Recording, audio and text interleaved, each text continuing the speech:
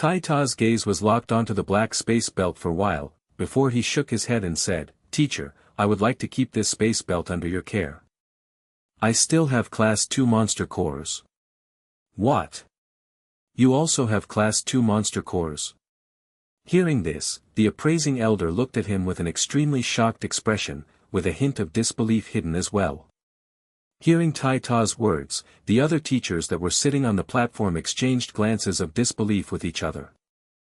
They hadn't imagined that after Jian Chen, there would be another student not yet at saint level that had managed to gain Class 2 monster cores. That appraising elder hesitated for a bit before replying, "Tai Ta, did you go to the third region?" Although the elder's question was overstepping his responsibilities, he could not ignore the strong feelings of curiosity in his heart. Even though he had already guessed the answer, he would definitely not dare to believe it unless Tai Ta confirmed the situation. Tai Ta nodded, and spoke in a muffled voice, "Yes, I went to the third region." The appraising elder continued to ask, "Did you gain your Class 2 monster cores from killing magical beasts?" Despite the fact he was far overstepping his boundaries, nobody tried to stop him, since it was not only the elder that was extremely curious to know the answer. Even all of the teachers on the platform felt the same way, and they wanted a clear-cut confirmation.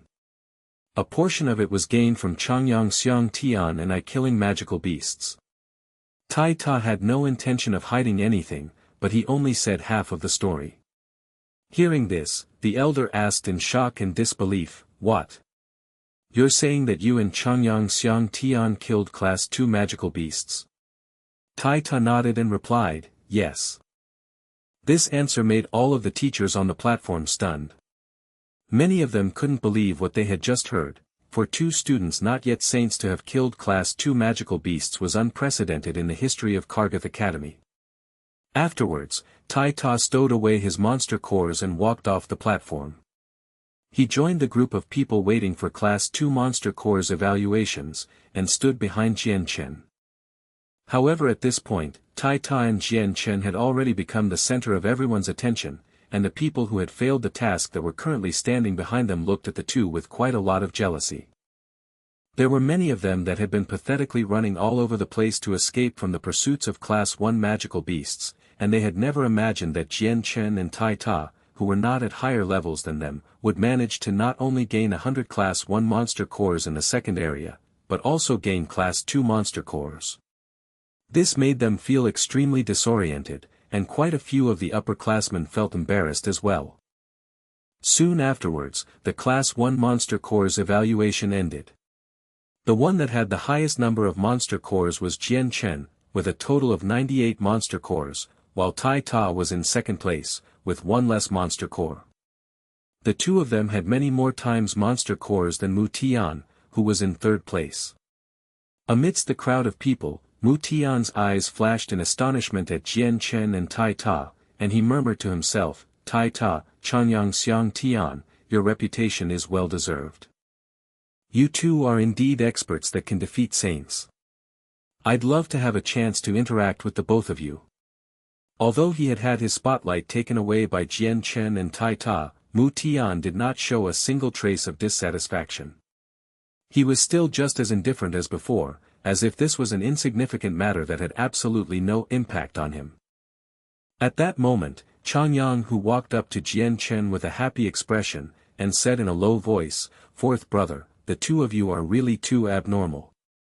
Within 3 days, each of you managed to gain nearly 100 monster cores." Chongyang, whose tone barely concealed his happiness, and he looked at Jian Chen proudly. Jian Chen smiled wordlessly. Suddenly, his gaze shifted as he sensed something. He looked behind him to see a youth with tattered clothes glaring at him with poisonous hatred. The youth's gaze did not bother to conceal his strong killing intent, and it was so severe that Jian Chen could not help but furrow his brows. However, when Jian Chen inspected the youth's appearance a bit more closely, his heart suddenly skipped a beat. The youth was Luo Jian, who had all of his monster cores plundered by Jian Chen. Luo Jian's monster cores had been entirely stolen from him mercilessly, and he had even been heavily injured. Although it did not greatly affect his movements, since he and his group of companions had completely lost all of their battle spirit, they had been unable to gather the energy to steal others' monster cores or hunt magical beasts afterwards. Thus, Luo Jian's group had ended the task with failure. Jian Chen smiled, his expression showing a hint of disdain. He paid absolutely no mind to Luo Jian. In regards to people like Luo Jian, Jian Chen had met many of them as a wanderer in his previous world. However, very few of them had the ability to really stir up storms. The second round of monster core evaluations soon started. The students that had reached saint levels and finished their task walked up to the platform in succession. However, there were two exceptions among them, Jian Chen and Tai Ta, who had not yet reached saint level, while everyone else had. The teacher evaluating the Class 2 monster cores was still the same elder, and the assessment progressed quickly. Because of all the stealing that had occurred in the third region, the several hundred students' monster cores had ultimately been gathered by the 30 to 40 people present. Thus, all of them had much more than 2 monster cores, and many people had over 10 monster cores in their possessions. There were even quite a few people that had gained 23 monster cores. Chapter 51, Class 4 Monster Core, 1. Quickly, over 10 people passed the inspection. At this time, an unusual young man came up. This young man had tattered clothes, but the arrogance between his brows was present as ever. When he came up to the table, he quickly brought out a huge pile of monster cores to place onto the table. The old man in charge of the inspection obviously knew this young man, and after counting the number of monster cores on the table, he said appraisingly, "There are a total of 93 magic cores." "Pretty good, Qing Mingxiang, your score is exceptionally good." Hearing Qing Mingxiang's name, Tai Ta, who was at the end of the line, looked at Qing Mingxiang standing in front of the table, waiting for his evaluation to finish. Tai Ta's eyes were bright with battle spirit. He hadn't been able to forget his last unfinished fight against Qing Mingxiang. At that time, he wasn't as strong as he was right now, especially after killing magical beasts in the forest for the past 3 days. Since he had also gained some pointers from Jian Chen, Tai Ta's current fighting abilities were far greater than they had been before. He believed that with his current strength, as well as his newly gained battle experience, he would be able to fully utilize his godly strength in the fight to make up for the difference in saint force between the two of them. There was definitely no way he'd lose to Qing Mingxiang. Although Tai Ta appeared to be thick-headed, he clearly understood that this was not the time to spar against Qing Mingxiang, so he could only angrily glare at Qing Mingxiang's back. Eventually, he managed to suppress his strong desire to fight Qing Mingxiang. Hearing the elder's praise, Qing Mingxiang smiled, and his eyes showed pride and a hint of arrogance behind them. The appraising elder recorded the value in his notebook, then continued, 93 Class 2 monster cores, huh? If nothing unexpected happens, then you will definitely be part of the top 3 places for Class 2 monster cores. In addition, you are the cultivation genius, so your future is boundless. Keep working hard. Thank you very much for your praise, Teacher Steve. The elder's compliments made Qing Mingxiang's arrogant expression even more pronounced.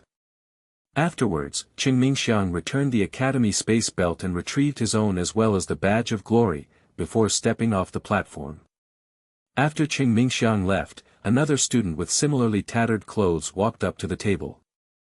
He directly pulled out a large handful of monster cores. It seemed that he did not have any less monster cores than Qing Mingxiang.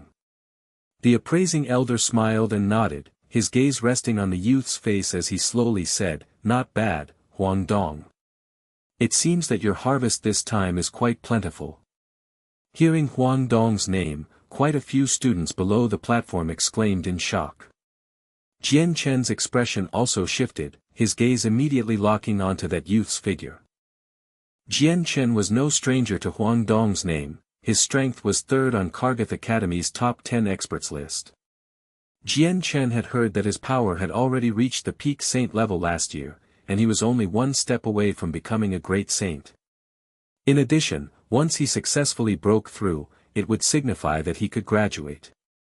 Kargath Academy's top 10 experts list referred to the 10 strongest and most formidable students. All of them had already reached peak saint level, and were not far from becoming great saints. Once they broke through, they would leave the top 10 experts circle.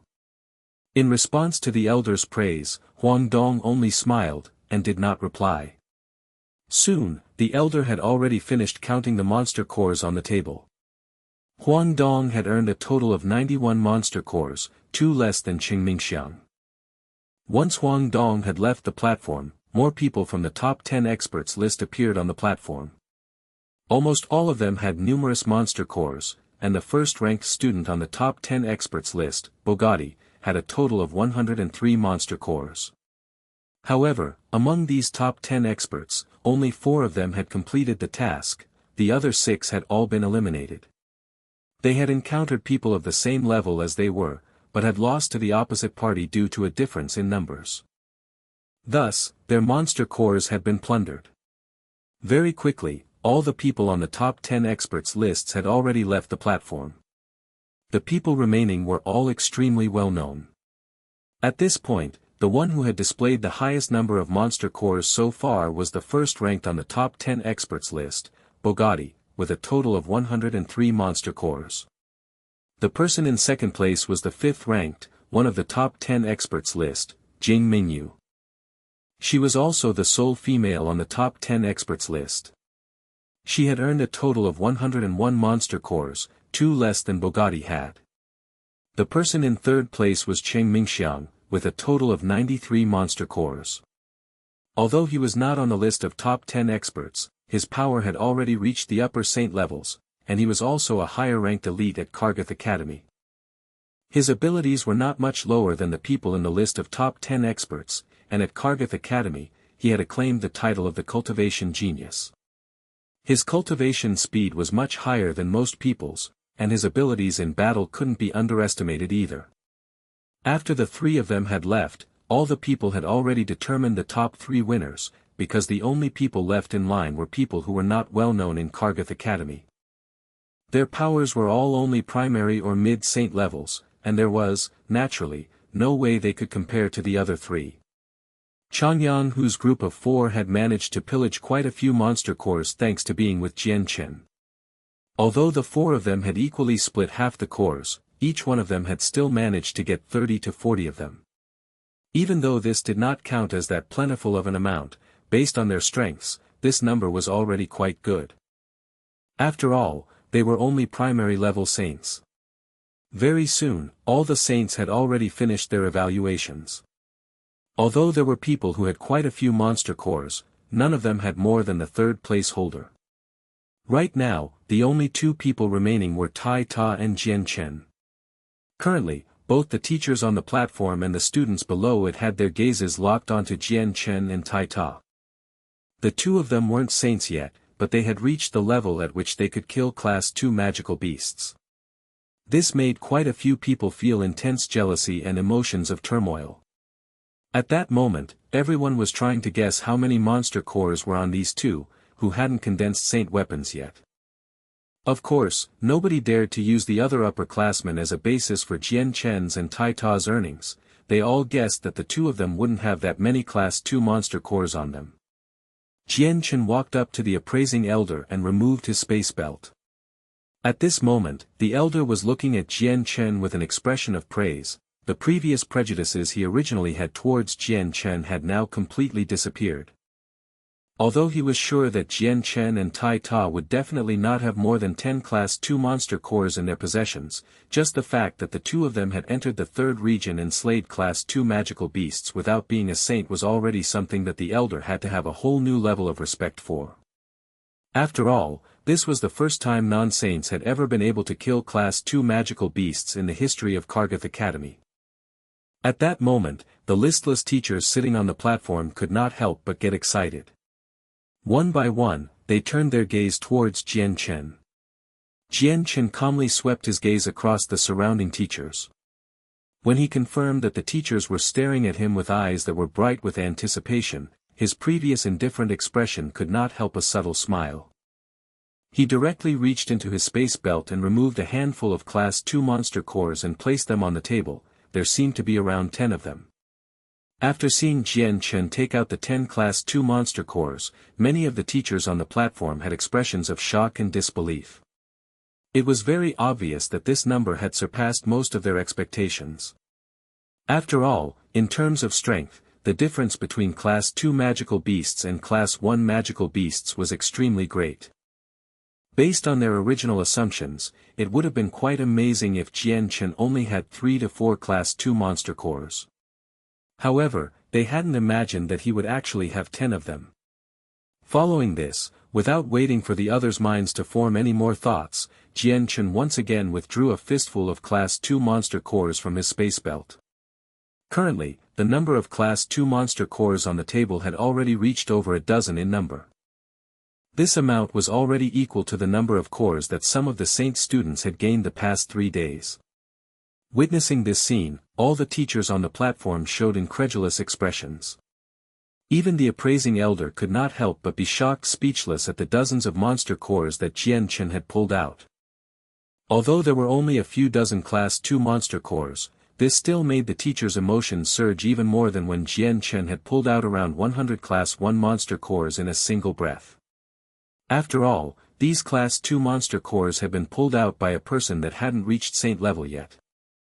At that moment, all the teachers suddenly realized that if those dozens of monster cores had been earned by Jian Chen personally killing Class 2 magical beasts, then his future achievements would be. When the teachers thought of a student that was not yet a saint killing Class 2 magical beasts, a dozen of them in fact, they could not help but find it incredible. Vice Headmaster Chongyang, who was sitting in the chairperson's spot, had a satisfied smile and murmured, "Not bad, not bad, not bad at all. The only thing that remains unknown is how many of these monster cores you were able to earn by killing magical beasts with your own strength. It seems this will have to be more closely investigated later." After taking out dozens of Class 2 monster cores, Jian Chen's movement still did not stop. His hand once again reached into his space belt and pulled out another handful of monster cores.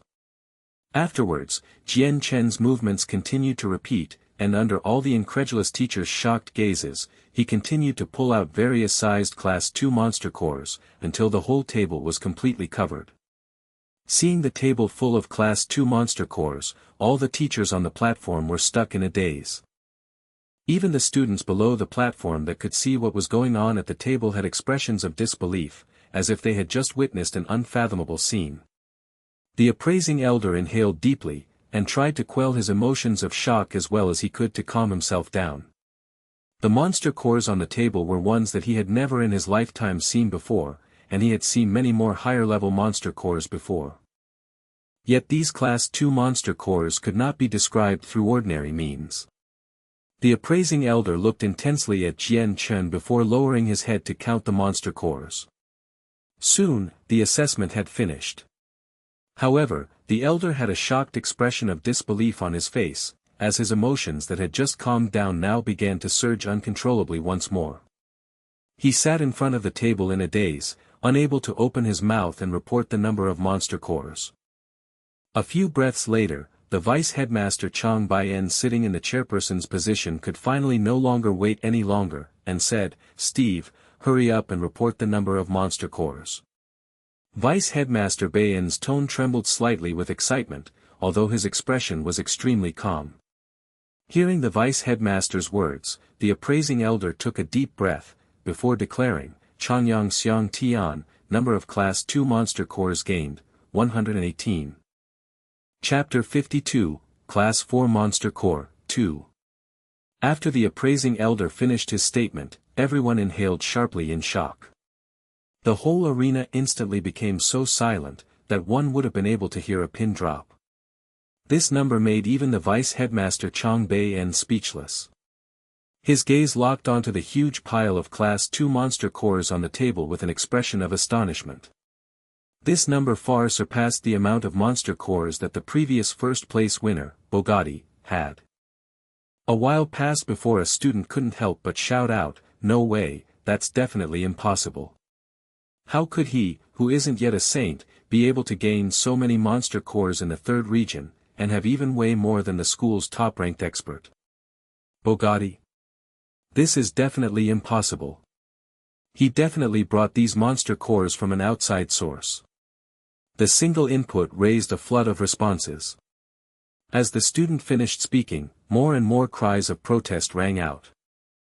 Jian Chen's nearly 100 Class 1 monster cores had already made many people jealous, and had made them feel that it was unfair.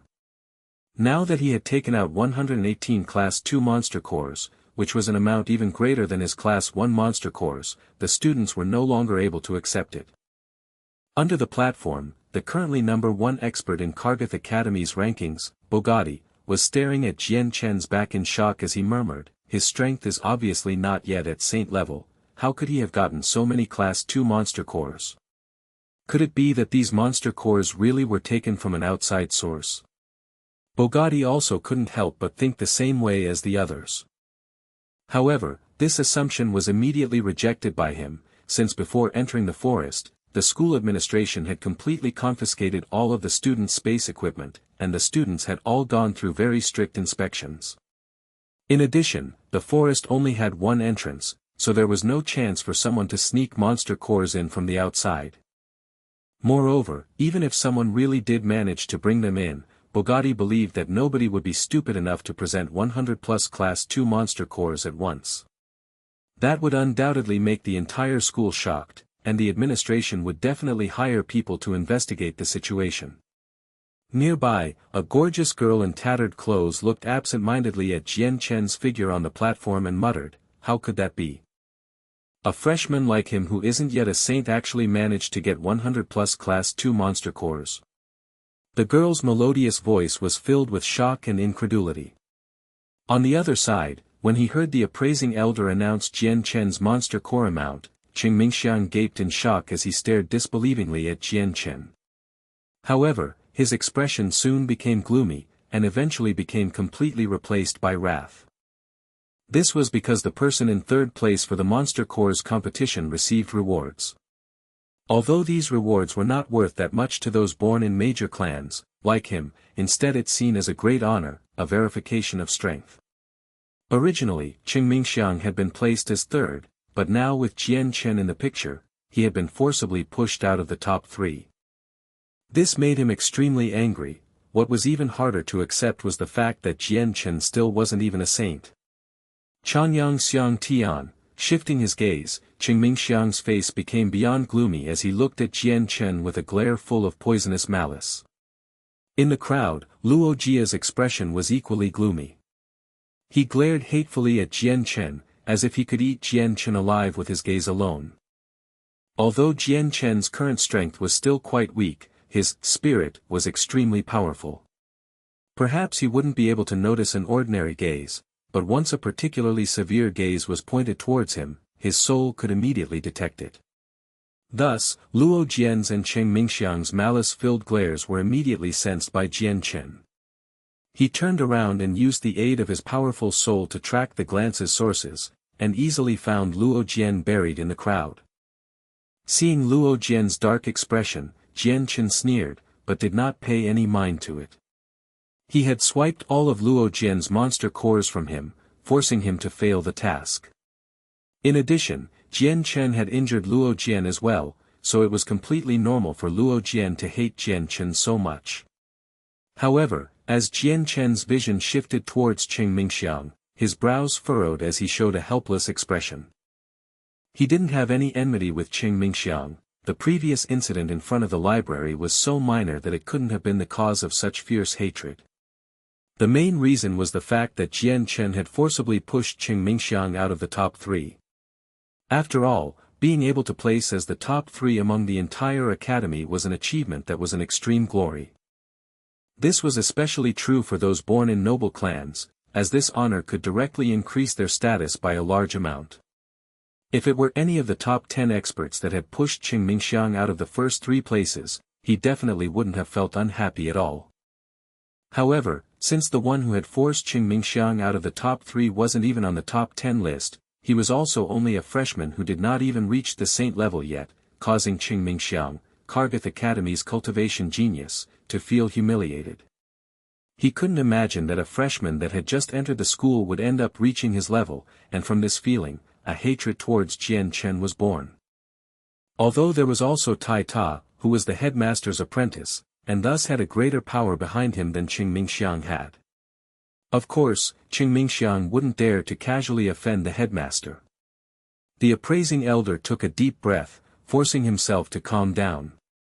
He looked at Jian Chen profoundly, and smiled. Chongyang Xiang Tian, you've really made me shocked. I hadn't imagined that someone like you who isn't yet a saint could actually gain so many Class 2 monster cores. You've already far surpassed the previous first place, Bogatti.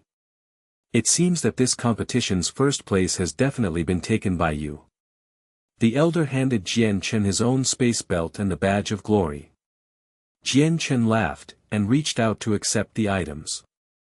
Teacher's words are too much. Nobody can say yet who first place will be. After all, Tai Tai is still behind me. The number of monster cores he has is not any less than me. Saying this, Jian Chen restowed all of the monster cores into his space belt. Hearing Jian Chen's words, the elder shot Jian Chen a deep glance, and he smiled wordlessly. After Jian Chen had completely stored away all of the Class 2 monster cores on the table, he directly walked off the platform. Afterwards, Tai Tai walked up to the table, and began to take out his own Class 2 monster cores from his space belt. Tai Tai had entered the third region with Jian Chen, and they had equally distributed the monster cores. Thus, he had pretty much exactly the same amount of monster cores Jian Chen had. After the appraising elder finished counting, it was revealed that Tai Tai had a total of 119 Class 2 monster cores, only one more than Jian Chen. After the appraising elder announced Tai Tai's total amount of monster cores, all of the people at the arena were once again shocked speechless. Below the platform, the fifth-ranked person on Kargath Academy's top 10 experts, Jing Mingyu, was in a daze. From the look in her eyes, it seemed as if she had lost her spirit. She had suddenly been forced out of second place by two freshmen. This result was difficult for her to accept. After all, she had spent a lot of energy and effort earning those monster cores. She couldn't imagine how the two newly entered non-saint freshmen could have gotten so many monster cores. At that moment, an extremely beautiful girl walked up to Jing Mingyu, and intimately hugged her arms around Jing Mingyu's waist. Laughing, she said, "Sister Jing, you hadn't imagined that you would have been forced down from second place by two new freshmen, right?" Jing Mingyu sighed, and bitterly smiled. "It's really unfathomable. Those two freshmen haven't even reached saint level, and yet they were able to gain so many monster cores. The two of them even forced Kargath Academy's #1 expert, Bogatti, down to third place. I really have no clue how they got their hands on so many monster cores. Could it really be possible that they had brought them in from outside?" The girl giggled in response. "Sister Jing, you've guessed wrongly. I believe that those Class 2 monster cores were earned from their own strength, not from outside as you suspect." The girl's words made Jing Mingyu start. Jing Mingyu turned around and glanced doubtfully at the girl, and asked in a curious tone, "Xiao Lu, why do you say that?" The girl smiled mysteriously, as she showed a prideful expression. In a low voice, she said, "Sister Jing, I encountered those two in the second region, and even stayed with them for an entire day. You cannot underestimate them, they're both very formidable. Especially that Chongyang Xiang Tian, he managed to kill quite a few Class 1 magical beasts with a lousy iron rod by piercing them directly through the throat." "Really?" Jing Mingyu asked in shock, obviously not believing it. "Of course, I saw it with my own eyes. There's no way it'd be false." The girl puffed out her chest and said firmly, "Also, that night, we encountered a secret attack from 20+ blue wolves. The two of them effortlessly killed all of them." "What? You said that the two of them managed to kill 20+ blue wolves by themselves?" Hearing this, Jing Mingyu could no longer hide her shock. Although she was already a high-level saint, she would still flee if she faced 20+ Class 1 magical beasts, let alone kill them. The girl vigorously nodded and said, "That's right, Sister Jing. I personally witnessed it. Although Chongyang Xiang Tian and Tai Tai haven't condensed their saint weapons, their strength is definitely not any weaker than a saint's. That's why I can promise that the monster cores in their hands are definitely not brought in from the outside." Hearing this, Jing Mingyu lowered her head and thought it over seriously. Despite the fact that Jian Chen and Tai Ta had forced her out of the top 3 places, she didn't show a trace of dissatisfaction in her expression. From this alone, it could be seen that Jing Mingyu was not a narrow-minded person. After the evaluation had finished, the award ceremony began. This time, the event's top 3 places for both Class 1 Monster Cores and Class 2 Monster Cores would receive the same rewards. The first place reward was a Class 4 Monster Core and a Medal of Honor completely made from purple coins. Both second place and third place rewards included one Class 3 Monster Core, and a Medal of Honor made from gold coins. These medals weren't worth much money, but what they represented was of extraordinary significance. Thus, even the nobles that had powerful backgrounds couldn't keep their eyes from reddening at those medals of honor. Jian Chen and Tai Ta had taken the first 2 places for both Class 1 Monster Cores and Class 2 Monster Cores, and thus earned twice the amount of rewards. Third place for Class 1 Monster Cores was still Mutation, and third place for Class 2 Monster Cores was Kargath Academy's number 1 expert, Bogati. After the award ceremony had finished, Jian Chen could not help but smile excitedly at the surging, pure power in the Class 4 Monster Core he held in his hand. With the Class 4 Monster Core, as well as the 200+ Monster Cores in his space belt, he had enough to last him for a long time. Based on Jian Chen's calculations, he wouldn't have to worry about not having Monster Cores to use for at least a year. Chapter 53, Becoming a Saint. After the award ceremony finished, the students at the sports field gradually began to leave, dispersing until there was absolutely nobody left. During the past 3 days of fighting against the magical beasts in the forest, almost all of the students had numerous injuries. Now that the award ceremony was over, everyone returned back to their own dorms to treat their injuries. The only people left in the sports field were the completely uninjured students that had given up on the task ages ago. However, after experiencing this event, Jian Chen's and Tai Ta's reputations in Kargath Academy had reached its peak form. They had already become the greatest stars in the academy. No matter where one went, their names could be heard being discussed. Jian Chen and Tai Ta, as well as Chongyang, whose group of 3, bid each other farewell, and returned to their own dorms to treat their injuries as well. In the center of the academy was a tall tower around 100 square meters large. Vice Headmaster Chong Baiyan was currently respectfully standing in the center of a room on the top of the tower. In front of him sat Kargath Academy's headmaster, lazily sitting in front of the office desk, with a smiling expression. His profound gaze also had hints of happiness and excitement reflected in them. Ah, Baiyan, it seems that a genius really has appeared in Kargath Academy this time. The headmaster excitedly said with a smile. Vice Headmaster Chong Baiyan nodded and smiled back. Headmaster, that is not correct. This time, Kargath Academy has more than one genius, rather there are 2. These 2 are Chongyang Xiang Tian and Tai Ta. The headmaster shook his head and smiled. No, it isn't wrong. Tai Ta's talent is definitely extremely high, and he also has godly strength. However, compared to Chongyang Xiang Tian, he still has a long ways to go. Vice Headmaster Chong Baiyan was surprised at this response, and he asked doubtfully, Headmaster, why do you say that? The headmaster let out a long sigh and said, You definitely cannot underestimate Chongyang Xiang Tian. He is quite a complicated person, no wonder the old fellow at Chongyang clan kept praising him. Actually, yesterday afternoon, after I had heard the news that Chongyang Xiang Tian and Tai Ta had killed a Class 2 magical beast in the 3rd region, I personally rushed over myself to secretly watch them. Although those 2 aren't saints yet, their combat abilities cannot be underestimated. Especially Chongyang Xiang Tian, with just a broken iron rod, he was pretty much invincible in the 3rd region. Not only are his movements incomparably fast, they are also extremely precise. His battle experience is not anything alike to a 15-year-old youth's. On the contrary, it seems as if he's a person that has fought 100 battles already. The Class 2 Monster Cores in the 2's hands were pretty much completely killed by Chongyang Xiang Tian alone. Tai Ta was simply involved in the fights. Hearing this, The vice headmaster Chongyang gave an incredulous look and asked, "Headmaster, is Chongyang Xiang Tian really as formidable as you say?"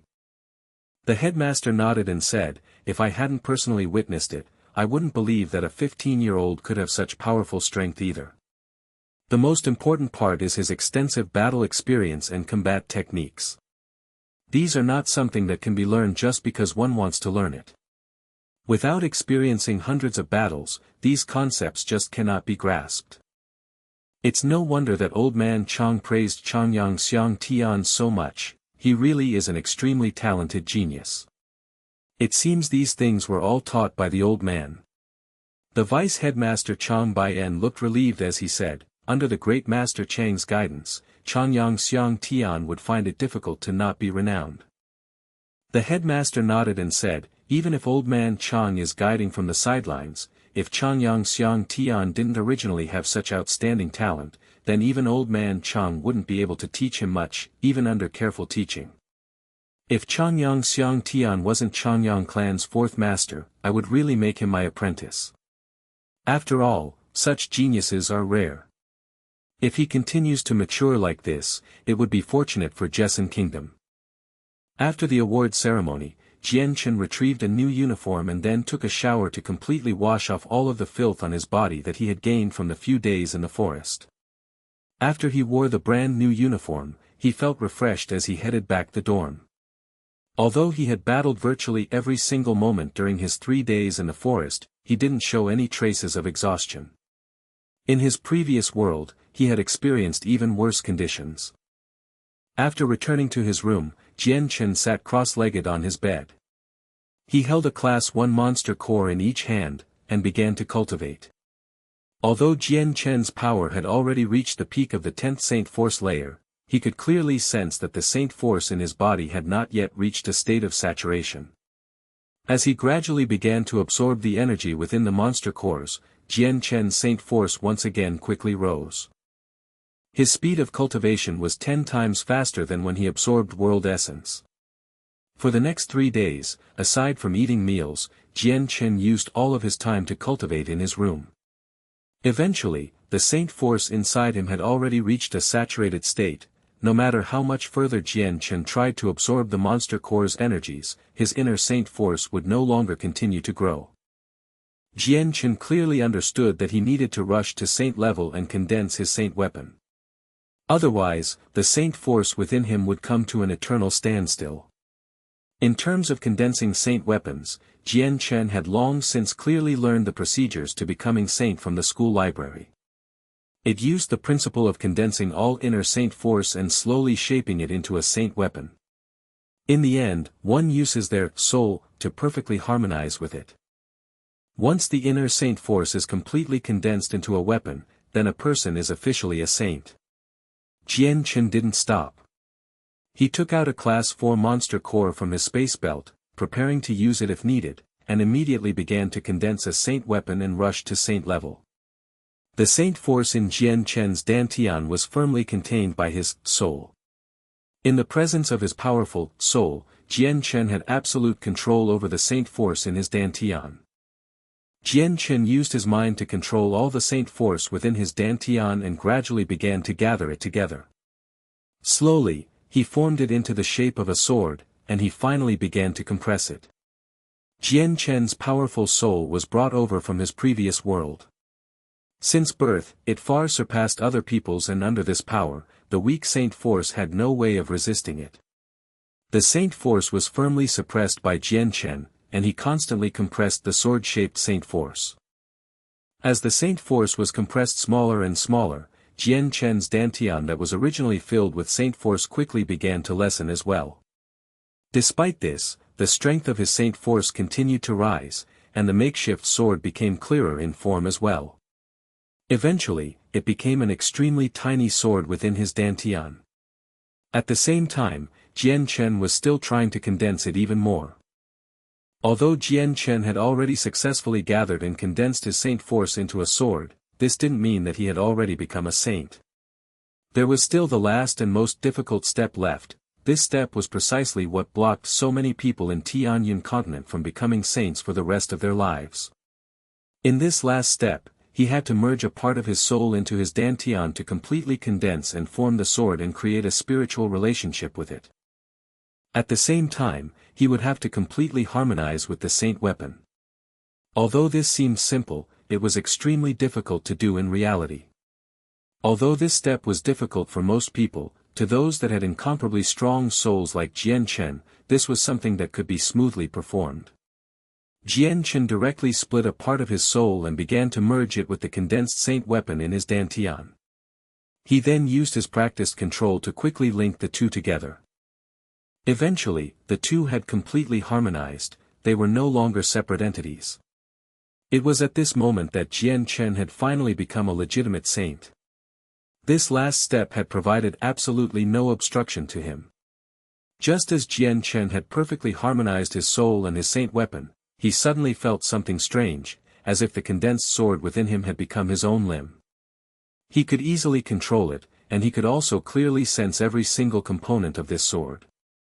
Right now, Jian Chen's dantian didn't have a single trace of saint force remaining inside it. The only thing left was the condensed sword, which acted as the new energy source. The sword seemed extremely tiny, from its width and length, it didn't seem very different from an embroidery needle. Now that he had condensed his saint weapon, Jian Chen could sense the powerful fluctuations from saint weapons far clearer than he had before. It wouldn't be an exaggeration to say that as an ordinary saint, he could easily defeat a person at the peak of the 10th saint force layer. Unless some unexpected or special circumstances occurred, a person at the peak of the 10th layer would absolutely be no match for a saint. Both Jian Chen and Tai Ta were amazing. With Tai Ta's godly strength, as well as his extremely powerful body, even Jian Chen, who had been training saint force since he was young, was naturally not as powerful as Tai Ta. Tai Ta's abnormal strength in addition to his formidable defense was enough to make up for any lack of saint force. Unless the difference in strength was extremely large, there was no way he could be a match against Tai Ta. At most, they would be stuck at a standstill.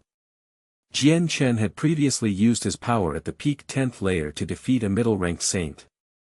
Although he had completely relied on the experience and battle techniques from his past world, Jian Chen's quick sword techniques and his high accomplishments in the ways of the sword, as well as his fighting willpower gained from countless experiences from life-or-death battles in his previous world were enough to make him invincible to those at the same level as him.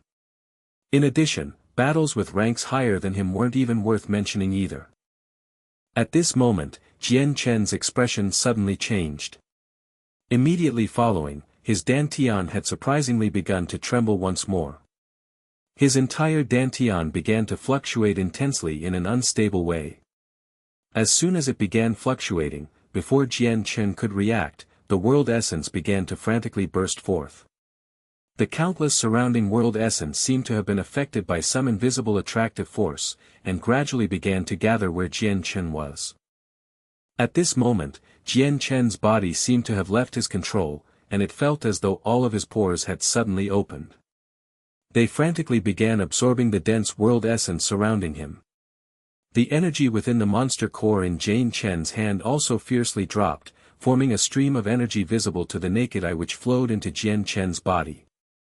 At this moment, Jian Chen's body was like a bottomless pit. It didn't matter how strong the world essence around him was, it was completely absorbed into his body like a whale swallowing water. At the same time, the energy of the Class 4 monster core in his hand rapidly diminished, and the speed at which it was being absorbed was unbelievable. The originally fist-sized monster core was shrinking at a speed visible to the naked eye. Chapter 54, Mutation of the Dantian. Jian Chen had no idea what was happening to his body at all. Since he had lost total control over his body, he was completely unable to stop the absorption of the world essence around him. Feeling his own body absorbing the world essence at such a frightening speed, Jian Chen still maintained a determination of steel despite feeling slightly pressed for time. If his body continued to absorb the world essence at this rate, it was unknown how much longer his body would be able to last before it exploded from the sudden increase of concentrated qi.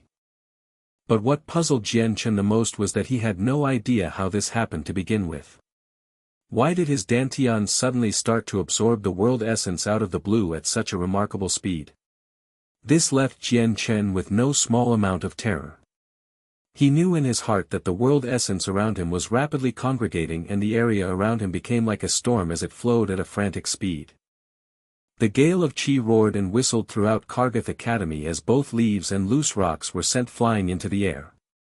But when the world essence entered Jian Chen's dantian, it was as if he threw a rock into the ocean, as the world essence assimilated into his body, leaving no indication that it was there to begin with.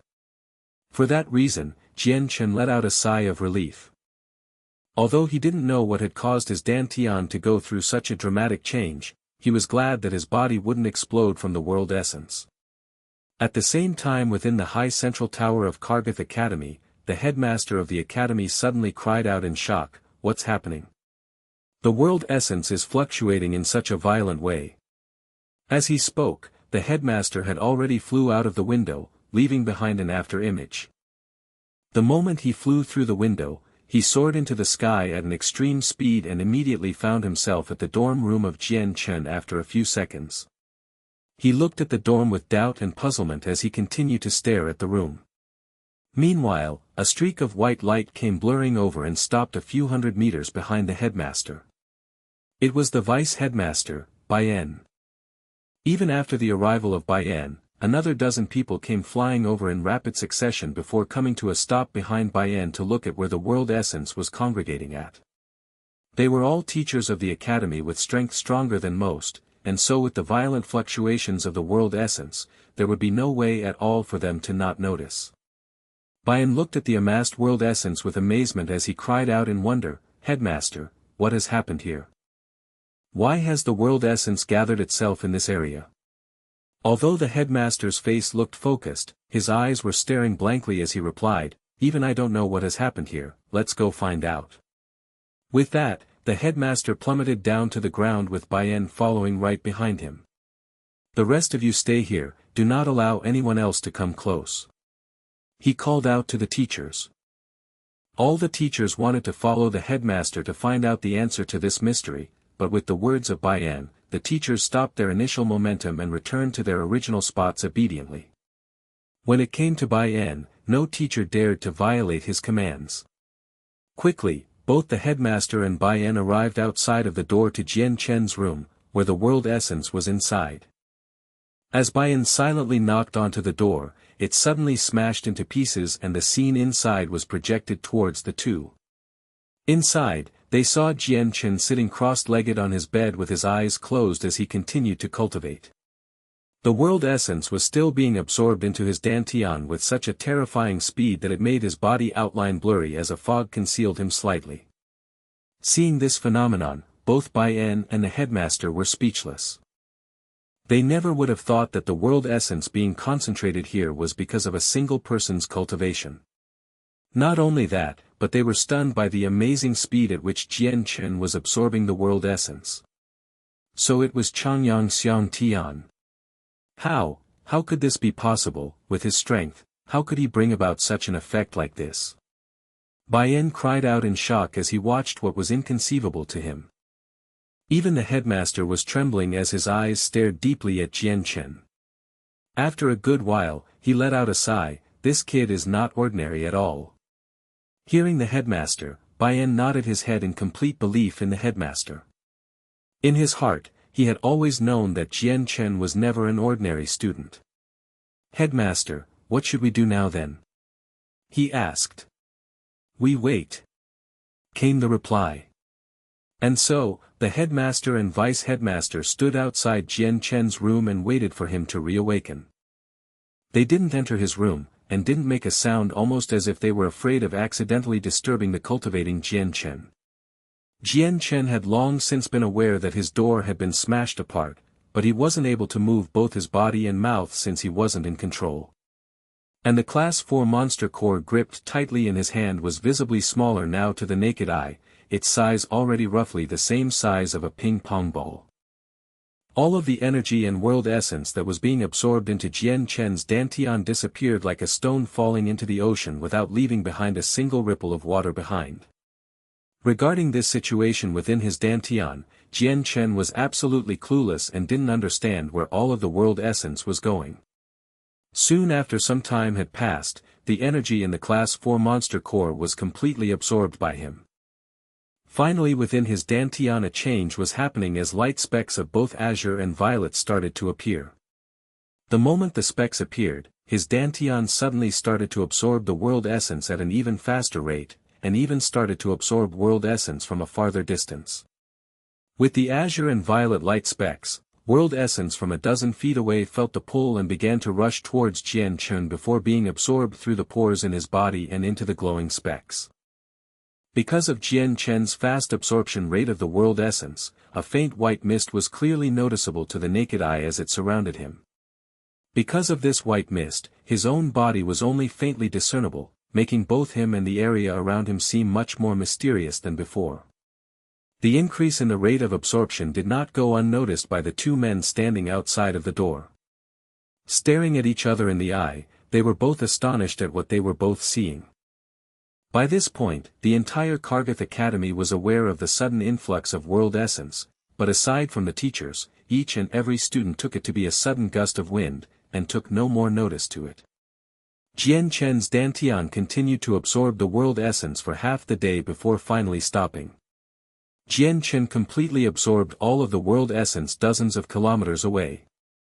At the moment, aside from the completed sword made from his condensed saint force, Jian Chen's Dantian also contained azure and violet specks of light. The specks were extremely small, and they had extremely faint glows as well. The way they flickered made it seem like they would burn out at any moment. Probing the azure and violet specks of light that had just appeared within his Dantian, Jian Chen's heart momentarily grew heavy.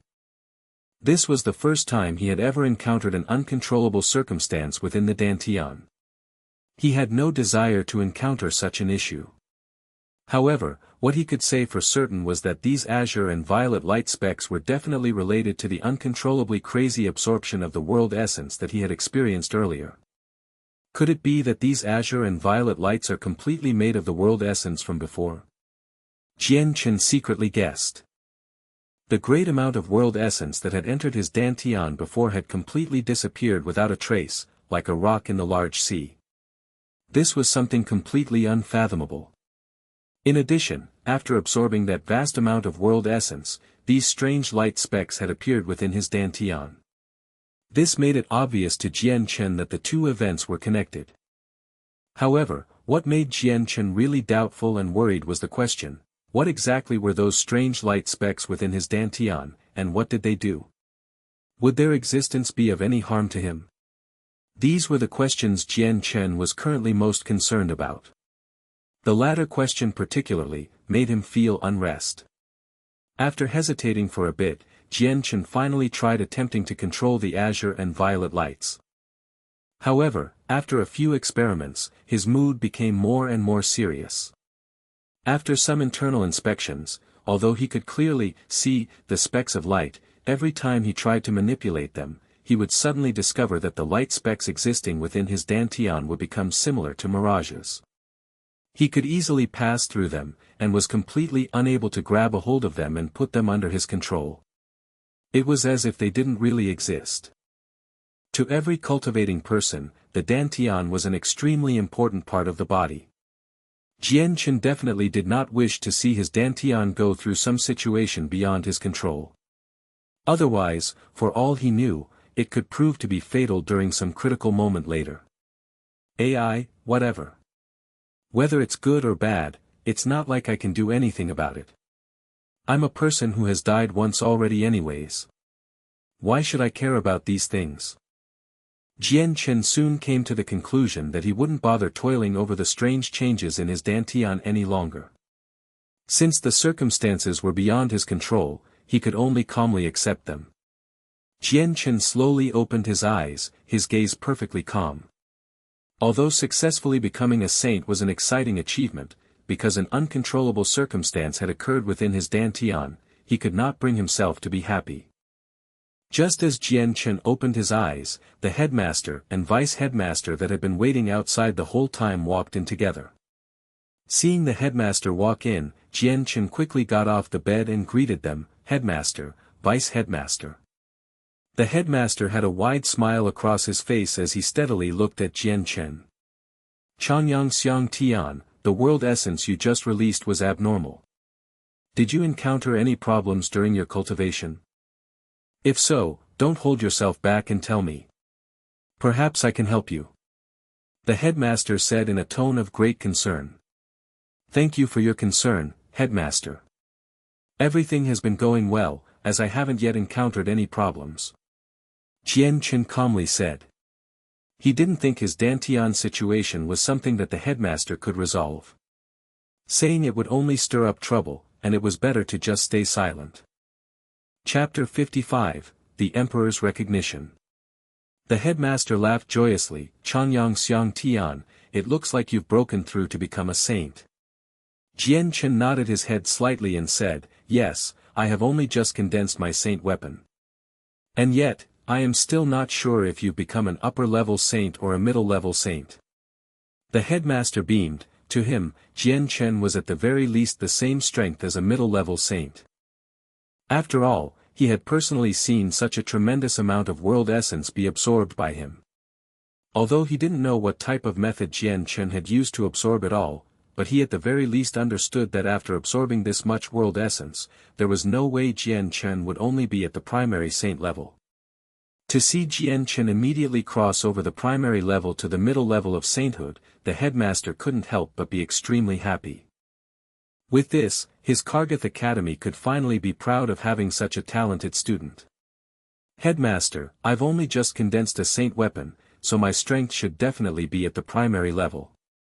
Jian Chen knew that the headmaster believed he had completely absorbed all of the world essence and asked him this question for that reason. Primary level. A voice cried.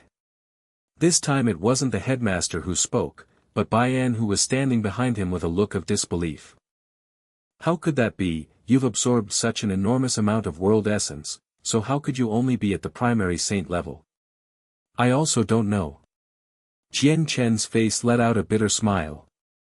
He didn't intend to reveal the things that happened in his own Dantian. Okay, since Chongyang Xiang Tian is fine, then we should leave. The headmaster's gaze was directed at Jian Chen as he said, Chongyang Xiang Tian, right now you have just become a saint, and you should properly familiarize yourself with your saint weapons uses. After saying these words, the two people, headmaster and vice-headmaster, left Jian Chen's room. After leaving the dormitories, vice-headmaster Baian with a face full of curiosity asked, Headmaster, Chongyang Xiang Tian obviously absorbed a colossal amount of world essence, how could he still only stay at the primary saint level? This just doesn't make sense. When he heard this, the headmaster slightly nodded his head and said, yes, it certainly doesn't abide to common sense, or there might be a secret Chongyang Xiang Tian has that we do not know of. Otherwise, how could he absorb all the world essence dozens kilometers away? It's obviously an impossible task. After saying this, the headmaster paused for a moment, then continued, this matter is something that we should not pry into. From now on, for any matters concerning Chongyang Xiang Tian, as long as it doesn't cause too much of a ruckus, we shouldn't interfere. Let him grow as he wishes, as a genius path is usually made by himself. If they don't weather the storm, they will never truly grow, and with only peaceful times, they will eventually wane. Yes, Baian understands, the vice-headmaster answered respectfully. His mind was clear, in order to cultivate a genius, this would do whatever Kargath Academy would have to do. The headmaster stared off into the azure sky as he muttered to himself, Chongyang Xiang Tian is 15 years old this year, to reach sainthood by his 15th year would cause quite a shock throughout the Tian Yuan continent. It really does look like Chongyang Xiang Tian is a true genius, so I truly hope he continues down his path and does not die a premature death. Otherwise, this would be a heavy loss for our Jessen kingdom. It's a shame the ancestor of the Chongyang clan has been missing for 100 years, if he was still alive, then his plan might have succeeded. After the headmaster left, Jian Chen continued to sit cross-legged on the bed once more and observed the azure and violet glow within his dantian. He let out a sigh. Not only did he not know what was the matter with the glows, but he also had no control over them. With another sigh, Jian Chen decided to forget about them since it would waste precious time if he did. He had already died once and already experienced many things. Aside from the maternal love he felt for his mother by Yuntian, there wasn't much else Jian Chen cared about. Jian Chen sucked in a deep breath and slowly calmed himself. Concentrating deeply on his right hand, his heart thumped before a strong source of energy flashed as a slender longsword appeared in his right hand. The longsword was unusually thin and the entire body was a silver white, almost like a mirror that reflected the surrounding area on the blade. The sword was around 4 feet long and 2 fingers wide. Engraved on the blade next to the hilt were 2 words, light wind. This sword's appearance was almost exactly like Jian Chen's treasured sword in his previous life. Even the name itself was the exact same one, called the light wind sword. Jian Chen's way of the sword placed a strong emphasis on quickness and agility. With the ability to strike in 1,000 different ways, he was like the wind that came in without a shadow, and left without a footprint. Holding on to the light wind sword, Jian Chen couldn't help but smile tremendously. At the moment where he grasped onto the sword, he felt the familiarity he had with his previous world come rushing back to him. However, the only difference was that Jian Chen felt that the sword was like an extension of his arm, he didn't need to expend as much strength to control it. Jian Chen could also feel his soul connecting with the sword to establish a perfect relationship between the two. The two were one and no longer divided. This was a feeling he had never felt before in his previous world. Jian Chen jabbed out with his sword, letting the silver blade flash as it shot outwards. Ding! A clear sound was heard as the light wind sword whistled in the air. It would appear that this sword was on the same level as the ones refined from the finest of iron. Jian Chen gently caressed the blade with his left hand joyfully as if the sword was his most favorite person. To any true swordsman, the sword was the item they were the most fond of and could not replace. The sword was their life and their soul, and Jian Chen was a firm believer of that as well. When Jian Chen summoned the light wind sword, it had disappeared from within his dantian and the energy had been completely concentrated onto his hand to form the blade in real life. Not only was this sword able to deal out major damage, but this was also the source of Jian Chen's energy and replaced his dantian as the source. Jian Chen's heart thumped once more as the sword started to disappear and returned to his dantian as the mini version of the light wind sword. 2 days after Jian Chen had broken through to sainthood, he had spent the time observing the 2 colored glows within his dantian. Other than that, he spent most of the time in the library in order to find a book that would help shed some light on the situation with his dantian. However, he always came up empty-handed. During those 2 days, Jian Chen's breakthrough to sainthood had been passed around through the academy like a great wave since they all knew Jian Chen had gotten to that level too fast. Every student at Kargath Academy knew that he had joined the academy a few months ago at the 8th Saint Force layer. And after those few months, he had suddenly broken through to become a saint. This type of cultivation speed was far too fast, causing everyone to cry out in astonishment. This record had completely squashed out the previous #1 cultivation genius Cheng Mingxiang. Far away from Kargath Academy in a splendid dazzling palace, a jewel-embedded robe-wearing middle-aged man sat in the middle of the study room while reading a book. "Your Majesty, a message courier has arrived." A respectful but deep voice called out from outside the room. Hearing that, the middle-aged man slowly put down his book and looked towards the entrance of his room. "Come in," he stated. This middle-aged man was the emperor of the Jessen kingdom, Kada-sen. As the emperor spoke, the doors to the study room opened, and a man wearing a black pao entered.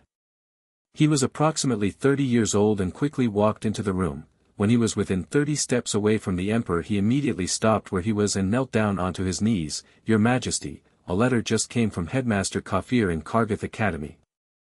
Originally, the emperor didn't care at all for the letter, but the moment he had heard the name Kafir, his face immediately grew solemn and placed the book down onto the table. "Bring me the message now." "Yes, Your Majesty." A nearby bodyguard standing next to the emperor respectfully responded. He immediately took the letter in his hand, and closely inspected it. Only after confirming there were no problems with it did he walk up and hand it over to the emperor. The emperor took the letter and immediately opened it. His calm face gradually began to form a smile, as he murmured, "This Chongyang Xiang Tian is indeed a heavenly genius." Not only did he defeat a saint while being at the 8th saint force layer, he also managed to defeat a middle-ranked saint when he was only at the 10th layer. Moreover, he had successfully condensed his saint weapon at the age of 15. This is definitely a genius. It's no wonder that he received so much praise from Uncle. With Uncle's insight, he naturally can distinguish certain people. If Uncle recommends Chongyang Xiang Tian to this extent, then I should be doing something about it as well. Chongyang Xiang Tian has the Chongyang clan backing him, even more so since he's the 4th master. It looks like getting a hold of him will be impossible. In that case, I can only try my hardest to seduce him. Although the Chongyang clan has already been silent for a dozen years, the inside information about their clan is still true, their strength cannot be underestimated, and is enough for me to act. Since it is so, I'll just do this. The emperor seemed to have decided on something as he immediately said, "Servants, fetch me pen and ink." Soon afterwards, the chamberlain arrived with the pen and ink ready.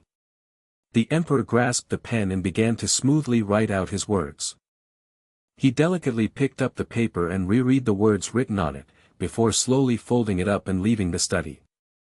With the scroll in hand, the emperor was escorted by a group of guards sticking tightly to him through layers after layers of halls, before finally entering a beautiful courtyard. When the emperor had just stepped into the courtyard, a 50 to 60-year-old elder came out from a room within the courtyard. He calmly looked at the emperor and smiled, "So it was your majesty that had arrived.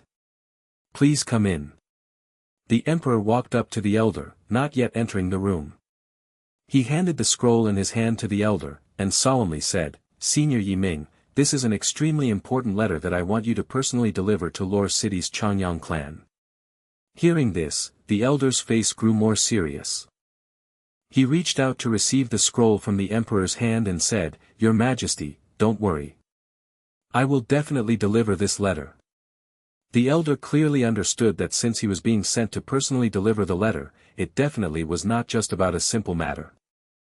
After the letter in his hand was sent out, the emperor inwardly sighed, as he thought to himself, "You heir, for the sake of our kingdom's development, for the sake of our kingdom's future, your father has no choice but to sacrifice you." Chapter 56, 7th Level of the Library. Early next morning, the cross-legged Jian Chen slowly opened his eyes. He had not been cultivating for the past 2 days, and instead was spending his days at the library reading books. Every night, he immersed himself with trying to understand the sword within his dantian, in order to learn to use his saint weapon as efficiently as possible. After all, Jian Chen had only recently broken through to sainthood, and even though the saint weapon within him was connected to his mind, he still didn't know how to use the saint weapon to perfection. Jian Chen, who had experience from the previous world, still found the saint weapon in this world a fresh new experience. If he didn't spend his time familiarizing himself with it, then even connecting his soul with his saint weapon like he did with the tree branch, it would still be very hard to show off the pinnacle of his strength. The reason for this was the same as a person had a severed arm for 10 to 20 years, but the arm suddenly grew back. Since that person was familiar with living with a severed arm and now had to face the newly grown arm, they would also be a bit unfamiliar to his condition. This development required time to slowly accept and become comfortable with. Standing up from his bed, Jian Chen walked out of his room and headed towards the dining halls. Then as per usual, after eating, he headed to the library. The doors to the library were already open, but there weren't many people inside, just the regular janitorial lady. Jian Chen looked at the nearly empty library and then walked towards the 5th level of the library. For the past few days, all of the books he had been interested in, from the 1st to 4th level, have all been completely read by him. The library had a total of 7 levels. The first 2 levels could be accessed by anyone below the saint level, while the 3rd and 4th levels would be open to those who broke through to the saint level.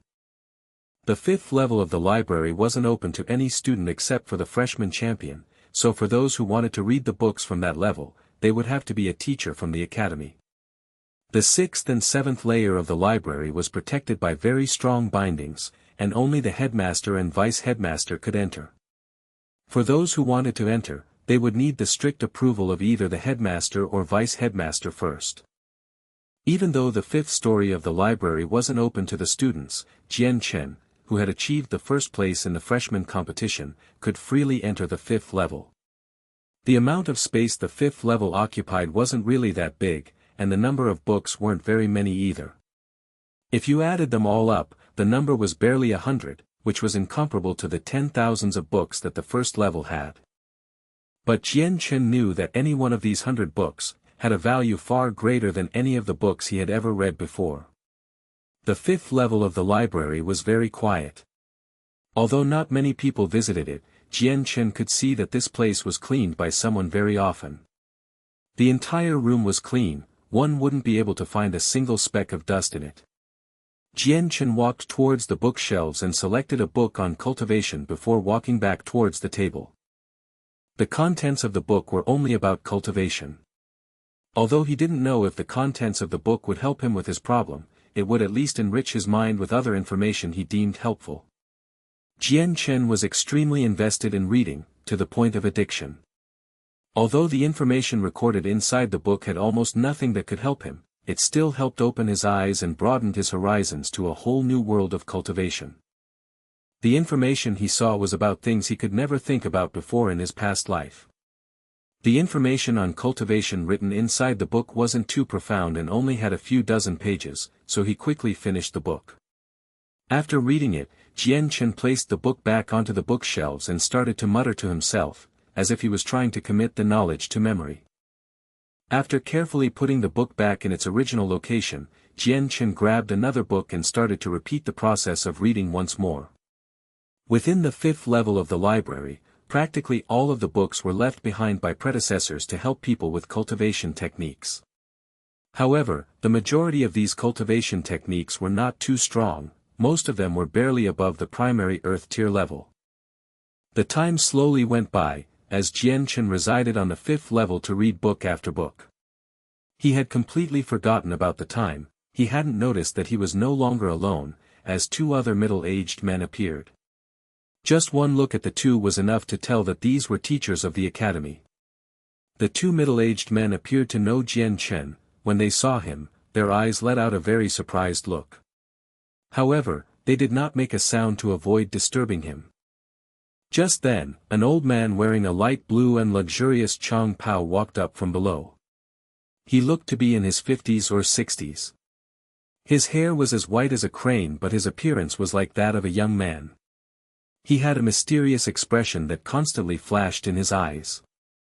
The fifth level of the library wasn't too big, and so after the elderly man entered the fifth level of the library, he promptly walked to the side to get to the staircase that would lead to the sixth layer. All of a sudden, he had noticed a young child out of the corner of his eye. The elderly man came to a sudden stop as he sized up the child in his head. Immediately recognizing the academy uniform on the tall but slender child, he realized with a start, Chongyang Xiang Tian. Jian Chen was immediately brought back to his senses and looked back to the old man who had called him. His face was a little sluggish before he jolted to his feet with a smile. "Headmaster, why have you come here?" This man was the headmaster of Kargath Academy. The headmaster's voice had simultaneously startled the two teachers. The moment they saw the headmaster, they looked startled and placed their books down onto the table before standing up. Cupping their hands to salute the headmaster, they called out respectfully, "We greet the headmaster." The headmaster of Kargath Academy was a well-known figure whose name resounded throughout the Jian kingdom. His strength was on the level of a heaven saint master, and he was one of the 6 strongest individuals of the Jian kingdom. A heaven saint master on the Tian Yuan continent was still regarded as a very strong and valiant person. The headmaster's gaze swept across the two middle-aged men and waved his hand as he said, "Don't mind me, please continue reading your books." "Yes, headmaster." The two middle-aged men immediately sat down again, though they didn't have the spirit to concentrate on the books in their hands. The headmaster's eyes glanced over the book within Jian Chen's hand. With a smile as he nodded his head in satisfaction, he said with a gratified tone, Chongyang Xiang Tian, do you like this library? Jian Chen nodded his head without hesitation, that's right, from this library, I can learn many different things. Even if the information here provides little to no help to someone, it'll still increase one's knowledge. Hearing Jian Chen, the headmaster looked at him with admiration. Good, good. Chongyang Xiang Tian, someone with your understanding and logic is hard to come by. Since you enjoy being in this library, then let me help you. Come with me. Turning around, the headmaster started to walk towards the stairway to the 6th level. Seeing the direction that the headmaster was heading in, Jian Chen fully understood the old man's meaning and was overjoyed. He immediately returned the book in his hand to the original position and followed behind the headmaster toward the 6th level of the library. Seeing Jian Chen disappear off into the staircase, the two teachers looked at his direction with some envy. The 6th and 7th levels of the library could only be accessed by the headmaster and the vice-headmaster. Those who wanted access needed the approval of one of the two first. When it came to the 6th and 7th levels of the library, these were the areas that every single teacher of the academy wanted to go to, mostly because those two levels contained high-level techniques. Not only that, but the other books in that level had rich information pertaining to many other fields. Most importantly, on the 6th and 7th levels of the library, there were records of many of the different types of spiritual treasures on the Tianyuan continent. Very quickly, Jian Chen followed the headmaster to the entrance of the 6th level. Jian Chen could clearly see the transparent bindings keeping the door shut. The bindings of the 6th level and the 7th level are all arranged by the previous generations of headmasters. The defense is very strong, and even if it is a heaven saint master, it is impossible to break it within a short period of time.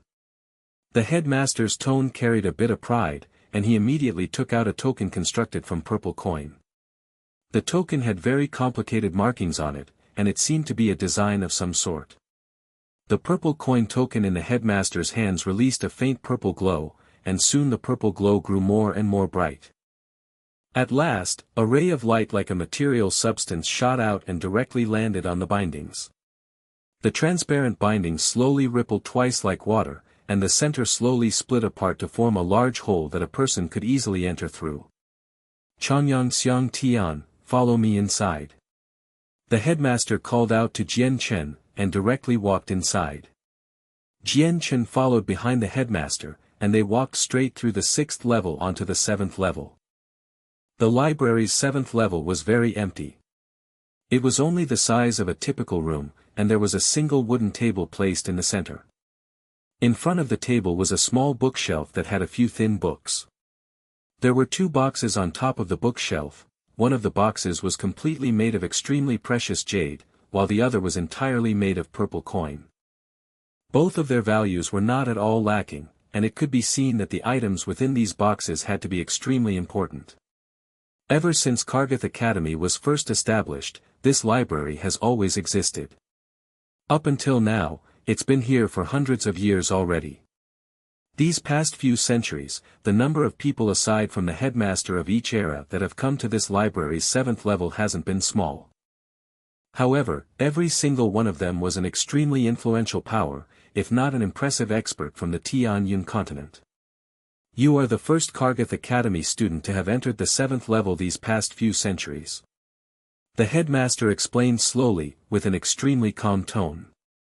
Chongyang Xiang Tian, this library's 7th level is where my Kargath Academy's riches are contained.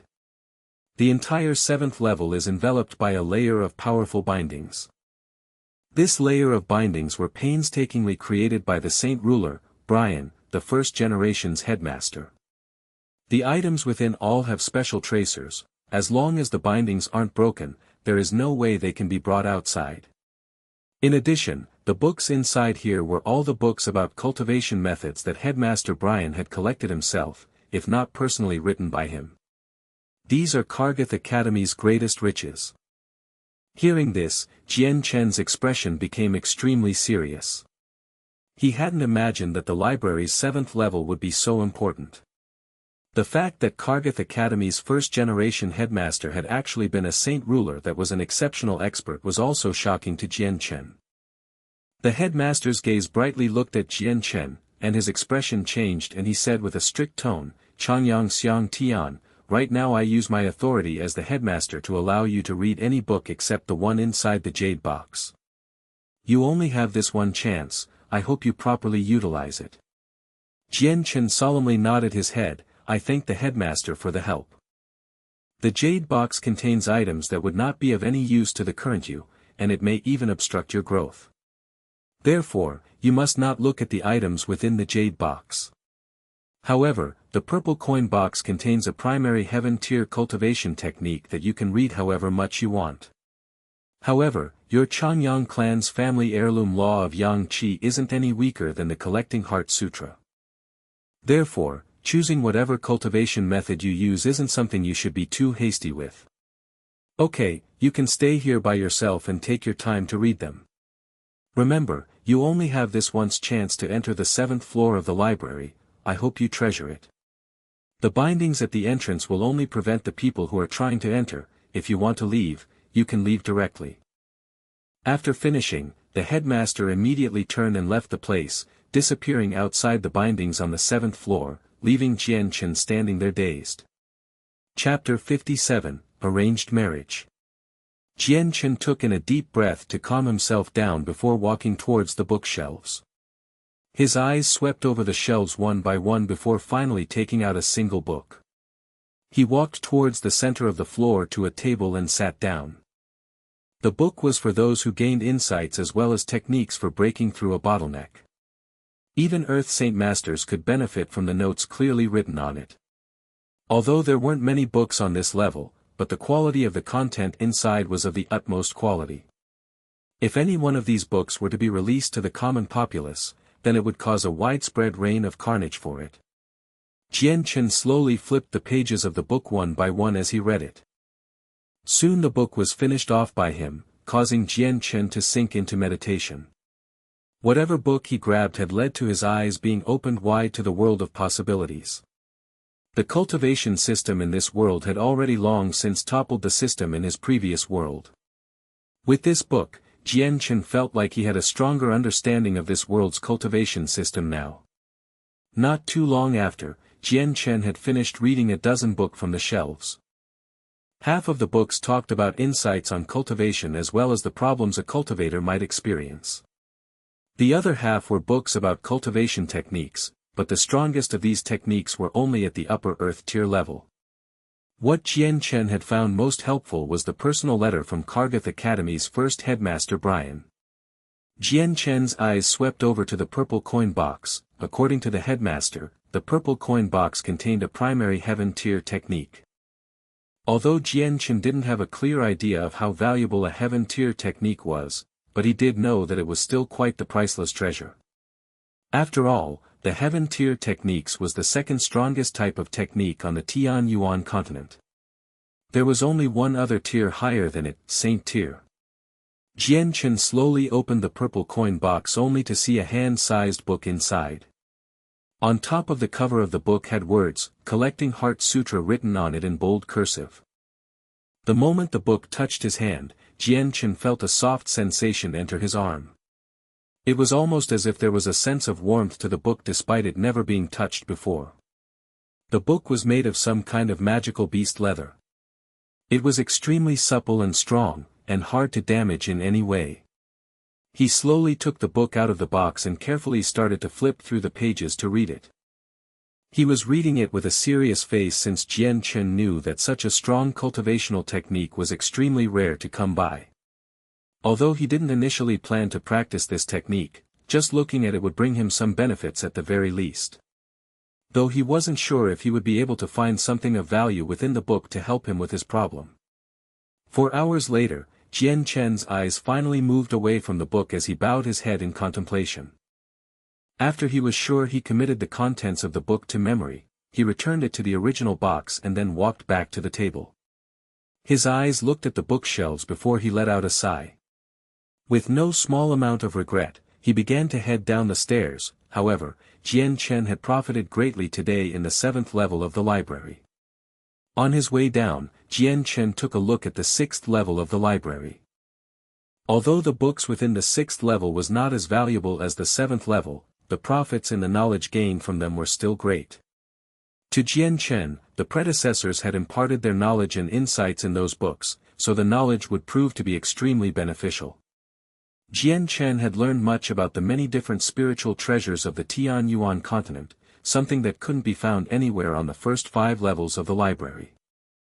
By the time Jian Chen had walked out of the library, the sky had already darkened. Unknowingly, he had already spent the entire day inside the library. He'd even forgotten to eat. Growl. At that moment, Jian Chen's stomach unexpectedly made a loud sound. Jian Chen reached down to rub his stomach that was currently so empty that it had begun to hurt a bit. He smiled helplessly, and then started to walk towards the dining hall. After quickly finishing his dinner, Jian Chen went straight back to the dorms. En route, he managed to attract quite a few students' gazes. There were envious, respectful, jealous, and all other types of expressions in their looks. Jian Chen didn't pay any mind to the surrounding attention, and walked to the dorm without a sideways glance. After he entered the dorms, he could see that in the distance, there was a familiar figure standing in front of his room. He felt relieved as he realized it was his older brother, Chongyang. It's so late, and yet Big Brother is waiting for me to return here. Could it be he has something urgent that he really needs to tell me? Jian Chen inwardly guessed. He quickened his pace, and rushed over. Big Brother, it's already so late. Why are you waiting for me here? What is there that cannot wait until tomorrow to discuss? Jian Chen asked as he walked up to Chongyang. Seeing Jian Chen approach, Chongyang's face turned bitter, and he said with a sigh, fourth brother, you've finally returned. Where did you run off to today? I pretty much searched the entire school, yet I couldn't find you, so I have been waiting here for the entire day now. Jian Chen said apologetically, Big Brother, were you looking for me for something extremely important? Hearing this, Chongyang smiled happily and said in an excited voice, of course there's something.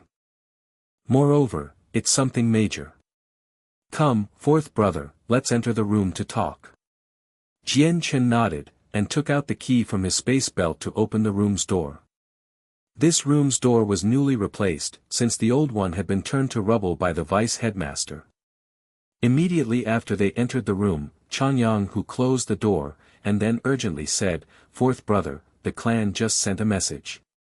You're so lucky, your big brother is really envious of you. Hearing this, Jian Chen was puzzled, and he asked in confusion, Big brother, exactly what has happened? Chongyang sat down on Jian Chen's bed, and said with a happy smile, Fourth brother, I guess you don't know yet. Father has already arranged for your marriage. Hearing this, Jian Chen's expression clearly became startled. After finally returning to his senses, he asked in an incredulous and shocked tone, What? An arranged marriage?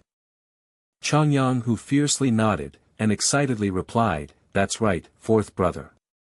Moreover, your partner is the Emperor's third princess, Princess Golan. I've heard that this arranged marriage had even been the Emperor's own suggestion. Hearing this, Jian Chen's expression immediately grew more serious. He felt that this situation was extremely abnormal, and moreover, he hadn't agreed to it. He felt dissatisfied by the fact that his own marriage had been decided by his clan without him. Having such a fate decided by others made Jian Chen feel extremely disgusted. Seeing Jian Chen's expression, Chongyang thought that Jian Chen was worrying over Princess Golan's appearance. He couldn't help but laugh, Fourth brother, don't worry. Although I've never seen Princess Golan, I've heard quite a few things about her. Princess Golan is the Emperor's third daughter. She's naturally beautiful, and her looks are enough for cities to fight over her. Since she was young, she's been a gifted genius. She has not only mastered the 4 fine arts, she's also quite a well-known talent in cultivation. At the age of 15, Princess Golan had reached the 7th Saint Force layer. She has been doted on quite a lot by the Emperor, she is the Emperor's beloved person, the Emperor loves her dearly in every possible way. Hearing this, Chongyang who sighed, Princess Gulan's identity isn't her only good point. With just her gift at cultivation, even your own older brother couldn't compete with her. Fourth brother, His Majesty has betrothed the princess to you, this is a stroke of good fortune, so don't have such a sour look on your face. Jian Chen could only let out a sigh inwardly, Chongyang who couldn't understand his thoughts at all. Despite Princess Gulan's beauty, Jian Chen wasn't moved at all. All he wanted to do right now was to improve his own strength, he couldn't afford to waste time with a girl at the moment. Jian Chen also knew that the Emperor was aware of his own achievements within Kargath Academy, otherwise, there was no way the Emperor would have been so firm on his decision to betroth his daughter to him. Because this arranged marriage was proposed by the Emperor, Jian Chen was absolutely powerless to go against the marriage. His parents wouldn't even dare to give up the chance to establish a friendship with the royal family, let alone a relationship with them. Aside from the Emperor taking back the proposal, there would be no way for Jian Chen to refuse it, so he would have to quietly accept it. The only thing that put Jian Chen to ease was the fact that this decision was only just recently made. The official date for the marriage had not yet been announced, meaning the marriage was being put off indefinitely for the time being. This gave him a good time period to breathe. Jian Chen after all did not want to talk about this at all. In his previous life, Jian Chen was a wanderer who loved traveling around the world. Without a permanent residence to live in and using the Mother Earth as his bed, with another person by his side, he wouldn't be able to continue to that lifestyle anymore. After Chongyang who left, Jian Chen sat on the bed by himself and contemplated deeply. One had to admit that the news from his clan had been too sudden, catching Jian Chen unprepared. I might as well spend the rest of my time cultivating. Power in the end decides everything after all. When my strength grows strong enough, even the Emperor would not be able to say anything. Jian Chen sighed as he continued to cultivate. Jian Chen took out a Class 1 monster core from the pile of them within his space ring. He slowly closed his eyes, and began to absorb the power from within the monster core to cultivate it. Ever since he had broken through sainthood 2 days ago, this was the first time he was cultivating. The past 2 evenings, he had been familiarizing himself with how to use and control the saint weapon. Just as Jian Chen started to absorb the energy from within the monster cores, the speed in which the monster core was being absorbed from him was growing faster and faster, almost as if all control was lost as the energy rushed into him. As the energy frantically rushed into him, the rate had instantly increased to a speed several hundred times faster than normal. The sudden rush in cultivation speed caused Jian Chen's face to twitch in surprise. Although every cultivator greatly desired for their cultivation speed to be increased, but Jian Chen's cultivation speed had already reached a frightening level. With this absorption rate of the energy from the monster core, Jian Chen simply didn't have enough time to refine it, which served no purpose for him at all, since energy that wasn't refined by him was not controllable and would only serve to rebel against him within his own body. An end result like that would lead to consequences in which Jian Chen would have a tough time resolving. Jian Chen immediately stopped absorbing the power from the monster core. The only thing worth rejoicing about was that his process of stopping his absorption of the monster core's energy had gone very smoothly. No frightening and uncontrollable scene had occurred. Otherwise, he was afraid that he really would have gotten into deep trouble. Chapter 58, Annoyance from the Dantian. Jian Chen let out a long breath to still his emotions, as he glanced at the monster core in his hand. Although he hadn't been absorbing the energy from within the monster core for very long, he could clearly tell that the energy within the Class 1 monster core was substantially less than before. The monster core had even shrunk in size. Jian Chen inhaled sharply in astonishment at this new change.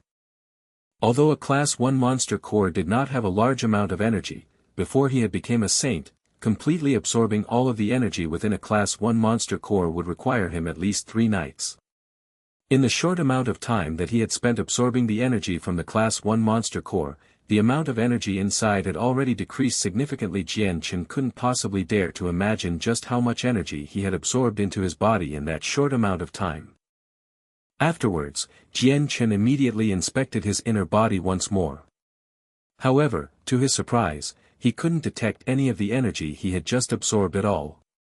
His dantian didn't show any change, and the energy inside had no indication of growth either. It was almost as if the entire show just now was merely an illusion that hadn't occurred at all. If it weren't for the fact that Jian Chen could clearly feel that the energy in the monster core was now less than before, then Jian Chen would have thought this situation had all been in his head. This situation was far too weird to understand. His eyes creased together in deep thought, but no matter how much he thought about it, Jian Chen was completely confused. In the end, Jian Chen could only put aside the problem and begin to cultivate the absorbed energy. However, after experiencing that rapid rate of absorption, Jian Chen was very careful now and paid attention to his entire body in order to avoid the same situation as last time. But then who would have thought the moment he started to cultivate, the same event as last time would happen once more. The monster core in his hand emitted a faint glow as the energy inside coursed out of it at an inconceivable speed, before dissipating inside the meridians in his arms. Jian Chen went as rigid as a stone statue on his bed, without the smallest of movements taking place. Right now, he had finally confirmed that this was happening for real, and it was not just some sort of illusion. Just as Jian Chen was going to stop absorbing the monster core's energy, he immediately changed his mind. His entire mind was elevated to the highest level of concentration he could muster as he tried to familiarize himself with this situation. He wanted to clearly understand what was happening within his body, and what the reason was for the sudden terrifying increase in absorption. Moreover, Jian Chen wanted to know why the energy had simply disappeared into his dantian like a stone in the ocean, leaving behind no traces. The monster core within Jian Chen's hands had noticeably shrunken, and the energy inside had been steadily flowing into the meridians of his arms via his pores. With such a great flow of energy rushing into his arm, Jian Chen's skin was starting to feel a little sore from the barrage. When he was absorbing the world essence 2 days ago, its state had been much gentler, so the fast rate of absorption hadn't bothered him too much. But the monster core was different. The monster core had the energy of a magical beast condensed within it. No matter how strong the energy or how pure the soul was, it was far superior to the abilities of the world essence. The monster core also contained a berserk element inside, so when Jian Chen was absorbing the energy from within, he had felt a backlash. Jian Chen paid no attention to the pain at all, and instead completely focused his attention on the situation happening inside himself. The majority of the energy from within the monster core headed towards his dantian and trickled away. Only a small portion of it was assimilated into his body. However, when Jian Chen discovered where the energy was going, his face grew bright, as the energy was flowing towards the azure and violet glows within his dantian. The energy had unexpectedly been completely absorbed by the 2 glowing balls. Jian Chen slowly opened his eyes as he stared heavily at the monster core in his hands. Throwing it away, he shut his eyes closed once more, and began to cultivate the world essence as he usually did. The world essence began to flow towards him in a steady stream, faster and faster. Although the speed was at least a dozen times faster than his regular speed, about 99% of the world essence was being absorbed by the 2 glows of light within his dantian, while he was only absorbing 1% of the remaining amount into his body. After realizing this, Jian Chen decided to rely on cultivating using the world essence. However, the speed at which he was cultivating and refining the world essence was 10 times slower than his normal speed. With this conclusion, Jian Chen's expression grew ugly. His own personal cultivation rate was cut down to 1/10 of his original rate, something he did not want at all.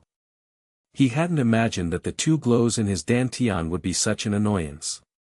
Afterwards, Jian Chen tried to absorb the monster core's energy once more.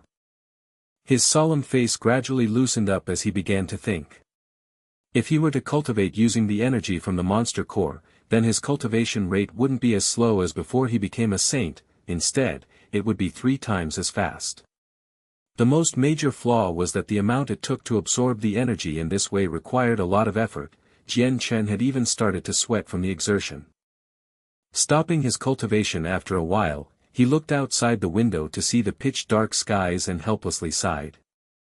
If the glows in his dantian were to forcibly take his energy each and every time he cultivated, then the variables in his future would only get more difficult.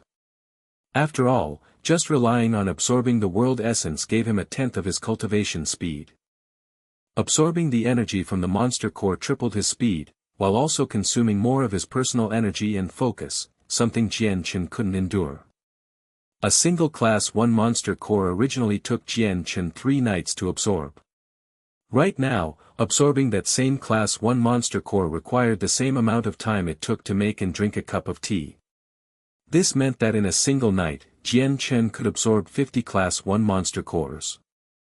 Even if Jian Chen was made of money, it would be difficult to say if Jian Chen could keep up with this new rate of consumption and absorption. Jian Chen immediately composed himself. According to his knowledge, he knew that this little bump on the road wasn't too hard to overcome. A step is a step. If I don't have any more monster cores, then I'll go out and hunt for more. It's not like the energy will always be taken away from me like this in the future.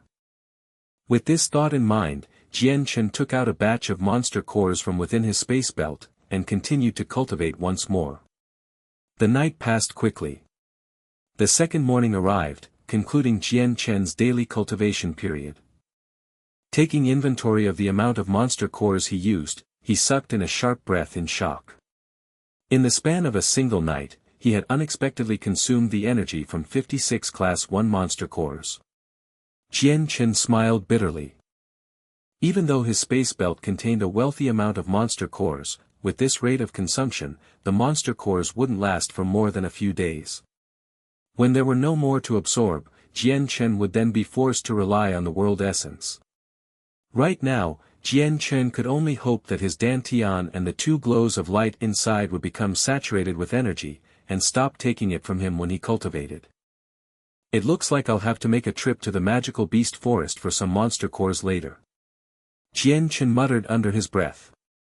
With a pacified heart, Jian Chen departed from his room and walked towards the grove outside of the academy to help teach his older brother with some techniques regarding fighting, as well as helping him gain some battle experience. As the sun rose, Jian Chen worked hard to teach Chongyang Hu. Eventually, as the sun was at its highest point, Jian Chen concluded his explanations. Big brother, we'll stop here for now. As far as using and transforming your energy, you'll have to spend some time on getting it down. But when it comes to battle experience, you'll just have to fight with others to slowly improve, so there's no point in practicing by yourself so meticulously. Jian Chen said to his older brother. For the past few days, Jian Chen had spent his mornings teaching Chongyang Hu various aspects of techniques and fighting. Chongyang Hu nodded his head, I understand, fourth brother. Right now, Chongyang Hu did not think that learning from his fourth brother was an odd occurrence. He didn't know what Jian Chen's lifestyle was like back at the Chongyang mansion, but he could tell that his own brother was a talented genius. Receiving some special attention would have been normal, so it wasn't that far-fetched to think that Jian Chen had learned these things from the clan elders.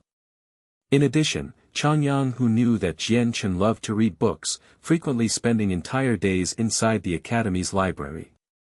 So it was possible that some of the things he knew came from the library as well. Big brother, you should slowly practice by yourself.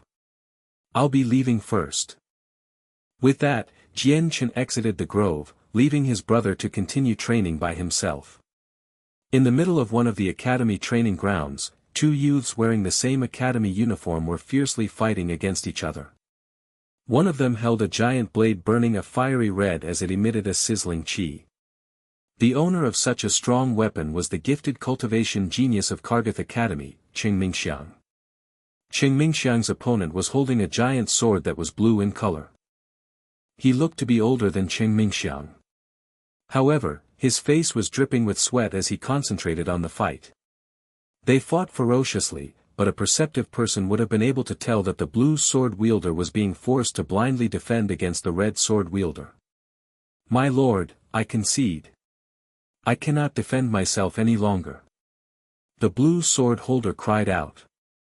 Hearing him, Cheng Mingxiang immediately paused and let the sword in his hand disappear. Inshallah, it seems like the duration that you can defend yourself for is getting shorter and shorter.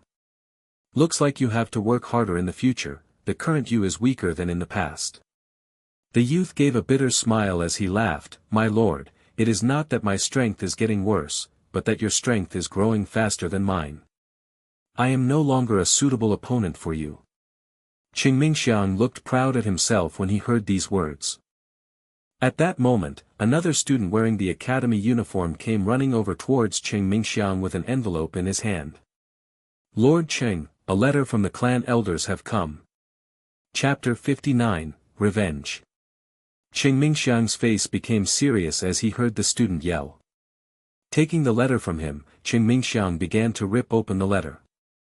As he read the contents of the letter, Qing Mingxiang's face grew darker and darker as his eyes began to show a raging anger within them. Seeing Qing Mingxiang's reaction, the youth who had just sparred with him asked cautiously, Lord Qing, what is the matter, has something bad happened over at the sect?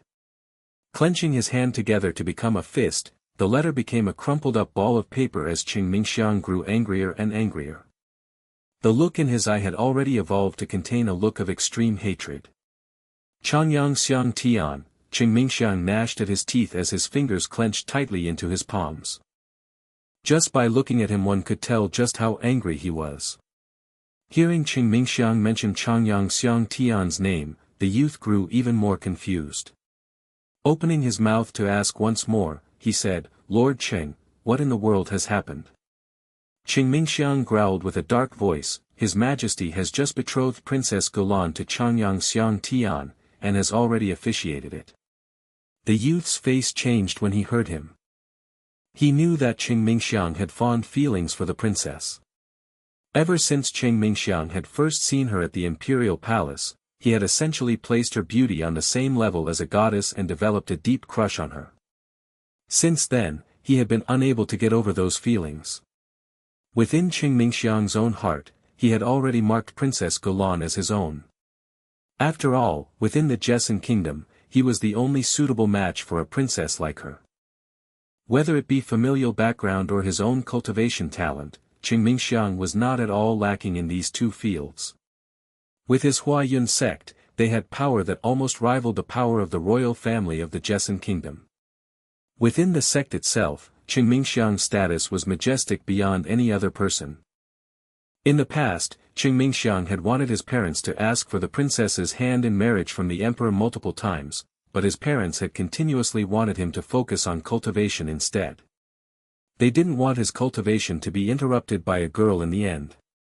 His parents' refusal to help him propose to the princess had made him resentful, but he didn't say anything.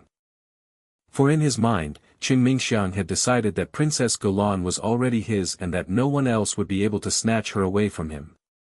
After all, within the Jian kingdom, there was no one else worthy of Princess Golan, causing him to feel safe. But he didn't expect at all to meet someone else in Kargath Academy that was no weaker than himself. Chongyang Xiang Tian's gift at cultivation had exceeded his own, and he had even taken over Qing Mingxiang's title of Kargath Academy's #1 cultivation genius. Not only did he steal that, but Chongyang Xiang Tian had even stolen away his one love, causing Qing Mingxiang to be unable to endure this any longer. The youth that fought against Qing Mingxiang cautiously looked at him before whispering, My lord, what do you plan to do now?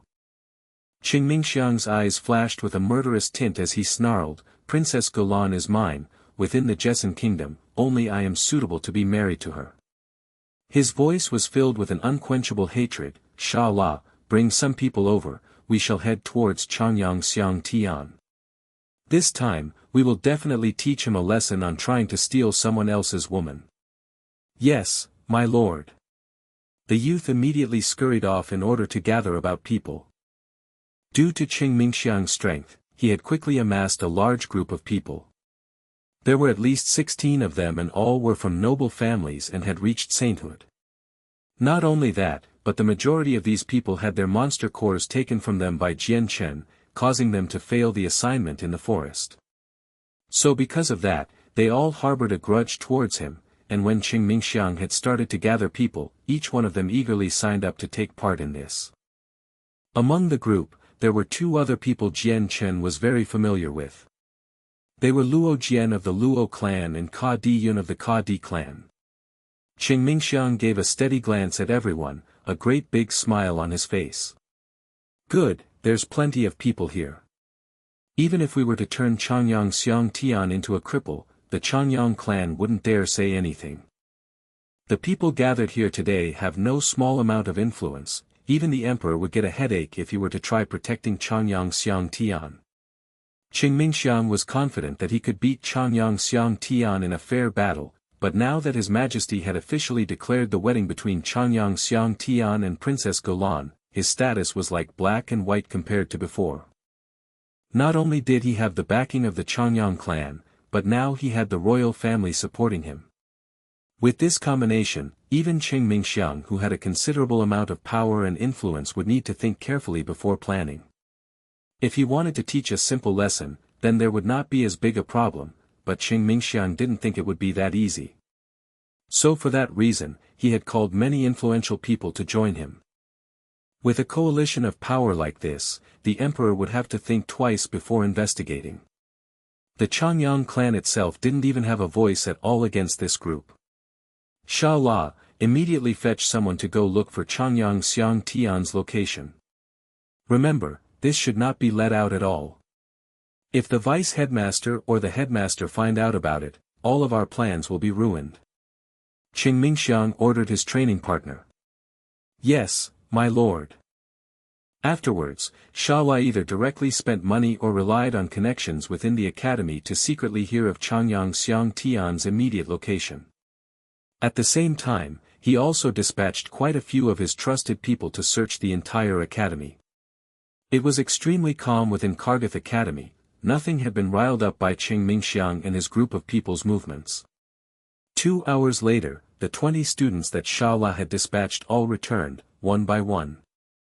Lord Cheng, we've searched the entire Kargath Academy, but there was no signs of Chongyang Xiang Tian. A person reported to him. Qing Mingxiang frowned and said, how is that possible? Could it be that Chongyang Xiang Tian is not currently within the academy?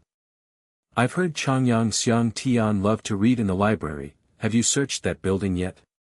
Luo Jian asked from the side. Although Luo Jian had been stabbed by Jian Chen, the medicine had healed his body back to the point of it being as good as new. We've also searched the library. Chongyang Xiang Tian isn't there. The leader of the search continued.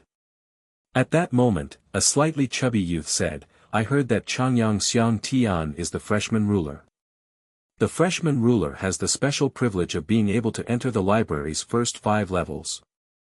Could it be that Chongyang Xiang Tian is hiding within the 5th level? If that really is true, then we can only wait until he comes out before we act. Hearing their fellow student, everyone in the group nodded, what that person had said had some logic behind it. The leader in charge of the search shook his head and said, that can't be. I already asked the janitor lady within the library, she said that Chongyang Xiang Tian didn't enter the library at all today. Could it be Chongyang Xiang Tian is truly not within the academy grounds? Qing Mingxiang frowned. At that moment, another student hesitated slightly before saying, Lord Cheng, although we didn't find Chongyang Xiang Tian, we did discover that Chongyang who is in the Eastern Grove. Chongyang who is Chongyang Xiang Tian's older brother, I feel like he might know of Chongyang Xiang Tian's whereabouts. Luo Jian's eyes lit up, but his expression soon fell again. He had just remembered everything that had happened that night, the monster cores in his possession had all been stolen from the Chongyang brothers and Tai Ta. Although he didn't dare to get revenge on Tai Ta, he wasn't afraid of the consequences of confronting Chongyang Xiang Tian's brother Chongyang Hu. Not bad, Chongyang Hu definitely knows where Chongyang Xiang Tian went. I recommend that we go ask him. Luo Jian said in a lower voice, his eyes flashing dangerously. Alright, we'll go find Chongyang Hu first. Everyone else quickly agreed with Luo Jian's suggestion. For the sake of not attracting other students' attentions, a dozen of them split with the group and took different paths towards the Eastern Grove. When the dozen of them rushed to the grove, they saw that Chongyang Hu was still there, practicing his martial arts. At the sight of Chongyang Hu, Luo Jian's eyes immediately burned in hatred, as if he could spit out flames. Perhaps Chongyang Hu was too absorbed in his practice, but he didn't sense Cheng Mingxiang's people's arrival. Cheng Mingxiang's group of people walked up to Chongyang Hu, and in unison, they stood in a circle surrounding him. Realizing this, Chongyang Hu finally awoke from his concentration. By the time he had reacted, he had already been surrounded by dozens of students. Chongyang Hu's gaze surveyed his surroundings. After he saw the expressions on the other party's faces, his heart skipped a beat as he had a bad premonition. Especially after he saw Luo Jian's hatred-filled glare towards him, Chongyang Hu's expression could not help but grow heavy. "What do you guys want?" Chongyang Hu said. Despite the dozen or so people surrounding him, his face still did not show a single trace of fear. Luo Jian sneered, "Chongyang Hu, do you not remember what happened in the forest a few days ago?" His face grew dark as he spoke and glared at him. "Your group dared to steal my 3 days' worth of hard work and caused me to fail. For this slight, I will definitely pay you back an eye for an eye."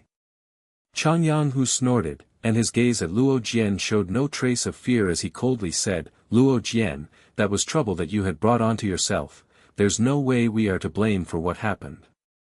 If you hadn't first tried to steal our monster cores, then the following events wouldn't have occurred. Everything was your own fault. If you want to blame something, you can only blame your lack of strength. You even got defeated by my fourth brother, who hadn't even reached sainthood yet." Chongyang Hu mocked, as he looked at Luo Jian in disdain. Luo Jian was momentarily so indignant at Chongyang Hu's response that he couldn't respond. The event that had occurred that night in the forest was a humiliation that he would never be able to wipe from his memory. Despite his strength as a middle-ranked saint level, he had lost to a freshman that hadn't yet become a saint. In addition, the monster cores that he had spent 3 days of painstaking efforts to collect had all been taken away. This result was definitely something that the young master of the Luo clan couldn't accept. If word of his humiliation reached the clan, then Luo Jian would not be able to hold his head up high in the future. Chapter 60, Chongyang Hu's Injuries. Luo Jian flew into a rage and immediately concentrated his energy into his right hand before charging towards Chongyang Hu. Chongyang Hu's reaction wasn't slow at all, since he had already been ready to retaliate since they surrounded him. So when Luo Jian had summoned his saint weapon, he had summoned his own yellow-colored battle axe without any fear of the rapidly incoming Luo Jian.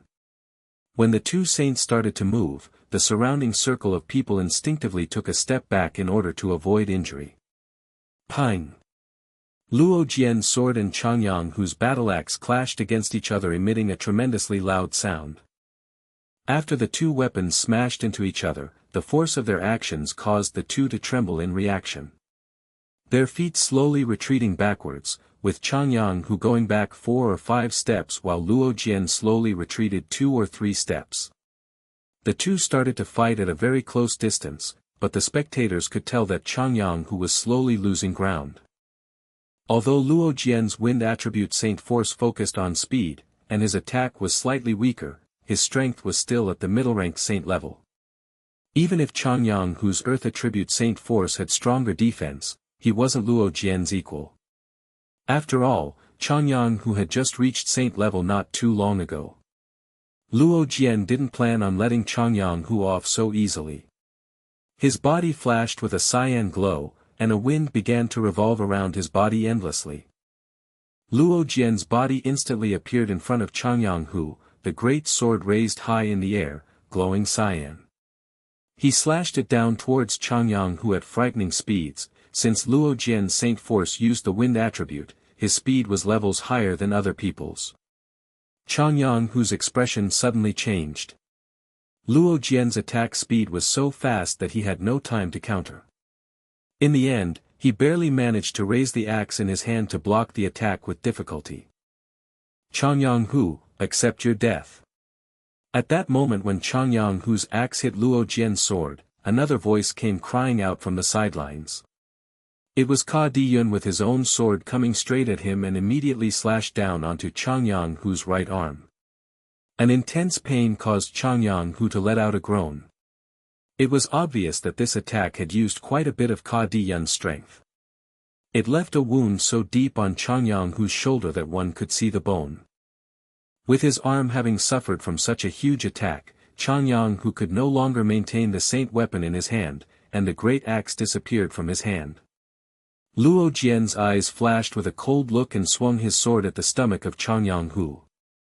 The point of the sword ripped apart his uniform, and left a deep wound on Chongyang Hu's stomach. Immediately, a river of blood came flowing out of the wound, causing his uniform to be dyed a bloody red. A look of extreme pain flashed through his face, but he didn't dare let out a sound. Chongyang Hu, I didn't think you'd get what you deserved so quickly. Luo Jian roared with laughter, the hatred he bore towards Chongyang Hu couldn't be resolved easily. With another wave of his sword, he slashed down and left yet another wound on Chongyang Hu's body. Chongyang Hu's eyes were filled with a fierce glare towards Luo Jian as he snarled. Luo Jian, how useless you are, just because you couldn't beat my fourth brother, you have to fight me. Just wait and see if my fourth brother won't beat the crap out of you. Hearing Chongyang Hu, Luo Jian's face grew dark. Striding forward, he immediately kicked Chongyang Hu. Chongyang Hu's eyes flashed at the opportunity, just as Luo Jian's leg was about to make contact, his left arm flew out and clasped onto it. With a mighty strength, Chongyang Hu pulled at it. Luo Jian's sense of balance was immediately disrupted, causing him to fall to the ground. Ha! Chongyang Hu roared, his left hand formed a fist as his saint force entered his hand.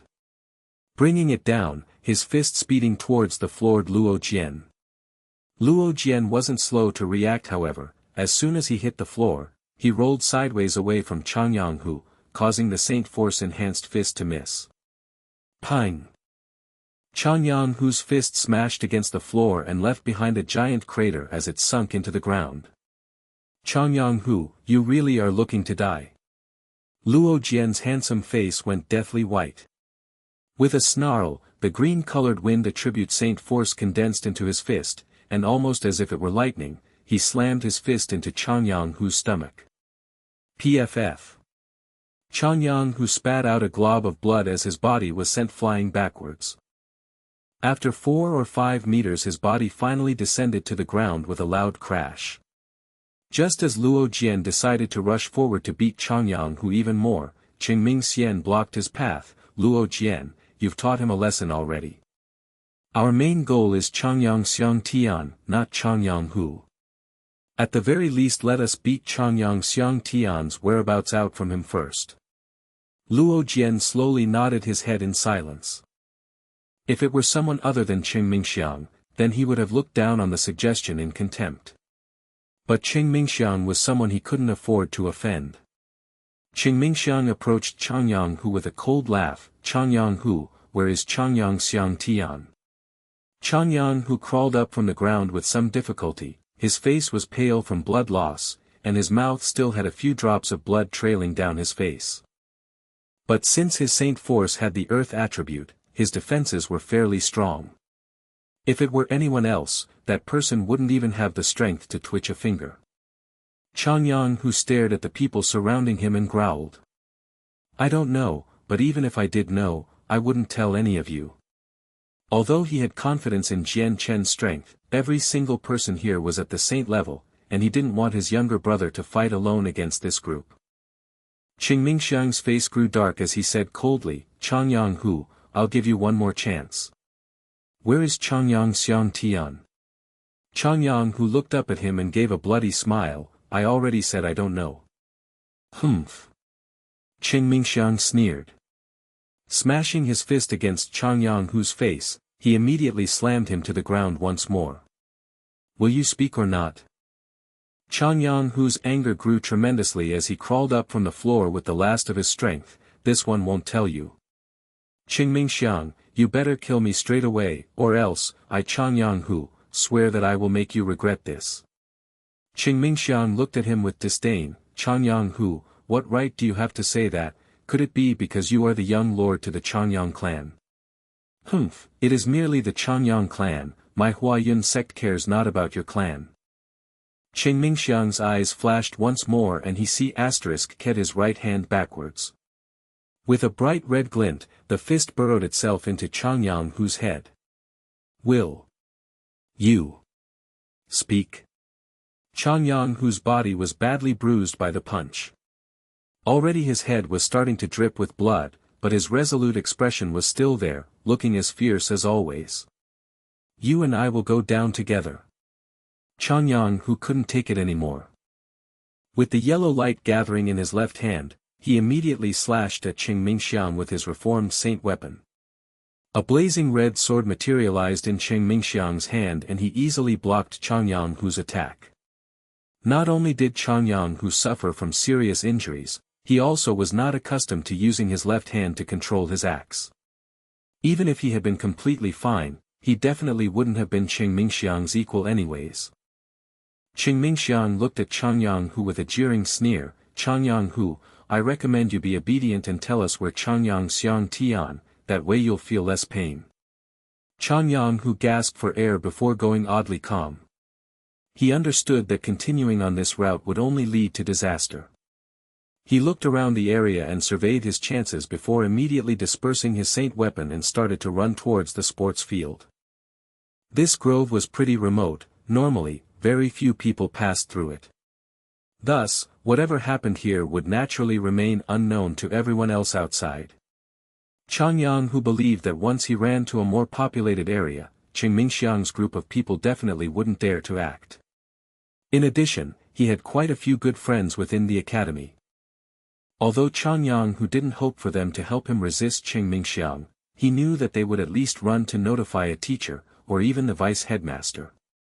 Seeing Chongyang run off towards the sports field, Qing Mingxiang's face changed.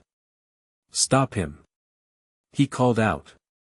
The dozen people who initially didn't move immediately set into motion. Quickly chasing after Chongyang, even Qing Mingxiang was starting to run at full speeds towards the direction of Chongyang. Chongyang was already seriously wounded, so he was unable to outrun these people. It hadn't even been a few moments before his pursuers had already began to catch up with him. Seeing his enemies quickly catching up to him, Chongyang felt fear creep into his heart as he realized that he would not be able to even make it out of the grove. With this thought, he snarled and immediately stopped in his tracks before retreating back into a different part of the grove. Chongyang suddenly changed directions, making his pursuers feel suspicious. However, soon after, they smiled coldly, and even slowed down their pursuit. The group of people behind stood in a semicircular arc as they took their time to chase after Chongyang. Luo Jian stood next to Qing Mingxiang and sneered, based on the direction Chongyang is running towards, he's most likely looking for Chongyang Xiang Tian.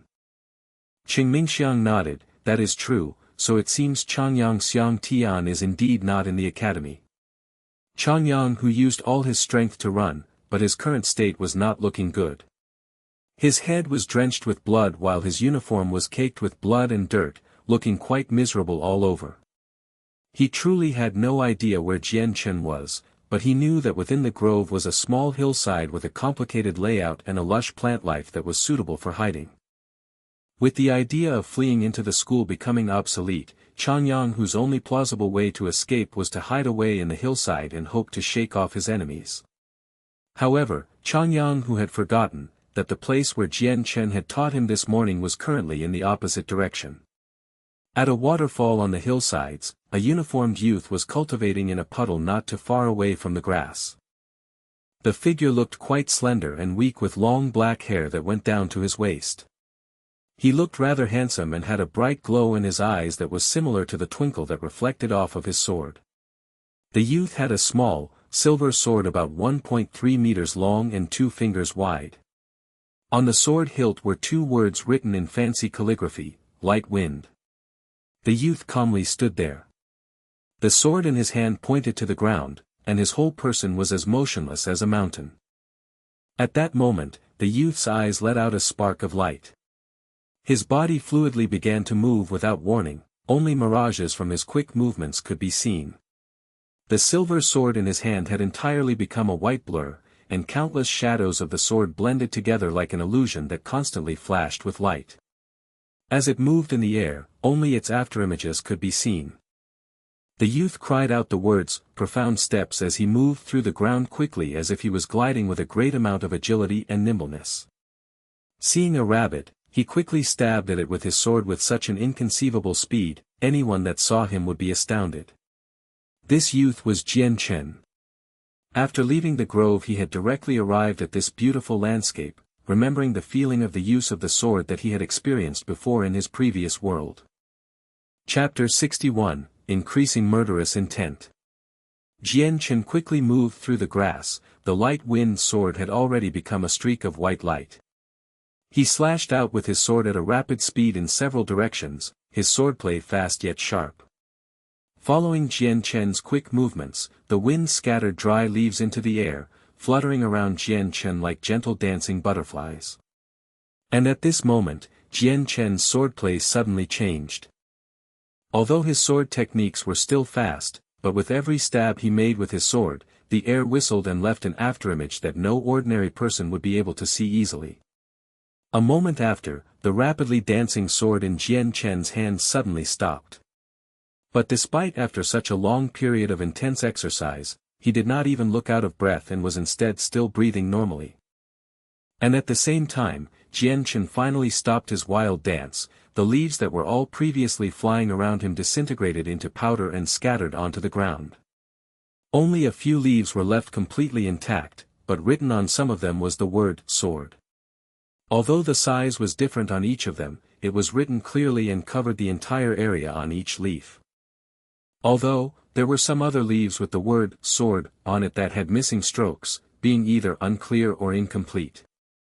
If anyone else saw this sight, then they would surely be amazed to the point of having to pick up their jaw from the ground. This scene was far too astonishing to believe, since the leaves had been floating wildly through the air and even weaved with other leaves at random intervals.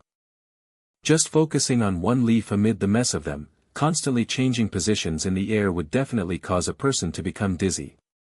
It would have been even more impossible to think that someone had been able to clearly write the word, sword, on any of them.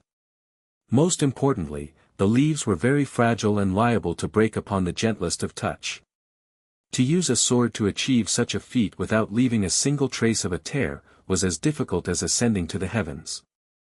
If people were to find out about what Jian Chen had done, then his name and prestige would be announced and known to the entire Tianyuan continent in the shortest period of time. Watching the still intact leaves gently float down to the ground with a happy smile, Jian Chen muttered to himself, although my speed with a sword has deteriorated, my control over it has greatly improved to a level that can't even compare to my past. It's almost as if the sword has become an integral part of my body. Perhaps this is the advantage of this world's saint weapon. Jian Chen's ears suddenly detected a sound. Concentrating on the source, Jian Chen turned towards the opening of the grove while willing his silver sword to fade away. In a short amount of time, the place where Jian Chen looked at started to shake even more before a bloodied figure with a ripped uniform came scurrying out of it. Just one look at the clothes of the person and Jian Chen automatically knew that this was a student of Kargath Academy. But for what reason why the student was bloody all over, Jian Chen was puzzled. There were no magical beasts around, so there was no reason why he would be so injured. Kargath Academy also had strict rules about fighting among students. While giving each other's pointers was allowed, fights that could lead to fatal injuries were not allowed. However, when Jian Chen looked at the student's face, he immediately became stunned. His face froze in a hard expression as he looked at the amount of blood that covered half of the student's face. Jian Chen couldn't believe what he saw, so he opened his mouth to cry out. "Big brother!" came the astonished shout. In a flash, he crossed over 30 meters to arrive at his blood-soaked and injured brother with worry etched on his face. Seeing the horrible wound on Chongyang, who as well as the blood still flowing from his head, Jian Chen's eyes narrowed in anger. "Big brother, what happened to you? Who did this to you?" An intense murderous intent was emitted from his body the longer he looked at his injured brother. When it came to his brother Chongyang, he was the only person Jian Chen had actually cared about after his mother, because Chongyang had treated him like a true younger brother, so Jian Chen had wanted to repay him for this debt. When he had first come to Kargath Academy, it was Chongyang who had brought him on a tour around the academy grounds and explained the rules to him.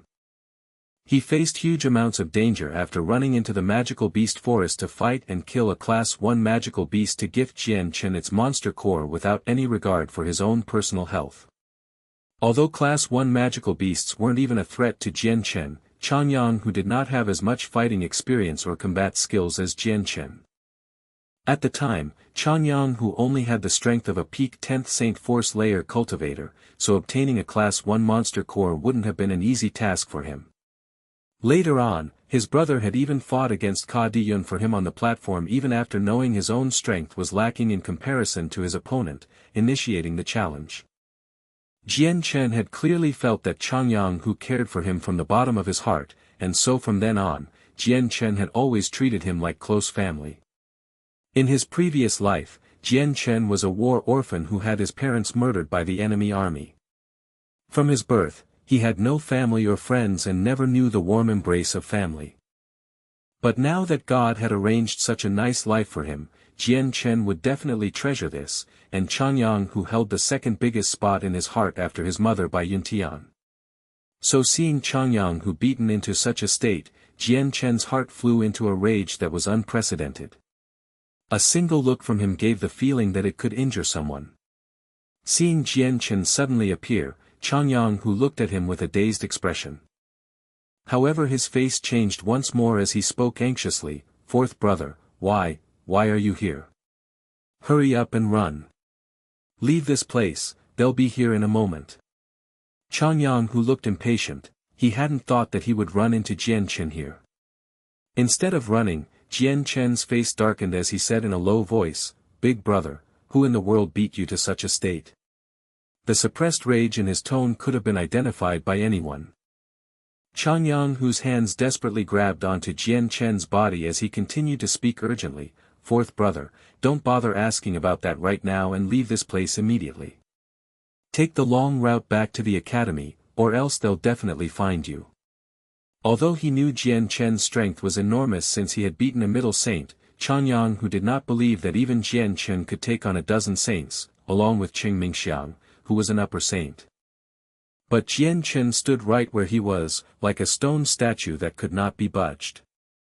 No matter what Chongyang who did, nothing would sway Jian Chen.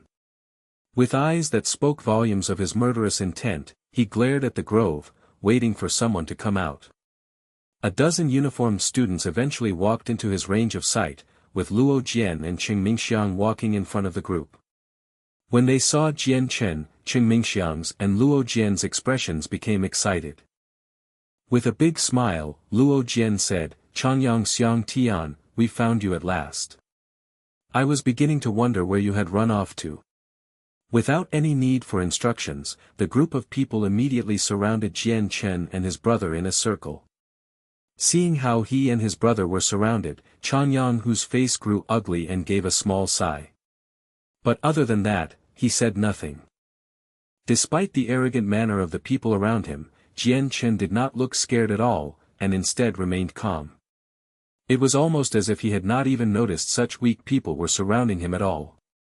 Jian Chen's face hardened as his eyes swept across the faces of the people around him. Some of them had pained looks on their faces, they felt a chill well up in their hearts, as if Jian Chen's stare was a cold blade that had penetrated their souls. "Who was the one who beat my brother?" Jian Chen shouted, "Step forward." Immediately, a large amount of force was released into the air. Despite the dozen members in front of him, Jian Chen was not scared, and instead held his head up high as a sign of his determination to not give up. Jian Chen's powerful command was accompanied by the release of a strong qi, causing all of them to take an instinctive step backwards. After all, Jian Chen had already been baptized with murderous intent, and the children in front of him who still had the smell of their mother's milk on them would not be able to stand up against it. Realizing that he had been intimidated by Jian Chen's command, Mingxiang became angry. He had thought that with his majestic upper saint strength, it would be him that would be doing the intimidation. He couldn't accept the reverse outcome. "Chongyang Xiang Tian, you're seeking death right now." Mingxiang snarled. The fiery red sword appeared in his hands, and gave off a searing red glow as it struck out towards Jian Chen's chest. Humph! Seeing the stab of the sword, Jian Chen's eyes flashed with strong murderous intent. His light wind sword immediately appeared in his right hand, parrying the stab from the other sword as fast as lightning. Ding! A crisp sound rang out as the two swords clashed. Both points of the swords had somehow pressed against each other. Seeing how the 2 points of the sword made contact with each other, Qing Mingxiang's eyes widened in shock. He couldn't believe such an event had happened. Even if Jian Chen was his opponent, having the 2 points of the sword meet as both swordsmen stabbed out wasn't something any normal person could replicate, especially considering the difference in size between their 2 swords, and the speed at which they had thrust their swords forward. And to be able to do it so flawlessly, this was not the sign of a weak person, it signified that a person's saint weapon control had far surpassed that of a typical saint. However, Jian Chen, who had only recently broken through sainthood, had easily achieved such a feat. This made Qing Mingxiang skeptical. He had thought that this was a coincidence, but the moment he saw Jian Chen's calm face, his heart immediately dispelled any notions of it being one. Another thing that had startled Qing Mingxiang was the sword in Jian Chen's hands. Because the sword had been so tiny in comparison to his, he had thought it was merely an embroidery needle. It was 4 feet long and 2 fingers wide, so it looked quite frail in his eyes. It looked as if the moment a large amount of strength was exerted onto it, the weapon would snap in half. Qing Mingxiang could swear that in his entire history of living, this was the first time he had ever seen such a sword. Within the Tianyuan continent, every single saint had a saint weapon that leaned towards a great broadsword, since they had all condensed their saint force into heavy-type weapons. This convention was a fact that was commonly accepted by almost every single cultivationist.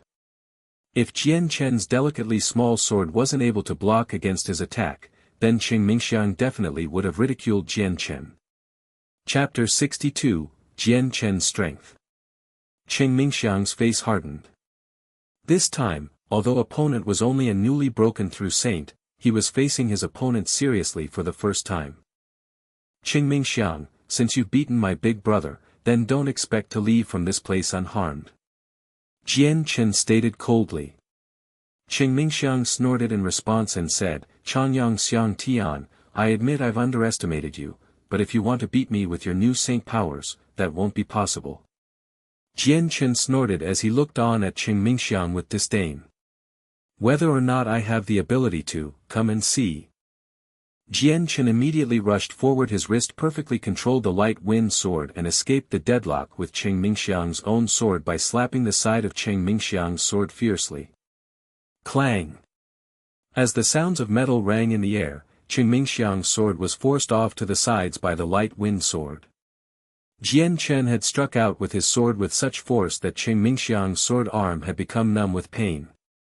At the same time, Jian Chen was in the air, stabbing the light wind sword like a streak of silver light towards Qing Mingxiang's chest. Qing Mingxiang turned pale with fright. Jian Chen's speed was nearly too quick for him to keep up with. He could only watch as the silver blade approached him with an inconceivable speed, unable to react or even move out of the way. The light wind sword tore through Qing Mingxiang's uniform and immediately sunk into his chest. But with Jian Chen's superior control, the sword did not sink in too deep. Immediately after feeling the sharp pain in his chest, Qing Mingxiang immediately retreated, causing Jian Chen's sword to be pulled out. Qing Mingxiang looked down to where the blood was dripping down onto his uniform with a terrified look. He replayed the moment over and over in his head. He had been unable to dodge the sword at all. In his entire life, he could swear that this was the fastest swordplay he had ever seen. He had even started to feel terrified at Jian Chen's strength, but he just couldn't understand how a newly advanced saint could be this strong. Jian Chen didn't plan on letting him off too lightly though. Immediately using profound steps, he took off like a demon possessed, and with another flash of his silver light, Jian Chen struck out at Qing Mingxiang's chest with great speed. Ah! Qing Mingxiang let out a miserable shout as he saw blood spray out once more. The blood from the left side of his chest had started to spread over to his right side. The wound was so deep that the bone underneath could be seen as the blood inside his body violently bubbled out, staining the entire top half of his uniform with it. The fury in Jian Chen's eyes didn't dissipate at all as he brandished his light wind sword and inflicted wound after wound upon Qing Mingxiang's body. The wounds on Qing Mingxiang steadily increased, each one looking even more frightening than the one before while going deep into the body. Not only was his body being sliced at, but his entire academy uniform had already started to fall apart, and the remaining cloth becoming redder by the second. Seeing how their strongest member Qing Mingxiang was powerless under Jian Chen, the dozen other students became as quiet as wooden chickens. Seeing how Qing Mingxiang was endlessly screaming, this had completely overturned what they had thought about him as they looked on with a stunned expression. Luo Jian reacted first, even though he was equally amazed at the display of strength Jian Chen was showing. He had at least 10 other companions who were all at the same level. With a great increase in courage, he roared, "Everybody charge, even if he's strong, he's still just one person. How could we be afraid of just a single person?" Luo Jian raised his green greatsword with a snarl as he charged towards Jian Chen. Hearing Luo Jian's speech, the students all jolted back to awareness. With a look at one another, the fear that was planted into their hearts by Jian Chen was immediately cast out. With a lift of their great swords, battle axe, large knives and spears, each student charged at Jian Chen with great arrogance. Jian Chen's eyes flashed as he watched the people come forward, but he didn't retreat. Taking the initiative and charging in with his light wind sword, he immediately stabbed toward the closest person's stomach. PCH. Jian Chen's sword slid into the student's body with ease. Against him, these students had no battle experience, so there was no way they'd be able to fight back. Herc! Go die! At that moment, Jian Chen had entered the encirclement. Jian Chen sneered, and the light wind sword emitted a slight glow as traces of sharp and powerful sword qi began to spread out from the blade. Jian Chen's right hand seemed to turn into a mirage, as the light wind blade seemed to pierce all four directions as fast as lightning. Every time he thrust his sword out, he could accurately hit another weapon. After only a short amount of time, Jian Chen had already lashed his sword out 10 times. Ding, ding. Ding. A symphony of metal against metal sounds rang out, the sounds all merging together as one. When the light wind sword in Jian Chen's hand collided with the saint weapons, the expressions of all the surrounding students that were all middle saints changed. They immediately retreated, the saint weapons in their hands shaking from the collision. Jian Chen's sword appeared to be extremely small, but it had a great amount of power behind it. After a single collision with his sword, the saint weapons all vibrated so intensely from the aftershock that it made the students' arms numb. While blocking all of the attacks, Jian Chen's expression didn't change. His movements did not pause at all, and his feet left traces in the ground as he used monster-like movements to charge through the group of people. The light wind sword in his hand danced around in the air at high speeds, turning into a silver glow. The light made it look like there were millions of sword afterimages freezing in the air, disappearing in the blink of an eye. Ah! Ah! With Jian Chen's monster-like movements, sharp shouts of pain rang out in the air. The desolate cries could make any weaker-hearted people absolutely horrified, and a chilliness began to arise in the air. The blood-covered Chongyang who stood on the side, staring in a daze at the Jian Chen constantly moving about like a demon, causing the students to cry out in shock.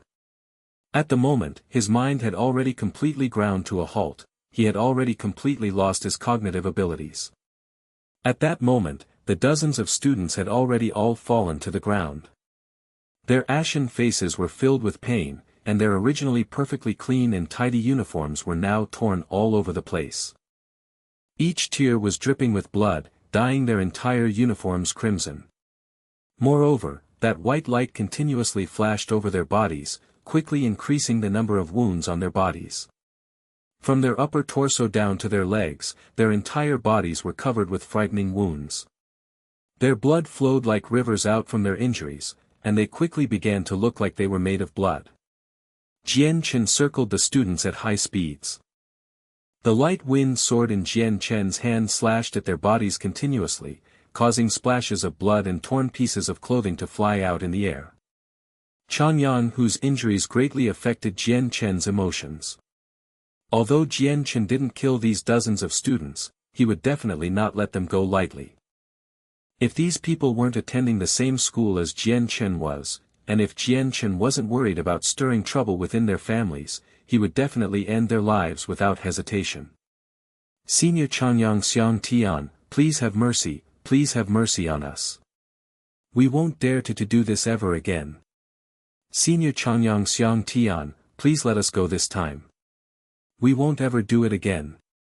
Finally, the people could no longer endure the torture, and had begun to beg for mercy. As soon as one person began to cry out, the others all started to plead for their lives as well. However, a few of the more temperamental people were still gritting their teeth and holding themselves back. They had also considered running, but both their legs and arms were currently sporting terrifying wounds. The slightest movement caused them to bite down in pain. There was no way they could run, at the least, they didn't have the willpower to endure such an intense pain. Jian Chen ceased his movements. His expression was cold and indifferent, he didn't have a hint of blush on his cheeks, and his breathing was calm. However, the light wind sword in his hand was dripping with fresh blood. Jian Chen's body was as tall and straight as a mountain, immovable in his spot. His eyes flashed coldly as if they seemed to be able to pierce through one's soul.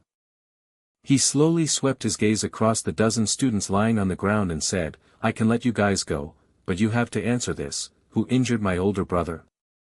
It's Lord Cheng, Luo Jian, and Ka Di Yun. Right, it was those three that had injured Chongyang who. Chongyang who was wounded by those three, we didn't do anything at all. The dozen youths struggled to say their excuses first, afraid that if they were too slow in their responses, Jian Chen would be discontent.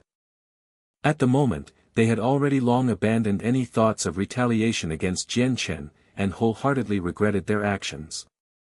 Among them, half of the people had had their monster cores taken away by Jian Chen in the forest. The other half had no enmity towards Jian Chen, and had merely been gathered by Qing Mingxiang. Jian Chen's eyes flashed fiercely. He coldly glared at Qing Mingxiang, Luo Jian, and Ka Di Yun, a powerful murderous intent evident in his gaze. Under Jian Chen's murderous gaze, Qing Mingxiang and the other two felt chills in their hearts, and all showed terrified expressions. Chapter 63, Incoming Disaster. Chongyang Xiang Tian, what are you going to doing? Let us go immediately, let's forget about the events that happened today, otherwise, just you wait for my Hua Yun sect to come for revenge. Qing Mingxiang said sternly. Even an idiot could tell with one look that Jian Chen didn't plan on letting them go that easily. Right now, Qing Mingxiang wanted nothing else but to leave this place and plot his revenge for another day. Jian Chen sneered, let you go. It won't be that easy. Hearing this, Qing Mingxiang and the two others' face dropped. Ka Di Yun spoke with a gloomy voice, Chongyang Xiang Tian, we may have injured your brother, but now you have injured us, let us wipe the slate clean. Jian Chen slowly walked towards the three with his light wind sword emitting sword qi. The three watched as the sword slowly enveloped itself in a bright glow of silver as if it was being eaten by it. A clean slate. How could it be that easy?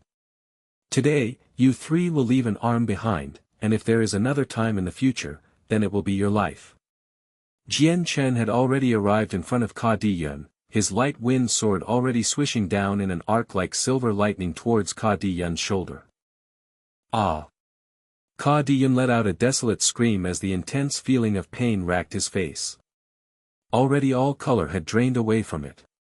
A fountain of blood sprayed out of the stump from where his right arm originally was as it flopped down onto the ground lifeless. Jian Chen had chopped off Ka Di Yun's right arm. Qing Mingxiang and Luo Jian's face immediately changed as they watched with a tremble. Another look at the severed arm, and then at Ka Di Yun's screaming figure had caused them to become deathly white in the face. The 10 other students looked at Jian Chen with fear, this type of development was something they were not expecting to see. Who would have known that he was this merciless and severed someone's arm without hesitation? This cruel display had brought them no small amount of anxiety and fear. But there was a small shimmer of hope. They had fortunately not fought against Chongyang. If it were not for that small fact, then they had no doubt that they would be joining Luo Jian, Qingmingxiang, and Ka Diyun amongst the ranks of losing an arm. Jian Chen had treated the event as if it was an insignificant matter, his face not revealing any emotion whatsoever during the act. Whether it was the splattered blood on the ground or Ka Diyun's screams of pain, it had no effect on him. Instead, he looked at Luo Jian and walked closer towards him with his bloody sword. As Jian Chen approached, fear filled Luo Jian's face. Ignoring the pain from his wounds, he began to crawl backwards away from Jian Chen at a snail-like pace while crying, "Chongyang Xiang Tian, what are you doing? Don't come any closer." Jian Chen kept his slow pace as he walked towards Luo Jian. With an icy stare that revealed no mercy in his eyes, he slowly raised his light wind sword.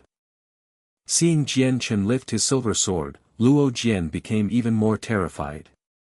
He had long since lost his arrogant attitude and started to plead to him, "Chongyang Xiang Tian, please, I beg of you, please don't cut off my arm. If you let me go, Luo Jian, swear that in the future I will definitely repay you." Jian Chen showed no signs of stopping. Swinging his sword in another arc of silver light, he swiftly cut off Luo Jian's arm under the owner's disbelieving eye. Ah! A terrified scream came out from Luo Jian as his right arm was separated from his shoulder, causing blood to come spraying out onto the ground. "Chongyang Xiang Tian, I definitely won't let you go," Luo Jian grimaced as he used his anger to roar in anger. Already his eyes became bloodshot as he stared at Jian Chen with intense hatred. Jian Chen didn't take any notice of Luo Jian's cry, and instead walked off towards Qingmingxiang. Qingmingxiang's face was still a deathly white color. There was only regret in his heart as he realized his strength was weaker than Jian Chen's. If it weren't for the fact that he had a dozen other people at the saint level, he wouldn't have been forced into such a difficult situation. Seeing the still approaching figure of Luo Jian, Qingmingxiang couldn't quell the feeling of absolute dread in his heart as he tried to calm down. "Chongyang Xiang Tian, if you don't want to bring your clan into this."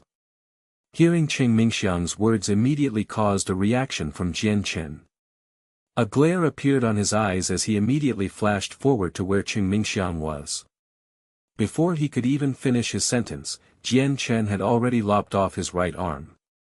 Qingmingxiang stifled a shout as his face flashed with pain. He was not like Ka Diyun or Luo Jian, who had both screamed. The scream of pain had already been suppressed in his throat, but his face was still warped into a different expression. It would seem that his pain threshold was greater than the other two. Jian Chen's ice-cold gaze landed on the three people and he coldly said, "Today, I cut off your arm, but if there's a next time, I will take your life. Don't think I am bluffing, I will be true to my word." Jian Chen's eyes swept over to where the other students laid. As he looked at each student, they stared down at the ground in fear. Whenever Jian Chen had looked at them with his bloody sword, none of them had even the smallest idea of trying to get revenge. Jian Chen looked at his bloody light wind sword, and with a single thought, he held the sword with the point facing downwards. All of the blood accumulated on the sword started to accumulate at the tip of the sword and slowly started to drip down onto the dusty earth, restoring the light wind sword to its original bright glory. With the light wind sword finally clean, Jian Chen returned to where Chongyang was. After seeing his bloody brother, the icy stare on Jian Chen's face softened as he said with concern, "Big brother, let's go back now." Chongyang nodded his head dumbfounded. Right now his eyes were wide open after watching the entire fight that had just happened. Even though he had personally witnessed Jian Chen's victory, he was still having a hard time in believing it. Jian Chen lent a hand towards the bloody Chongyang and the both turned around to walk back to his dorm by a secluded road. But despite this, the both of them would still see enough people that would spread the news that Chongyang was heavily injured around the academy. Not long after Jian Chen had returned back to his room, the students lent a hand towards the three injured students and began their slow walk towards the academy. The moment the academy came into sight, everyone went into an uproar. especially for the 3 students each missing an arm. Nobody could believe their eyes at what they had seen. The news of the injured students spread across the academy with rapid speed. The news had even spread to the teachers, who immediately reported it to the vice headmaster Baiyan. When Baiyan had heard that Qing Mingxiang, Luo Jian, and Ka Diyun had their arms cut off, he placed extra importance on the matters and immediately relayed them to the medical experts of the academy. As Baiyan arrived at the medicinal wing of the academy, a large group of people had already gathered on the outside as they clamored around for news. Vice Headmaster Chang Baiyan pushed aside the crowd of students, and directly forced his way up to the medicinal wing to see the situation. There were currently a dozen blood-covered students lying on stretchers. In the middle of the room stood 2 middle-aged men and a woman currently closing their eyes. They had their hands spread out above 3 of the students, emitting a milky white light from their hands that enveloped these students. Shrouded in milky white rays of light, the 3 students' terrifying wounds were being quickly sealed before their very eyes. The speed of the healing was unfathomably fast, and within a short breath, the 3 students' wounds had already disappeared without a trace. Once the wounds disappeared, the expressions on the 3 students' faces clearly changed. Now they showed no traces of pain, on the contrary, they looked a lot more relaxed now. At the same time, one could see traces of alarm in the depths of their eyes. After treating the 3 students, the 2 men and 1 woman showed their humble appreciation to Baiyan. Soon after, they continued to treat the remaining dozen or more students in the middle. The vice headmaster had an ugly expression on his face as his gaze swept across the dozen students. His gaze lingered for an especially long time on Qing Mingxiang and the other 2 that had lost their right arms. His expression fell as he bellowed, "What happened here? Who wounded you to this extent? Could it be that you encountered someone from outside? Humph, don't they know that everything within this 100-kilometer perimeter is Kargath Academy's territory? To think that someone would dare to enter Kargath Academy and injure its students, this is really absurd." Baiyan was fuming. It was very obvious that he thought that Qing Mingxiang and the other dozen students had been hurt by some people from the outside. "Vice Headmaster, it was Chongyang Xian Tian, we were all injured by Chongyang Xian Tian," a student weakly cried. "That's right, Vice Headmaster, you have to demand justice for us. Chongyang Xiang Tian not only heavily injured us, but he even cut off the arms of Lord Cheng and the 2 others. Vice Headmaster." Baiyan was completely shocked into a daze by these words. He only felt disbelief. Among these dozen students, the weakest person was at least a lower saint. There were even some middle saints, and 1 upper saint among them. With such a lineup, even if they encountered a great saint, they would still definitely be able to overwhelm him. He really couldn't believe that so many people had actually been beaten black and blue by a freshman that had only just broken through saint level a few days ago. Baiyan couldn't accept this fact at all. After confirming what actually happened, Baiyan's expression immediately grew serious. His heart had already sank to the utmost degree. He immediately looked for the headmaster. What happened here was far too complicated for Baiyan to resolve. After Baiyan recounted the entire situation to the headmaster lost his calm. He jumped up from his chair with an expression of utter shock and said, "What? Is what you said really true? Qing Mingxiang, Luo Jian, and Ka Diyun all had their arms cut off by Chongyang Xiang Tian?" "Yes, Headmaster, I personally made a trip to see. The 3 individuals' arms were indeed cut off," said Baiyan solemnly. "AI," the headmaster sighed heavily and said, "This time the situation has worsened. This Chongyang Xiang Tian is far too impulsive. Ka Di clan and Luo clan are of no problem, however, Huayun sect is not someone the Chongyang clan can afford to offend. Headmaster, what should we do now? Our Jian kingdom had much difficulty producing a genius like Chongyang Xiang Tian. We can't just stand by and watch a genius with limitless potential die when he had not yet finished maturing. Otherwise, this would really be too major a loss for Jian kingdom." Vice Headmaster Baiyan said in a heavy tone. Chapter 64, Goodbye Chong Bai. The headmaster murmured quietly, "What you said is correct, Chongyang Xiang Tian must be protected. Bai En, you stay here and resolve the matters in the medicinal building. I will go to the Chongyang clan immediately. Otherwise, if we were to wait for the experts of the Hua Yun sect to arrive, the situation will become too terrible. After, the headmaster walked towards the frame of the window and jumped out of it. Then just like a big bird, he immediately flew into the sky with frightening speed and flew off into the horizon. Seeing the headmaster disappear into the horizon, Bai En let loose a sigh. Chongyang Xiang Tian has really disturbed the peace this time. If he had only just beaten them, then the situation wouldn't be that bad, but he had to go and cut off Qing Mingxiang's arm. Although it's not like the arm can't be reattached, but the strength needed for this is too high. Even the Hua Yun sect cannot invite a rank 7, Radiant Saint Master with ease. By this point, the entire academy had heard about the 3 students who had their arms chopped off by Chongyang Xiang Tian. It was the topic of discussion amongst every student, and with that, Chongyang Xiang Tian's strength had created another shock between the teachers and students. While the academy was talking about that, Jian Chen sat cross-legged on his bed as he began to reflect upon his actions. He knew in his heart that by chopping off the arms of Qing Mingxiang, Luo Jian, and Ka Di Yun, he had brought upon a great deal of trouble on himself. However, he didn't regret what he had done at all, so all he could do right now was ponder deeply on how he could deal with the wrath of the 3 groups. The day went by quickly and soon became night time. Dong dong dong. A loud knocking sound came from the other side of Jian Chen's room. Hearing the sound, the crossed-legged Jian Chen slowly opened his eyes. Looking down to see the various Class 1 monster cores without energy, he sighed silently before looking towards the door. Who is it? Chongyang Xiang Tian, this is Vice Headmaster Chong Bai En. Came Bai En's familiar voice from outside the door. Jian Chen immediately got off his bed and walked over to open the door. Vice Headmaster Chong Bai En was standing right outside his door, with an unsightly expression. Vice Headmaster, what's wrong? Jian Chen asked in a conversational tone. He already guessed what the Vice Headmaster had come for, but his heart was still extremely calm and unwavering.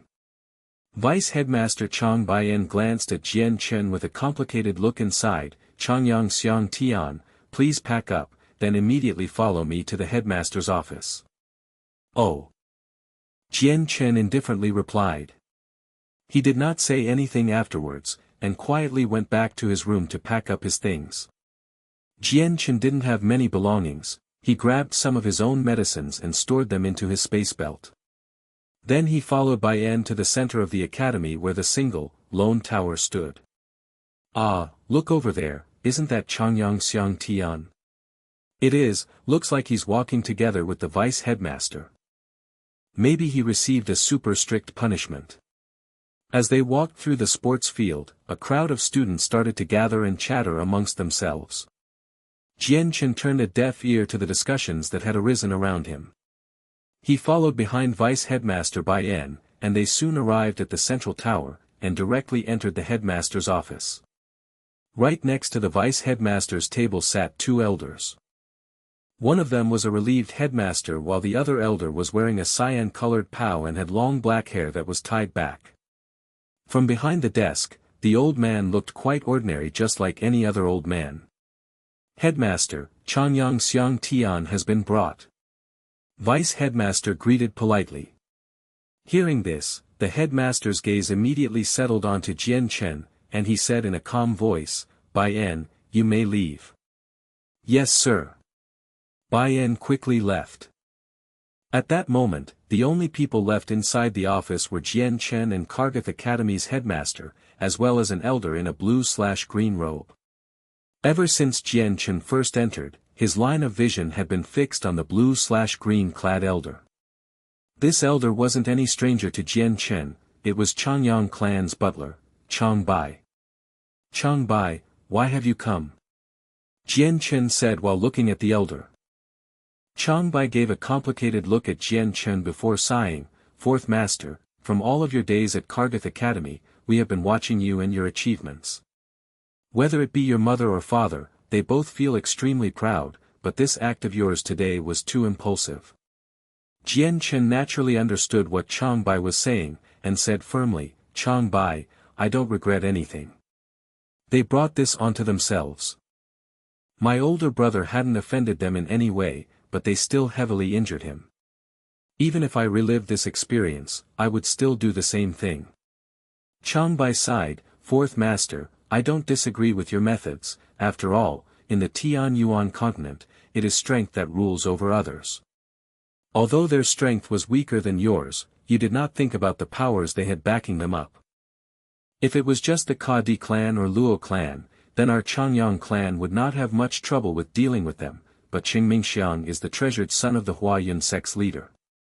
The Huayun sect holds the biggest amount of power in the Jian kingdom after the royal family, so this is a power the Chongyang clan cannot afford to provoke. Chongyang Xiang Tian, the Huayun sect's strength is quite formidable. Although they aren't as powerful as the royal family, even the royal family is afraid of any consequences from meddling with them. Currently, among the top 6 experts in Jian kingdom, the Huayun sect alone takes up 2 of those spots. The headmaster said with a serious expression. Jian Chen's expression also gradually grew more serious at these words. At that moment, a light knock came from outside the door. A respectful voice rang out from outside, Respected headmaster, Chongyang who has been brought. Enter. The headmaster said. The door opened, and a teacher walked in leading Chongyang Hu. Chongyang Hu was currently wearing a new academy uniform, but scars still clearly covered his face. Changbai. Chongyang Hu yelled the moment he walked in, he was unable to contain his emotions as he spoke with astonishment. The teacher didn't enter the headmaster's office. After sending Chongyang Hu in, and sending the headmaster his respects, he lightly closed the door and left. Changbai's eyes lingered onto the scar on Chongyang Hu's face, his pair of ordinary-looking eyes finally revealed some fury in them. Without any other external movements, he spoke, Eldest Master, you've suffered greatly. Chongyang Hu shook his head without any mind, and said, It's just a bit of injury, nothing major. However, Changbai, why did you come to the academy? Chongyang Hu asked in confusion. Changbai's face didn't react in the slightest, and instead said gently, Eldest Master, Fourth Master, you should go pick up the rest of your things. Jian Chen quietly nodded without saying a word. I've already packed everything, Changbai, did you come to take me away? Chongyang Hu asked in a reluctant tone. Changbai nodded, correct, I've come today to pick you 2 up and depart from the academy. It would be unwise for you 2 to continue living at Kargath Academy. Hearing this, Chongyang Hu's expression became dark. He had spent quite a long time at Kargath Academy, and had already developed special feelings of attachment towards it.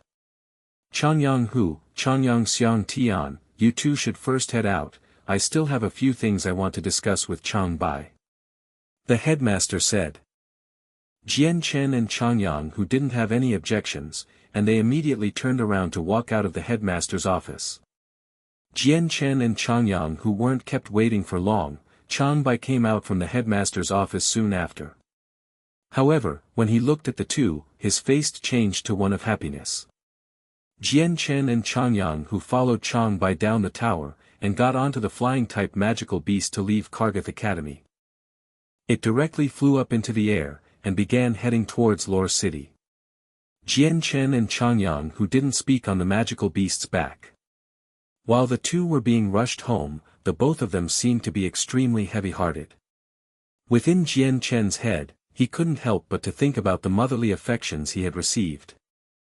Although Jian Chen wasn't a kid in his mind, he had never dealt with such an experience before, and so this motherly affection was a new thing, so Jian Chen had a very low resistance towards this. In Jian Chen's mind, he could not help but recall his previous life in the Chongyang household. His mother had been wholeheartedly caring towards him, and had loved him dearly every step of his life. This made Jian Chen's frozen heart, which had never experienced a mother's love before, become a sea of warmth, and he enjoyed and treasured this feeling. Time quietly passed as the Class 4 magical beast soared through the air at high speeds and caused the wind to constantly whistle in Jian Chen's ear. Jian Chen's black, waist-length hair was blown messily in the air as it danced in the wind. Especially now that he had a handsome and dashing appearance, he looked as confident as ever as he rode on top of the flying magical beast with ease. The flying magical beast crossed over many different villages and cities under the guise of the pitch-dark skies. After a few hours of flying 1,000 kilometers above the ground, they finally arrived at Lore City. Under the control of Chongyang, the eagle beast descended onto the grounds of the Chongyang mansion. The servants who managed the rear courts had long since left the area, leaving behind only the most loyal of guardsmen. A large gust of wind descended upon the courtyards as the eagle beast came down from the skies and landed onto the ground as the three males climbed down from it.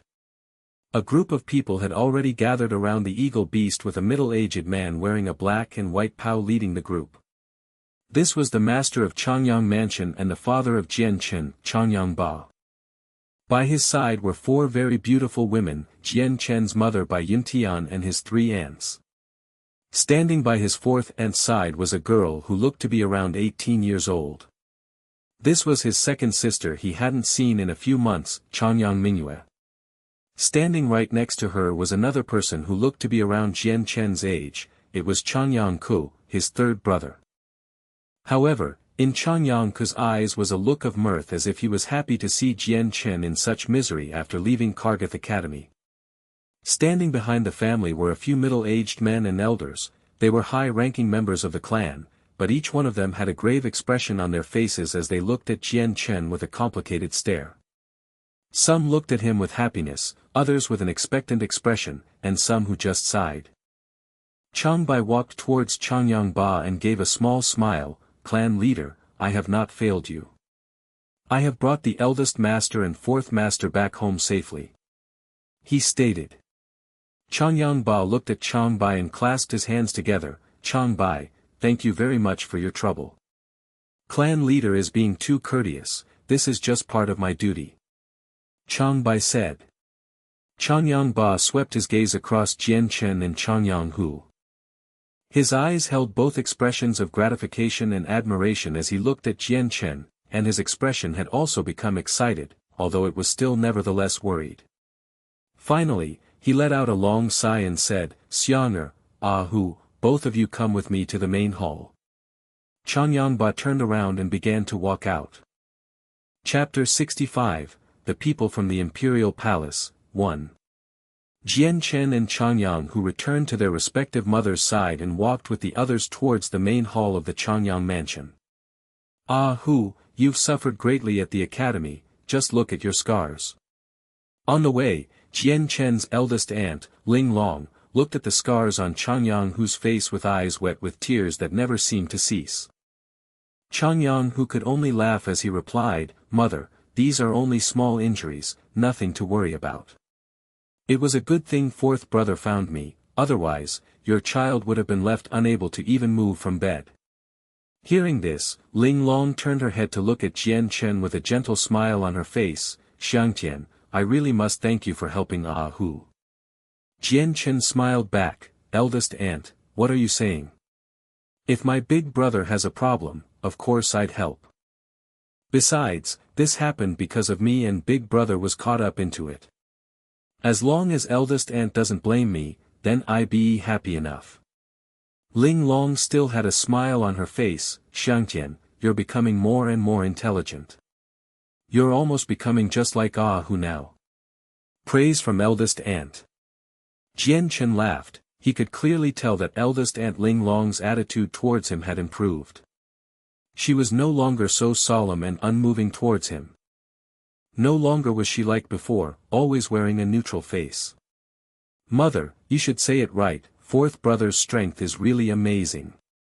Before he was even a saint, he could easily hunt and kill Class 2 magical beasts. And after he did become one, even the combined powers of the geniuses of cultivation of Kargath Academy, despite having the genius upper Saint Ching Mingxiang among their ranks, were beaten in under 3 minutes. The 10 other who followed them were also easily beaten up by fourth brother as well. Chongyang, who was clearly excited, his voice was rising in volume as he spoke. Mother, you didn't see the fight, but I did. Although fourth brother was by himself, he had beaten a dozen people until they were covered with bruises in the blink of an eye.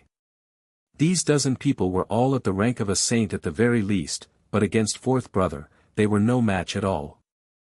Hearing this, Jian Chen's mother Bai Yuntian beamed with happiness as she looked at her son with loving affection. Humph. A cold sneer came from the side. It was from Jian Chen's third aunt, Bai Yushuang, who continued to say, amazing is amazing, but it was this amazingness that provoked the Huayun sect. Chongyang Xiangtian's amazingness is practically inviting danger to our Chongyang mansion. Jian Chen's eyebrows furrowed together. His third aunt Bai Yushuang had always treated him with prejudice since he was young. Jian Chen's mother, Bai Yuntian, was extremely discontent. However, the one that had caused trouble was her own son, and even she slightly felt that he was in the wrong. In addition, his relationship with Bai Yushuang was never good. Thus, she couldn't claim he wasn't guilty either, otherwise the little feud between the two would only grow. Forget it, third sister. What's happened has already happened. Discussing it now isn't of any use. What we should do now is to properly consider how we should deal with it. Jian Chen's second aunt Yu Fengyan explained. Forget it, third sister. After all, Xiangtian stirred up this trouble for the sake of saving Hu. You can't blame everything on Xiangtian. Ling Long sided with Jian Chen. Seeing that there were actually two people supporting Jian Chen, Bai Yushuang could only snort and stay silent. Bai Yuntian sighed, her gaze held both love and worry as she looked at Jian Chen and said, Xianger, we know of all of your achievements at Kargath Academy. You are my pride and glory, but I also think that your actions this time were too brash. To think that you even cut off the Huyun sect leader's son's arm. Do you know that with this, you've not only caused major trouble for yourself, but you've also dragged the entire Chongyang clan in with you as well? A trace of guilt was shown on Jian Chen's face as he said, Sorry mother, I have brought a great trouble to our clan. Xiangtian, what happened has already happened. You should stop blaming yourself. Right now we need to go to the main hall quickly to discuss how to settle this conflict. Second aunt then closed her mouth. After that, the group started to pick up their pace as they headed towards the main hall. At this moment within a splendid palace, the Emperor of Jessen Kingdom held a letter in the middle of his hands. Creasing together his eyebrows, he let out a long sigh before saying, This Chongyang Xiangtian is truly too impulsive, he has made a great mistake by cutting off the right arm of the Huayun sect's Qingmingxiang. This type of situation is something the Chongyang clan cannot stand up against. The Emperor released the letter and watched it drop to the table. Servant, call the armored forces commander Bai Dao to come quickly. Yes, your majesty. As the Emperor gave out his command, the court eunuch hurried out to obey his orders. Soon enough, a black armored middle-aged man came walking into the room. This man's appearance was rather ordinary looking, but he had a resolute expression on his face. His eyes shined brightly below his scarred face. The scars ran across his entire forehead, causing people to jump at his terrifying appearance. The man walked towards the Emperor before stopping 10 meters away from him. Your Majesty, this servant knows not why he has been called here. The Emperor slowly stood up as he grabbed the letter in his hand and handed it to the man. Take a look. Hearing this, the middle-aged male wearing black armor received the letter from the Emperor and opened it to begin reading. After he finished, his expression had become extremely heavy. I hadn't imagined that he would actually stir up so much trouble. The black-armored man let out a long sigh as his expression became anxious. The younger generations always seem to be so arrogant and impulsive. The Emperor sighed, Bai Dao, ever since you joined the armored forces 20 years ago, you've never returned back to your homeland. Take this opportunity today and visit. Yes, your Majesty. A complex look flashed in the armored youth's eyes. The Emperor's expression suddenly turned serious as he said, Bai Dao, when you return this time, you must persuade Chongyang clan's people to send Chongyang Xiangtian over here as quickly as possible. Otherwise, once the Huayun sect goes looking for them, the conflict will grow even more. Only by sending Chongyang Xiangtian away, in addition to us mediating between them, will the conflict between the Chongyang clan and the Huayun sect be temporarily stabilized. Right now, all of the neighboring nations are already beginning to stir. It seems that they've never let go of the idea of attacking my Jian kingdom's territory. At a moment as critical as this, nothing can be allowed to occur within the kingdom. Otherwise, the end result will be too horrible to even think about. Chongyang Xiangtian is a genius from the heavens with unlimited potential. His future prospects truly cannot be measured, may be the only source of hope that Jian kingdom has ever had in the last few hundred years. For this reason, Chongyang Xiangtian must be protected at all costs. Although we cannot guarantee his future achievements will go smoothly, we cannot allow him to get involved in an accident within our Jian kingdom. The emperor spoke with a hard face. Hearing this, the armored youth showed a proud and joyous expression. He suppressed the rising emotions within his heart and said, "Young Majesty, Bai Dao understands what he should do now." The emperor nodded his head and said, "Bai Dao, there's no time to lose. You must head out to Chongyang Mansion immediately. With your strength, you should be able to arrive there before sunrise." "Yes, Your Majesty." Within the great halls of the Chongyang Mansion, Chongyang Ba sat down onto his throne, with Jian Chen on one side and his fellow wives on the other side. Sitting a few steps below was the relieved housekeeper Chong Bai. Chongyang Ba had a look of worry on his face as he looked at his son Jian Chen. Xiang'er's situation at Kargath Academy should be known to everyone here already. The Huayun sect leader's son had his right arm cut off, so the Huayun sect will definitely not let this matter go. Please offer up what solutions you may have. Hearing this, everyone in the hall went silent. The Huayun sect was the biggest force of power aside from the royal family in the Jian kingdom and didn't fear the emperor's power at all. The Chongyang clan wouldn't be able to resist their sect since Qing Mingxiang was like a treasured son of the sect leader.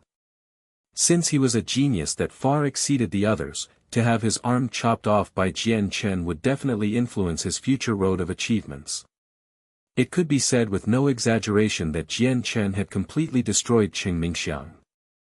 So for that reason everyone knew within their hearts that there would be no way for the Huayun sect to forgive this matter. Everyone was still silent before finally a 60-year-old elder said, "The best way to solve this problem is to find and invite a Radiant Saint Master to help repair Qing Mingxiang's arm." However, only a rank 7, Radiant Saint Master would have the power to do something on this level. Our Chongyang clan would not be able to easily call on such a person. Not only that, but rank 7, Radiant Saint Masters are extremely rare within the Tian Yuan continent and many of them are wanderers. It would be easier to climb to the heavens than to find one, so the possibility of healing Qing Mingxiang's arm is practically zero.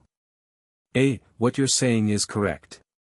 In my opinion, our only chance of appeasing the anger of the Huayun sect aside from finding a Radiant Saint Master is to have the Emperor and the royal family back us up.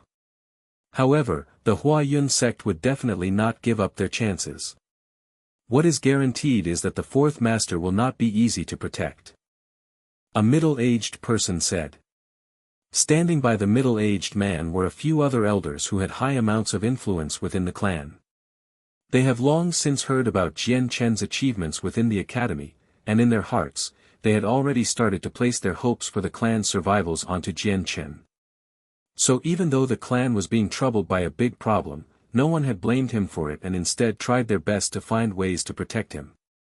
Not only that, but with the arranged marriage between him and Princess Golan, then after the marriage, the Chongyang clan would be able to rise higher in power. If only the ancestor was still here. An elder sighed helplessly. Hearing this, Chong Bai's eyes lit up. That's right, if the master was here, then our clan wouldn't need to assemble here today to figure out a solution. It's a shame, the master has already been gone for dozens of years without any notice. We don't even know if he is alive or not. The crowd went silent after hearing that. Jian Chen's heart pulsed after hearing Chong Bai talk. From his few years at the Chongyang mansion, he had never once heard about this ancestor or Chongbai's master come up as a topic before. Although he had only just heard about the two, he was sure in his heart that these two people were actually very strong and had power incomparable to anyone else. Most likely the two were not afraid of the Huayun sect and were former elders of the clan. Jian Chen didn't bother to think about his question long, and immediately dismissed it from his mind. Seeing how the hall was still silent, Jian Chen hesitated slightly before saying, "Father, it would be better for Chongbai's eagle beast to send me out. As long as I do not remain within Chongyang mansion, I am sure the Huayun sect will not act upon the clan if they truly do come." "No. Absolutely not." The moment Jian Chen spoke, Bai Yintian and Chongyang Ba's voices both simultaneously rose up in objection. Both of Bai Yintian's hands tightly grasped onto Jian Chen's own hands as her eyes gradually became misty before tears started to stream down her face. She cried, "Xiang'er, don't say such foolish things. The Tianyuan continent is very dangerous, and it's not as easygoing as you think it is. You have not yet explored the world, so you don't know what rules must be followed in order to survive. Your strength is still too low, Mother will definitely not let you go on such a foolish endeavor." Chapter 66, The People from the Imperial Palace, 2. That's right, Xiang'er, what your mother said is correct. The world isn't as peaceful as the academy is, it's filled with slaughter. And with your current strength, being able to survive won't be that easy. Forget about this idea, I absolutely won't agree to it. Chongyang Ba said seriously. Although he spoke in an ordinary tone, he had been firm in rejecting Jian Chen's idea. Jian Chen already knew that it would be hard to get his family to agree to this plan, but he continued to speak, "Father, Mother, please don't worry about me. Your son may not be strong, but I am still able to protect myself. I've read many books from the academy library, and so I have some familiarity on how to survive within the Tianyuan continent. Once your child leaves Chongyang mansion, then that'll be one less problem for the clan. Fourth Master, the situation isn't as simple as you think. If the Huayun sect were to find out that you are no longer within the Chongyang mansion, then I'm afraid that they would send out many of their numbers to pursue you. And with the Huayun sect's power, you won't be hard to locate." A white-haired elder spoke. In his heart, he had placed Jian Chen as the hope for the clan's future, and definitely did not want to see him die prematurely. He was a 15-year-old saint who was stronger than an upper-level saint, and bordered along the powers of a great saint. This meant that he was a genius from the heavens that would shake the entire Tianyuan continent. To some of the men here, Jian Chen was no longer just a regular person, but a glowing human treasure that could give them boundless wealth. For that reason, within the hearts of the high-ranked elders, they all just wanted to protect Jian Chen so he wouldn't suffer a blow to his future potential. Jian Chen let loose a big smile. "Everyone doesn't need to worry, I've read up about a lot about the continent, so I'm sure that I can keep away from the Huayun sect's grasp." "Definitely not, Xiang'er. This is still too risky, it's not worth the trouble." Chongyang Ba immediately shot down the proposal. "Xiang'er, don't worry about a thing. While the Huayun sect may be very strong, our Chongyang clan won't be such an easy pushover, and although our ancestor has been gone for some years, his reputation is still widely known. The Huayun sect wouldn't dare to be so forward with our clan. So just stay within the mansion, I will do my best to protect you." Jian Chen inwardly sighed to himself. With such a resolute objection, there would be no way for him to convince his father otherwise. "That's right, Xiang'er, this idea of yours is far too risky. Even if you could escape from the Huayun sect, the life of the Tianyuan continent is not as straightforward and simple as the books say. Please just obediently stay at Chongyang mansion, your father and your uncles will do their best to protect you." Bai Yintian gently pleaded with Jian Chen. "Cool." Chongyang Ba cleared his voice. "That's enough, let's first talk about how we'll deal with the Huayun sect. I'm sure they have already heard about this situation and will arrive at Lore City soon, so we are pressed for time." Chongyang Ba stated once more. The entire crowd within the main hall went silent as they all started to think about the situation. If His Majesty helps us, then that means the arranged wedding between the fourth master and Princess Golan is still on. So in the end, the fourth master will still be the son-in-law to the emperor, so I'm sure His Majesty won't sit around and do nothing. Someone said. Chongyang nodded his head in contemplation and said, if His Majesty wants to support us, then he could temporarily suppress this situation, but this will no doubt bring His Majesty quite a headache. It is unfortunate timing right now as well. The neighboring countries have been inconspicuously sending soldiers to the borders. Most likely, they want to invade the richly fertile lands of the Jian kingdom. So right now, His Majesty definitely would not want to get onto the bad side of the Huayun sect. After all, this is a matter of life or death for the kingdom. Without the two heaven saint masters from the Huayun sect, even the strongest fighters would be hard-pressed to fight against the other kingdom soldiers. Although the fourth master has a very strong potential, and also has high expectations from His Majesty, the fourth master's future achievements currently cannot be confirmed. Not only that, but the fourth master is still young, so there is still a long time before he can fully mature. With the kingdom on the verge of a war, there is simply not enough time for them to wait around for the fourth master, since we're not sure how long it'll be before the kingdom either wins or loses. The kingdom will need as many strong saints as possible in order to help win the war, so it's not clear if His Majesty will help us or not. The people in the main hall continue to attempt to come up with other ways. However, despite having contemplated for an entire evening, they were still unable to come up with any workable method. The night flew by quickly under the strained atmosphere the dozen people were in. The sky had already begun to brighten, it was already close to dawn. After an entire night of discussion, everyone's expressions looked exhausted. At this moment, a Chongyang clan patrolman came running in, reporting to the clan leader, there is a person named Bai Dao waiting outside the mansion who wishes to see you. Bai Dao. Chongyang Ba exclaimed under his breath with a contemplative look. His eyes shined brightly as he stood up from his throne, quickly invite him in. Yes sir. The guard responded, and quickly left. Hearing the name of Bai Dao, Bai Yuntian started to tremble from where she was standing with a look of happiness. But soon that look changed into one of puzzlement. Jian Chen became confused as he noticed the change in his mother's expression. He had never heard of Bai Dao before, however, judging from his mother's reaction, this Bai Dao most likely had some type of relationship with his mother. Jian Chen slowly approached his mother before asking, Mother, who is this Bai Dao person? Bai Yuntian slowly turned around, her eyes looking at her adored son, Xiang'er, Mother will tell you about this in a bit. Okay. Jian Chen nodded and did not inquire any further. Not too long after, a black-robed male came in with long strides. The man had a determined look on his face and his eyes refused to stop shining with energy. Looking at the man's forehead, many different scars could be seen. Chongyang Ba stopped his actions and walked up to the center of the discussion hall. He greeted and smiled, Brother Bai Dao, I can't believe it's been 20 years since we last met. How have you been? The middle-aged man named Bai Dao greeted back and said, I've been okay.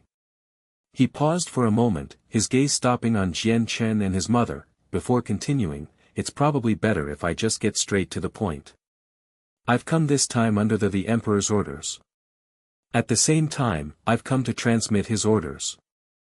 Hearing this, Chongyang Ba's face became solemn as he asked, Brother Bai Dao, could this concern Xiang'er as well? Bai Dao nodded his head, that's right, His Majesty has allowed your Chongyang Xiang Tian to be escorted far away from Lore City. Only by doing this will the conflict between Chongyang Mansion and the Huayun sect be temporarily abated. Chongyang Ba furrowed his eyebrows together. In his heart, he did not want to follow along with this solution. Bai Dao continued, the trouble this time really is a bit too great. Qing Mingxiang is Huayun sect's only son, and he's a talented person that will eventually become Huayun sect's next leader. For Chongyang Xiang Tian to have cut off Qing Mingxiang's right arm destroyed him without question. Thus, the Huayun sect will definitely not let this matter drop lightly. The Huayun sect has two heaven saint masters, people that the Chongyang clan cannot afford to fight with. Although His Majesty also has 2 other Heaven Saint Masters by his side, but with trouble brewing at the borders of the country, then the Jessan Kingdom will be involved in a war soon enough. By that point, His Majesty cannot afford to get on the bad side of the Huayun sect. It is only with Chongyang Xiang Tian being escorted out of Lor City and under the control of His Majesty that this situation can be solved temporarily, and fix the issues within the Jessan Kingdom. Could it be that there's really no other way? Jian Chen's second aunt, Yu Feng Yen asked. None. Bai Dao shook his head, his tone filled with complete certainty. Bai Yuntian's expression turned ashen, and she said in a trembling voice, however, the people outside are dangerous. Xiang'er's strength is still weak, he'll definitely suffer through a lot of hardships. Bai Dao gave a profound look at the Jian Chen sitting next to Bai Yuntian and said, one must suffer hardships in their life while upholding their dignity as a person. It is only after they suffer through thick and thin that they can mature into an independent person. You both pamper him too much, this won't do him any favors, it's actually harming him. Hearing Bai Dao, a few of the gathered people nodded their heads in agreement. There was a great deal of logic within his words. Chongyang Ba still looked hesitant at this idea. Jian Chen swept his gaze over his surroundings. He knew that this was his chance to strike out for an advantage and said, Father, just let me leave. I am confident that I can cope with anything that I'll encounter in the future. Moreover, I really want to go outside to travel the world. Clan leader, since the 4th master had originally planned to leave the mansion, what Bai Dao said is correct. This may be the only way to solve the conflict between the 2 groups. With this method, the 4th master will definitely learn a lot. Even if the 4th master is a genius that surpasses others, his experience is still what matters most. Chang Bai said. Chongyang Ba helplessly sighed and said, fine. Since Chang Bai also agrees to this suggestion, then Xiang'er will leave Lor City and experience the outside world for a while. I'll let a few devoted guards leave with Xiang'er to keep him safe outside. Once he heard that guards would be dispatched to protect him, Jian Chen's brows couldn't help but knit together as he said, Father, there's no need to dispatch guards. I want to go adventure outside alone. Xiang'er, going out by yourself is still far too dangerous. At the very least, please take some guards to go with you in case you come across any trouble. Bai Yuntian held on to Jian Chen's hands in concern. With the current matters, she was powerless to change the decision and so she could only try to accept this decision calmly. No need, mother. I don't want to bring guards out, if that happens, I'll be too easy to target. I think that going out alone is easier. Jian Chen's attitude was extremely firm. In reality, in his opinion, having a few guards by his side was a type of burden. In addition, once outside, he couldn't always be as cautious with conserving his strength as he was at home. He still had many secrets that he couldn't let anyone in his family know of. Chapter 67, by Clan. Chongyang Ba wanted to reject Jian Chen's proposal of going alone, but Jian Chen had been adamant in his decision. So in the end, Chongyang Ba had no choice but to agree. After the discussions were over, Bai Dao said, from what I heard in the royal palace, the Huayun sect has already received the news and is moving towards Lor City at top speed. They'll be at Lor City by late afternoon at the very latest, so it would be best if you send Chongyang Xiang Tian away from Lor City as soon as possible. Otherwise, it'll be too late by nighttime. Everyone's faces became solemn once more. Then, Chang Bai stood up and said, then let's have the 4th master gather his things before I take him away on the eagle beast. Soon after that, everyone started to leave the main hall. Xiang'er, please go to mother's room, there are matters we must discuss. Bai Yuntian said as she walked towards her room. After entering her room, Bai Yuntian pulled Jian Chen with her to sit with him. By this point, Bai Yuntian's cheeks had tears streaming down her face. She knew in her heart that after Jian Chen left Chongyang Mansion, it would be a very long time before the mother and son would be able to meet again. Life in the Tianyuan continent was complex, and Jian Chen didn't know what hardships he would go through or what unfortunate events would happen to him, so this was possibly the last time the mother and son would ever see each other again. Xiang'er, you are no longer young in age and you'll soon be leaving this place. So there are things that mother should tell you first. Bai Yuntian's tears shone like sparkling crystals as they dripped from her face. Xiang'er, didn't you ever think why it was strange that you didn't have a grandfather or grandmother? Jian Chen nodded his head without making a sound. Bai Yuntian continued to say, Xiang'er, your mother is actually not from the Jessen kingdom. My homelands originate from one of three biggest empires, the Karl Empire. Not only that, but my Bai clan has been a powerful family that goes back for over 1,000 years. It had a powerful influence stronger than that of the Hua Yun sect and resided in the king's city Manhwa city. Your grandfather was a powerful saint ruler, while you have 4 other great elders who have reached the Heaven Saint Master level and hold high positions in our Bai clan. Bai Yuntian sighed, it's a shame good things don't last forever. While your mother was still young, your grandfather received a letter and never returned, leaving behind no information at all. 20 years after the disappearance of your grandfather, the 4 elders of the clan sent 2 people to look for him. 2 days after their search began, however, an astonishing piece of information was reported: the 2 that were sent out had been killed in the countryside. Bai Yuntian's face was full of sorrow after saying that. This piece of information was like a bolt of lightning coming from a clear sky. While the 2 elders were only at the Heaven Saint Master level, they were still considered as some of the strongest in the Tianyuan continent, so it was inconceivable to think that they could be killed. The elders didn't even have time to run, and so to this day, the Bai clan are still clueless on what enemy could be strong enough to have such a grudge towards our Bai clan. Your grandfather may have encountered something similar as well. Unfortunately, our mysterious enemies didn't even give us time to catch our breath. On the very same night of the murders, a huge group of mysterious men invaded our Bai clan. They were all very strong, and the remaining 2 elders were unable to repel them. Ultimately, they got killed. Without the powerful elders, there were no longer any strong people left to protect us. At that moment, some loyal members of the clan tried to help a group of us escape the massacre, but in the end, only your mother and uncle were left. It was only after your uncle and I hid in a family home that we were able to escape from Manhwa City with our lives. After hiding for a few hours, we turned our heads and immediately left via a mercenary caravan heading towards the Jessen kingdom. The tears were still flowing from Bai Yuntian's face as she cried in deep sorrow, Xiang'er, at that moment of greatness, we had over 1,000 members to our name. But to this day, all that remains is your uncle and the 2 of us. You must remember that you not only have the blood of the Chongyang clan in you, but the blood of the Bai clan as well. You must carry on the Bai clan's name, so please remember to protect yourself. Do you understand? Jian Chen nodded his head in silence as his heart churned with emotions.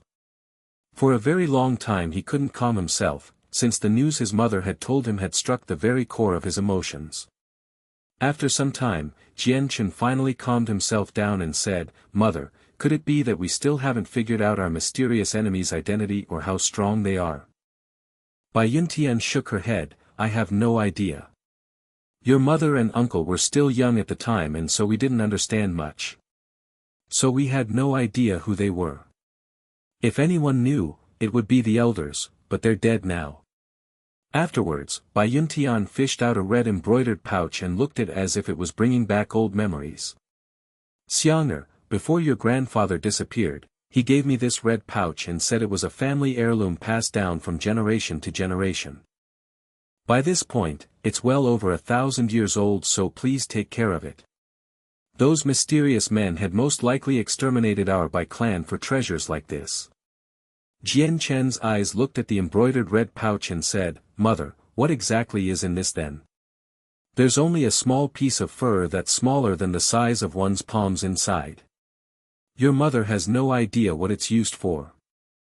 Bai Yuntian placed the red pouch onto Jian Chen's hands and said, Xiang'er, even if this pouch only has fur in it, it's still a family heirloom, so there's no way this piece of fur is not simple at all.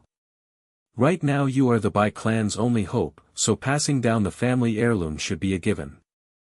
I hope you protect yourself well, but it's best if you keep this pouch hidden at all costs. Although it'll be unlikely to come across a person that recognizes it, it's better to be safe than sorry. Jian Chen silently nodded as he took the red pouch. Dong dong dong. At that moment, a knock was heard on the door as a voice called out from the other side. Quickly wiping away her tears, Bai Yuntian called out, "Who is it?" There was no sound outside the door for some time. Eventually, a voice said, "Sister, it's me." Hearing that familiar voice, one that he had not too long ago heard, Jian Chen stared blankly at the door. It was the man from the palace, Bai Dao. Hearing the voice, Bai Yuntian looked puzzled before saying, "Come in." The doors opened as a black-robed man slowly walked in. It was precisely Bai Dao.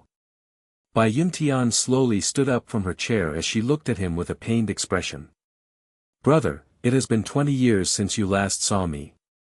I had thought that you had already forgotten about me." Jian Chen's stare hardened. From the fact that his mother called him her brother, he could already tell that the middle-aged man in front of him was his uncle. Bai Dao sighed. "Sister, I'm sorry, your older brother was wrong to not visit you during the last 20 years. In truth, your brother never forgot about you, it was just that the burdens your brother was carrying were too heavy to bear. Vengeance for our Bai clan will definitely be carried out by me. Sister. Your brother will live out the rest of his life for the sole purpose of revenge." Bai Yuntian sighed as well, before turning her head to look at Jian Chen. "Xianger, this is your uncle, Bai Dao." "Uncle." Jian Chen spoke. This was the first time he had uttered the word, as well as the first time he had seen him up close. Bai Dao sized up Jian Chen before offering a smile. "Xiang Tian, I have heard about you, word of your accomplishments has resounded through the capital, and have even been whispered of inside the royal palace. You are truly worthy of being a descendant of our Bai clan. I eagerly anticipate the day when you have grown strong and honorable. Do not disappoint me." After talking, Bai Dao immediately grew solemn once more as he faced Bai Yuntian. "Sister, I know you hate to see Xiang Tian leave, but there is no other way. As it stands now, the Chongyang clan cannot oppose the Huayun sect, but if Xiang Tian leaves, the situation will improve dramatically for both the clan and Xiang Tian. Letting Xiang Tian stay in the mansion will bring no good benefits. It may even cause the Chongyang clan to end up like our Bai clan. Right now we just need to smuggle Xiang Tian away before nightfall.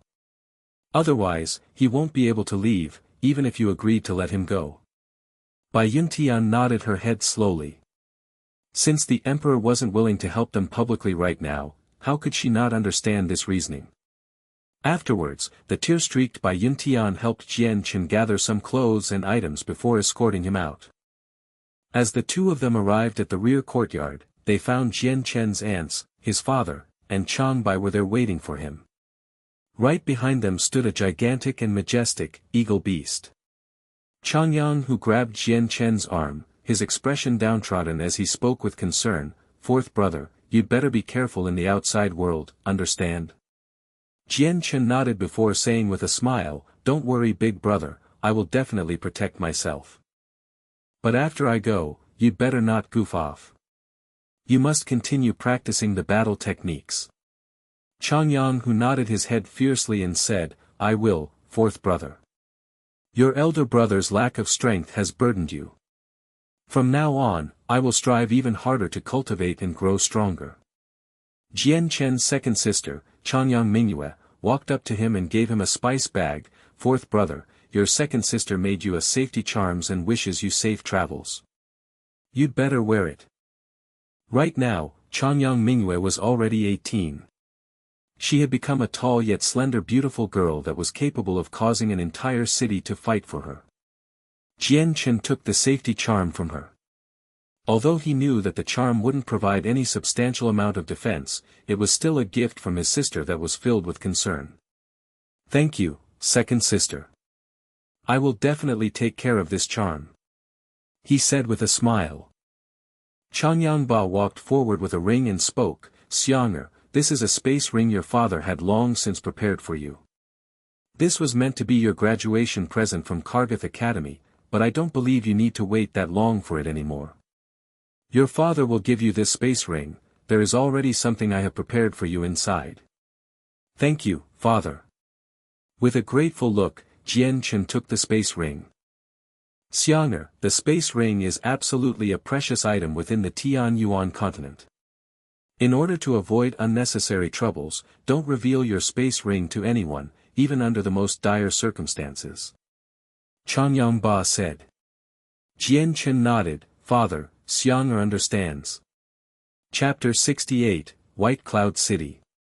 After everyone had finished talking, Jian Chen left with Changbai on the back of the eagle beast and immediately departed from Lore City. Sitting on top of the eagle beast, Jian Chen stared at the receding city walls with a complicated look on his face. It's been over 15 years since he came into this world, and he has only left the confines of the mansion and Lore City twice. The first time he had left Lore City was to go to Kargath Academy, but this time, the reason was no longer the same. Jian Chen understood that after leaving, he wouldn't see his family again for a very long time, and would have to fend for himself.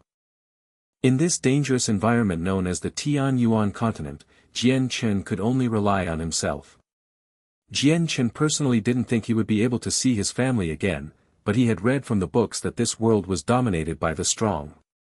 The Tianyuan continent was a lot more dangerous than his previous world, and while he had decent strength for his age, there was no guarantee for what may happen. Changbai sat on the neck of the eagle beast and stared at Jian Chen, Fourth Master, starting from today you'll be on your own. Please be careful as you travel through the Tianyuan continent. I know what must be done, Changbai. Jian Chen said without turning his head. Changbai paused to look at Jian Chen with a curious look before sighing as he had no more to say. The eagle beast flew high in the sky, thousands of meters above the ground, streaking across the sky like a ray of light. With the whistle of the wind blowing loudly, both Changbai and Jian Chen had their hair and clothes flapping rapidly in the wind. The eagle beast soared over the walls of countless tiny villages before finally the eagle beast slowly came to a stop, in midair in front of the walls of a great city. Looking down to see the city, Jian Chen asked, Changbai, you should just drop me off here. Hearing this, Changbai looked down to see the tiny city before nodding his head, if you say so. Immediately, the eagle beast flew down towards the ground under his control. Jian Chen hopped off of the magical beast before saying to Changbai, Changbai, you should hurry on home, I'm sure the Huayun sect has already arrived at the Chongyang mansion. Changbai started to ascend with his eagle beast, Fourth Master, please take care. Jian Chen waved goodbye to Changbai and turned around to walk towards the city in front of him. Changbai hesitated as he sat on the eagle beast and watched Jian Chen's back go further and further away. It was only after he had disappeared when Changbai said, Fourth Master, I hope we see each other soon, you've always surprised me after all. The eagle beast started to flap its wings and flew into the sky, blowing dust everywhere. Soon, Changbai flew off into the air towards the direction of the Chongyang mansion. The sun has already long since set into the horizon. With the colors of nightfall rapidly approaching, Jian Chen walked towards the small city with a group of people. However, while he was walking on foot, many of them were traveling via carriages being pulled by magical beasts. Jian Chen's appearance had naturally made the other travelers curious and made many other mercenaries become alert. But when they realized how young Jian Chen was, they immediately lost their alertness. Jian Chen sized up the mercenaries riding on top of the magical beasts. Some of them ranged from 20 years old to 50 years old, some wore armor, some leather, and some just wore regular clothes. When Jian Chen walked closer to them however, he could smell the scent of blood. To the experienced Jian Chen, he knew that these mercenaries had been baptized with the blood of their enemies already. 10 miles wasn't that far for Jian Chen, and so after some time, he saw the 20-meter-high city walls.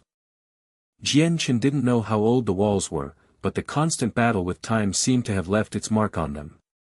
Visible scars could be seen on the walls, but near the gate written with bold calligraphy were the words, White Cloud City. Hey, halt! What is your purpose here? Barring Jian Chen's path was a guard of the city. Jian Chen gave a small smile and handed the guard a few gold coins and said, "Brother, I am merely a mercenary who came to White Cloud City for a mission." The guard took the gold coins discreetly and smiled brightly at him. "Ah, so you have a mission, then I won't take up your precious time, go on in." After entering the city, Jian Chen walked 3 kilometers down the road, and arrived at a very busy part of the city. Although it was sunset, the street was still bustling with people rushing around from store to store and engaged in every sort of business. The streets were paved with rocks that seemed to shine brightly. With the road so evenly paved, even if a caravan ran full speed across it, the passengers wouldn't feel the slightest jolt. Hungry, Jian Chen rubbed his stomach gingerly as he walked towards the nearest restaurant. It had already been a full day since he had eaten, so his stomach had already started to protest. "Welcome, guest." Under the enthusiastic welcome of a waiter, Jian Chen walked towards an empty table and sat down. "Honored guest, are you here for a meal or to stay for the night?" The waiter was a young man in his 20s, and had a cordial smile on his face. Jian Chen looked at the other rowdy mercenaries within the restaurant and said, "Even those who are staying for the night require a meal, what is there to eat here?" The waiter smiled and introduced Jian Chen to a wide variety of dishes, however every single one of the dishes mentioned were all the most expensive dishes. The waiter had long since noticed Jian Chen was wearing quite luxurious clothes and thought him out to be the son of a wealthy clan. But Jian Chen didn't care for the prices of the dishes and instead lazily chose one out to eat. After eating his fill, Jian Chen paid for a medium-sized room for the night and immediately entered his room to rest. The restaurant was not a very high-quality one, so the medium-sized room was not too luxurious. Compared to the Chongyang mansion, the difference was like comparing the heavens to the earth. The room offered a hardwood bed with a single table and a few chairs, but apart from that, there was nothing more. On a side note, the room had been cleaned nicely. Jian Chen had never been picky, and so this room had already satisfied him enough. After closing his door, Jian Chen walked towards his bed and took out the space ring his father had given him before leaving and looked at the contents. The space ring deserved to be called a high-quality treasure as there were many objects within it. With an internal storage of up to 100 cubic meters, there were a pile of items stacked in the middle of it. While the ring wasn't full, almost every inch of the floor had been covered by items. Amongst a pile of items, there were 1,000 purple coins that sparkled dazzlingly along with another few thousand gold coins stacked in another pile. There were even small piles of monster cores, around 40 of them were Class 2 monster cores, 10 of them were Class 3 monster cores, and only one of them was a Class 4 monster core. Seeing how many items were stored inside the space ring, Jian Chen felt very warm inside. Although it wasn't by any means a large amount of items, they all served a practical use for Jian Chen's needs. With this much, it truly showed how much Chongyang Ba cared for his son. Stuffing the space ring back into his bosom, Jian Chen clearly remembered the words of his father. Until he was strong enough, he didn't dare to reveal his ring to anyone since it was such a precious item on the Tianyuan continent. Although there weren't a small amount of people who had a space ring, they were all strong members of influential and wealthy clans and could easily protect themselves from danger. Climbing onto the bed, Jian Chen took a few monster cores from within the space ring and closed his eyes as he started to cultivate using the energy from within the monster cores. As usual, Jian Chen started to absorb the energy within the monster core at a frightening rate. If anyone were to see him now, then they would see the monster core emit a weak amount of light as the energy within started to flow into him like a thick stream. To the naked eye, the energy was surrounding Jian Chen's body while the monster core was rapidly shrinking in Jian Chen's hands. Ever since Jian Chen had broken through to become a saint, there was an unfathomable mystery in his dantian in the form of an azure and violet glow. Because of that, his path of cultivation had become much more difficult than before, and although his absorption rate of the world essence was several times faster than before, he could only absorb a pathetic 1% of it all, the rest of it was being taken by his dantian. So for now he would have to absorb the energy from the monster cores, but if he kept this up, he wouldn't be able to keep up with the consumption rate. After 2 hours, Jian Chen had already absorbed a lot of the energy within the monster cores, but Jian Chen continued to take monster core after monster core out of his space ring and continued to cultivate. He still had plenty of Class 1 monster cores and a few Class 2 monster cores which would last him a couple of days at the very least. Fortunately, his father had also gave him 10 Class 3 monster cores and a single Class 4 monster core. On the second day, the sun had already reached a high point in the sky before Jian Chen finally finished cultivating. By this point, all of his Class 1 monster cores were essentially gone. After realizing the dwindling amount of monster cores in his space belt, Jian Chen gave a long sigh of hopelessness. The 2 glows within his dantian had really made him feel quite distressed. Calming himself, Jian Chen departed from both his room and the restaurant to mingle with the crowded streets. The morning sky was quite clear, and the fiery sun had not yet started to increase the temperature of the weather by a large amount. With a warm ray of light, everyone felt quite comfortable instead. On the busy streets, a few mercenaries were hurrying along while a few peddlers were slowly cruising along. Jian Chen eventually arrived at the mercenary union. He had already put in some thought about which job he wanted to take, so he would first need to become a mercenary. Chapter 69, First Class Mercenary. Throughout the Tianyuan continent, in each city of every country, the mercenary union would always be in the core of the city. And right next to the mercenary union would always be a few small banks. White Cloud City was only a second-class city, but it covered a large area of land. Jian Chen had walked for an entire 30 minutes before finally arriving at a bustling street at the center of the city. Right in front of him was a 20-meter-tall building that towered over the other buildings. This was the Mercenary Union. The Mercenary Union's building was rather large and was constructed to resemble a giant magical beast. At the entrance of the building, a constant flow of all sorts of mercenaries went in and out. Jian Chen entered the Mercenary Union, and although this was the first time he had been to a place like this. However, since he had wanted to become an experienced mercenary, he had read up on about stuff like this in the academy library. The Mercenary Union had many people inside, and the business window had a long queuing line. All of the sales windows were filled with people trying to hand in their missions. Yet in the deepest part of the building, there was a mercenary enrollment window with a cold and desolate ambience. Jian Chen walked up to that window and said, "Hello, I would like to enlist as a mercenary." The person in charge of this window was an old man who looked to be around 60 years old. Although he was old, his entire face was red and his eyes shined brightly with emotion. The elderly man indifferently looked at Jian Chen and flatly said, "To become a mercenary, one first must be a saint. Have you reached that level yet?" "I have already reached the saint level," Jian Chen answered. The elder sized Jian Chen up before handing over a piece of paper and asking, "What's your name?" "Jian Chen." Jian Chen obviously didn't want to use the name Chongyang Xiang Tian when he was trying to hide himself, so he instead used his original name from his previous life as his new moniker. "How old are you this year?" the man asked. Hearing this, Jian Chen gave the question some thought. 20 years old. Jian Chen couldn't possibly state his true age since a saint at the age of 15 was a very rare sight in the Tianyuan continent. If he had stated his true age it might have brought forth trouble later that he did not need. Although many people knew how talented Jian Chen was in Kargath Academy, only a few people like the headmaster and the vice-headmaster knew his true age.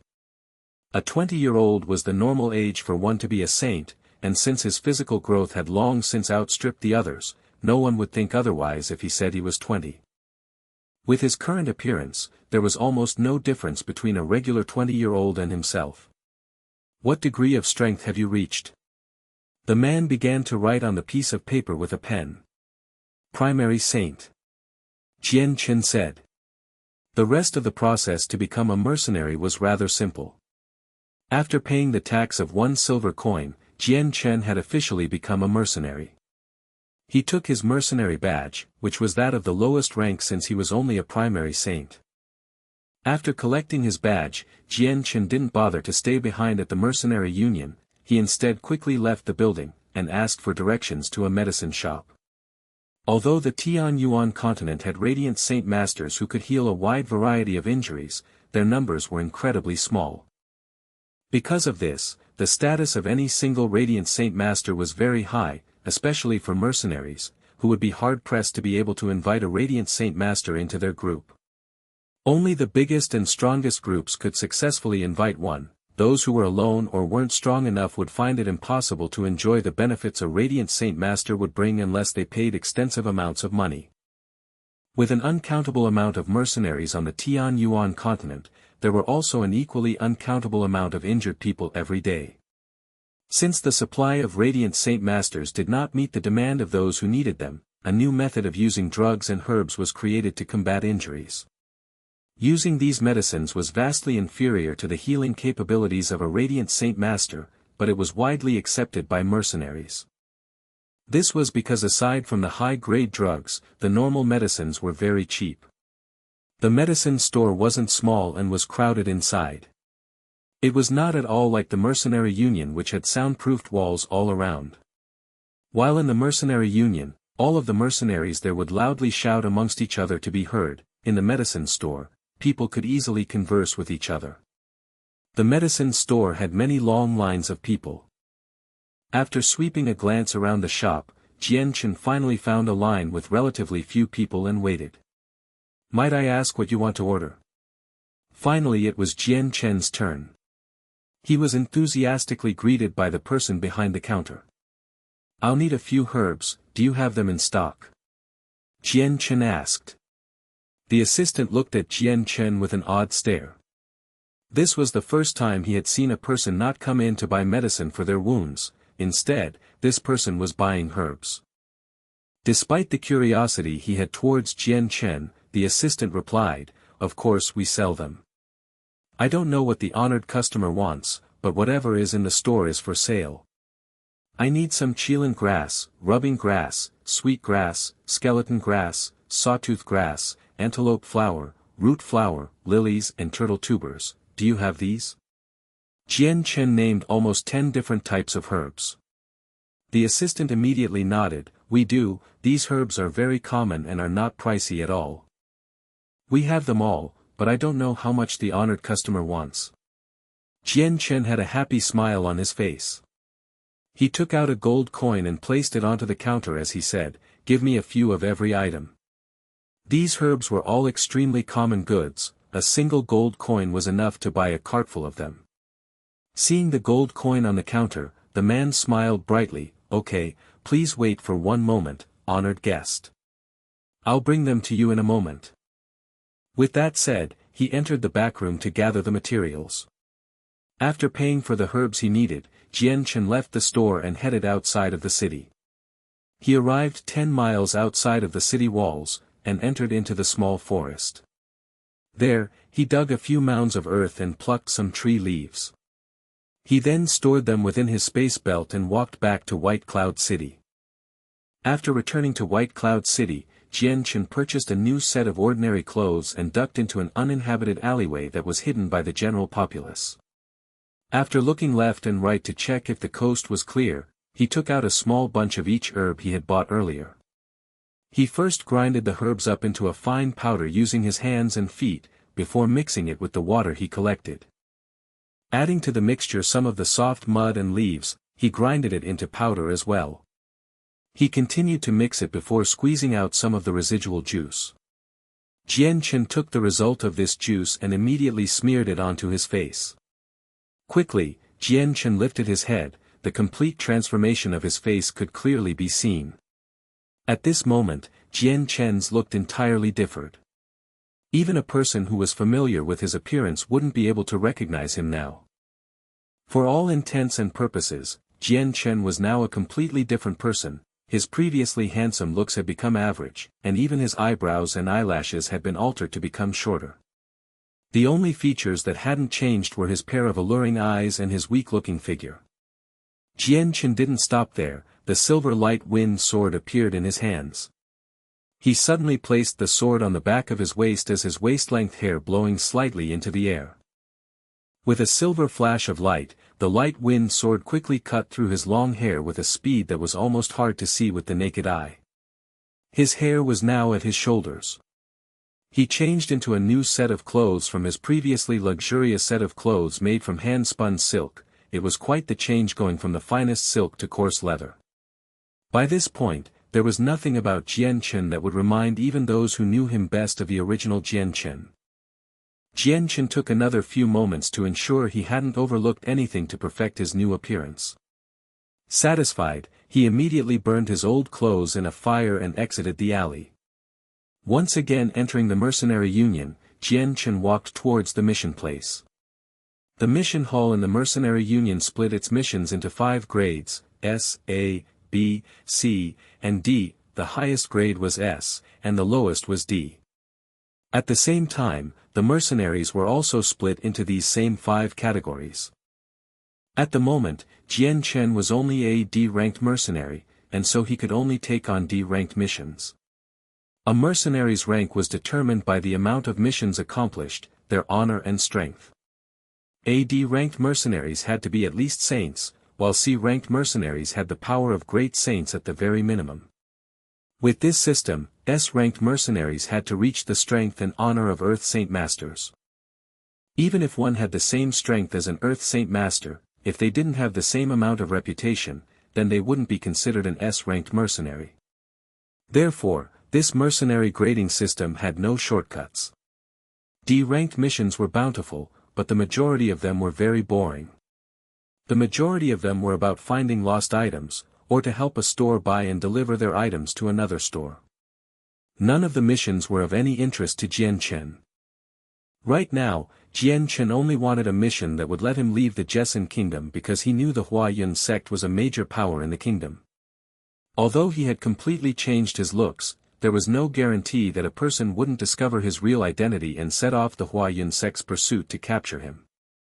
Just in case he accidentally revealed himself to the Huayun sect by mistake, it would be best for him to leave the Jessen kingdom to a place where the Huayun sect had no power. Unfortunately, very few D-ranked missions allowed a mercenary to travel in between countries. Most missions like that were for the higher-ranked mercenaries and were usually never distributed to a D-ranker. So when Jian Chen had looked at the entire mission list for D-ranking mercenaries, he didn't see a single mission that would take him outside the country. Inwardly sighing, Jian Chen left the mercenary union. If he wanted to leave the Jessen kingdom, he would need to rely on the cover of caravans. Otherwise, if he were to travel alone, he would be assaulted by a group of robbers that even he would most likely have trouble with. But even if he didn't meet any robbers, the border fortress was a place Jian Chen wouldn't be able to bypass with ease. Chapter 70, Leaving Jessen Kingdom. After leaving the mercenary union, Jian Chen walked towards the marketplace. With such a wide variety of goods being displayed, there was an equal variety of armed forces guarding it as people traded. With their presence, no one feared having their wares stolen. But when Jian Chen arrived, there were already people busily trading while others were streaming in and out of the area. All sorts of magical beasts were being ridden by the guards, though some of them were just regular horses. Horses were very common in the Tianyuan continent, but while they were the most common type of transportation, they were also the most mundane. At that moment, a peddler walked by Jian Chen's side with an armload of goods.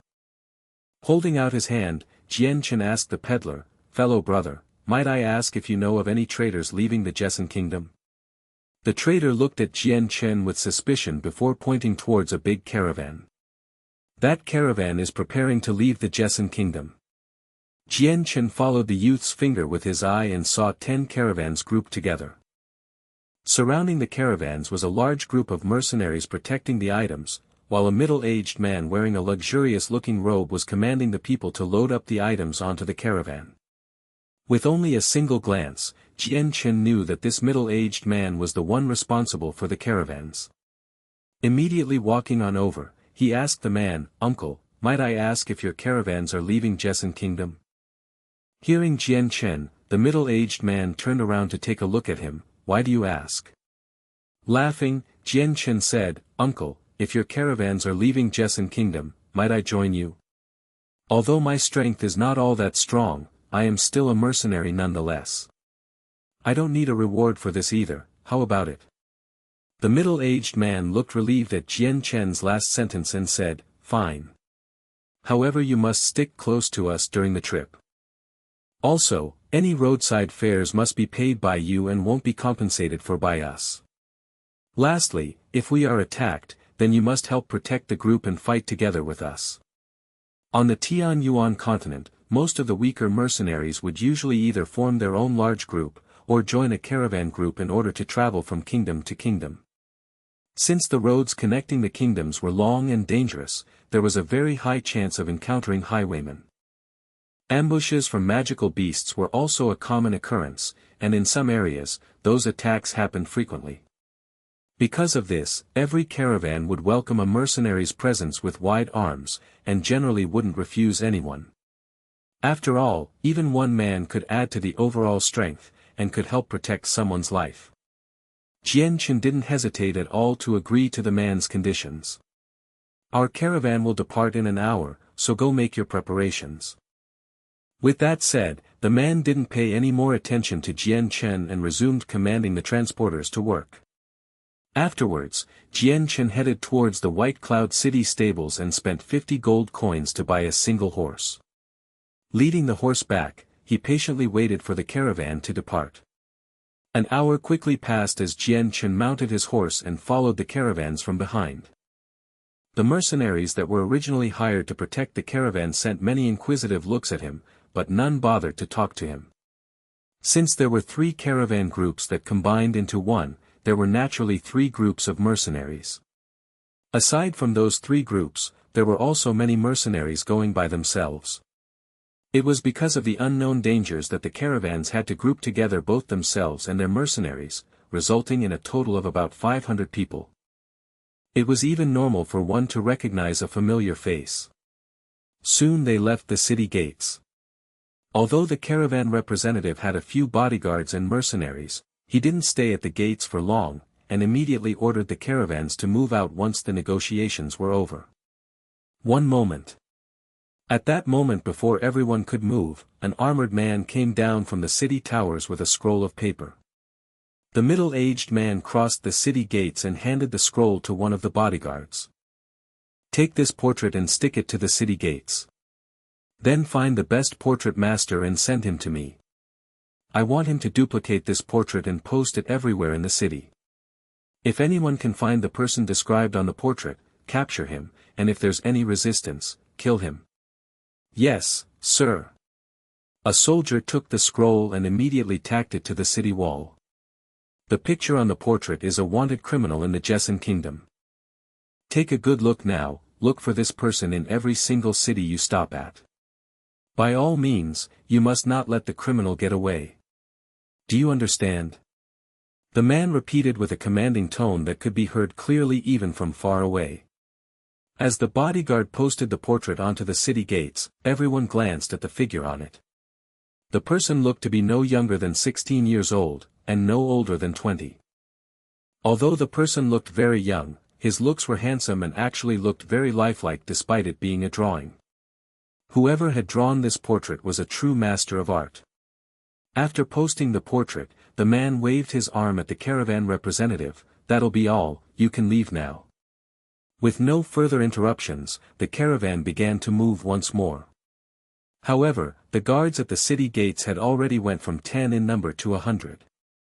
Every single one of them would check each person as they entered or exited the gates, and then compared them to the person in the portrait. When Jian Chen was about to exit the gates, he saw the portrait on the gates, and his eyes hardened. The person on the portrait was of his original appearance. Seeing this, Jian Chen couldn't help but feel some fear in his heart regarding the Huayun sect. This city had been countless of miles away from Lore City. He had only left Lore City yesterday and arrived at White Cloud City just last night. Yet not only did the Huayun sect perfectly capture his appearance onto a portrait, but they had also been able to quickly send out the portraits to a city thousands of miles away.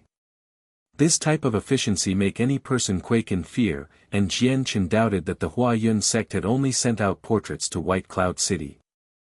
Right now, he feared almost every single city within the Jian kingdom had warrants of his capture.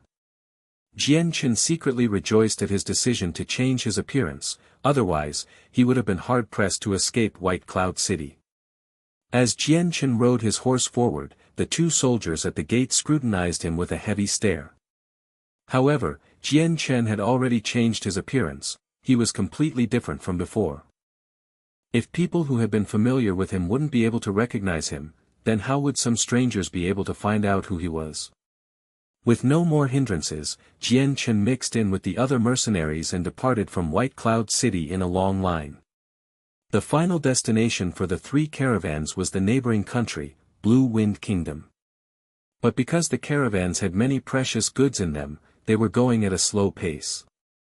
Although the border fort wasn't too far away, it would take them 2 or 3 days of walking to reach the border, and crossing into the Blue Wind Kingdom would require another half-month. Jian Chen looked at the grand caravan. It wasn't using regular horses to pull, but rather 4 Class 1 magical beasts specially bred for this purpose. Surrounding the magical beasts were a few mercenaries riding on top of their own magical beasts, none of them looked weak at all. The man Jian Chen had talked to earlier was there as well. It seemed that all of them were protecting the caravan as well. Jian Chen had quietly figured out that within the middle caravan was the boss, if not an important person. This was because this was a luxurious caravan, and still had 2 other caravans by its side. It took around 4 days for the group of caravans to reach the border fort, which was a long wall that spanned for countless of miles. It was 50 meters tall and 20 meters thick. From afar, this great wall looked like a long dragon that made people shake in awe. Jian Chen looked at the wall in front of him as the shade covered him. Under the protection of the wall, the setting sun was completely blocked, and the area in front of the wall was completely covered in darkness. This sight was enough to make people who had never seen this sight before shake in awe, as they felt like the wall was some frightening and profound force. This was the first time Jian Chen had ever seen the Jessen Kingdom's wall. There was awe in Jian Chen's mind as he looked. In his previous world, he had seen many walls, but none of them could compare to this. The biggest wall he had seen was 20 meters tall, but this wall in front of him was 50 meters tall. It was like comparing an adult to a child. What a great wall, I can't even imagine how long it took for them to build a wall of this size.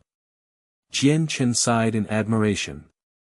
Hearing what he said, the mercenary riding right next to Jian Chen stifled his laughter. A wall of this size is normal in the Tianyuan continent. Practically every kingdom has a wall of this caliber. The mercenary looked at Jian Chen and said, "If you haven't been to any of the 3 great empires, then let me tell you, each one of the walls have a height of at least 100 meters and a thickness of 50 meters. These small city walls can't even compare." Jian Chen turned around to look at the mercenary who spoke to him. He looked to be around 20 years old and had a suntanned face. With his coarse leather clothes, the man looked to be quite ordinary. "When there's a chance, I'll definitely go check out the 3 great empires." Jian Chen laughed. The roads connecting the 3 great empires are quite long and dangerous. At the same time, magical beasts run rampant there, so it's not that easy to travel in between the empires. The mercenary said. Chapter 71, Mu Yun. Jian Chen let loose a gentle smile as he cupped his hands in greeting. It seems brother has seen many suns while traveling the Tianyuan continent. The mercenary returned his smile. It wasn't all that long, just a few years, that's all. Compared to those that have left their homes to travel for 10 to 100 years, I am still green. This brother here doesn't know what to call you. Jian Chen said. My name is Mu Yun, what's your name? The mercenary spoke with great enthusiasm. I'm called Jian Chen. Jian Chen replied, he had already decided to use the name Jian Chen in the future on the Tianyuan continent. Following this, Jian Chen and Mu Yun started to converse, discussing several interesting issues on Tianyuan continent. Although this was the first time Jian Chen was traveling the Tianyuan continent, he had read plenty of books regarding the continent back in the Kargath library and had grown familiar with a few things including history. Mu Yun, on the other hand, had traversed the Tianyuan continent for a few years, so his experience could be said to be quite ample.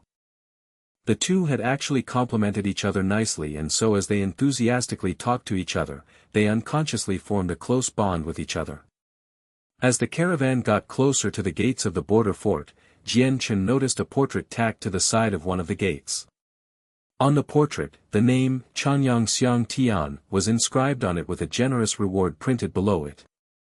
If people had any hints or clues to Chongyang Xiang Tian's whereabouts that proved to be true, then they would be awarded with 1,000 purple coins.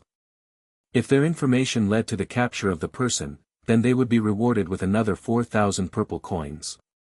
A gold coin was enough to feed a small household of 3 for over a month, and a purple coin was the equivalent to 100 gold coins. So 1,000 purple coins was a generous sum of money to any mercenary. With such a tidy sum, any mercenary, or anyone for that matter, would be able to buy a nice home and spend the rest of their lives without any more financial worries. It was easy to say that this reward was so irresistible that no one could turn it down. The best reward people could hope for from traveling would be to capture Chongyang Xiang Tian. If they could capture and hand him to the Huayun sect, then they would be able to enjoy a prize of 10,000 purple coins. Seeing the generous prize for his capture, Jian Chen's normally emotionless eyes flashed with a cold glare. Huayun sect, you really do think highly of me to offer so great a reward and label me as a wanted criminal throughout the Jian kingdom. To think that you're even using the mercenary union to try to find me. Jian Chen inwardly sneered, however, he felt a small pang of hopelessness. On the Tianyuan continent, strength determined everything, and his own strength was currently insufficient. Because of the Huayun sect, he had to forsake his name, his image, his home and his kingdom. In regards with such a predicament, not only was he unable to do anything, but even one of the 4 major clans in Lore City, his Chongyang clan, was powerless to stop the Huayun sect. Ai. Jian Chen sighed. At that moment, he could not help but recall the image of his mother's sorrowfully crying face when he left. After thinking back to that, Jian Chen's eyes softened momentarily before rapidly becoming firm. After that moment, he had promised himself that he would dedicate himself to cultivation and improving his strength. Otherwise, under the great power of the Huayun sect, he would never be able to return to the Jian kingdom and see his mother again. More importantly, he would never be able to feel motherly love ever again. The previous Jian Chen was an orphan and had never known what maternal love was. The heavens had not only granted him a new shot at life, but also a blessed family life. Jian Chen had treasured the feelings he felt from his relationship with his mother. Even those who were born into a happy family wouldn't be able to experience what Jian Chen had felt. As someone who lived an entire life in isolation, he had always desired family. But because he had always been in solitude, his heart had only known what it felt like to be alone. Next to the empty gates, roughly 200 soldiers stood by and stared down every single person that entered and exited the city. Whenever someone had an unclear face, they would be stopped by the soldiers and be compared with the portrait before finally being allowed to continue. Although the soldiers had blocked many strong mercenaries, none were in a hurry. This was because outside of Jian Kingdom's boundary, the fort had over 10,000 soldiers and didn't lack in experts at all. So if a battle broke out, it would be obvious who would be the loser. The doors to the fort were gigantic. Even if 5 caravans were to enter side by side, they would not block the road at all. As Jian Chen and his caravan slowly walked forward, another smaller caravan sped up from behind. As they saw the gates of the fort approach, they started to speak. Who exactly is this guy in the portrait and how is it that he's being chased by everyone? I didn't think that even Jian Kingdom's border forts would have this portrait tacked up as well. It looks like this guy broke countless laws. I've already been to 3 cities and saw this portrait posted everywhere. Even the mercenary union has put out a warrant for his arrest. That's right, this guy is definitely someone who broke a few major laws, or annoyed someone of great influence. Right now, the mercenary union has already given him an A-ranked bounty with no restriction to the rank required to take it. So even a D-ranked mercenary could cash in on this bounty. Exactly, the commission for this is extremely high. As long as we have information on his location, that's already 1,000 purple coins. And if they capture him with this information, then that's another 4,000 purple coins. A few thousand is nothing. If we personally capture and bring him to the Huayun sect, that's 10,000 purple coins.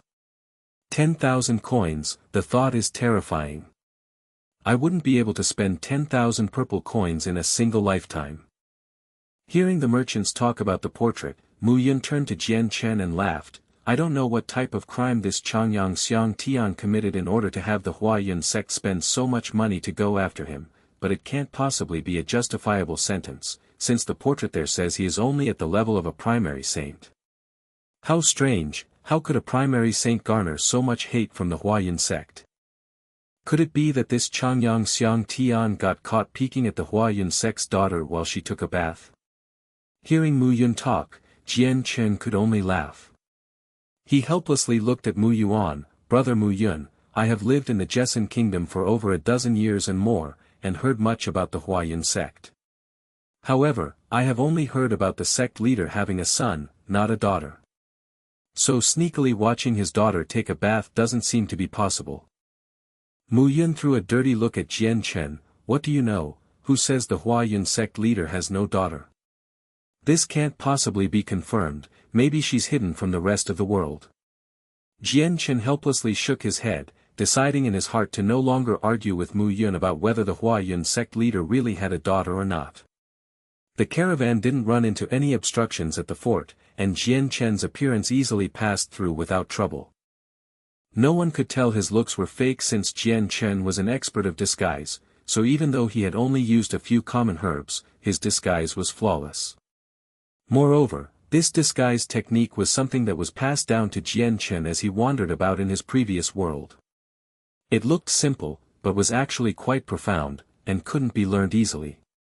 In this world, this type of method was not yet invented, so it was natural no one would think twice about it. As long as his face didn't tear up, then no one would be able to find out. After passing through the border fort, they were greeted with plains that stretched farther than the eye could see.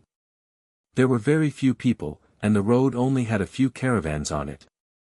This was the road that was not under any control from the kingdoms, and was just an unregulated chaotic piece of land. Robbers and bandits roamed around these parts, so caravans generally grouped together with others and hired strong mercenaries to protect them.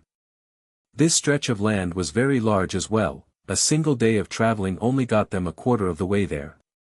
If they wanted to reach the Blue Wind Kingdom, they would also have to pass through a mountain range to get to the border fort. With the speed the caravans were going, if they wanted to reach the fort, they would need at least 10 days. Even if the road was flat, they wouldn't be able to go any faster, since the caravans were burdened with large carts of goods. As the day grew dark, the caravans stopped to set up for the night. The mercenaries set up camp around the caravans, while the caravan drivers unloaded fodder for the horses to eat. A plume of smoke billowed up from the camps as a few of the mercenaries sat down to roast some magical beast meat or some pre-made food for them to eat. However, not all of them sat together. A few of the mercenaries stood off by the side and began to eat their own rations. Jian Chen took out a tent from his space belt and then looked for a dry and flat piece of land to set it up. Since he wasn't a part of any mercenary group, he was not able to use the provisions provided for those that were hired. Jian Chen had to take responsibility for anything he used without any assistance from the caravans. Right as Jian Chen finished pitching his tent, Mu Yun suddenly walked up to Jian Chen and said, "Jian Chen, it seems like you only joined this caravan halfway through. Where do you plan to go?" Jian Chen nodded and said, "I want to go to the Blue Wind Kingdom." "What about you, brother Mu Yun?" Mu Yun laughed and said, "I wish to go the Cage Kingdom, which means I'll have to pass through the Blue Wind Kingdom." As he spoke, his hand also withdrew a tent from his space belt and he began to set it up not too far away from Jian Chen's tent. Chapter 72, Boundless Bandits. As dusk arrived, Jian Chen finished his rations and went into his tent. With a Class 1 monster core in hand, he started to cultivate. Now that he was traveling the Tian Yuan continent, there would be dangers lurking around every corner. This meant that he had to be strong in order to stay safe. Thus, Jian Chen didn't dare to squander even a second in order to increase his strength. Not only that, but he knew that if he grew stronger, then he would be able to return to the Jessen kingdom and reunite with his family without fear of the Huayan sect.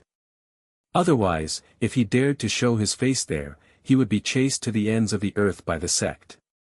Right now the outside was relatively peaceful. There was only the occasional sound of footsteps being heard as a few of the mercenaries patrolled around the campsite. The time quietly passed as it became late. At that moment, all of the mercenaries in their tents were sound asleep, and the mercenaries that were patrolling were drowsy to the point of being in an unfocused state. Just then, a dark blade flashed. It traveled under the cover of the night and silently slashed the neck of one of the patrolling mercenaries. This dark flash was clearly the result of an assassin's power, and with a soundless gurgle, the mercenary fell to the ground dead. The dark flash had moved through the air silently and quickly. No one could sense this blade coming. Since the campgrounds were wide, and the target had been a lone mercenary standing in a remote place, there was no way anyone could possibly notice his death before he fell to the ground. Right as the first mercenary fell to the ground, countless dark flashes flew out towards the camp and killed all of the mercenaries patrolling a bit far from camp. Jian Chen wasn't too far away from the campsite, and so when the mercenaries fell to the ground, there was one that fell only 30 meters away from Jian Chen. The cross-legged Jian Chen's ears shook from the sound he heard as his eyes abruptly flew open. Looking around, Jian Chen bent forward to open the tent flap just a crack to see what was happening outside. Just as Jian Chen opened up the flap to his tent to check up on what was happening outside, another flash of light could be seen as it shot through a patrolling mercenary. Like the others, this man also fell to the ground without a sound. Jian Chen's eyes widened in surprise at this sight. It was clear to him that the caravan was under attack, but with his previous experience, he did not panic. Roaring loudly from his tent, he yelled, "Everyone be careful, we are under attack." Jian Chen let loose a loud roar that could be heard clearly throughout the campsite. With his warning, the previously peacefully quiet campsite erupted into noise as countless mercenaries came bursting out from their tents. In just a short moment, hundreds of mercenaries making a racket had appeared in the previously undisturbed camp. Jian Chen's words were common to all those that had traveled throughout the Tianyuan continent. Those who lived by their weapons were extremely sensitive to sound, and so when they heard Jian Chen, they immediately came charging out of their tents. However, as everyone came rushing from their tents, they looked around themselves and could only see their own mercenaries without any signs of an enemy. An enemy? Where's the enemy? Who was the one that yelled, "I don't see anyone"? Where's the enemy, who's the motherf asterisk cur that cried wolf? Many of the mercenaries began to cry out loud in anger. If they found the guy who cried wolf, then he wouldn't be let off easily. Not good, Captain Lang Tian, the sentry du Mulan has died. Just as many of the mercenaries were cursing out loud, another yell came crying loudly over the others, causing many to turn their heads. Hearing that, every single mercenary turned towards the cry in dead silence. At the same time, another 3 flashes of light came flying through towards the group, and slammed straight into 3 mercenaries' chests. The 3 mercenaries that were hit didn't even have the opportunity to even cry out before they slumped to the ground. But before they could even hit the floor, another 3 streaks of lights flew out and claimed the lives of another 3 mercenaries. The streaks of black light never ceased to fly out towards the mercenaries. Under the guise of the night, it was hard for the people to figure out where they were coming from or where they were aimed at. Since the light was shooting at a fast pace, a dozen mercenaries had already succumbed to the attack before anyone could even react. At this time, a mercenary finally cried out in terror, "Be careful, enemies are at us," but before he could finish his sentence, a streak of light flew towards him and killed him. "Everyone scatter and take cover!" Another mercenary yelled. It was a large middle-aged man with a scar on his face. 2 red hammers materialized in his hands as he charged towards the direction of where the attack came from. "Captain Lang Tian, be careful." Watching the man charge towards the direction of the enemy, many of the mercenaries cried out in concern. As the man charged ahead, a few dozen of the stronger mercenaries began to follow his lead, and started to rush towards the source of the attacks. But the streaks of light continued to fly out. This time they had changed targets and began to hit those mercenaries that were starting to come towards them. Although this was a hasty charge without knowing all the information, these dozen mercenaries were not weak. The still charging Captain Lang Tian swung out with his twin red hammers and lit up the area around them like a striking lantern. As he saw two flashes of light head towards him, Lang Tian sneered and swung out his hammers, smashing them away from him. As the two hit each other, Lang Tian's hammers completely smashed through the rays of light. Silently, the light disappeared. Although they were strong enough to take another person's life, they weren't strong enough to withstand an actual attack. The mercenaries behind Lang Tian weren't weak either, and without fear, their saint weapons began to form and destroy the black lights that were aimed at them. At that time, another situation had occurred. An ear-piercing whistle broke the silence. As the mercenaries turned their heads towards the sound, they could only see a large concentration of arrows flying at them, like a swarm of locusts. Seeing the amount of arrows, a few dozen of the mercenaries immediately stopped their charge and took cover. Ding ding ding ding. The arrows immediately landed against their saint weapons, creating a cacophony of sound. Lang Tian and a few other mercenaries didn't bother to stop their charge. Faced with the storm of arrows, many of the mercenaries only snarled loudly and used their saint force to completely enwrap themselves. Although the layer was very thin, its defensive power was extremely strong. These arrows were shrugged off as they fell to the ground, completely unable to pierce through the protective layering. Fellow brothers, let's kill. Just as the mercenaries were about to follow the initial charge into the enemy grounds, a clear voice shouted out from the darkness of the night. The cry shook the heavens, and with it came a faint, dark shadow rushing towards the mercenaries. The bandits have come out, ready your arrows. Within the mercenary camp, a mercenary cried out to warn them as many of them started to notch their bows. Aiming at the blurs, they waited for the right distance before they fired. Jian Chen stood on the outskirts of the battle, his eyes hardening as he looked at the incoming shadows. Although they were still relatively far from the campsite and the night had rendered visibility to almost zero, Jian Chen could count out a few hundred shadows. This number wasn't any lower than the mercenaries' own number. Moreover, with the recent storm of arrows, a few of the mercenaries had been killed, further decreasing their numbers. Fire! By this point, the bandits had already entered firing range. With the command of one person, the 100 arrows were released into the air by the mercenaries and flew towards the bandits with an ear-piercing whistle. Amongst the bandits were a few strong ones, but the majority of them were fairly weak and so a few dozen of them fell victim to the storm of arrows. 3 more streaks of light came flying out silently from behind the bandits and took the lives of 3 of the mercenary archers. Those 3 streaks of light left small finger-sized holes in them as they fell to the ground.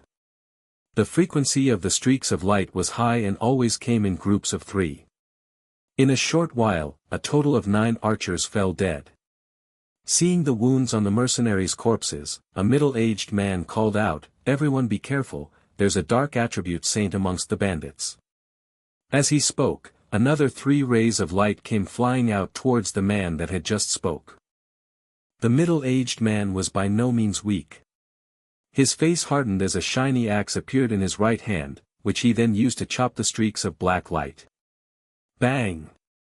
The streak of black light clashed with the middle-aged man's axe, causing a giant explosion of sound before they disappeared.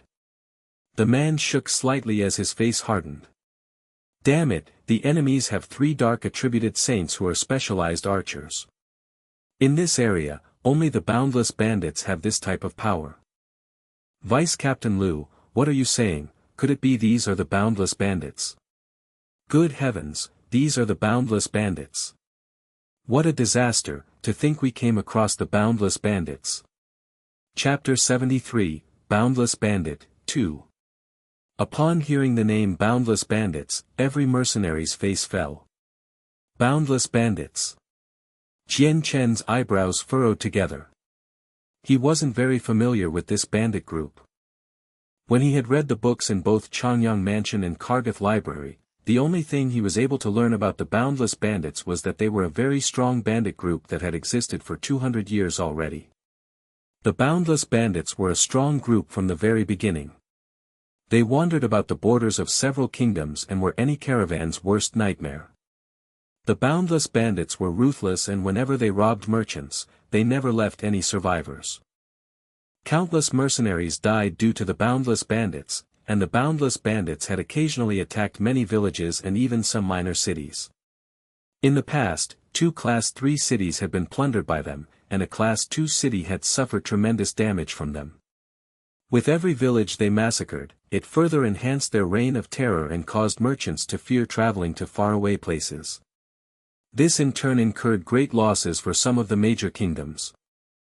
At that time, the 4 great kingdoms, the Jian Kingdom, the Blue Moon Kingdom, the Blue Wind Kingdom, and the Var Kingdom had finally discovered the main hideout of the Boundless Bandits, and sent their soldiers to annihilate them. Unfortunately, the Boundless Bandits had power beyond what was anticipated, and although the 4 great kingdoms had succeeded in the end, they had suffered disastrous casualties. After a few unsuccessful attempts, the 4 great kingdoms each sent their strongest expert to fight the Boundless Bandits at their main base, Boundless Mountain. Those 4 experts came to Boundless Mountain and fought so hard that the entire mountain shook and split open. The explosions of battle lasted for 1 day and 1 night before gradually stopping. Sometime during the battle, the 6 peaks of the mountain had caved in. When the experts from the 4 great kingdoms had returned, their faces were not a pretty sight. They didn't say anything and left quickly. Soon after, the commander of the mission to annihilate the Boundless Bandits had immediately received an order from the king for all the troops to retreat from Boundless Mountain. Although no one had personally seen what the experts from the 4 great kingdoms had done inside the mountain, even those without a brain could guess what events had transpired. This result was something the mercenaries and merchants had a hard time accepting, and so as a result, the Boundless Bandits' reputation skyrocketed. To some mercenaries and merchants, the Boundless Bandits had become a mythical figure that was feared by quite a few of the neighboring kingdoms. However, there was still one good thing: after the experts had fought them on Boundless Mountain, the Boundless Bandits' activities decreased drastically. Even though many merchants and mercenaries still died by their hand every year, it didn't happen as often as in the past. It only occurred once every 2 months, and their methods weren't as violent as before. This gave the merchants plenty of opportunities. The only downside was that they couldn't predict the times when the Boundless Bandits would attack. Thus, even if some of the caravans wanted to travel at specific times in order to avoid the bandits, it was an impossible task. Motherf ****, the Boundless Bandits aren't anything, this one will chop them down like grass. A mercenary cried out with hatred as he charged towards the Boundless Bandits without a trace of fear in his eyes. Aside from him, all the other mercenaries had looked at the incoming Boundless Bandits with looks of extreme hatred as well. The Boundless Bandits had killed numerous mercenaries and merchants, and even some of their family members and close friends had been murdered by these bandits. So in their hearts, the mercenaries' initial fears had been overtaken by their intense hatred. As travelers who depended on their strengths in order to survive as mercenaries, their murderous nature overtook their normally upright morality, and made them into men who feared nothing, not even death. 10 years ago, my own father was killed by the hands of the Boundless Bandits. Today, I will take revenge for my father. A 20-year-old mercenary glared at the incoming bandits with blood-red eyes. Grief and rage had consumed him along with hatred. Another older man around the age of looked at them with fierce killing intent as he said through his teeth, "The Boundless Bandits killed my brother 5 years ago. Even if I sacrifice my life today, I'll take the life of at least one of them to serve as the funerary mat in revenge for my brother." The black streaks of light continued to come at them without pause. Even now, a few of the mercenary archers were still falling prey to the strange ray of light. While a few of the mercenaries tried to take cover, the others continued to fire arrows at the incoming bandits. As the bandits got closer and closer, many of the mercenaries became more frantic. The amount of bandits rushing at them had a major influence on the mercenaries, and scared many of them into retreating. Their rebellious spirit was gone, since not everyone was willing to fight back. There were some that were more cowardly in the mercenary ranks.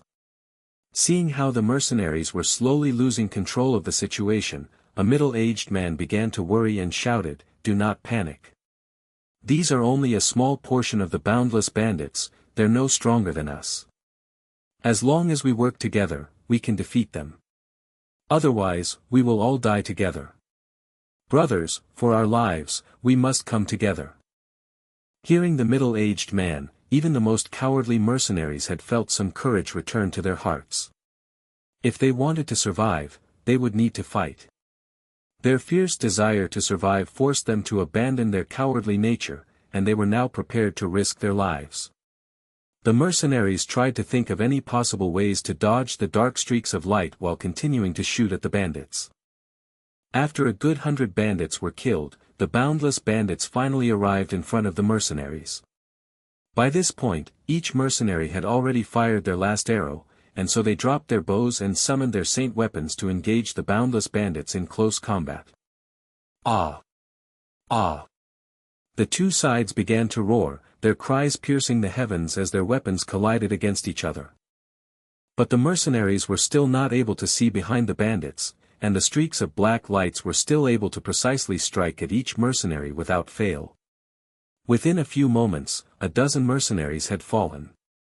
The captain is being stalled by the bandit experts. "Charles, Gus and and Mel, you three follow me. We'll definitely find the hiding spots of the archers." An armored mercenary cried out over the chaos of the moment. Straight after saying that, he leapt over the body of a bandit and charged towards the source of the black streaks. As the armored mercenary charged, the three other mercenaries mentioned leapt to follow him. Using the heads of the bandits to block the streaks of black light, they continued onwards. The four mercenaries leapt over the fallen bandits, the other bandits standing had no chance against them. Although the boundless bandits were strong enough as a whole to rival kingdoms, this small portion wasn't enough.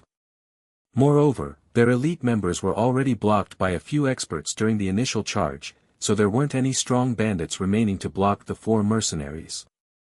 Another 3 streaks of light came flying out at the 4 mercenaries. Clearly, the hidden dark attributed archers had figured out the intentions of the mercenaries. Straight after the first 3 streaks were shot, another 3 black streaks came flying straight behind, making it a total of 6 streaks that silently approached the 4 mercenaries.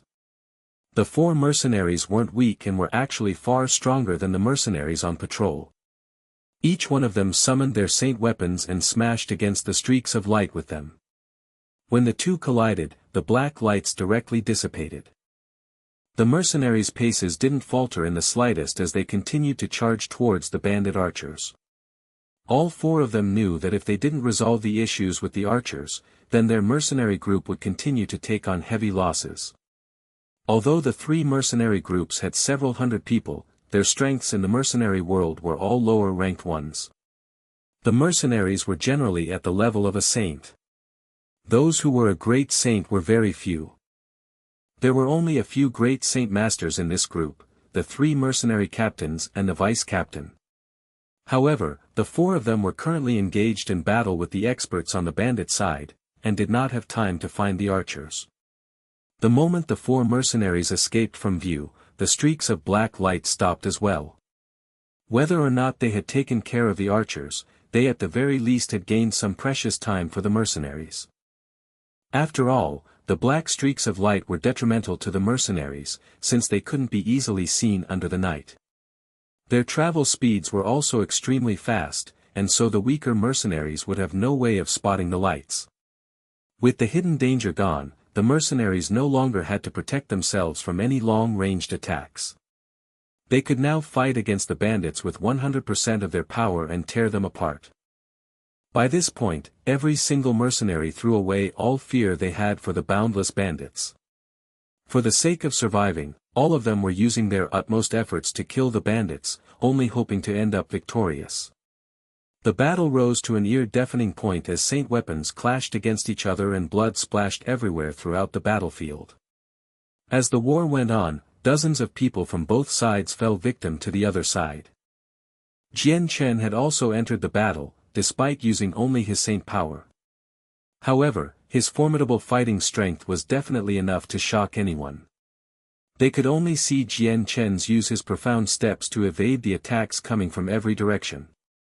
In his hand, he had only a silver sword that was 1.3 meters long and 2 fingers wide. It constantly flashed in his hand at lightning-fast speeds. His pierces were so fast that only a thin ribbon of silver light would flicker across as he moved. There was no way the naked eye could catch a glimpse of the sword's material form. Jian Chen's sword was not only fast but it was also one that nobody could defend against. Moreover, his swordplay was extremely precise. Every time his sword pierced outwards, he could accurately stab the enemy in the throat, killing the enemy in one attack. There were very few people at the same level of strength as him that could evade Jian Chen's lightning-fast sword. Chapter 74, Fierce Battle. Jian Chen was able to fight against his enemies alone. The battlefield around him was filled with desolate screams, and blood splashed everywhere. To Jian Chen, this was already a common sight, so it didn't disturb him in the slightest. Jian Chen continued to stab out with his sword. After every attack another boundless bandit would fall.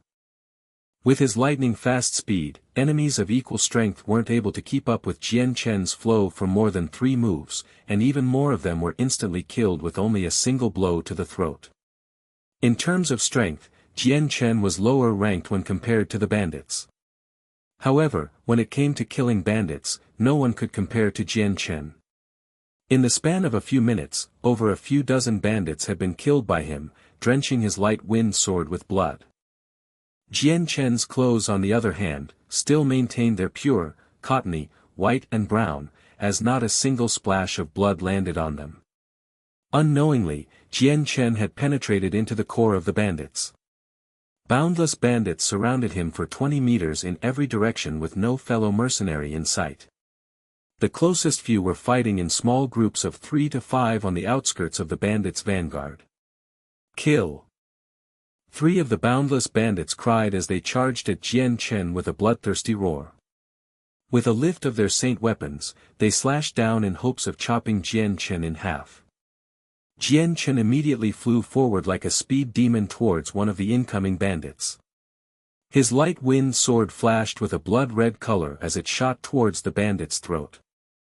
Jian Chen was an expert with the sword. When he made his move he did it fast. The bandits had no time to react. He could only see the bloody flash come towards his neck, then the next thing he knew, he couldn't breathe. It was almost as if something was blocking his throat, so he couldn't yell either. Immediately, a trickle of blood came flowing from his neck as the bandit fell to the ground without making another sound. Even in his final moments, the bandit didn't realize that he was dying, perhaps he didn't even know his throat had been pierced by Jian Chen's sword. Because Jian Chen's swordplay was so fast, the bandit didn't have time to react. Moreover, the blade was so thin that he did not even feel pain from the stab. Even after the light wind sword had pierced the bandit's throat, Jian Chen didn't stop moving. The other 2 bandits had already gotten close, readying their weapons to slash down towards him. Facing the 2 bandits who were preparing their weapons, Jian Chen did not look panicked at all. With a calm face, he grabbed his sword and used the profound steps to approach the 2 bandits at rapid speeds. At the same time, the blood-red sword in his hand lashed out and stabbed one of the 2 bandits in the throat. The light wind sword met no resistance as the stabbed bandit didn't react at all. It pierced deeply through his throat, and with a fluid motion, Jian Chen pulled it out and stabbed the 3rd bandit as well. Every single stab from Jian Chen had been extremely fast. The naked eye wouldn't be able to keep up. No one would be able to avoid his strokes, and so the 3rd bandit would definitely not be able to survive a blow to his throat either. To Jian Chen, killing people was already as common as breathing. Seeing the life escaping from people was nothing uncommon, and he never hesitated over taking a bandit's life. And so the light wind sword continued to fly out towards the bandits. Amongst the fierce clash, no one was safe from this battle. Even the caravan drivers who weren't saints were grouped together with a few mercenaries fending off the bandits. The battle was causing both sides to rapidly lose numbers. both the bandits and the mercenaries suffered from disastrous casualties. Aside from Jian Chen, who was still completely clean of blood, everyone else was drenched in it, some were covered head to toe in both blood and wounds. Although the bandits had a higher number of people than the mercenaries, their strength and teamwork were lacking in discipline in comparison to the mercenaries, who had spent a good portion of their time with each other. So when the two fought, despite having superior numbers, the bandits were fighting on equal grounds with the mercenaries. Jian Chen continued to travel back and forth as he dodged attacks from all directions, while stabbing out with his bloody light wind sword towards each bandit's heart and throat. Almost each move was a fatal blow, and for those who did not get hit in one of those two areas, Jian Chen's sword still left severe injuries deep enough to see bone. None of the bandits around him had any way of fighting back against Jian Chen, most of them couldn't even see his sword move. Whenever the bandits slashed with their weapons, at the most crucial point, Jian Chen would evade the swing. Before they could understand what had just happened, they would all fall to the floor dead. The amount of bandits killed at Jian Chen's hands was growing in number. Gradually, all of the bandits were starting to recognize Jian Chen's strength, and began to distance themselves from him. After all, in such a tense situation like this, no one was willing to send themselves to die that foolishly. "Your Grace has such amazing skill, allow me to test it out." At that moment, a deep voice growled out before a cyan-colored ray of light shot towards Jian Chen rapidly. Feeling the energy leak away from the cyan streak of light, Jian Chen's face changed suddenly as he realized this newcomer was very strong. The enemy was so strong, in fact, that Jian Chen did not dare to go head-on against him, otherwise he would take on serious injuries. The cyan streak of light traveled quickly through the air. In a flash, it had already reached Jian Chen. At that moment, Jian Chen's face hardened, as he immediately focused his body to the extreme and leapt to the side to dodge it. The attack had brushed against Jian Chen's shoulder before slamming into the ground with a loud bang, leaving behind a huge hole. Jian Chen immediately retreated 15 meters away from his enemy, before stopping to take a look at the hole in the ground, then lifting his head back up. In the night, Jian Chen could make out the figure of the one that had attacked him so fiercely. Seeing his attacker to be around 30 or 40 years old male, Jian Chen didn't think the man was sturdy looking at all. His plain-looking clothes caused the man to appear extremely ordinary. If the man didn't have his right hand raised up to its full height with a cyan-colored guandao in his hand, he would not look threatening at all. Nothing about him was remarkable enough to draw a person's attention towards him. Translation note: https://en.wikipedia.org/wiki/guandao. While Jian Chen was measuring the male in front of him, the man was calmly staring back at Jian Chen while saying, "You're quite strong, so your opponent has to be me." He looked at Jian Chen with an even stare. It seemed as if Jian Chen was the only one in his eyes right now. The man seemed to completely ignore the screams and shouts ringing out around them. Jian Chen's vision slowly swept his surroundings. The man stood in a position amongst the bandits that clearly stated his status wasn't low. Although there were still plenty of bandits around Jian Chen, once they had seen the man fight against Jian Chen, they had all started to drift towards other mercenaries to fight. Jian Chen's face changed as he realized that this would be the first life or death battle he would be involved in ever since his arrival in this new world. Despite being a veteran of over 100 battles, and having confidence that he was unrivaled in the ways of the sword, Jian Chen was not at all sure that he would be able to land a killing blow on this new person. Based on the man's previous attack, the man's strength was stronger than his own, and since the man's attribute was wind, his movements wouldn't be any slower either. The middle-aged man looked at Jian Chen and slowly brought his guandao higher into the air. The blade of the guandao enwrapped itself in a cyan glow as the wind slowly revolved around the man. Taking note of the man's movement, Jian Chen's focus reached its peak as he prepared himself. Even if he were to use the profound steps, his enemy's strength was far too strong, and with his wind attribute Saint Force that made him specialized in speed, he didn't dare find out what the outcome would be. Ha! Suddenly, the man shouted loudly and dashed forward at a mighty speed towards Jian Chen. The middle-aged man's speed was almost terrifying, and in the blink of an eye, the Guandao was almost invisible as it swung down onto Jian Chen's neck. Jian Chen's head tilted to the side as the Guandao swept past his head. As the blade came downwards, a few strands of hair were cut from Jian Chen's head. As Jian Chen's head bent to one side, he leaned his body forward and immediately strided out. Rapidly closing in onto the man, his light wind sword flashed with a bloody red as it lashed out like lightning towards the man's heart. Against the stronger male, Jian Chen was pulling out all of the stops without hesitation. Jian Chen's speed was so fast that it was his current physical limit. In the blink of an eye, the light wind sword had already hit the middle-aged man's stomach. The tip of the sword immediately became wrapped in sword chi as it pierced through the man's body.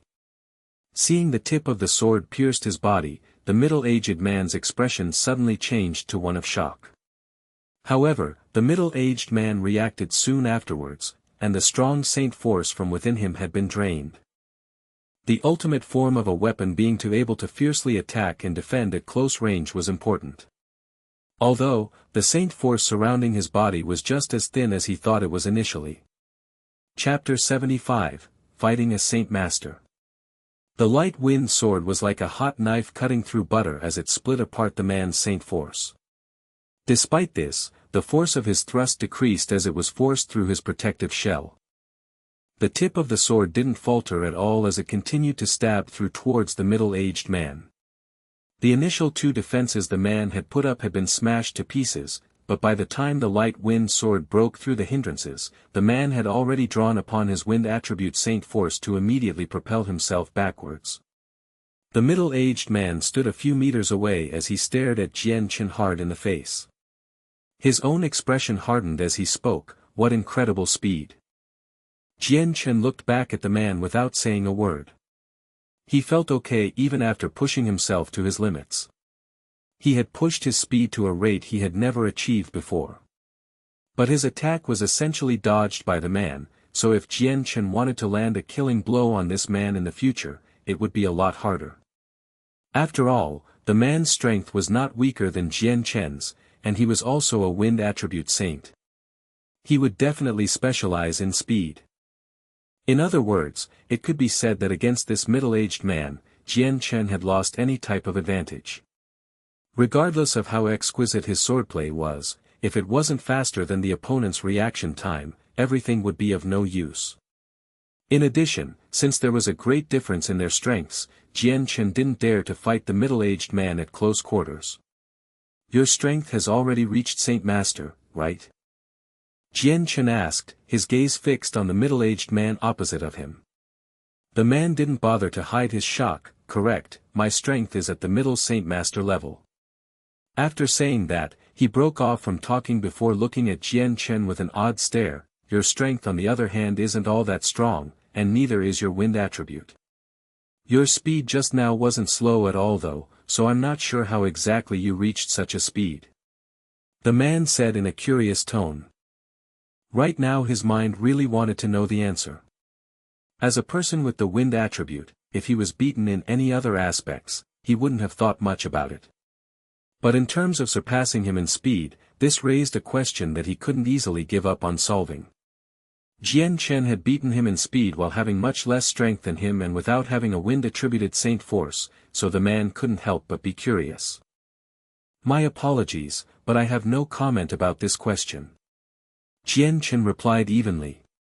Hearing this, the other man's stare hardened as he sneered, "If you tell me what trick you did in order to make yourself faster, then I will let you leave this place alive. Otherwise, do you think you could be a match for me with that type of speed? Whether or not I am able to keep up, why don't you come and see?" Jian Chen replied to the man's threat.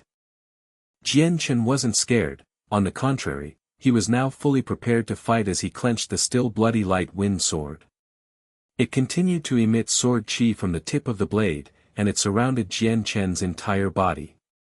The man continued to stare at Jian Chen, the glare in his eye never receded. In his mind, he still had some misgivings about Jian Chen's speed. Although Jian Chen had such a fast rate of speed, he did not have a wind-attributed saint force, so he did not have the inborn advantage that the middle-aged man had. Still, he wasn't able to replicate Jian Chen's speed himself. Dodging the sword strike from earlier had taken all of his strength to pull off. If he was just a tiny bit slower, then the man had no doubts that his own heart would have been pierced straight through. For that reason, he was somewhat afraid of the consequences of fighting against Jian Chen. Not only that, but looking at Jian Chen's unblemished clothes, he could roughly guess how fast Jian Chen could move without breaking a sweat. If Jian Chen could move so fast continuously like this, then it would eventually take a huge strain on him. Seeing how the man wasn't attacking, Jian Chen also began to idle about, and began to slowly watch every single movement. Jian Chen knew that in this case, where his speed was slower than his enemy, then his chances of landing a fatal blow on the man would be practically non-existent. All he could do now was to hinder the man so that he wouldn't be able to kill the weaker mercenaries. If he waited long enough, then the mercenary experts would come back and help deal with him instead of Jian Chen. The fighting didn't stop as the two stared at each other. The sounds of battle could still be heard, as both sides kept losing more of their numbers. The floor was dyed red with blood to the point that on some bumpy ground, puddles of blood had formed. The bandits continued to fight with everything they had. The people who managed to survive were excellent figures that had either outstanding brains or brawn. At the moment, both the mercenaries and bandits had an equal amount of people. The two continued to stand there before finally, one of them made a move. With the wind enwrapping the Guandao, the blade resembled a crescent moon in the night as the man ran towards Jian Chen with the 2-meter-long blade in hand. Seeing the man come forward to attack, Jian Chen's eyes flashed dangerously as he brought his light wind sword up in preparation to defend. The man brought his Cyan Guandao down towards Jian Chen's head at an extremely fast speed. Since he was fighting a middle Saint Master, Jian Chen didn't plan on meeting this attack head-on, and nimbly dodged to the side. However, as Jian Chen stabbed with his sword, the man's Guandao changed direction in midair and whistled through the air, as it parried Jian Chen's sword. Jian Chen's face changed as he immediately brought back his sword, reluctant to go against the man's Guandao. Jian Chen's light wind sword was the equivalent to his Saint Force's life. His life was connected to the frail-looking sword, so if his sword were to be injured, then Jian Chen's own life would be too. And if his light wind sword were to break, then Jian Chen would lose all of his cultivation, and his life would be threatened. On the Tianyuan continent, the cases in which people had died due to their saint weapons being broken were commonly seen. It practically happened everywhere. But with the saint weapon being a representation of one's inner Saint Force's condensation, when summoned outside the body, it would become unimaginably hard. Moreover, it would grow harder as the owner improved. Thus, unless one were to fight someone stronger than him by a large amount, their saint weapons would never break. Since his opponent's strength was already at the middle Saint Master, he was higher than Jian Chen's strength by 2 whole levels. So if Jian Chen's light wind sword were to collide against the man's Guandao, then he would definitely take some damage. Jian Chen couldn't afford this happening, so he had to try to avoid a collision between the weapons at all cost. After all, he would be the only one to suffer from a loss. Once again dodging the man's attack, Jian Chen noticed the man's defenses momentarily showing a large gap. Taking advantage of the rare opportunity, Jian Chen immediately moved towards the man with a silent profound steps and stabbed the light wind sword towards the man's back with a red flash. The sword whistled silently as it traveled through the air, the sound making it seem like the sword had cut through the air itself. Its speed had reached its peak as it approached the man's back. Enveloped with sword chi, the sword slashed through the man's clothing, and then embedded itself into his back, breaking through his skin. Feeling a painful sensation in his back, the man's face changed immediately, but he displayed no signs of immediate panic. He hadn't been fully prepared for Jian Chen's speed, so the wound on his back continued to spray blood as his Saint Force condensed itself to take care of his wounds. At the same time, the man began to glow bright with cyan light as his speed started to increase rapidly. Before he could even leave a shadow on the ground or for Jian Chen's light wind sword to completely stab into his back, the man immediately leaned towards the side and escaped from the light wind sword's range.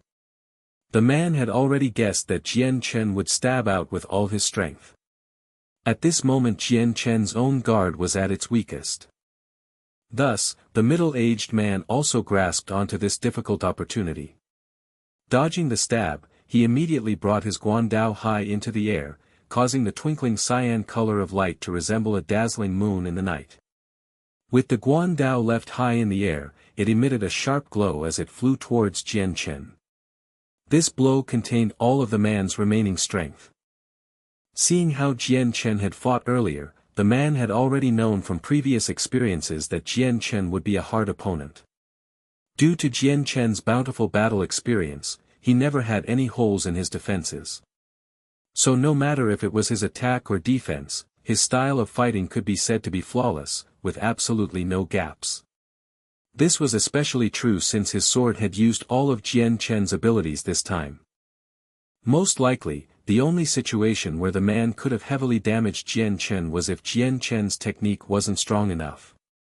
Thus, the middle-aged man didn't have the slightest intention of holding back this attack of his. The guandao streaked across the air so quickly, that if it was aimed towards weaker people, then they would have had no time to react at all. Hua! With an explosive shout, the man brought the cyan-colored guandao down towards the defenseless Jian Chen's head.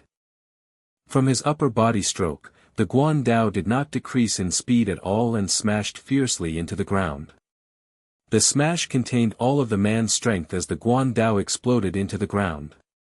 The blade of the guandao sent all of the surrounding dirt flying into the air, creating a huge hole a meter in diameter.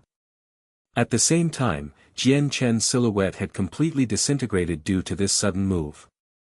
However, on the man's face, not a single trace of happiness could be seen, instead, his face hardened in annoyance. An afterimage.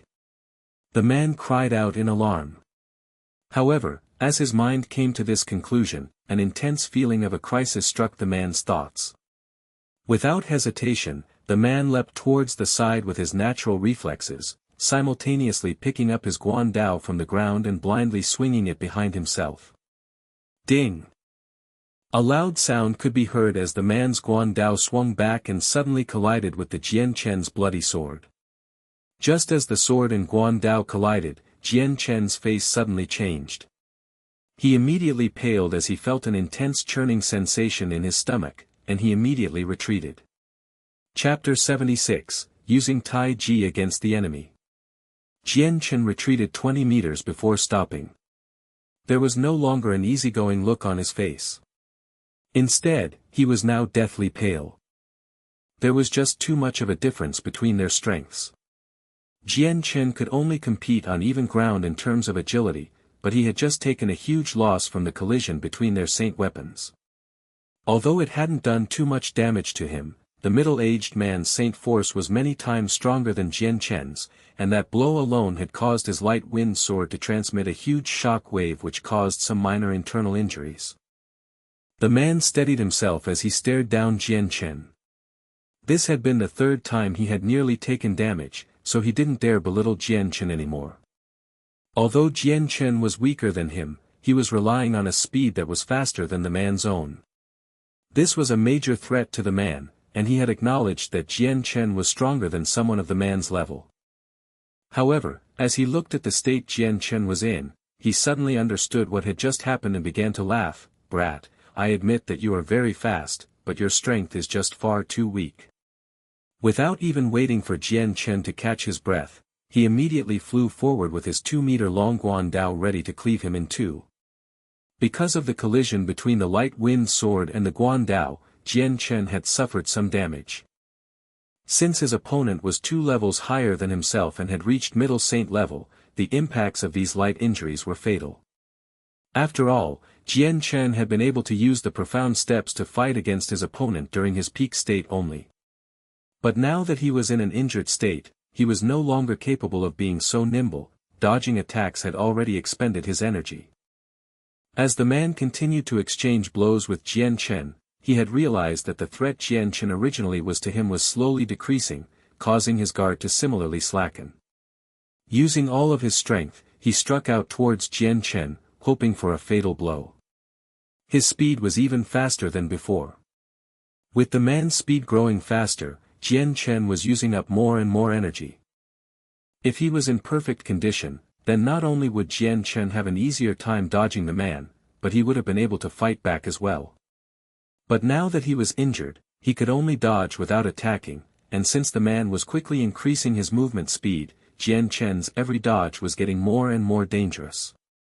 The man's blows were getting exponentially faster. He managed to attack dozens of times within an instant, and at this point, blood-stained cuts had appeared in Jian Chen's clothes, since he no longer had the ability to counter. However, it could be seen that Jian Chen's wounds weren't very deep.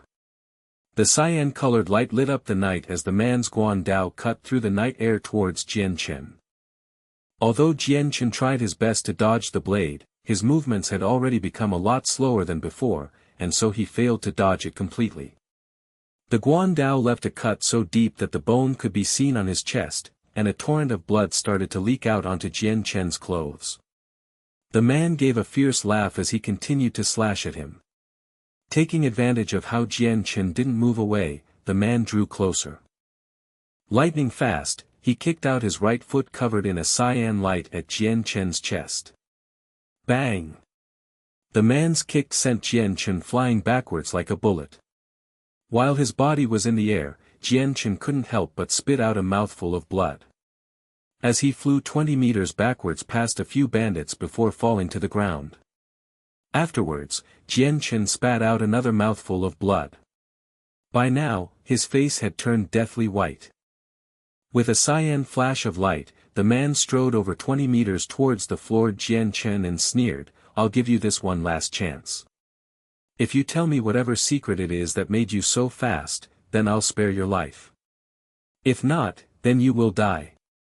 The man's eyes flashed with blazing curiosity, and his heart raced at the thought of becoming faster with Jian Chen's technique.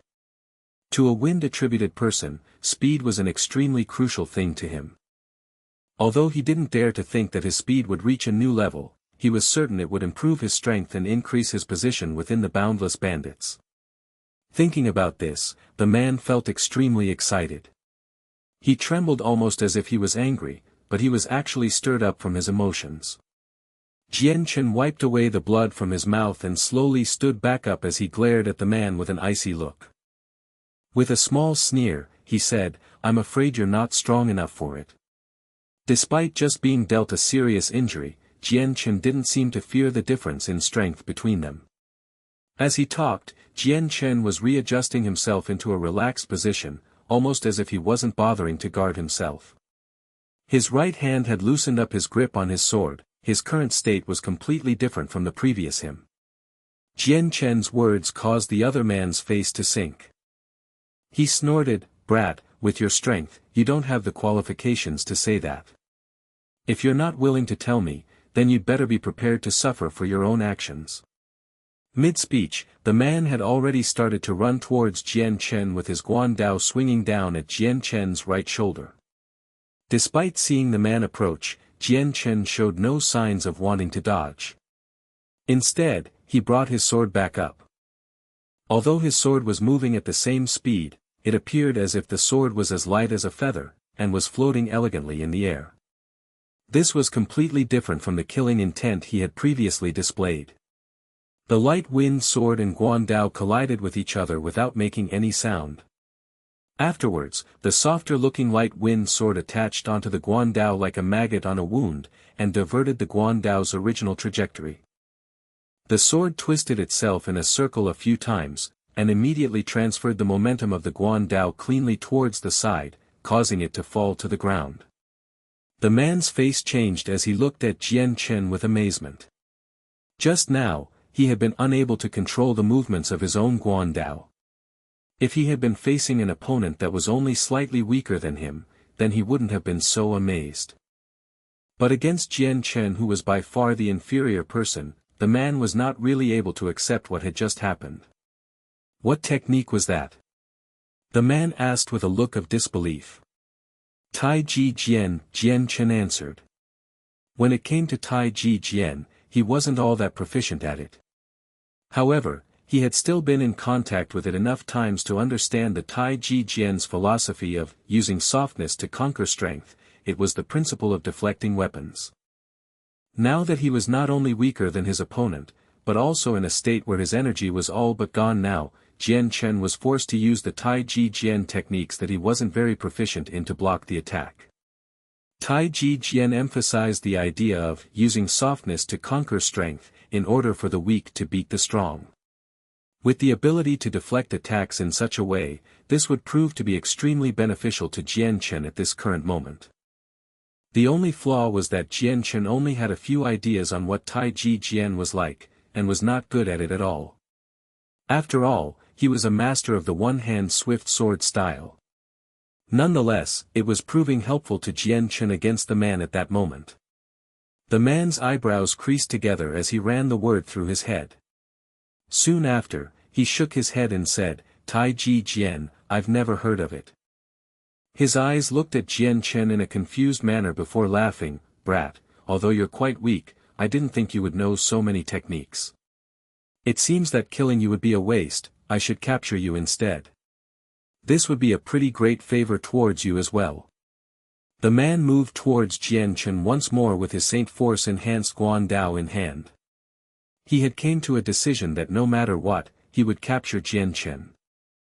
Although the Tai Chi Jian technique wasn't something he was extremely determined to learn, the man seriously wanted to figure out the technique that had allowed Jian Chen to move so fast.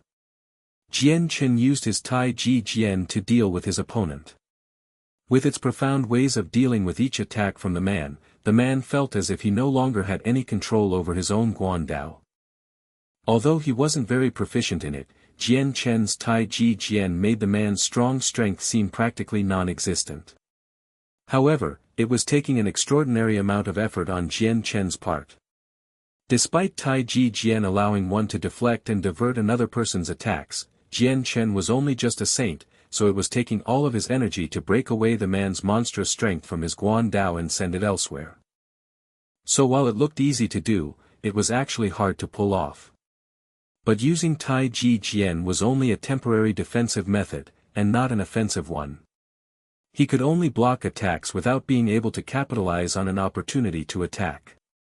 If it weren't for the fact that his opponent was pressuring him with his attacks, then Jian Chen would definitely not use the Tai Chi Jian. After a few more moments of close combat, the man was gradually getting angrier and angrier.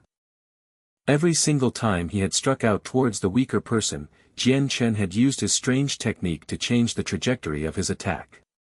This caused him to lose control of his saint weapon, and to him, this was utter humiliation. You bastard, I don't believe that this is all I can do to you.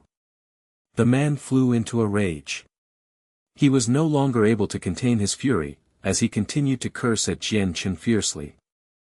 Soon after, the man's strength grew even stronger, causing Jian Chen to struggle even more to defend himself. His face was already drenched with sweat as his Saint Force was slowly starting to dry up. Chapter 77, Battle Skill. The man's wild attacks were pushing Jian Chen to his limit. After all, Jian Chen was still using all of his might to use his barely proficient knowledge of Tai Chi Jian to deflect the man's moves. Each time Jian Chen had blocked and diverted the enemy's Guan Dao, a large part of his Saint Force was used up. With the both of them fiercely fighting it out, they had already used up more than half of their Saint Forces. Since Jian Chen had a serious gash across his chest, he was starting to feel quite weak as time went on, even just blocking was getting harder now. Jian Chen's beginning saint strength was able to contend with a middle saint master thanks to his higher expertise with the sword and his past experiences from the countless number of battles he had been in his past life. If it was another person with Jian Chen's strength, then it would be hard to say if they would be able to last 10 rounds against the man's storm-like blows. After all, the difference between a saint and a saint master was huge, there were at least 2 levels separating the two. The cyan-colored blade ripped through the air once more as it slashed down towards the light wind sword. At last, Jian Chen wasn't able to deflect the Guan Dao's frightening power, and his sword was sent recoiling backwards. While the light wind sword wasn't hurt in any way, it had been forced back into Jian Chen's chest with a loud bang. The crash caused Jian Chen to be sent flying backwards 10 meters, before falling onto the ground. He spat out yet another mouthful of blood, filling the sky with droplets of it. "Brat, I can tell that you don't even have the energy to escape from my blows now. Just be obedient and come along with me." The man sneered. Without waiting for Jian Chen to answer, he moved once more, and in a flash, he appeared 10 meters ahead where Jian Chen was. He reached out, and grabbed at Jian Chen's neck with both hands. Coldly looking at the man come closer with his hands outstretched, Jian Chen's eyes flashed with a dangerous glint as he inwardly sighed, seems like I have to use my last resort. The last resort was Jian Chen's ultimate life-saving skill. It was the one skill that only he within the Tianyuan continent would know, the Soul Sword. The Soul Sword was learned back when he had fought against Dugu Qiubai a long time ago. At his moment of death, he had made a breakthrough and learned this supreme skill. Yet, just as Jian Chen was about to use his ultimate skill in this predicament, a bright red glow of light suddenly filled up the night sky. It headed towards the middle-aged man, who was currently about to capture Jian Chen. Seeing the giant red sword out of the corner of his eye, the man let loose a look of disdain as he gave a gentle snort.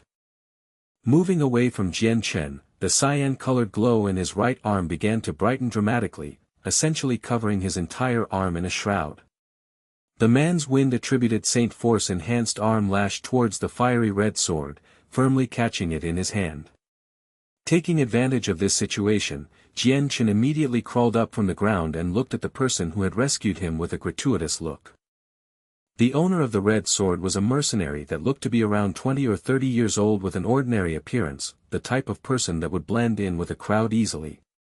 Yet, this mercenary was no stranger to Jian Chen. This was the kind person he had talked to on the road, Mu Yun. The middle-aged man sneered at the sword-wielding Mu Yun, "You overestimate yourself." Hearing the man talk, Mu Yun expressed a strange smile and laughed, "You're only just a middle Saint Master yourself, not all that much stronger than me. I can say what I please." Mu Yun's sword emitted a splendid glow as well as a high temperature. In the night, his sword lit up the area around them with a strong glow. The temperature around them also steadily increased. In just a few moments, the red sword became entirely enshrouded in a blinding fiery red. The light constantly pulsated, making it seem as if the sword was actually on fire. Feeling the Saint Force surge in endless waves from the sword, the man furrowed his eyebrows together. He let go of the blade, and then fiercely slammed his hand against the blade. Bang! Receiving the energy-filled blow from the man, Mu Yun's sword was sent towards the side. But with Mu Yun's battle experience, he took advantage of this sudden movement to whirl around. The sword traveled in a circular motion as Mu Yun immediately slashed at the man once more. "Since you want to die, I'll grant you your wish." The man bellowed, his guan dao flashing with a cyan glow as he waved his weapon around. A gentle breeze accompanied his weapon as it flew towards the fire-red sword. Clang! Mu Yun's sword and the man's guan dao collided with each other, causing a loud metallic sound to ring out. The moment the two saint weapons separated, Mu Yun staggered 10 meters backwards. On the other hand, the middle-aged man stood as steady as empty tie, without any indication of moving. A single glance was enough to see who was the weaker one, and who was the stronger one. Standing on the side, Jian Chen knew that Mu Yun was still weaker than the other man by a large amount. However, Mu Yun was still stronger than himself, and by Jian Chen's estimates, Mu Yun's strength should put him between a middle great saint or a peak great saint.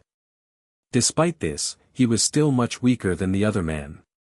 Since the man specialized in speed thanks to his wind attribute, he was weaker in terms of attack strength than the fire attributed Mu Yun. The fire attribute was the rarest attribute after the light and dark attributes, and it was publicly known as the strongest attribute in terms of strength. If the man relied on his wind-attributed Saint Force to fight, then he would be able to dominate the fire-attributed Mu Yun.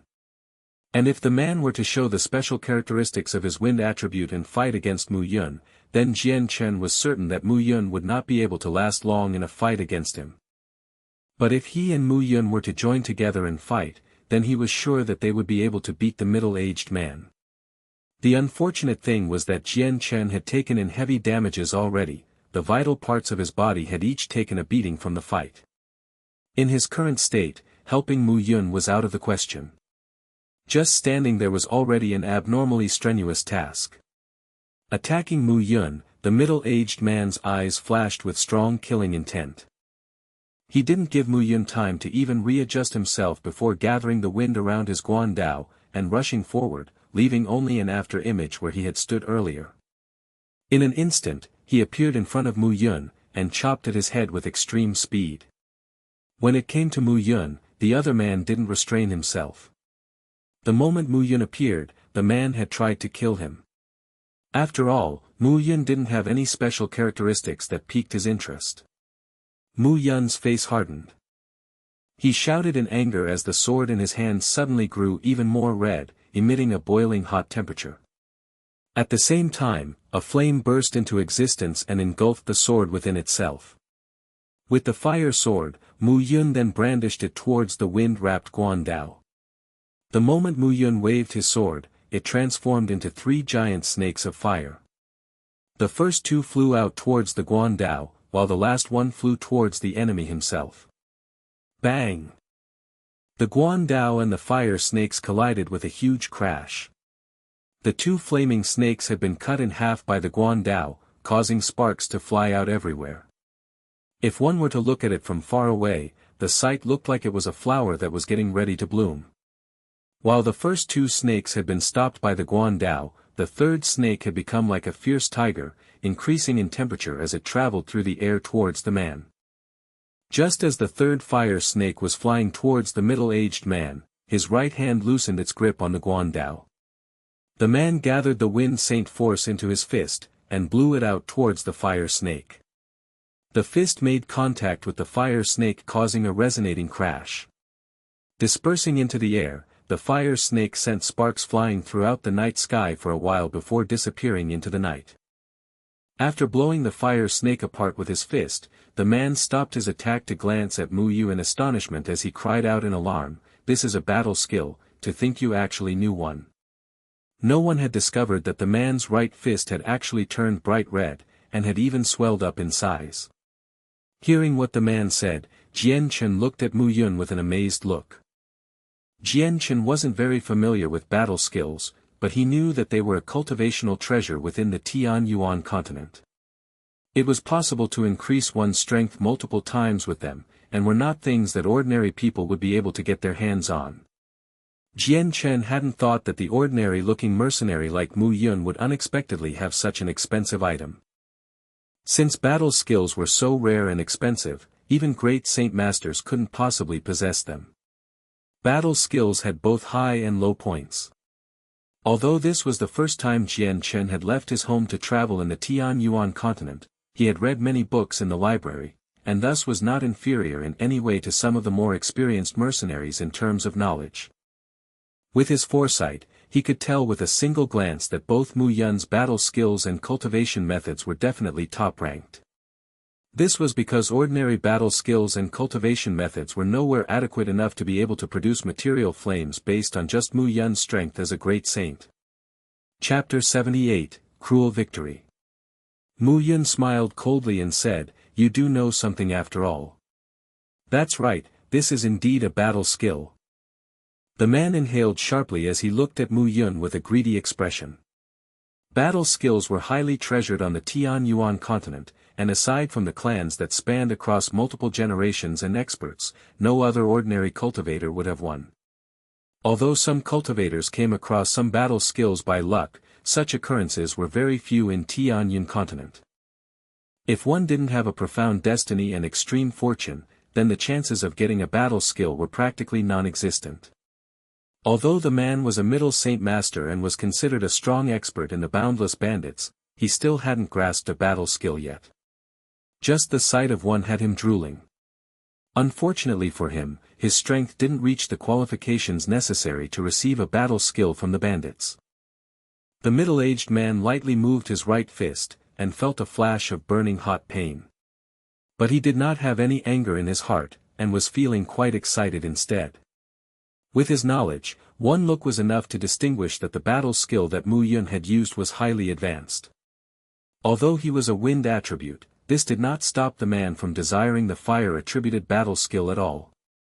After all, battle skills were priceless treasures on the Tianyuan continent, and the stronger the skill, the more expensive it was. The gods have certainly been looking out for me today. Youngsters, your techniques will become mine. The man laughed loudly with extreme excitement. To him, both Jian Chen's secret speed technique and Mu Yun's battle skill would be easily taken and learned. How arrogant! You look too highly upon yourself. Mu Yun sneered.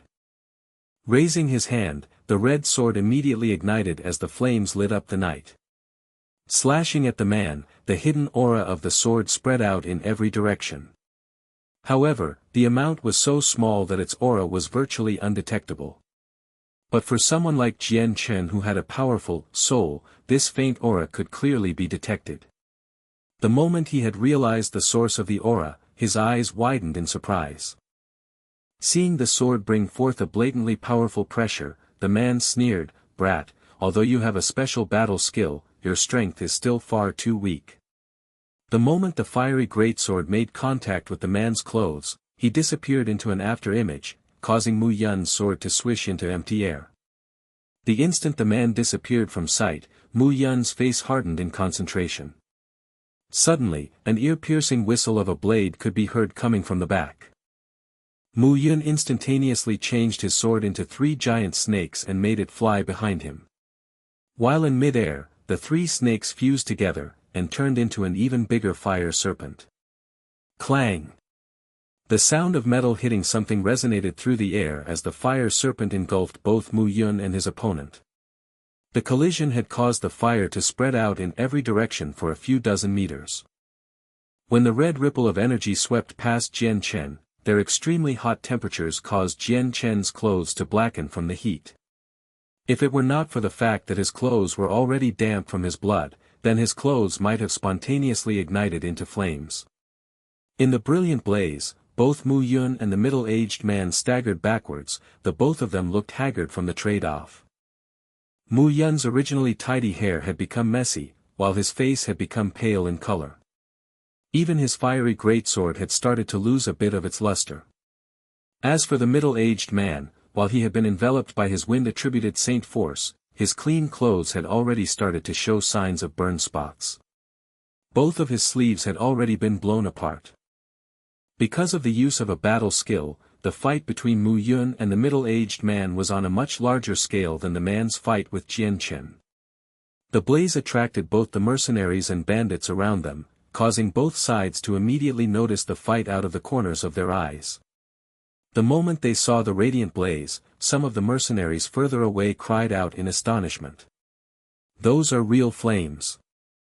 Unless one is an Earth Saint Master, it's impossible to summon flames out of nowhere. Could it be, that's a battle skill?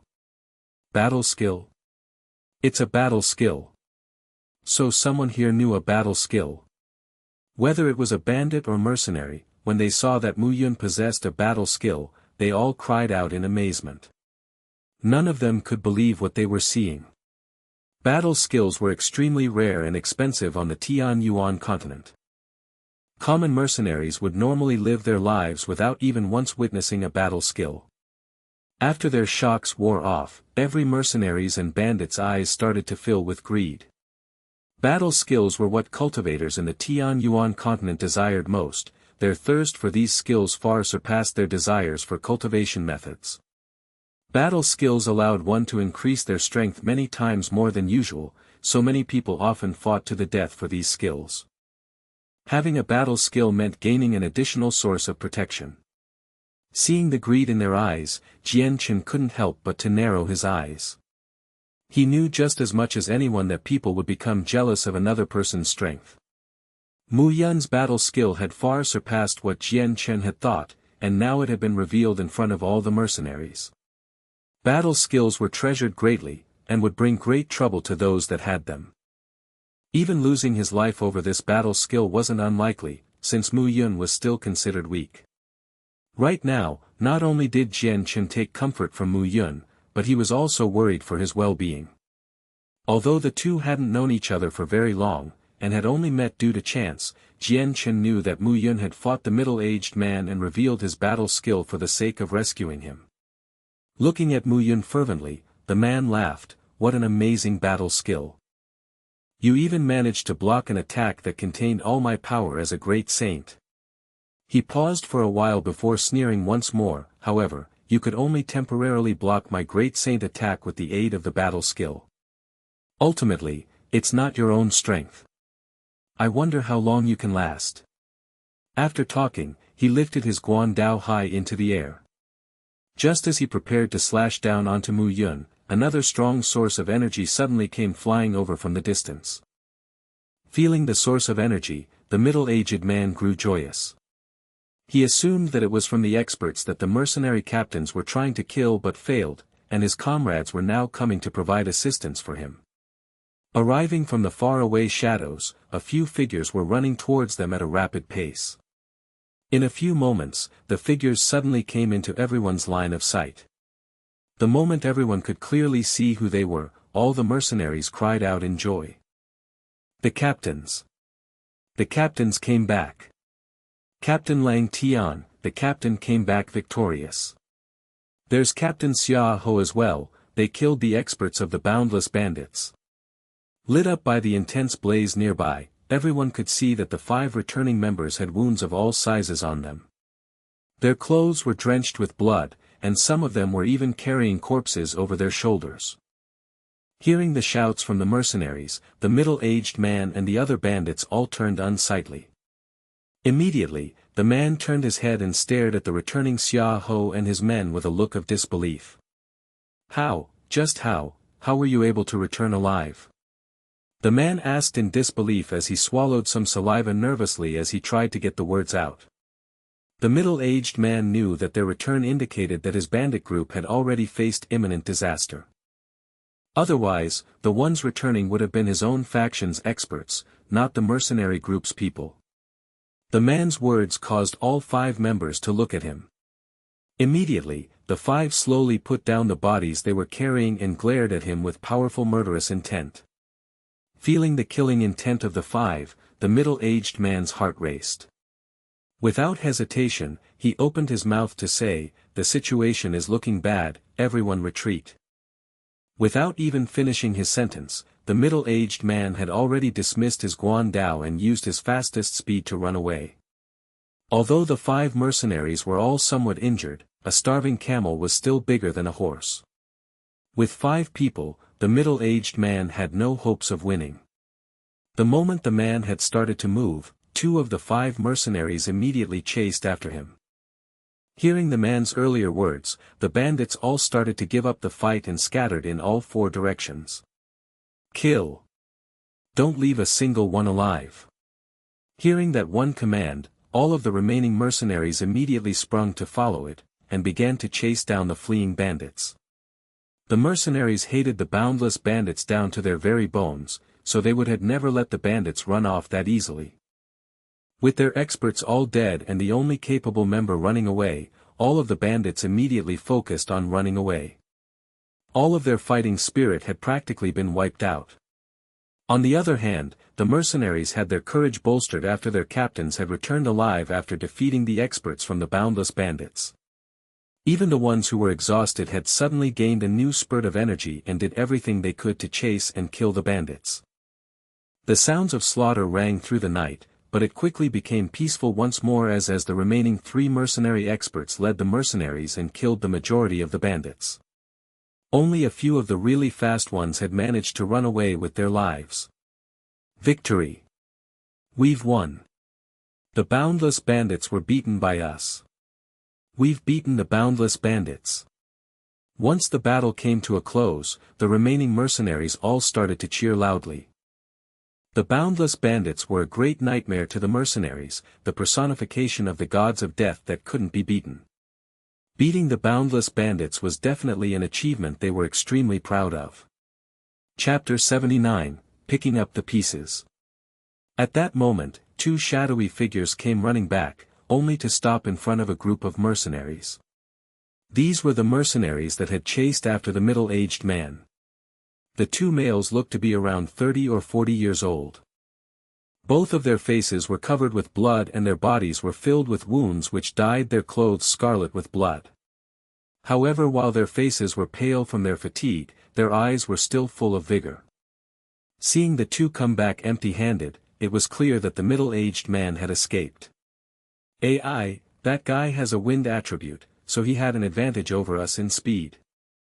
Although our strength was better than his, in our current condition, we weren't able to chase him, so he escaped in the end. One of the two said, his voice was brimming with regret. Forget it, if he ran, he ran. I didn't think we'd run into the boundless bandits, no wonder they were so strong. If it weren't for our mysterious benefactor in the shadows, then I'm afraid we wouldn't have been able to come back. For him to save our lives, he is definitely a trusted person. An older person said as he stood next to the brilliant flames, already his skin was starting to look a little tanned. Hearing the man talk, the other mercenaries who had returned after killing some bandits all were stunned. From their faces, all of them had some joy but some still had some lingering fear. Captain Lang Tian, are you okay? A mercenary went up to the man and asked with a worried tone. The newly named Lang Tian slowly looked down on the various wounds before shaking his head. I've some wounds, but nothing that'll kill me. He looked at the few mercenaries around him before sighing. With a sorrowful voice, he said, it's a shame, Yun Bai Mu, the captain of the Desert Shadows mercenaries was killed by the experts of the Boundless Bandits. Hearing the announcement, many of the mercenaries started to grieve, especially the mercenaries of the Desert Shadows. It was a heavy blow to their mood, however, for travelers of the Tian Yuan continent, seeing someone die was an experience many of them were used to. After a small period of mourning, many of the mercenaries had already become peaceful once more.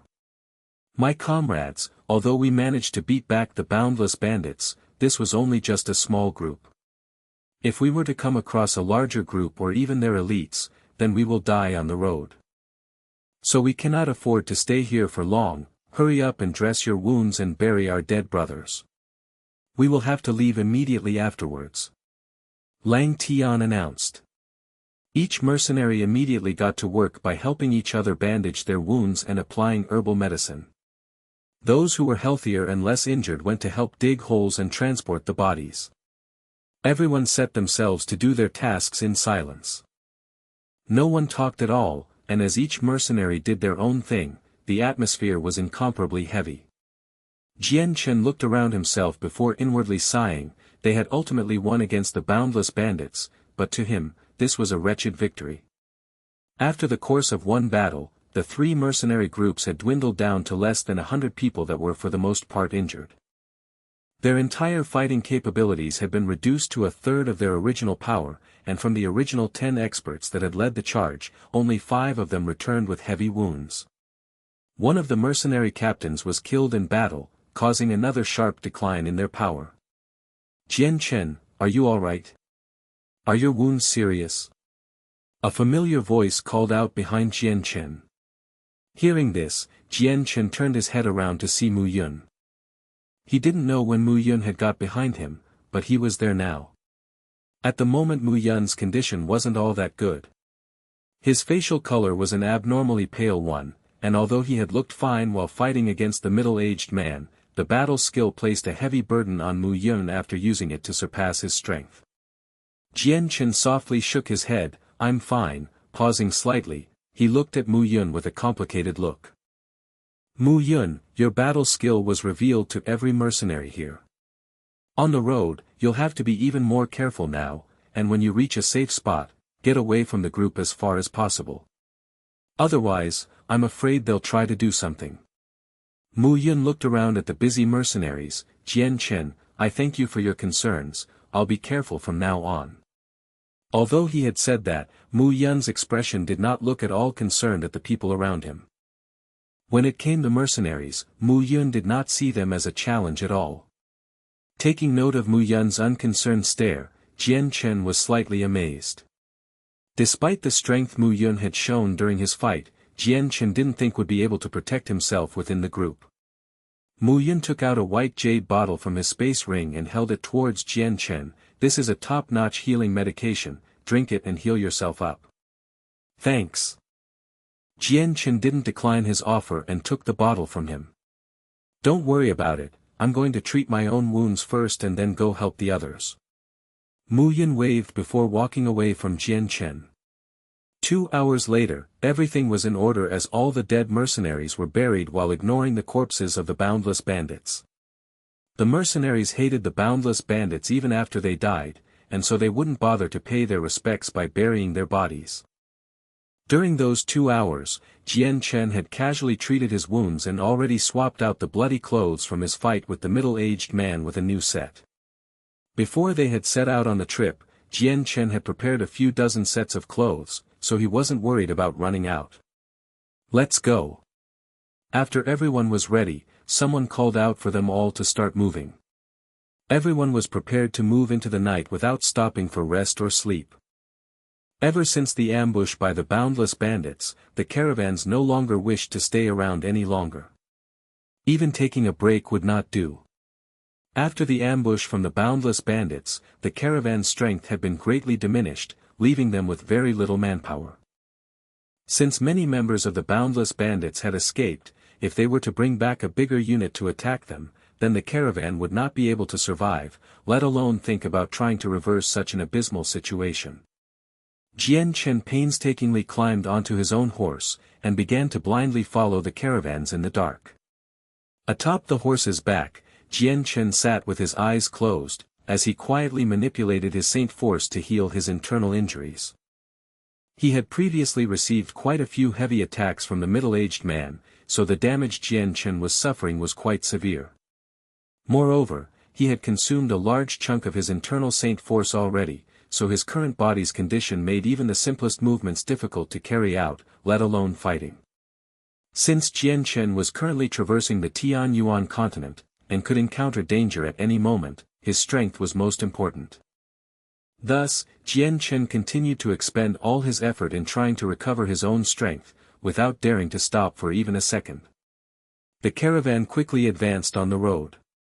Since the people were afraid of reinforcements from the boundless bandits chasing them, their current speed was many times faster than their previous traveling pace.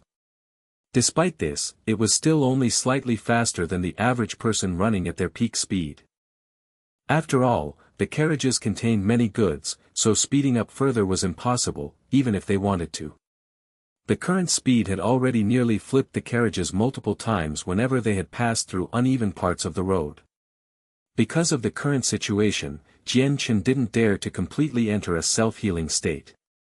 Thus, his severe injuries were only recovering at a snail's pace. At that moment, Jian Chen couldn't help but recall his mother, Bai Yuntian. He still clearly remembered that time a few years ago when he had injured his third brother, Chongyang. Bai Yuntian had unexpectedly healed his injuries as if it were the easiest thing in the world, without leaving a single scar. If there was a radiant Saint Master at the scene right now, the internal injuries within his body would have probably recovered faster. Unfortunately, radiant Saint Masters were really too rare, and their statuses were highly esteemed. With the strengths of the three mercenary groups currently present, there was absolutely no way they could have invited a radiant Saint Master. Just as Jian Chen had thought of radiant Saint Masters, a divine light suddenly flashed within his mind. Immediately, he opened his previously closed eyes, and in that instant, a bright ray of light seemed to shoot out from his eyes in amazement, dying out immediately afterwards. That's right, I can sense light Saint Force, and even gather it. I wonder if I can control the light Saint Force like a radiant Saint Master would, and be able to heal my own wounds. Jian Chen pondered this furiously. When he recalled the possibility that he would be able to control light Saint Force just as radiant Saint Masters could, his heart momentarily surged from the excitement, and was uncontrollably delighted at the thought. Ever since he saw Bai Yuntian use light Saint Force to heal Chongyang's injuries back at the Chongyang household, Jian Chen had realized that this power was exactly the special energy that he felt every time he absorbed the world essence during cultivation. At the time, Jian Chen had really wanted to test and see if he could control the light Saint Force. Unfortunately, due to the various situations that had occurred since then, he never got to try testing his thoughts. Afterwards, this thought had gradually been pushed further and further back into his mind, and he had forgotten about it until just now. Chapter 80, Blue Wind Kingdom. Jian Chen took a deep breath and slowly tried to control the emotions in his heart. After he had calmed, he immediately closed his eyes and began to cultivate the world essence around him. However, there was a difference between the time he had absorbed world essence in the past compared to now. Jian Chen was able to differentiate the special energy from the world essence and absorb that specific energy into his body. Although in theory this was rather simple, it required an extremely strenuous amount of effort when put into practice. However, to Jian Chen, who had practiced how to use his soul, this wasn't that hard. It would only require more concentration than usual. To the Jian Chen who was strong in spirit, he could detect the special energy mixed in with the world essence. Aside from radiant Saint Masters, no one else would be able to detect it. After he had detected the special energy, he immediately used his soul as a vacuum to wildly bring the special energy towards him. As it gathered, Jian Chen absorbed it into his body. Jian Chen understood that once the special energy had condensed to a certain degree, it would emit a faint white glow.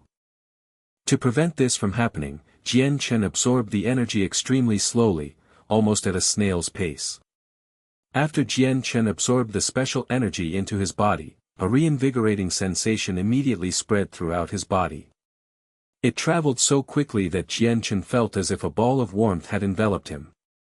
Being bathed inside with this pleasant sensation, Jian Chen's face let loose an expression of satisfaction. When the special energy fused with Jian Chen's serious injuries, they started to heal at an extremely fast rate, so fast that Jian Chen was flabbergasted and couldn't believe his eyes. With this, Jian Chen finally understood how fearsome a radiant Saint Master was when they used their light attribute Saint Force to treat other people's injuries. The book said that not only could high-level radiant Saint Masters regrow arms, they could even revive the dead. It would appear that this wasn't a lie. If they could heal injuries like this, then perhaps the radiant Saint Masters who stood at the peak have truly transcendent skills.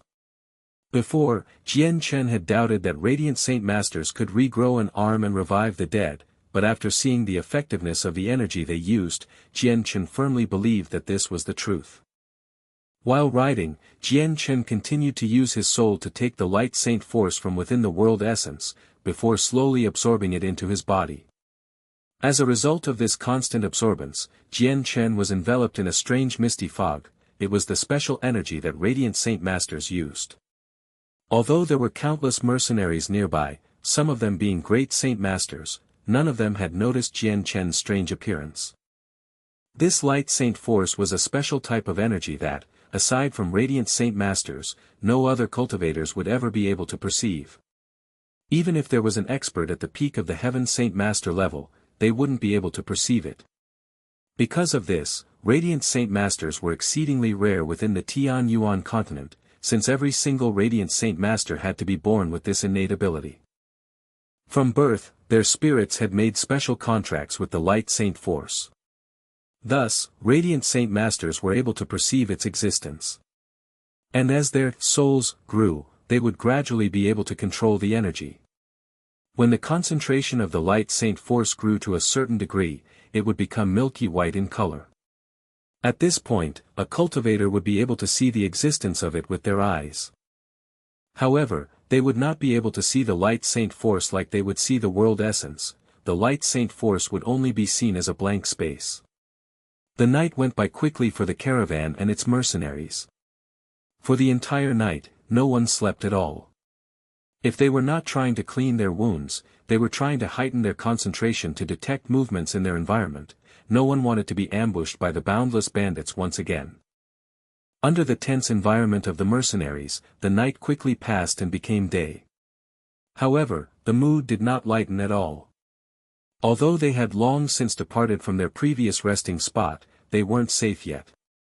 In this area, many different bandit groups could still attack them.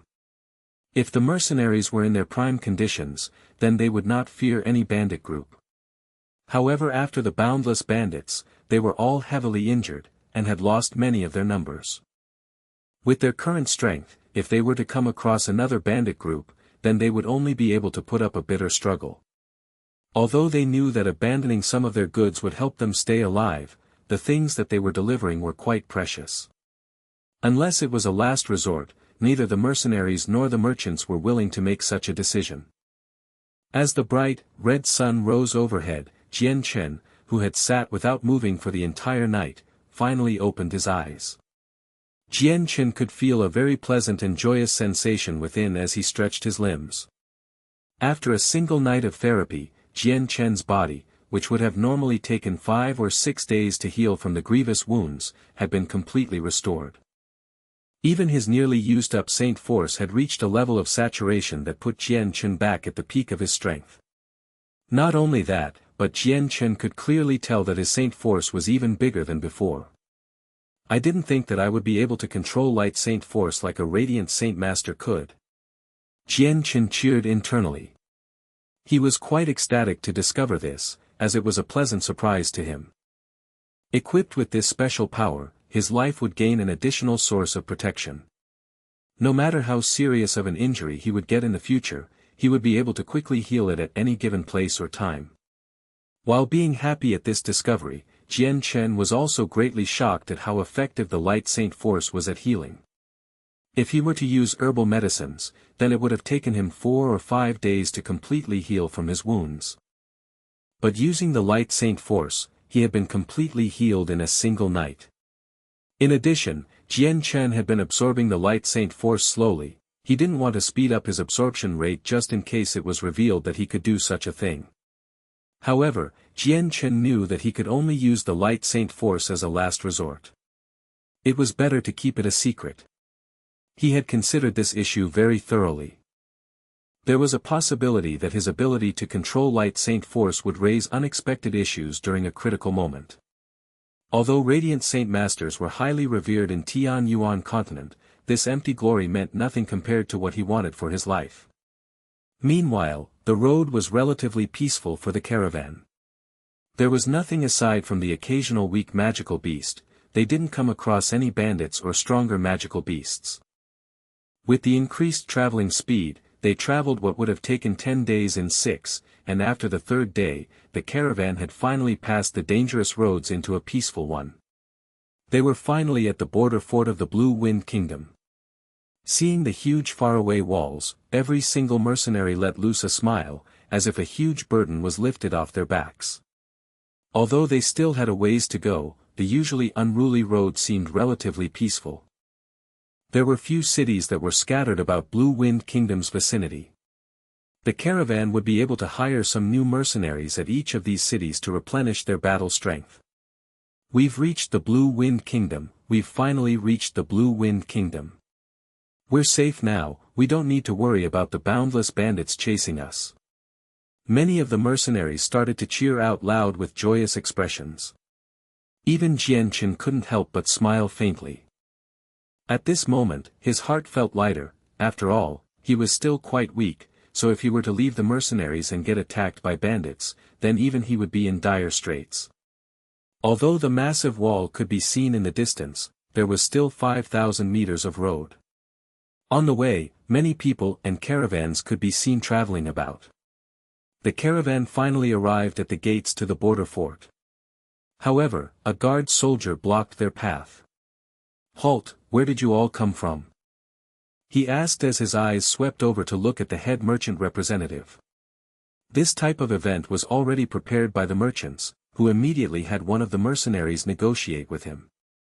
At the same time, the mercenary flashed a few glittering, golden things, and carefully placed them into the guard's outstretched palm. The guard inspected the items in his hand closely before smiling widely at him. With a wave of his hand, he said, "You may enter." Afterwards, the caravan finally passed through the giant gates of the border fort and entered the Blue Wind Kingdom. After passing through the border fort, Jian Chen immediately calmed down quite a bit. At the very least, he had escaped from the powerful grasp of the Huayan sect. Although they held a formidable amount of power within the Jessen Kingdom, Jian Chen was convinced that their powers did not stretch over to the lands of the Blue Wind Kingdom. Not too long after passing through the border fort, they came across a decently sized city. The merchants stopped to rest, and the mercenaries disbanded in order to rest. 2 of them remained to guard the goods. The marketplace had allocated a place for goods to be parked, so the merchants all dropped off their items there. Since they had a few strong experts to ensure the goods were protected, the mercenaries had no need to worry about the possibility of the goods here being stolen by bandits. In actuality, no mercenary would dare rob from this place, otherwise, they would be unable to exit through any of the city gates, and would be surrounded by the city guards. Chapter 81, Zim Zam Zupidi Wu. After storing away the merchandise, the mercenaries went off to enjoy their free time, and the merchants went to reorganize their military strength. After spending many days and nights constantly rushing without stop, everyone was tired. So the moment they were disbanded, they immediately headed towards the nearest inn and started to sleep. Those who were injured headed off to a place to heal their injuries. Jian Chen tied his horse to the stable area and looked around, only to see a single person wearing regular clothes standing around. After another sweeping glance, he quickly walked towards that person. Arriving behind the person, Jian Chen whispered, "Mu Yun, your battle skill is already known to many mercenaries. Take advantage of this opportunity, and quickly leave. Otherwise, I fear that they might try to do something to you." Hearing Jian Chen, Mu Yun turned his head around and smiled at him. "Don't worry. If they want to take my battle skill, they'll find out that it won't be that easy to do." Jian Chen frowned as he looked at Mu Yun carefully. "If it's like that, then I won't speak of it anymore." He paused in thought before asking again, "But now that we've reached the Blue Wind Kingdom, it is nearly time for me to separate from the mercenary group. From this road on, we will no longer be walking the same one. Brother Mu Yun, please take care of yourself." He cupped his hands together respectfully. Although Mu Yun and him had only just met, they were on good terms with each other. Plus, Mu Yun had revealed his secret battle skill for the sake of rescuing Jian Chen, so in his heart, Mu Yun was a decent guy. However, this wasn't enough for Jian Chen to consider him a good friend. "You take care of yourself as well." Mu Yun cupped his hands together in response. "Are the 2 friends here preparing to leave already?" "Everyone is exhausted, and so we've prepared a top-rated restaurant for everyone to enjoy. It'd be better to come eat and drink with everyone first." At that moment, a deep voice spoke out towards the other 2. Mu Yun and Jian Chen turned around to see an older man who had a smile adorned on his face. Seeing the man, Jian Chen was a little stunned, but he quickly regained his composure. Cupping his hands in respect once more, he said, "This one greets Captain Lang Tian." Over the past few days, Jian Chen had become familiar with the 3 mercenary groups. The strong man wearing the black robes was Captain Lang Tian, an expert who had reached the great Saint Master level. Seeing Captain Lang Tian, Mu Yun also cupped his hands in respect. Even with a laugh, this was still considered a respectful greeting. "My 2 friends, I don't know what to call you 2, but when the boundless bandits attacked us, we honestly suffered greatly. It was thanks to you 2 that our casualties did not get any worse." Lang Tian smiled with a face full of benevolence. "This one is named Jian Chen. Captain Lang Tian is too generous." During the ambush with the boundless bandits, the one who had contributed the most was Captain Lang Tian, who had killed many of the expert bandits. "Your humble servant here is called Mu Yun." What Brother Jian Chen said was correct. The reason why we could successfully push back the boundless bandits was Captain Lang Tian. If not for the captain, then I'm afraid all of our lives would have been forfeit. Mu Yun laughed. Hearing Jian Chen and Mu Yun, Lang Tian's eyes flashed with a brief moment of shame before he quickly concealed it. "My friends Jian Chen and Mu Yun are too polite. Whatever the end result of the ambush was, I still have to thank you as the captain of my mercenary group. For the past few days, everyone had been so worried about the boundless bandits overtaking us, so we've been spending day and night traveling as much as possible and sacrificing sleep. We've really placed a burden on the 2 of you. I've already prepared a great feast. It would be great if we were to all eat together with joyous smiles." Afterwards, we can all rest well for a few days and heal from our wounds. Alright then, after eating rations for the past few days I've almost forgotten what meat tastes like. I was just about to prepare myself to gorge on a great meal, but since Captain Lang Tian has already prepared a feast, I can save my meal money. Mu Yun readily agreed. Facing Jian Chen, he said, Brother Jian Chen, it'd be for the best if we both went. After eating rations for the past few days, you must be sick of it. Jian Chen shook his head gently. I appreciate Lang Tian's kindness towards this one, but I have some important matters to attend to. I will have to leave immediately and won't be able to accompany everyone. If I have offended Captain Lang Tian, I beg for forgiveness. Lang Tian looked regretful at that, but he didn't continue to try and persuade Jian Chen into staying. Cupping his hands together, he said, if Brother Jian Chen has some important matters to attend to, then this one won't hold brother up any longer from his business. After Jian Chen bid farewell to Lang Tian, he immediately left the area. Now that he had separated from the mercenary group, he no longer had any responsibilities. If he wanted to leave, he could leave without notifying anyone. After Jian Chen had left, the black-robed Lang Tian and a few other mercenaries were quietly discussing something within the room of a restaurant. Caleb, you're sure this mercenary named Mu Yun has a battle skill? Said a white-robed elderly man right next to Lang Tian. He had a head of long black hair that trailed behind his head. His face was bronze in color and had many fierce-looking wounds on it. Since there was still blood on some of his wounds, one could tell which wounds were new and which were old. Yes, Captain by Fei Yun. When the mercenary called Mu Yun used his battle skill, many people around had seen it, so this information is definitely not false. Caleb replied. That's correct, Captain by Fei Yun, Captain Lang Tian. Everyone that survived the ambush can testify this. What Mu Yun used was definitely a battle skill, and it was actually a highly advanced one as well. Another mercenary said. Originally this was an important matter that the mercenaries should have reported earlier. Unfortunately when they were ambushed by the boundless bandits, the battle skill was the last thing on their minds, since their lives were more important.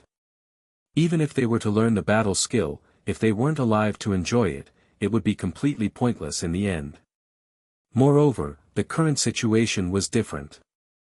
Since they had entered Blue Wind Kingdom, they were temporarily safe. Now, they could mention the battle skill that Mu Yun had. Although the mercenaries were all in the same group, life on Tian Yuan continent was extremely cruel. Even these mercenaries would try to forcibly take an item they were jealous of, just like the boundless bandits had. Such circumstances happened all the time in Tian Yuan continent. Hearing these two mercenaries talk, all the other mercenaries in the room frowned. The white-robed man looked at Lang Tian and said, Captain Lang Tian, what do you think about this situation? Lang Tian knit his brows together in contemplation before slowly opening his mouth. I am sure Mu Yun knows that his battle skill has been leaked to all of the mercenaries. But what I don't understand is that with his great saint strength, why did he not run away at the first chance he had when he knew that his battle skill was leaked? Could it be that he believes we won't make a move against him? Taking a step back, even if he trusts us, could it be that he isn't worried about us trying to force the battle skill out from him? This would bring him an endless amount of trouble, possibly to the point of losing his life. Lang Tian analyzed. Although he looked to be a straightforward person, he certainly wasn't a stupid person. So that means either the mercenary called Mu Yun is just some mindless idiot, or he is relying on some type of support that makes him so fearless. The white-robed middle-aged man muttered to himself. Hearing this response, Captain Lang Tian asked, I was previously in contact with Mu Yun. In my opinion, Mu Yun isn't a mindless idiot. He's a veteran mercenary that has experience. How could someone like that commit such a fatal mistake? Does anyone know where that Mu Yun came from? The white-robed middle-aged man continued. That Mu Yun joined us midway, and is of the same occupation as us. I don't know the exact details though. After all, almost all solo mercenary planning on a long journey will join a caravan, and guarantee that the trip will go smoothly. We can't really question people like that. A middle-aged man responded. He wore a long, cyan robe, and his face was slightly pale. If Jian Chen were here, he'd immediately recognize that this man was the one who had agreed to let him join the caravan back in Jessen Kingdom. The mercenaries in the room all grew silent. After a while, one of the mercenaries finally couldn't hold back anymore, and said, "Captain, are we doing it or not? If we succeed in obtaining this battle skill, then we'd gain quite a bit of wealth. Even if we don't use it ourselves, we can sell it. Considering how precious battle skills are in Tian Yuan continent, we can definitely get a sky-high price for it. After all, this battle skill is of a pretty high quality. Captain, why don't we put our all into this fight?" Another mercenary said, an eager light constantly pulsing within his gaze. Captain Lang Tian frowned, however he didn't immediately reply either. Instead, he turned around to look at the white-robed man next to him, and asked, "Captain Bai Fei Yun, what do you think about this situation?" The white-robed middle-aged man called Bai Fei Yun knit his brows. A light flashed in his eyes, and it seemed as if he was hesitant to reply. After contemplating for a while, Captain Bai Fei Yun finally said slowly, "Captain Lang Tian, I'm sure that you still remember the battle we had against the experts from the Boundless Bandits a few days ago, and how at the end, a mysterious expert secretly aided us, right?" He said in a serious tone. Hearing Captain Bai Fei Yun's words, the expressions of a few of the mercenaries that hadn't known the situation clearly changed.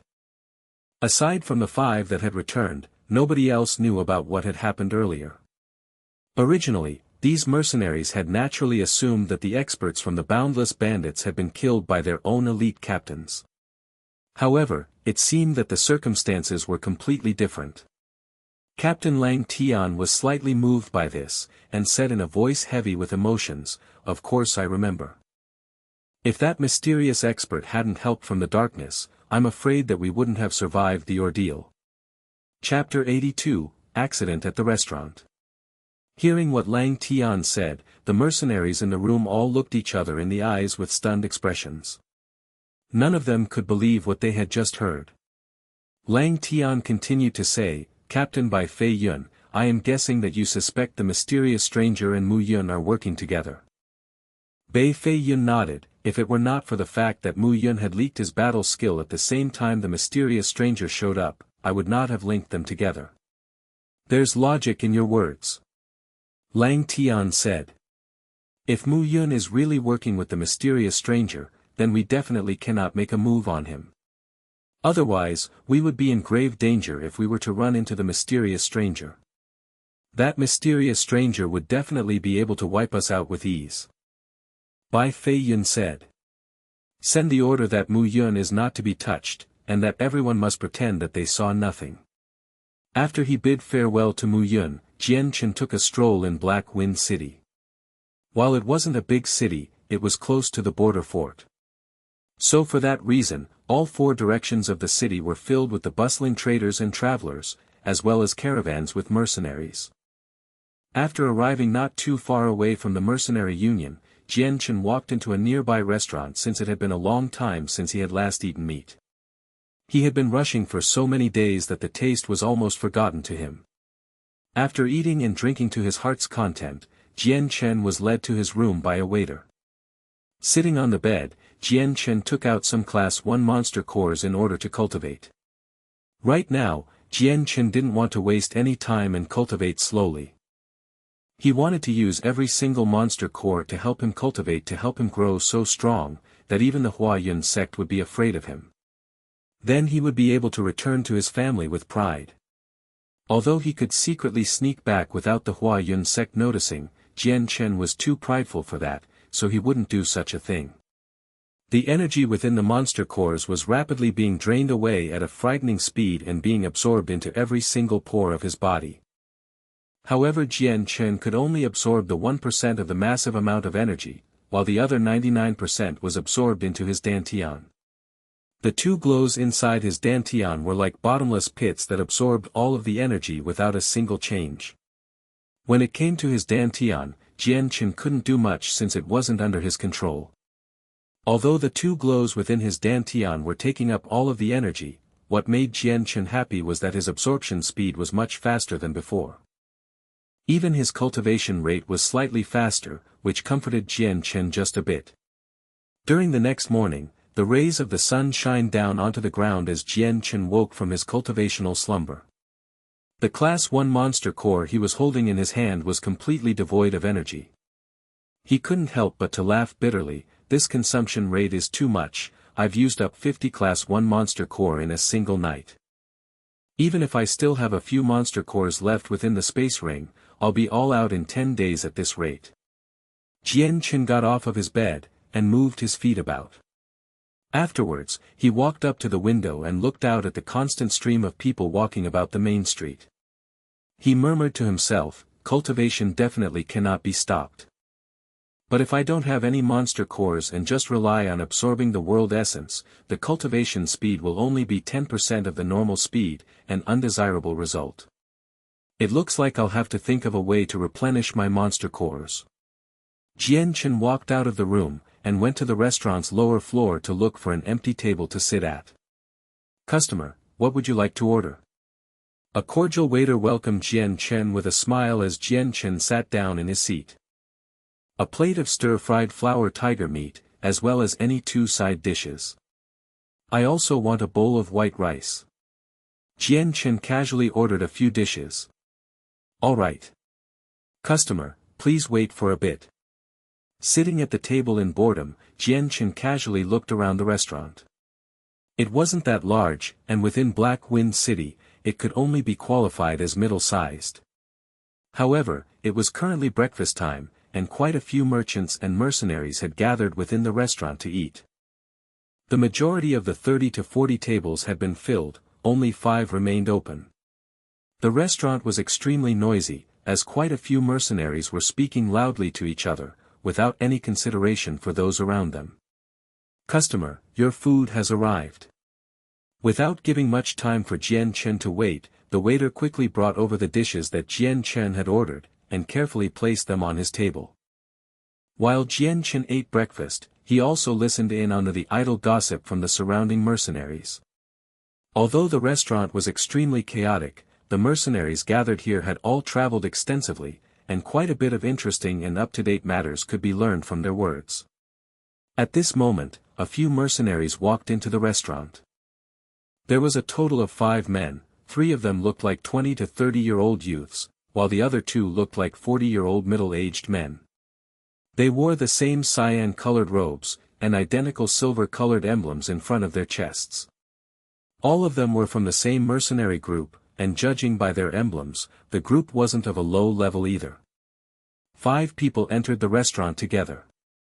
They all looked around for seats, however it was currently the peak hours, and all of the restaurant's tables were already filled. There were no available spaces left. Such bad luck, to think that there are no more seats. A slim, frail youth wearing a cyan-colored robe cursed. A youth stood on one side, his gaze sweeping across the restaurant. It finally stopped on the table that Jian Chen was currently occupying by himself, and he laughed. "Gone ho, who said there aren't any more spots? Look, isn't that a free table right there? Even though it'll be a bit crowded if we all cram into a single table, it's not impossible." Aside from Jian Chen, there were still quite a few people occupying tables alone. However, that group of people could tell the others were not people they could pick fights with.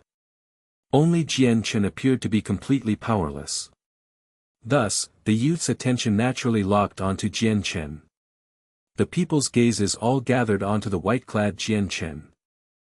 After noticing that Jian Chen's appearance didn't look over 20, they smiled evilly. Afterwards, the 5 walked in together.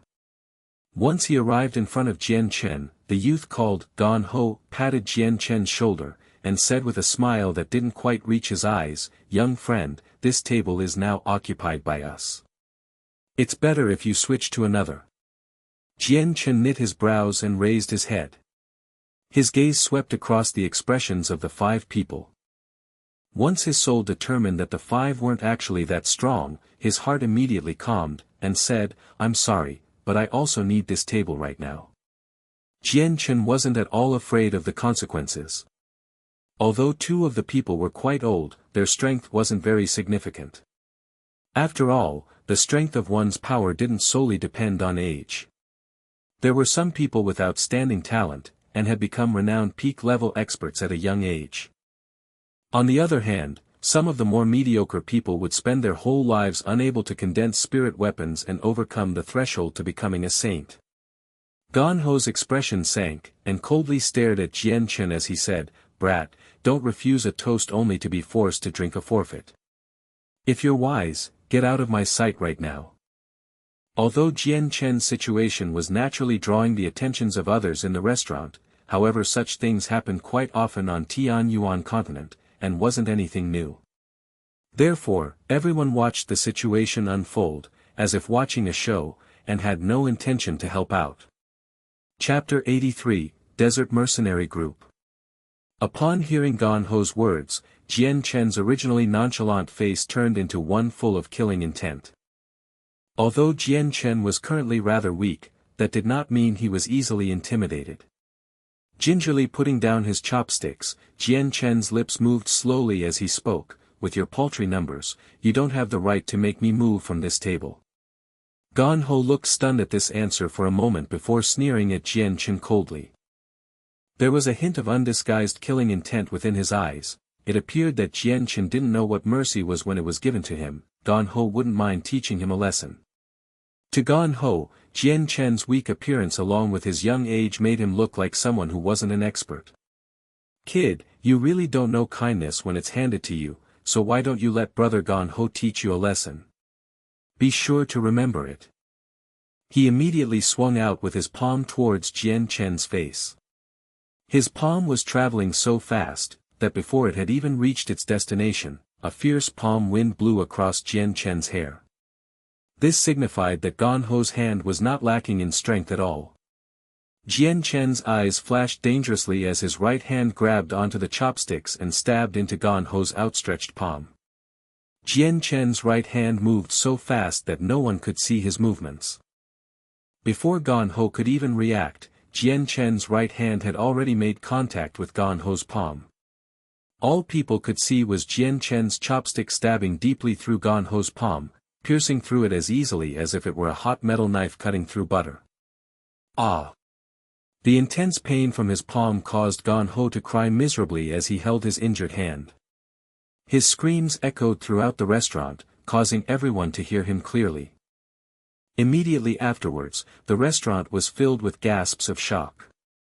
What happened was very different from what they were expecting, causing everyone to look at Jian Chen in surprise. However, those who were slightly more discerning saw Jian Chen use a single chopstick to stab through Gan Ho's hand. Their faces became heavy and hardened. The following looks towards Jian Chen also slightly changed, quite a number of them carried deep shock. To use a flimsy wooden chopstick to stab someone's hand, just how strong did someone have to be to do that? At the very least, no one in the restaurant would be able to perform such a feat.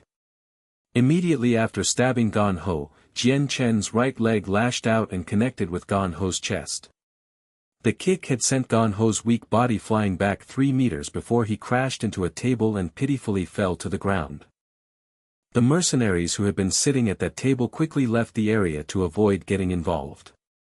Although Jian Chen did not seem old, the strength he demonstrated, as well as the vicious way he had dealt with things, intimidated many people in the restaurant. After this display, the few mercenaries who were eating at that table naturally didn't dare to offend Jian Chen over such a small matter. Seeing Gan Ho's end, the 4 other mercenaries that came with Gan Ho immediately looked on with disbelief. Although their expressions recovered afterwards, they looked at Jian Chen with eyes full of cold murderous intent. To think you're picking a fight with the desert mercenaries, you must be tired of living. One of the youths shouted angrily. A giant sword appeared in his hand, and he immediately shot towards Jian Chen. Jian Chen gave a hidden smile then snorted quietly. In an instant, the silver-white sword with the words, "Light Wind," engraved on it appeared in his own hands. The Light Wind sword was Jian Chen's sword in his previous life. During his time as a wanderer, his sword had gained a fearsome reputation that every martial artist knew of. And within this new world, he was still using an identical light wind sword. Jian Chen's feelings towards his sword were very deep. The moment the light wind sword appeared in Jian Chen's hands, it immediately transformed into a streak of silver lightning under Jian Chen's control, and flew at the other man at an inconceivable speed. Before the youth's sword could even get halfway towards Jian Chen's sword, it had already stabbed towards the youth's throat with a demon-like speed. The point of the sword halted right at the moment of contact on the outermost layer of thin skin at the throat, causing some blood to slowly drip down his throat for everyone to see clearly.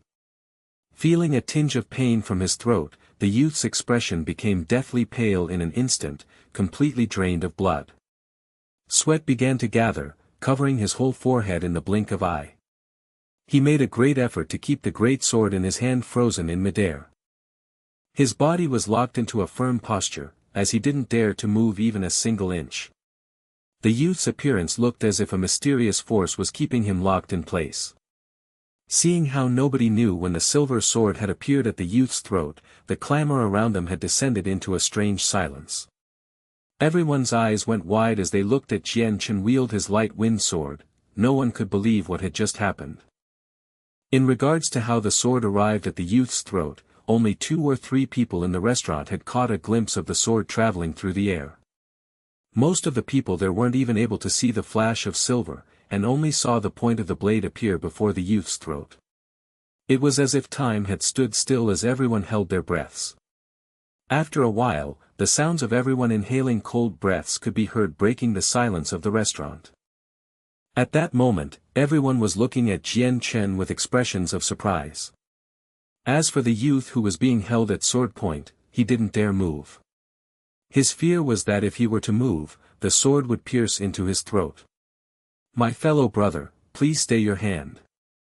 We are part of the desert mercenaries, and this was our fault. I hope that you'll let our companion go." A middle-aged man spoke with some moderation and showed a face full of sincerity.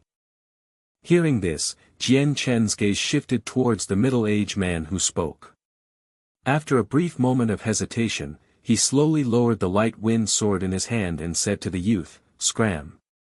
Hearing Jian Chen, the youth that was held at sword point glared at him with an indignant expression for a brief second. But owing to the fact that he just escaped a disaster, he didn't dare to say a single word. The light wind sword disappeared from Jian Chen's hands as his gaze coldly swept across them. He then pulled out a single gold coin and placed it at the table. "Waiter, this is for the meal," he stated flatly before exiting from the restaurant.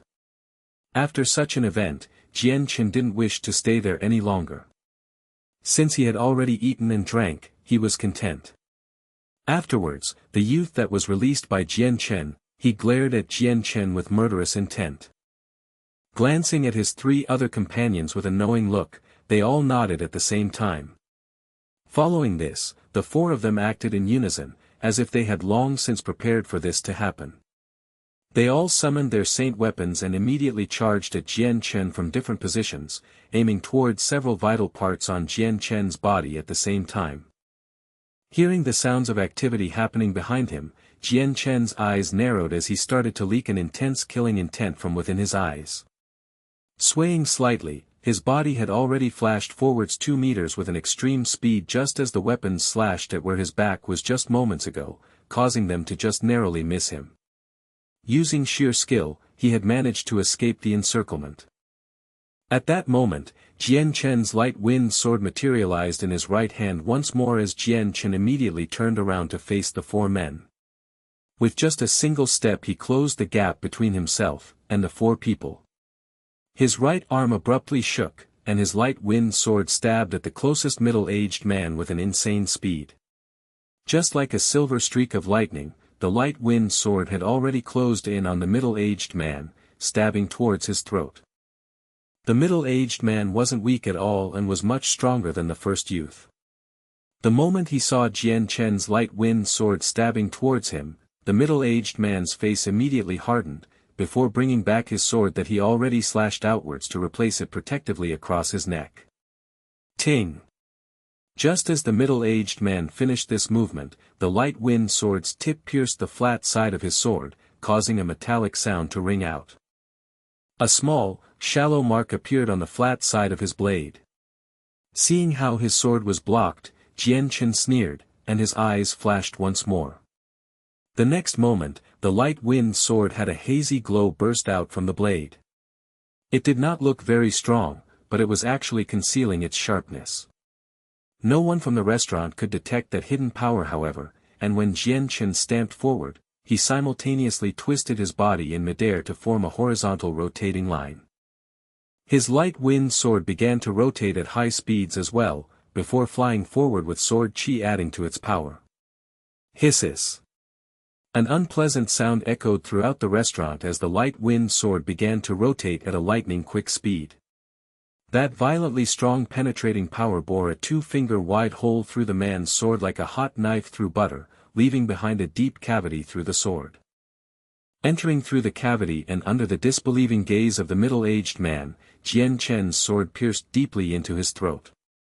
Jian Chen landed gracefully on his toes as he pulled out his sword from the throat of the middle-aged man.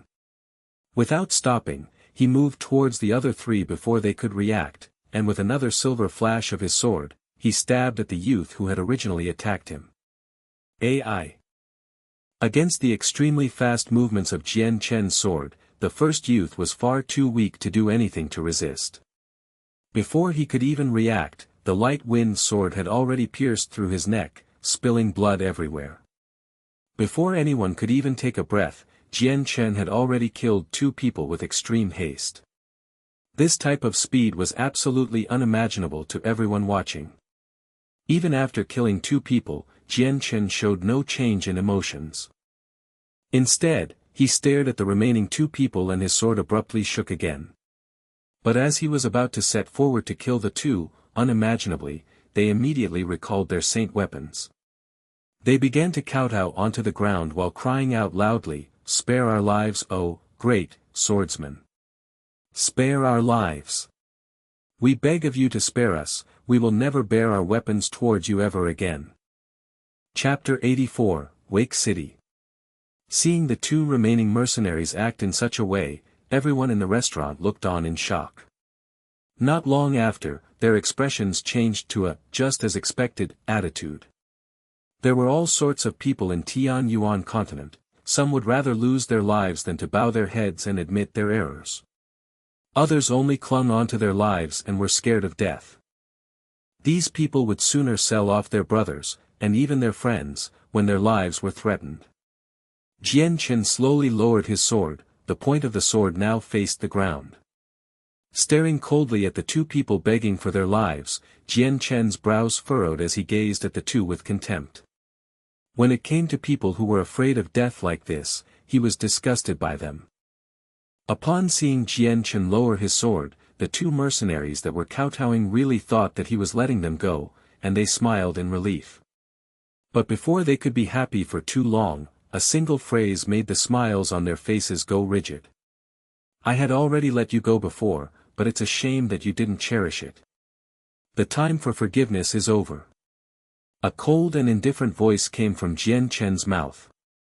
Just as he finished talking, his right hand burst into motion, appearing like a hazy shadow. Immediately sweeping forward with an extreme speed, the light wind sword transformed into a silver streak, stabbing the 2 people.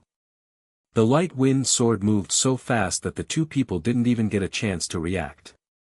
Slashing gently across their necks, small lacerations could be seen, and large amounts of blood began to pour out, dyeing their necks red. If the 2 mercenaries had wanted to resist while Jian Chen wished to kill them, he would have had to expend a little more effort, and they could possibly have even escaped from Jian Chen if their luck was good. Unfortunately, they had already been intimidated by Jian Chen's might, which had been demonstrated when he killed their 2 companions with a lightning-fast speed.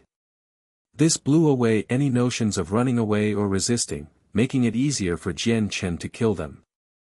After effortlessly killing the 2, Jian Chen turned around to look at the last terrified mercenary.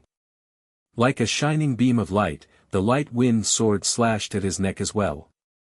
The 5 members of the desert mercenaries had all been killed by Jian Chen before anyone could breathe more than a dozen times. Jian Chen didn't react at all to the 5 deaths, instead he pulled out a few gold coins from his space belt and placed them on the table. These gold coins are for you to clean up this place. With that, Jian Chen left the restaurant unhurriedly. The Tianyuan continent was a cruel place where disputes and murders ran rampant. So murder was a common thing that everyone was used to. Even though a murder had happened within the restaurant, the other customers wouldn't care. As long as they weren't involved, they would treat it as a good show to watch, without it having any effect on their appetites. The other customers watched Jian Chen leave and the entire restaurant descended into an odd silence. At this point, every person had forgotten about their food and just stared blankly at Jian Chen, and then back at the 5 dead mercenaries. They didn't believe what had just happened in this restaurant. For a while, the odd silence permeated the restaurant before a loud sigh of admiration could be heard. What a fast sword, they couldn't even react to it. And what precise control he had. I've traveled the Tianyuan continent for many years and never have I ever seen anything like that. A middle-aged man wearing blue robes said. He was one of the few that could catch a glimpse of Jian Chen's movements. That man looked to be quite young, yet quite strong. His movements were also vicious, and each blow was a fatal one. If he isn't from a major clan, then he must have an excellent master backing him up. I don't know what his name is, but with his strength, it'd be nice if he could join my mercenary group. If he does, then my group's strength would increase. A male said. Another male youth spoke out in reply to him, don't even dream about it, he looks much younger than you, yet he has this much strength. These kinds of people would not have a simple background. We are just a small mercenary group that has no chance of attracting such an expert. Not only that, he just killed 5 mercenaries from the desert mercenaries, their group won't take this offense lying down. So even if we were to be able to bring him into our group as a member, it is quite possible that we'd also attract huge trouble. After all, we're still an extremely tiny and weak group in comparison to the strong, 1,000-man desert mercenaries. After leaving the restaurant, Jian Chen arrived at the mercenary union in order to find a mission to protect some caravans. Since they were all going to cities that were close by, Jian Chen could take these missions despite his low mercenary level. Wake City was a third-class city, but despite its ranking, the city walls were on par with a first class. This was because the nearby mountain range was filled with many strong magical beasts. Those magical beasts would often raid the city with an all-out frontal assault, so while Wake City wasn't very large and could only be considered third class, the citizens had constructed an extraordinarily strong and secure wall to protect themselves from the magical beasts. In the afternoon, the fierce sun started to release a strong glow, and that intense illumination prevented everyone from lifting their heads. Many of the mercenaries on the road had started to squint to prevent their eyes from being hurt by the sun's rays. Outside of Wake City, a caravan group of 200 or 300 people slowly trekked towards the city gates. The weather can go and die, why is it so hot? How can people survive this weather? Within the caravan group, a year-old cursed out loud. Grabbing his water canteen, he ruthlessly chugged away at it. Not too far away from the thirsty man, a youth with simple clothing sat on top of a white horse with a serene face, looking as if he were sleeping. The youth was rather ordinary looking, and had a very common appearance. From his looks, he seemed to be around 20 years old or so. Despite the fact that the scorching sun was currently high in the sky, this youth was tightly wrapped in clothes. The material wasn't very thick, but a normal person still wouldn't be able to take the heat in such a state. The most astounding fact was that there was not a single drop of sweat on the youth's forehead. Compared to the mercenaries and merchants in the caravan that had either naked torsos or were sweating furiously, this youth's appearance was clearly strange. Although quite a few of the mercenaries and merchants had cast peculiar looks towards the youth, they didn't attempt to strike a conversation with him. This youth was Jian Chen. Jian Chen slowly opened his eyes and indifferently looked at the large city wall in front of him. During the past 2 days on the road, he had followed the caravan and finally arrived at Wake City. Jian Chen had specially chosen Wake City as it was a good place for himself to stay. He planned on living in Wake City for a period of time. That way, he'd be able to diligently improve his strength by a whole new level with the help of monster cores from the nearby Magical Beast Mountain Range. Chapter 85, Going Alone into the Magical Beast Mountain Range. After successfully escorting the caravan to Wake City, Jian Chen left the caravan and headed straight towards the mercenary union to register the completed assignment. With this, he was able to earn a bit of reputation and a small amount of money. Because Wake City was so close to the Magical Beast Mountain Range, the number of mercenaries that stopped to rest here were much greater than any other city. The majority of the mercenaries had their eyes set on the favorable living conditions here, and tended to stay around for a long-term period. It was extremely convenient to enter the Magical Beast Mountain Range and hunt magical beasts in exchange for money. Although the dangerous factor of hunting magical beasts was much greater than escorting caravans, it was also an extremely profitable task. There were many people who lost their lives to magical beasts daily. But because the monster cores had such great value and were in high demand, many mercenaries were willing to risk their lives for the profits gained from hunting magical beasts.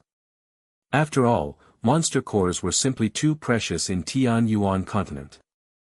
Since almost everyone needed them, the amount they required was quite large. After gaining monster cores, they could directly absorb the energies within them to quicken their cultivation rate. In addition, even if one didn't personally use them, one could easily exchange the cores for a considerable amount of money. The mercenary union was extremely noisy due to there being many mercenaries inside. A union as large as this was filled with hundreds of people. The majority of the men had naked torsos, and their robust builds could clearly be seen from their bare muscles. It seemed as if they displayed their bodies to demonstrate how powerful they were. Under such blistering hot temperatures as well as the poor ventilation system within the union, the sour odor of sweat pervaded the air and assaulted the nose. It made Jian Chen, who very rarely experienced this type of odor, knit his brow, and use a hand to lightly pinch his own nose. After leaving the mercenary union, Jian Chen went around the city to replenish his supplies. He bought a map of the Magical Beast Mountain Range, and then headed straight out of Wake City. Under the scorching sun, he advanced forward alone to the Magical Beast Mountain Range. The Magical Beast Mountain Range was only about 30 kilometers away from Wake City. After rushing towards the mountains on horseback, Jian Chen finally arrived at the edge of the Magical Beast Mountain Range 2 hours later. A stretch of forest bordered the edges of the Magical Beast Mountain Range, and deep inside the forest was a large mountain range. Within the mountain range were numerous magical beasts. The environment inside was vile as well, and according to the description of the Magical Beast Mountain Range from the map, there were countless poisonous vipers and insects within the forest. Not only that, swamps could also be found all over, and if a person were not careful, they could sink into one. Without the help of a companion, it would be extremely difficult to escape with their life. The proverbs once said that fortune and danger live together. So while the mountain range of magical beasts had many dangers, at the same time, there was also treasure to be found. The magical beasts frequently fought each other, so upon their deaths, their monster cores would be preserved. If one had good luck, then they would be able to come across a few magical beast corpses that still had their cores, and collect them, but the chances of that happening were still rather low. Monster cores could be used by the magical beasts as well, but the lowest rank of magical beasts didn't know if or how it could be used and only operated on instinct. Jian Chen sat on his horse with his head facing the verdant forest in front of him. From today on out, this forest will be my training ground where I shall gain some experience. Dismounting, he stroked the horse gently on its head, and without caring if the horse, that had accompanied him for quite a number of days, could understand him, he said, "Go on, you're free now, go wherever you want to go." Afterwards, Jian Chen turned around and headed towards the forest within. Nay! The horse behind him stamped on the ground firmly as it looked at Jian Chen as it was saying goodbye. After covering a stretch of road, Jian Chen finally entered the depths of the forest, and without stopping, continued on his path towards the mountain range of magical beasts. The forest had weeds everywhere that reached the height of a regular person, completely blocking his vision. In this type of environment, one could lose their way if they weren't careful. Every few steps Jian Chen would jump onto a huge tree to view the surrounding routes around him to ensure that he hadn't lost his path, allowing him to keep track of where he was. Every so often, he would find a viper hidden in between the blades of grass, but with his soul, he could easily perceive it and take care of the vipers whenever they appeared. After traveling for 4 hours, Jian Chen finally entered the depths of the forest, where ferocious beasts were beginning to gradually appear. At that instant, a dark green figure leapt out from the weeds, and attempted to attack Jian Chen from behind with extreme speed. Just as the dark green figure approached Jian Chen, a white light flashed past, and a silver sword suddenly appeared. It accurately pierced into the green figure's concealed body with unmatched quickness. The moment after the sword made contact, Jian Chen's body swayed, and he shifted half a meter to the side. The moment he moved away, a soft bang could be heard as the dark green figure fell at where Jian Chen had just been standing. Only now was he able to clearly see that the dark green figure was a beast that looked similar to a leopard. Its neck was already soaked with blood that continuously poured out from its deep wound. Jian Chen's gaze swept across the leopard-type beast lying on the ground. He then continued to advance into the forest. He could tell from a single glance that the beast was only a normal wild animal, it wasn't even a Class 1 magical beast. There were absolutely no monster core that could be retrieved from within its body, otherwise, he wouldn't have been able to kill it so easily. Roar! Ao! As Jian Chen continued to travel deeper into the forest, the howls of magical beasts gradually started to fill the air. There were many different types of cries, some were unpleasant as they sounded like the wails of malicious spirits that made anyone hearing it feel terrified. At that moment, Jian Chen suddenly stopped in his tracks. He turned around, and his eyes flashed with a serious light as he stared towards his side. The silver light wind sword materialized in his hand. This was the first time Jian Chen displayed such a serious expression since he first entered the forest. A faint sha-sha sound emitted from the location Jian Chen was looking towards. Shortly after, a dusty yellow scorpion slowly appeared within Jian Chen's line of sight. The scorpion was extremely large. Its body alone was a meter wide, and 2 meters long. A poisonous stinger hung from the end of its tail, which was at least 5 to 6 meters long. Right on its head, a pair of jade, beady eyes started to flicker with a strange glow. The scorpion headed straight towards Jian Chen. Only after it was 5 meters away from Jian Chen did it stop its advance. Its bright eyes flashed with a strange glint as it locked its gaze onto Jian Chen, brandishing its pincers at Jian Chen as a zhi sound came from its mouth. The silver light wind sword in Jian Chen's hand was enveloped in a hazy glow. Immediately, he attacked first and his body blurred as he shot towards the scorpion with his blade. His original intent in coming here was to kill magical beasts, so he naturally wouldn't hold back after encountering one. The scorpion's reaction was quick. As soon as Jian Chen began to move, the poisonous stinger at the end of its tail blurred, and rapidly darted at Jian Chen. Ding! Jian Chen's light wind sword simultaneously shot out towards the scorpion's poisonous hook. As the two made contact in midair, a clear sound that was similar to metal striking metal rang out. The collision generated a powerful aftershock that caused both Jian Chen's light wind sword and the scorpion's hook to recoil backwards. With only a slight sway of his body, Jian Chen had already retreated back quite a few meters. He looked at the poisonous stinger of the large scorpion in shock. The hardness of it had surpassed his expectations. Jian Chen reckoned that even a superior type steel could not compare to this scorpion's stinger. Moreover, the power that it contained was immense. After a single collision with it just now, Jian Chen's arm had already begun to feel numb. The scorpion in front of me should be a Class 2 magical beast. Jian Chen muttered to himself as he fixed his bright eyes on the scorpion. Chapter 86, Hunting for Poisonous Scorpions. Although Jian Chen had killed quite a few Class 2 magical beasts in Kargath Academy before, the ones in the Magical Beast mountain range were on a completely different level. The Class 2 magical beasts in Kargath Academy were not even equivalent to some of the Class 1 magical beasts in this mountain range. Moreover, the magical beast that he had encountered was one indigenous to the Magical Beast mountain range. Just as Jian Chen was distracted, the poisonous scorpion didn't give him any time to relax, as its 6 powerful legs began to scamper across the floor.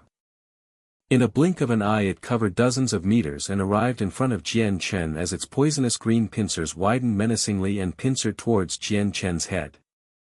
Encountering a local magical beast for the first time in the mountain range, Jian Chen did not dare to be negligent. He had learned the hard way in his previous life that being careless only led to disaster. Jian Chen's expression immediately grew solemn. He tilted his head, dodging the giant scorpion's pincers by a hair's breadth. He then gathered strength in his feet and pushed off the ground, leaving a deep footprint in the ground as his body burst forwards towards the poisonous scorpion's much smaller head. The light wind sword in his hand was once again enshrouded in that hazy white light as Jian Chen aimed it straight at the scorpion's tiny eyes. The eyes, throat and heart were 3 of the most fatal and weakest parts of the body. That much Jian Chen understood, but this poisonous scorpion had a neck that could not easily be pierced due to the angle. Not only was the neck rather short, but it had scales that were interwoven with each other to protect it. Under this circumstance where it was impossible to determine how tough the scales protecting its neck were, Jian Chen had decided to attack its eyes. Although Jian Chen was very confident in his precise and powerful stab, the defenses of some magical beasts were also just as tough. Thus, he wasn't 100% sure that he would be able to penetrate the scales and deal a serious injury to the beast. Jian Chen's sword traveled towards the scorpion with blinding speed. His sword had already reached the scorpion's eye. Just as the sword chi enhanced light wind sword as he was about to pierce the scorpion's eye, it suddenly opened its mouth and spat out a pungent green blob of poison. Almost as if it were being controlled by a mysterious force, it flew quickly towards Jian Chen. At the same time, the scorpion's eye shut and the head dodged towards the side, avoiding the light wind sword. The light wind sword's speed was matchless, and so even at this crucial moment where the scorpion desperately tried to dodge, the scorpion wasn't able to completely avoid the sword. In the end, the sword slashed open the scorpion's outer eyelid. While the light wind sword hit the scorpion's outer eyelid and it paused for a bit as it encountered resistance. After a moment, the amazing amount of sword chi around the sword caused it to break through the strong defenses of the eyelid and stab through into the eye of the scorpion successfully. Simultaneously, Jian Chen's entire body was covered by the green fog of poison. Hiss! As it felt the sharp pain in its eye, the scorpion let loose a hoarse scream. A dark green fluid began to leak out of the injury in its eye, and its great mouth opened wide, revealing rows of needle-sharp teeth. Its overall appearance was extremely terrifying. The poisonous mist floated around. Jian Chen, who was shrouded inside the fog, retreated outwards, in a sorry state, as fast as lightning to escape. Right now, Jian Chen's appearance was the complete opposite of his previous state. His whole body was covered with a layer of dark green poison. His coarse clothing had begun to disintegrate at an alarming rate, and even his originally short hair had begun to fall off as green threads. Feeling a painful burning sensation throughout his body, Jian Chen's face hardened before growling, "What a strong poison." Quickly, Jian Chen grabbed onto the melting clothes before tearing them off from his body while using his saint force to counter the poison that made contact with his skin. Jian Chen looked at the one-eyed scorpion that was still crying out in pain. He knew in his heart that this was the perfect time to kill the scorpion. With a flash of killing intent, he dashed towards it without even stopping to take out a spare change of clothes from within his space ring, making him completely naked while moving to finish off the scorpion. Jian Chen's movements were agile and nimble, and he quickly flashed to the poisonous scorpion's side. With a shake of his arm, he reached out as fast as lightning, moving the light wind sword in his hand so fast it appeared to be just a ray of silver light. It shot towards the scorpion's throat, and in that instant, the blade suddenly exploded with sharp sword chi. Although it didn't seem to be very powerful, that sword chi was similar to a sharp blade. Like a streak of lightning that briefly illuminated the world with a gorgeous and magnificent light, and it immediately disappeared without a trace momentarily afterwards. Ding! Jian Chen's light wind sword accurately struck the poisonous scorpion's throat. When the blade came into contact with the dense scales covering the scorpion's throat, a clear sound similar to metal striking metal rang out. However, the scale's defense was quite strong. It was only able to withstand the light wind sword for an instant before the blade sharpened with sword chi broke through, and pierced deeply into the throat. See! The poisonous scorpion once again cried out miserably. The single, intact eye pulsed with a strange, dark green glint as its thick pincers quickly jabbed forcefully outwards towards Jian Chen. The 5 to 6 meter long poisonous hook behind it blurred as it flew over Jian Chen's head and tried to pierce the back of Jian Chen's head. Jian Chen pulled out the light wind sword buried in the scorpion's throat. His feet pushed off the ground, and his body sailed through the air as he jumped onto the scorpion's wide back. Hiss! Hiss! The poisonous scorpion was evidently extremely annoyed by the fact that Jian Chen had jumped onto its back. It began to violently shake its body, wailing unpleasantly as it recklessly waved its giant pincers around in the air. Based on the scorpion's current state, it appeared that the injury on its throat that Jian Chen had just inflicted didn't harm it that much. Seeing that the scorpion was still as ferocious as it was before, Jian Chen frowned. He couldn't help but mutter, its ability to stay alive is really too great, to think that it still hasn't died. Because the scorpion's body was so massive, Jian Chen once again realized how limited his strength was. Aside from attacking the two vital regions of its eyes and throat, he couldn't find any other way to harm this scorpion. At that moment, Jian Chen heard a faint ripping sound. Without any hesitation, Jian Chen flashed horizontally to the side. Just as Jian Chen dodged to the side, the shining dark green poisonous hook flew over his head, and then ruthlessly pierced the scorpion's own back. A soft sound could be heard as the strong, plated section of its outer shell was pierced through by its own sharp poisonous hook. Under its own sharp poisonous hook, its shell did not offer a whit of resistance, and was easily pierced through. The sharp hook buried itself deeply into the scorpion's own body, and dark green blood began to flow out from the wound. Seeing this scene, Jian Chen's expression clearly went blank. However, immediately afterwards, he couldn't help but feel unsure of whether to laugh or cry. He had really never imagined that the poisonous scorpion would be stupid enough to actually hurt itself. The scorpion tugged at its poisonous hook. But because it was already deeply buried within its body, its movements instantly pulled out a chunk of flesh as well. The scorpion felt such intense pain that it ceaselessly wailed in pain as its entire body shook. That fierce pain was enough to disperse any further thoughts about pulling the hook out. Whenever a human or creature receives a serious injury, there will be a cushion of time where the strength that they exhibit, as well as their reaction speed, will be at its worst. Jian Chen saw this, and grasping the perfect timing, his body flew high up into the air as he jumped off the scorpion's back. The light wind sword in his hand flashed with a silver light, and pierced towards the scorpion's other eye. Because the scorpion was feeling fierce pain from its back, its reaction time had greatly slowed down compared to its normal reaction speed. In addition, Jian Chen's blade's every movement was incomparably fast. In the scorpion's current state, it was extremely difficult to evade or withstand Jian Chen's lightning-fast sword. The light wind sword accurately penetrated the poisonous scorpion's other eye without resistance. Jian Chen showed a pleased expression. He exerted more strength into his hand, forcing the light sword even deeper into the scorpion's eyes. Eventually, after thrusting at least half of the 4/3 meter long blade into the scorpion's eyes, he finally managed to injure its brain. This time, the poisonous scorpion no longer struggled or made any move to resist. Its entire body shuddered a few times before it fell like jello to the ground. With a loud bang, its enormous 1-meter-tall body fell to the ground. Jian Chen slowly pulled out his light wind sword. His brows knit together at the sight of the scorpion's bright green blood and white fluid covering his treasured sword.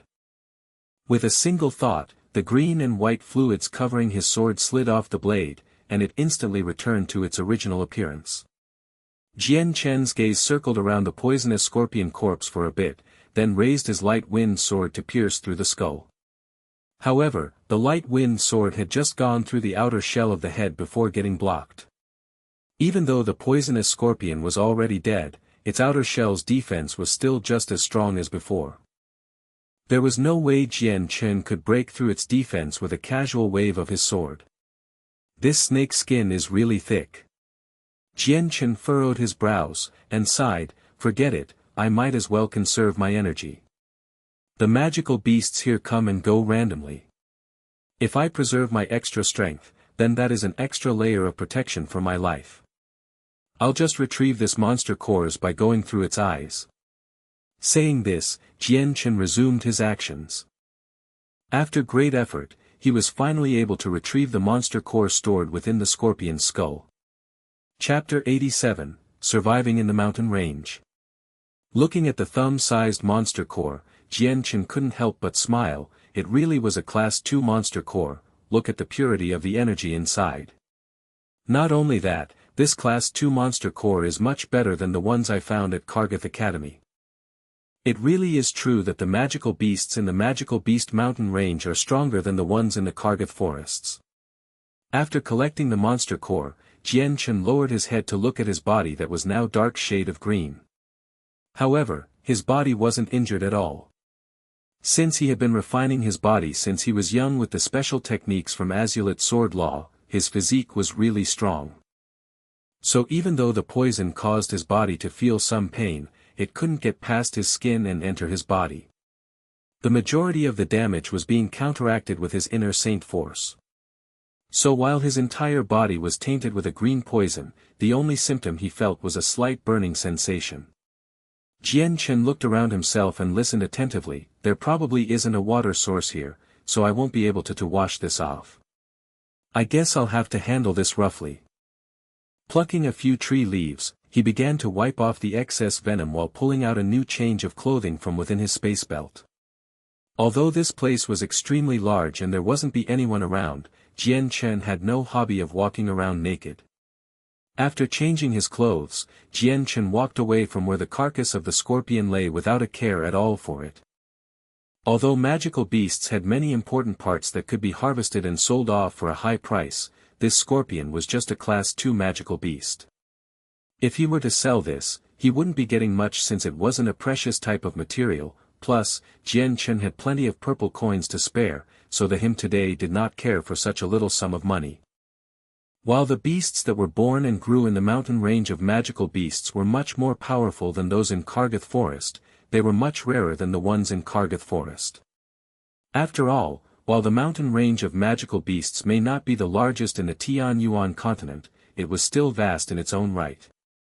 The magical beasts in the mountain range were all scattered about, so meeting a magical beast was not impossible, but rather quite rare. For the entire day Jian Chen slowly walked deeper into the mountain range. By nighttime, he had only seen 2 magical beasts, excluding the previous Class 2 poisonous scorpion. These 2 were both Class 1 magical beasts. The moon was hanging high up in the sky and basked the earth with its lunar glow. However, it did not reach into the forest where darkness reigned supreme, so one couldn't even see their fingers if they stretched out their hand in front of their faces. With the abundant amount of leaves covering the forest, the weak lunar lights wouldn't be able to penetrate through onto the ground below. Meanwhile, on a flat piece of ground, a large bonfire burst into life and lit up the night with its dancing flames. Jian Chen knelt by the bonfire with a stick in his hand as he slowly cooked a piece of meat that was speared through.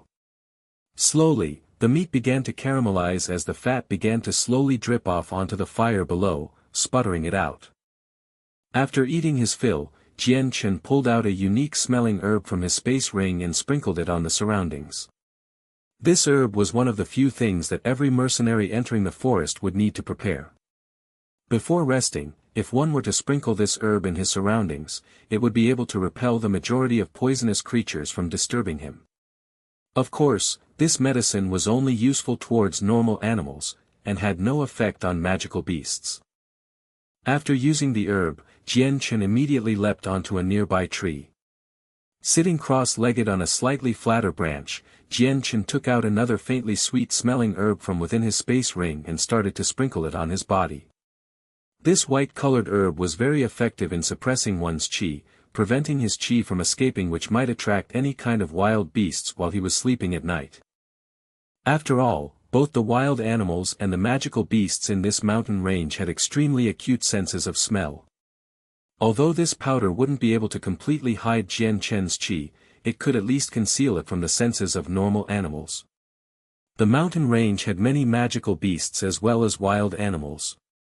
The reason why wild animals were called so was because they had no monster core within their bodies.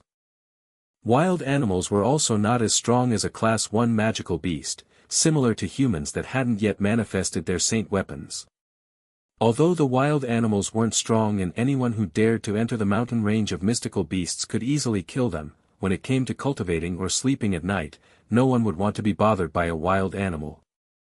Therefore, practically every mercenary who entered the mountain range or slept outdoors overnight would be prepared, and bring a good amount of this type of herb.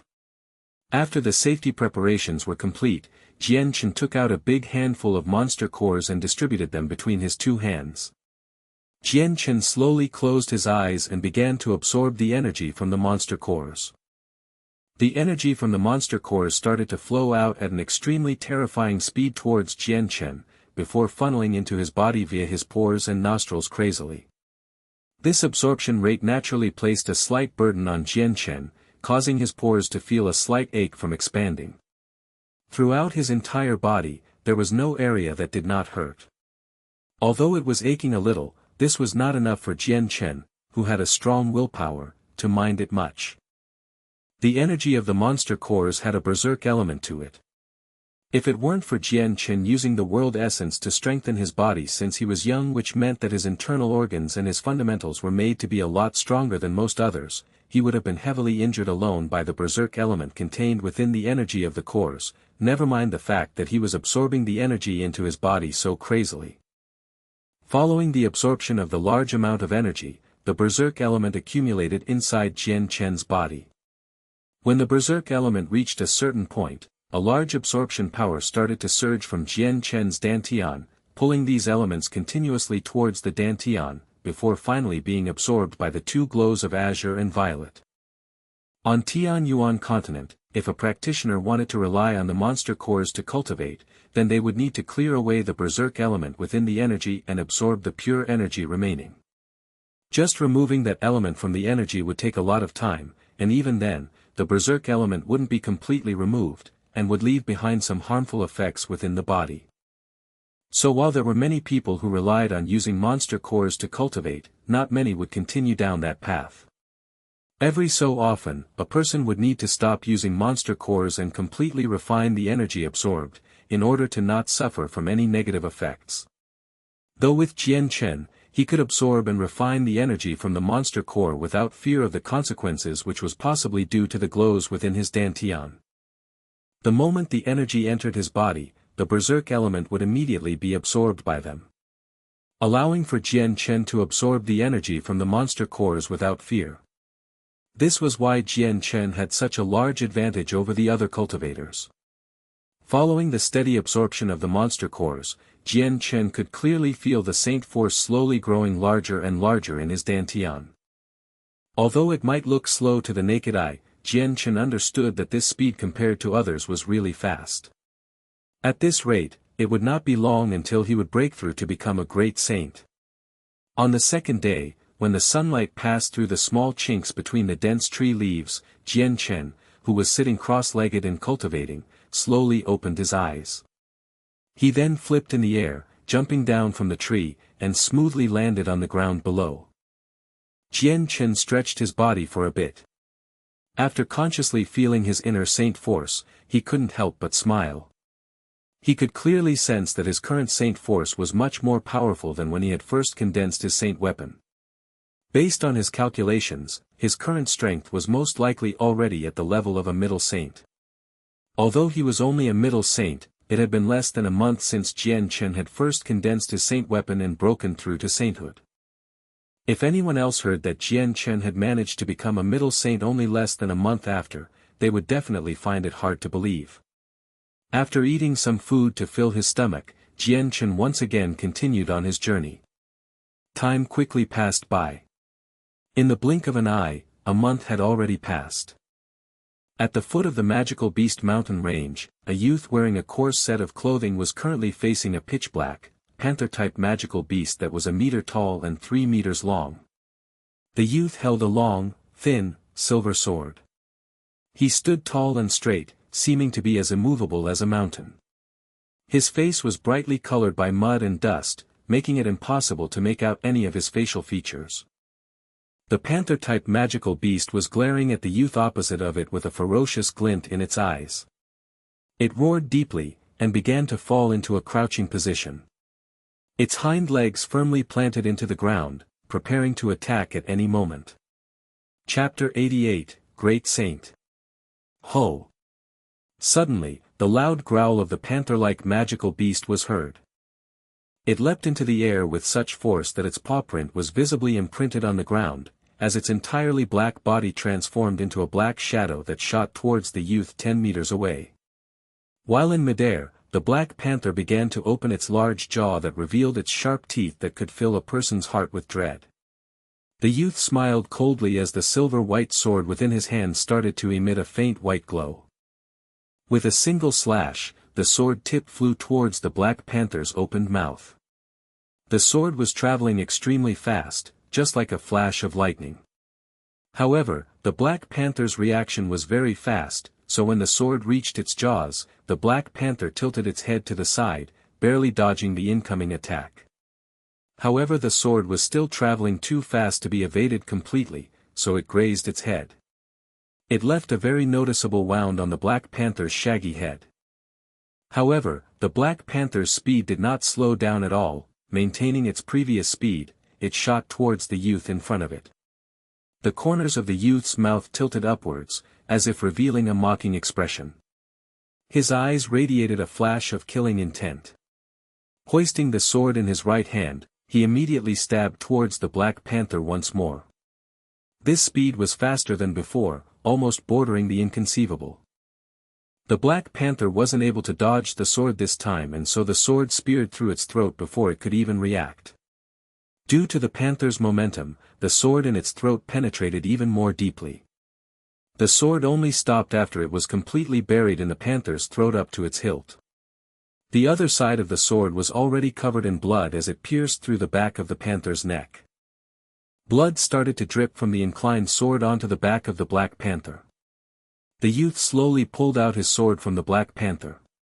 Afterwards, the blood on the sword strangely started to gather at the tip of the sword, and drip onto the ground.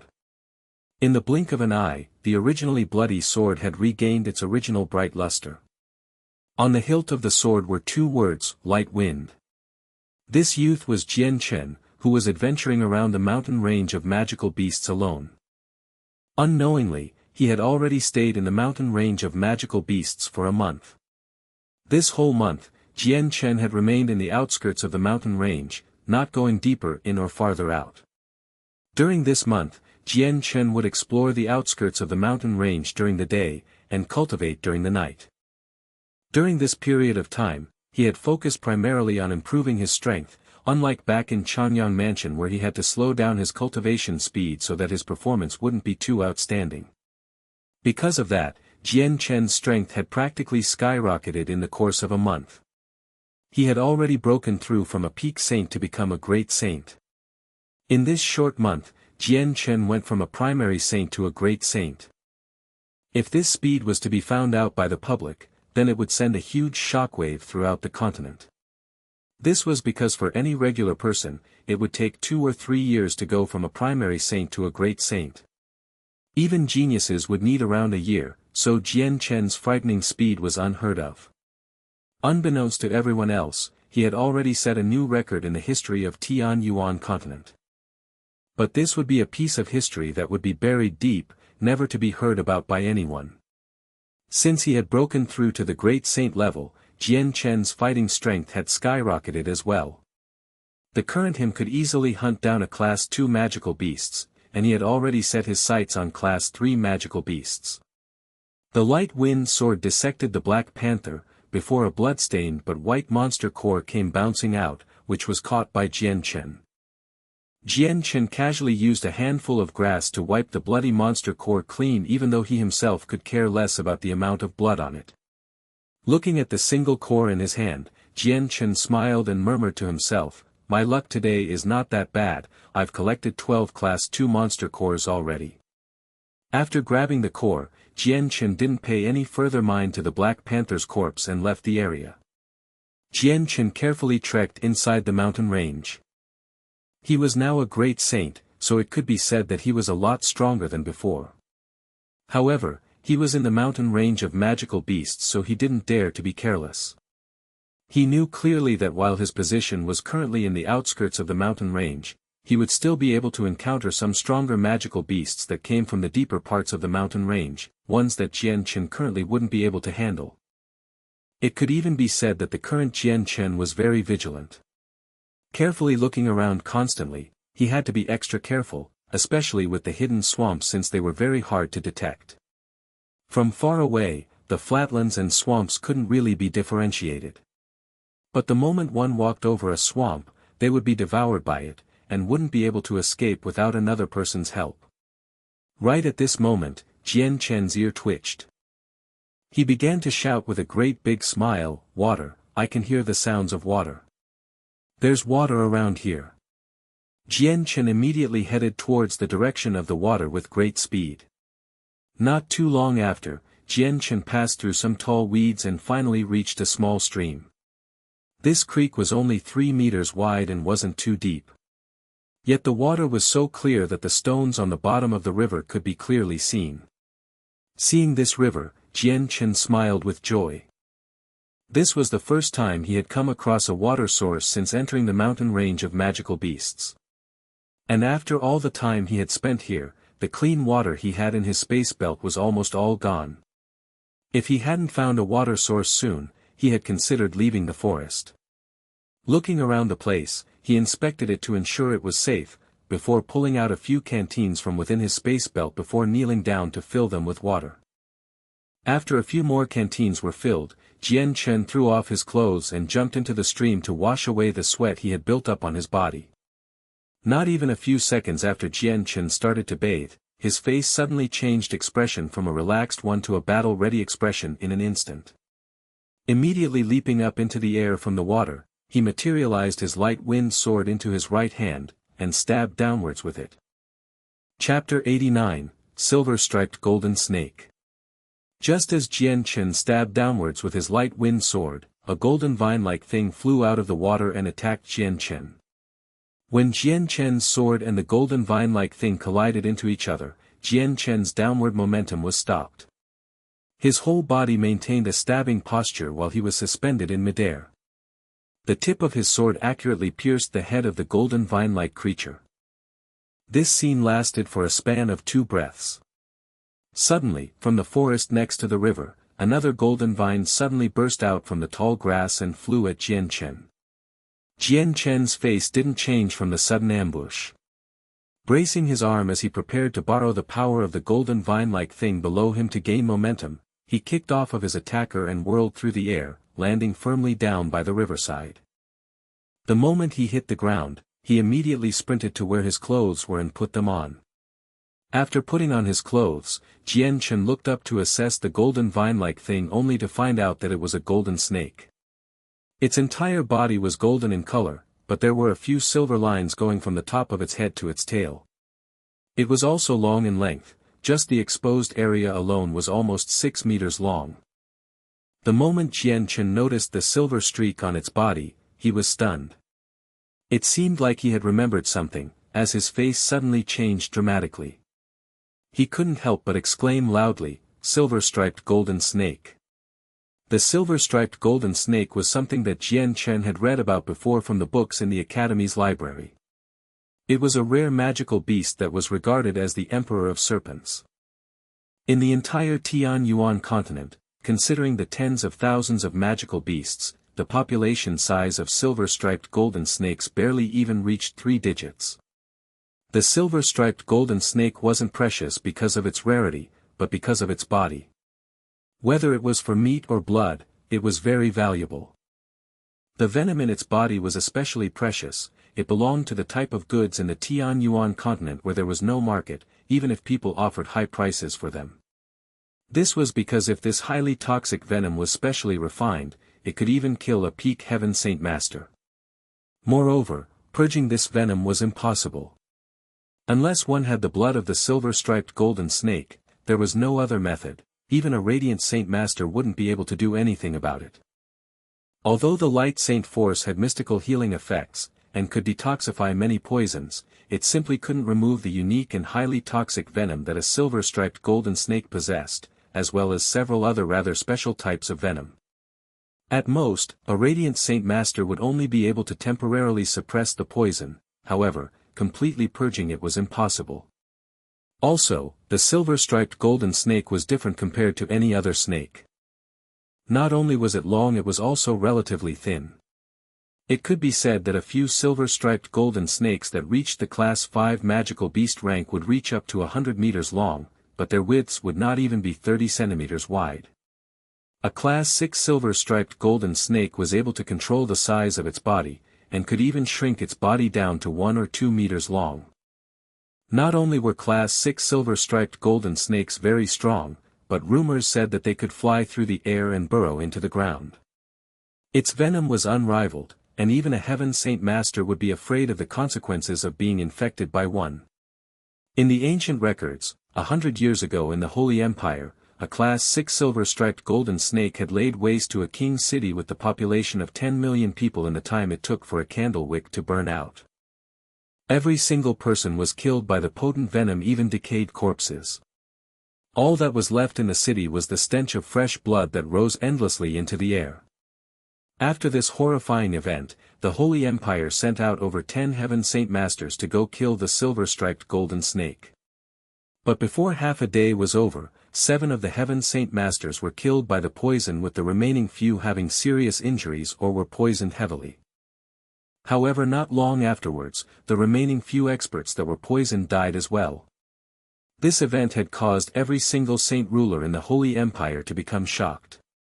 In the end, a saint ruler finally fought the silver-striped golden snake in an earth-shattering battle that had only led in the withdrawal of the beast instead of killing it. But in the end, everyone knew how strong a silver-striped golden snake could become. Recalling the information he had read about this beast back in Kargath Library, Jian Chen looked at the golden-colored snake with a horrified look of disbelief. His heart couldn't help but begin to race rapidly. He didn't think that he would come across the rare silver-striped golden snake in such a desolate place like the mountain range of magical beasts. It was only the outskirts of the mountain range, where it should have been hard to even encounter one on the entire Tianyuan continent. Sweeping his eyes over the wrist-sized snake attentively, Jian Chen had to concede to the fact that he had come across a silver-striped golden snake. What terrible luck! How could I come across such a thing? Jian Chen quickly calmed himself, but inwardly, he was still cursing to himself. He knew how terrifying a silver-striped golden snake could be despite never seeing one in real life. Just reading about it was enough for Jian Chen to understand that with his current great saint strength, fighting against a silver-striped golden snake was extremely troublesome. Jian Chen heavily stared at the silver-striped golden snake only 10 meters away from him, his gaze filled with vigilance. He gripped his sword tightly as he thought about the fact that the silver-striped golden snake he encountered was no ordinary magical beast. A single mistake could possibly cause him to lose his life today. This was definitely the most dangerous encounter that Jian Chen had experienced since he had first entered the mountain range of magical beasts. It was to the point where he was unsure if he would be able to leave the place alive. If it was any other strong magical beast that Jian Chen couldn't defeat, he would still be able to run away. But the moment he recognized the silver-striped golden snake, he had already given up all such notions. He was fast, even if he just relied on his saint strength, he could surpass the speed of a wind attribute practitioner. However, Jian Chen was sure that his speed was incomparable to the snake's. He wouldn't even be qualified to carry the shoes for the snake if it owned any. That was because the silver-striped golden snake was extremely fast while running in a straight line. Although it wasn't the fastest magical beast, when it came to the ones that crawled on the ground, the silver-striped golden snake was in the top 3. When compared to humanity, unless you had the wind attribute and were multiple ranks higher than the snake, then you wouldn't be fast enough to outrun it. When seeing a silver-striped golden snake, one cannot run away in a straight line, or else a dead end will be the only thing that'll greet them. I don't know how strong this snake is either. If it is a class 1 magical beast, then the danger will be significantly smaller, and I might be able to kill it. If it's a class 2 magical beast, then there will be a bigger threat to my life, but I should be able to run away from it with no problem. Jian Chen muttered. Right now, his only wish was for the snake to not be too strong, otherwise, he didn't think he would be able to leave this place alive. As Jian Chen was pondering to himself in that brief moment, the silver-striped golden snake suddenly opened its mouth and spat out a grey poisonous mist that quickly floated over to where Jian Chen stood. As it floated over, every single plant life in the mist immediately began to wilt, and even the larger trees were noticeably changing. In a flash, it looked as if its very life was being drained away quickly. The moment the grey gas drew closer, Jian Chen's head started to feel a little dizzy. At the same time, Jian Chen felt as if his strength was being sucked right out of him. Feeling the change that was happening in his body, Jian Chen's eyes widened in shock. He realized the silver-striped golden snake could directly contaminate the air with its poison. Now he finally knew how terrifying the poison was. It was no wonder that the poison could easily kill a heaven saint master. Without hesitating, he bit down onto his tongue with his teeth. The piercing pain from his tongue finally cleared away the dizziness he was feeling. After that, he jumped further back, and began to circulate his saint force around him so that the strength-draining sensation was weakened. Once again calming himself down, Jian Chen narrowed his eyes in concentration. Although he hadn't fought the silver-striped golden snake yet and only experienced its poison, Jian Chen could deduce that this snake was at the very least a class 2 magical beast. Seeing the poisonous fog float closer, Jian Chen didn't hesitate before immediately holding his breath. His legs glided across the floor as he ran further away from the poison. The moment Jian Chen began to move, so did the snake. Turning into a golden streak of light, it flew towards Jian Chen at a speed multiple times faster than him. Although the silver-striped golden snake was only the size of his wrist in width, it was still very fast. In the blink of an eye, it had already caught up to where Jian Chen was, with its mouth wide open, ready to bite his neck. Right as the silver-striped golden snake was about to bite into Jian Chen's neck, Jian Chen tilted his head in this crucial moment and retreated backwards. At the same time, his light wind sword flickered into view in his right hand. With a single swing, a silver light came trailing behind the blade, slashing at the snake. With a large amount of sword chi concentrated together, the sword trail left behind looked like the lunar moon, and left a dazzling effect. Jian Chen had used his entire strength in that one swing. The light wind sword met no obstructions as it smoothly stabbed towards the silver-striped golden snake. But there was no excitement on Jian Chen's face. In fact, his face had started to look quite unsightly, as his sword didn't pierce through the scaly skin of the snake. Not a single mark could be seen on the scales. What a strong defense! Jian Chen gasped, his face deathly pale. Because of his cultivation methods, his attacking power was extraordinarily strong. Although he only had the power of a great saint, his attack was not much weaker than a saint master's. But an attack with his entire strength hadn't left even a single trace on the silver-striped golden snake. By this point, Jian Chen was aware that this silver-striped golden snake was at the very least a class 3 magical beast, maybe a class 4 magical beast. This was not a fight Jian Chen could afford to have. If it were an ordinary class 3 magical beast, Jian Chen would have to expend a little more energy to kill it, but the silver-striped snake couldn't be evaluated the same way as a normal magical beast could. Chapter 90, The Magical Power of the Soul Sword. While Jian Chen was dazed, the silver-striped golden snake's unproportionately small head compared to its non-matching large mouth had turned and nipped at Jian Chen's neck once more. Brandishing its sharp fangs, a continuous stream of gray-colored poisonous mist flowed out from its mouth. Sensing the wide-open jaws of the snake biting towards him, Jian Chen immediately tilted his head to the side to dodge the gaping maw of the beast. Immediately after, his furious footsteps moved him around to the back of the silver-striped golden snake. Jian Chen's light wind sword shined brightly as he swung it down onto the snake's body once more, refusing to believe that it would be ineffective. The light wind sword accurately stabbed against the skin of the silver-striped golden snake, but only stopped at the very first layer of the snake's scale, unable to penetrate any further. The thin golden skin was as like an impenetrable fort, no marks would remain on it even from a full-powered blow of Jian Chen. Seeing this, Jian Chen's face became even more grim. His mood, after discovering how ineffective his sword was, had completely dropped.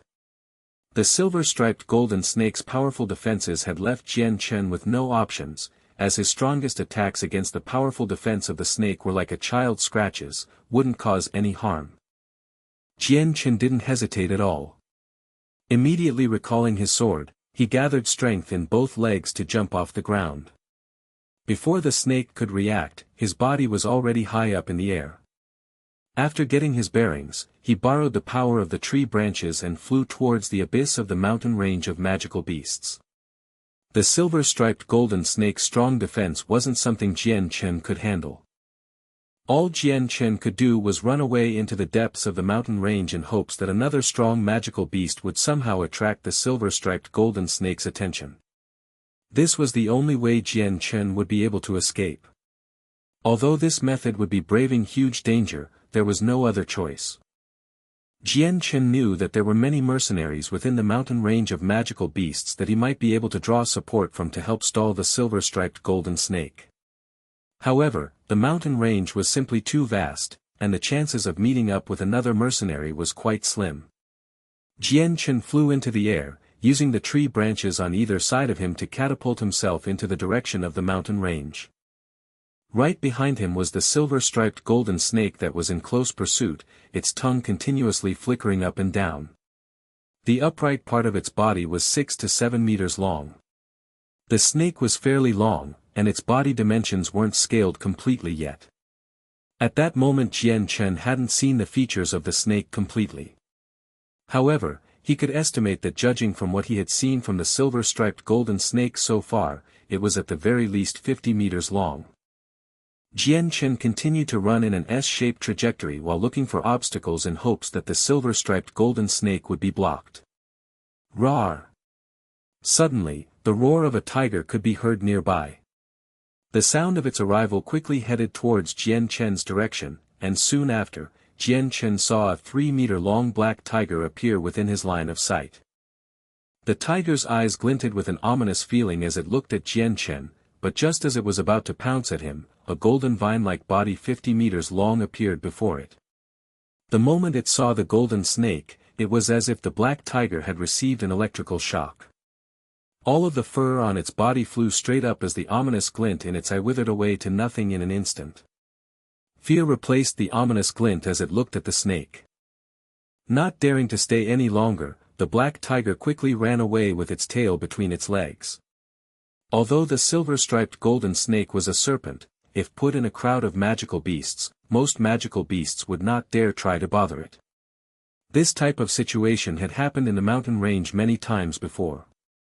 Jian Chen had come across many different types of magical beasts, but this was the first time he saw one retreat so fast after seeing the silver-striped golden snake. This black tiger had practically pissed itself without a sound, as it gloomily began to run away. There wasn't a single magical beast here that would dare provoke the silver-striped golden snake behind him. An hour later, Jian Chen was already close to the abyss of the mountain range of magical beasts. The forest was growing more and more lush, causing Jian Chen to encounter more obstacles in his way. Right behind him, the silver-striped golden snake was chasing him relentlessly. It was as if the snake had determined that Jian Chen was its prey. Despite coming across a vast amount of magical beasts, its gaze continued to remain locked onto Jian Chen. Hiss! The snake's head disappeared with a blur as it nipped at Jian Chen once more. Jian Chen was constantly keeping track of the situation behind him, and so the moment he saw the snake move towards him, his legs pushed off of the sturdy tree branch he was on.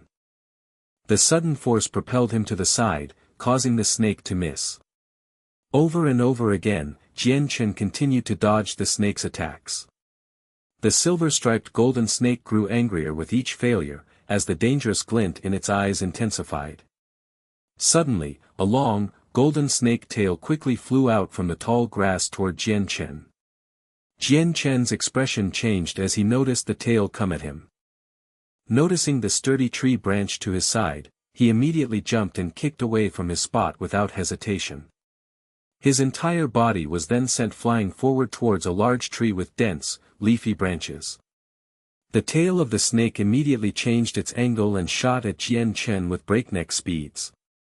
It caught up to Jian Chen in an instant, and began to wind around his waist tightly. As the tail wound around his waist, Jian Chen's face turned pale with fright. The light wind sword began to glow brightly, immediately slashing down at the tail. But because the outer scales were extremely tough, Jian Chen's sword left no marks at all. At that moment, a stinky stench wafted on over as the silver-striped golden snake's mouth, which was even larger than its body, could be seen. In a flash, it flew towards Jian Chen's neck, and was about to clamp down on it. Without any time to prepare himself, Jian Chen immediately thrust his light wind sword at the snake's mouth in alarm. But the snake was cunning, and it twisted its head to dodge the sword. Afterwards, the snake opened its jaws wide and sunk its sharp fangs deeply into Jian Chen's left shoulder. Feeling the intense pain in his left shoulder, Jian Chen's face drained of blood. The venom of the silver-striped golden snake was very strong, and once bitten, the only antidote was the lifeblood of the snake. There was no other method, even a radiant Saint Master wouldn't be able to cure it. But the scales of the silver-striped golden snake were far too strong for Jian Chen's current strength to even leave a mark on, let alone bypass them to acquire blood. Seeing the snake tightly biting down on his shoulder, Jian Chen grew even more panicked by the second, and his expression became crazed. Influenced by this state of mind, Jian Chen's soul became unprecedentedly active, as a hazy picture of the scenery around him came into view in his mind. Although this feeling was very faint, if Jian Chen was not sensing it intentionally, he wouldn't be able to feel anything. However, as his emotions currently were very agitated, he did not notice this fact. Ah! Jian Chen bellowed into the sky. Without even caring if he could break through the snake's defenses or not, he brought the light wind sword up into the air before swinging the sword back down, in hopes of beheading it. The moment the light wind sword came down, it was as if Jian Chen's spirit connected with the sword in his hand. It was like the two had completely merged into one, without any distinction. The union was so smooth that it brought up an indescribable feeling within his heart, as if his sword was his spirit and his spirit was his sword. At the same time, the azure and violet glows within his dantian began to flicker, as a weak light ray started to spread throughout his body from these 2 points of light. While Jian Chen himself was unaware of this, the rays had already started to spread from his head. Xing! The sword in Jian Chen's hand emitted a loud sound as a formidable amount of sword qi completely enveloped the sword. This time, the sword qi looked as if a dense fog had covered the sword. The blade within was indistinct, making it hard to see. Ding! The light wind sword viciously smashed into the head of the silver-striped golden snake. A light noise rang out. This time, the strong sword qi had allowed the sword to cut through the first layer of the super-strong defensive snake scales. Immediately, a deep-looking wound appeared on top of the snake's head, and fresh blood began to flow profusely from the wound. Hiss! The silver-striped golden snake hissed out in pain. Its bite on Jian Chen's shoulder was loosened, and it slithered away from him. Its eyes were closely locked onto Jian Chen, as it flicked its forked tongue out repeatedly. Seeing the bloody wound on the snake's head, Jian Chen was momentarily stunned. But soon afterwards, a joyous expression formed on his face. So it seems the spirit sword can break through the silver-striped golden snake's defenses. Jian Chen cheered inwardly. Under his deliberate control, the sword and his spirit had joined together so that the sword became the spirit and the spirit became the sword. This type of miraculous fusion that Jian Chen had clearly felt made him feel as if this sword was his life, his soul. As Jian Chen's connection between the sword and his spirit deepened, the violent sword chi around his light wind sword grew even sharper. It was as if this large amount of sword chi was completely controlled by his spirit. Not too experienced with such a mysterious sensation, Jian Chen loosened his hold on the light wind sword. The sword that was completely enveloped with sword chi didn't drop to the ground, but instead hung queerly in midair. It slowly ascended, finally stopping around Jian Chen's nose level a meter away from him. The tip of the sword directly pointed at the silver-striped golden snake. Xing! A clear, drawn-out sword cry was heard from within the light wind sword. Chapter 91, Slashing and Killing. The silver-striped golden snake cautiously stared at the floating light wind sword with its forked tongue flickering in and out of its mouth. The incredibly strong and sharp sword chi gave off a dangerous air around it that the silver-striped golden snake could easily feel, which made it not dare to attack carelessly. Jian Chen slowly closed his eyes as he continued to carefully experience the mysterious sensation born from his spirit controlling the sword. Following this, his intention changed, and the light wind sword became a silver streak of lightning and flew towards the snake without anyone moving it, at an unbelievably fast speed. Whoosh! As the sword traveled through the air towards the head of the silver-striped golden snake, it emitted an ear-piercing shriek. Before the silver-striped golden snake could even react, the light wind sword had already pierced deep into its brain.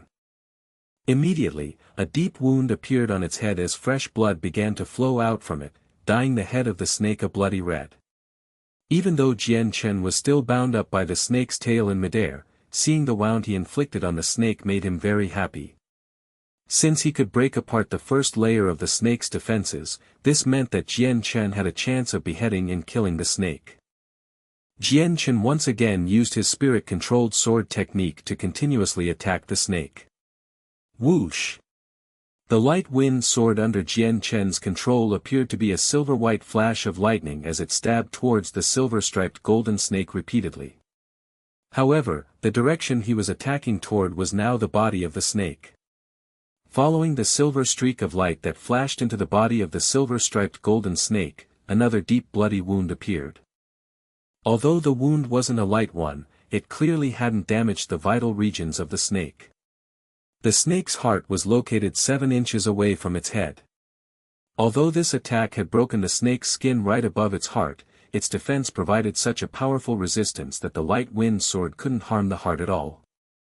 Feeling the layer of skin where its heart was being attacked, the snake became more frantic. In a rush, the snake began to coil its body around itself so that it could protect the spot that was just attacked. At the same time, the tail that wound around Jian Chen's body had loosened and released him. No longer constrained by the snake, Jian Chen dropped down to the ground. Just after he landed, a strong wave of nausea surged through Jian Chen's head, but it was quickly suppressed by Jian Chen's spirit. Using his right hand as a support, Jian Chen crawled up from the ground with some difficulty. He glanced at his left arm which he had completely lost all feeling. Sensing that his whole body had become really weak, Jian Chen's expression changed. With a sudden burst of power in his right arm, he ripped apart his own clothes, and saw that the entire section of his body starting from the end of his right arm all the way to the left half of his chest was pitch black. The color was also visibly spreading throughout his entire body. What a strong venom! Jian Chen's face sank. Only a span of a few breaths' time had passed since he had first been bitten by the snake, but within this short period, the poison had already spread to half of his body. Such a pace of progression caused Jian Chen to feel terrified. Moreover, the most frightening part was that his Saint Force was unable to suppress the spread of the venom. Remembering that the light Saint Force was able to help suppress the venom, Jian Chen didn't hesitate at all. While using his light wind sword to fight off the silver-striped golden snake and prevent any further attacks towards himself, he began to rapidly gather the light Saint Force from within the world essence toward himself. Under Jian Chen's control, the light Saint Force began to gather where Jian Chen was with extreme speed. Upon reaching a certain concentration, a hazy white glow appeared around his surroundings and was growing stronger very quickly. In the span of a few breaths, that previously hazy layer of white glow had completely changed into a strong milky white radiance, enshrouding Jian Chen within it. It was as if he was wrapped within a white cocoon, and while the glow radiating from it was strong, it did not hurt the eyes. Within the cocoon, the light saint force began to enter Jian Chen's body as a steady stream. The quickly reacting poison had finally met with an obstruction, and it began to slow down tremendously. However, that was the only effect. Although the light saint force could bring about a miraculous healing effect and heal many of the world's strongest snake venoms easily, it was not so for the silver-striped golden snake's poison. The light saint force could only bring about a temporary repressive effect. On the other side of the cocoon, the light wind sword changed into a silver radiance that spiraled around the snake endlessly, leaving a silvery white circle in the air. Trapped within the spiral, the silver-striped golden snake stared vigilantly at the light while protecting the injured part of its body, without exposing it at all. Even the snake had realized by now that its life was being significantly threatened. Whoosh! The light wind sword swirled around the snake with an ear-piercing sound. In a split second, the sword stabbed at the snake's head. Under the control of Jian Chen's spirit, the light wind sword was simply too fast, multiple times faster than if Jian Chen were to personally swing it. Before the snake could even react, the sword had pierced its head once again.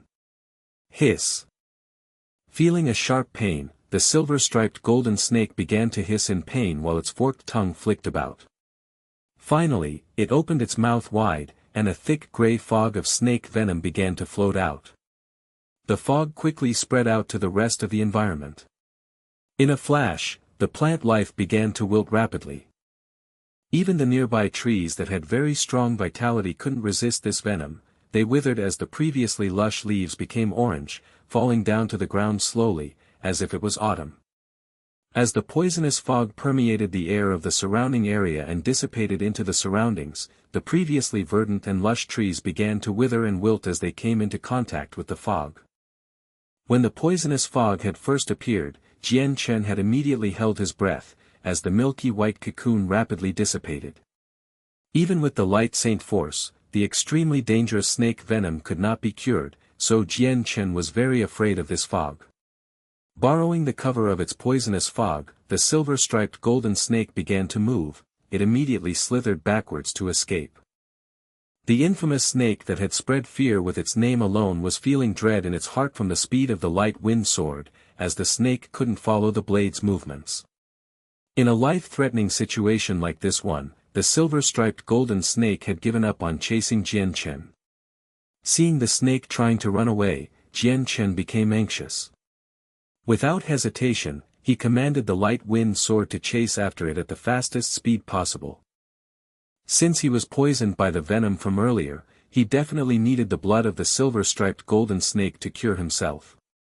Otherwise, even if he were to use the light saint force to suppress the spread of the venom, he would still die in the end. This was because the light saint force was only a temporary measure. Moreover, gathering the light saint force took a lot out of him, so Jian Chen wouldn't be able to keep it up forever. The light wind sword streaked by the forests in a huge ray of light. In a flash, it had caught up to the silver-striped golden snake and stabbed into its body near where its heart was. Against the fast speed of the light wind sword, the snake had no time to react at all. The sword easily penetrated its underside and through its heart.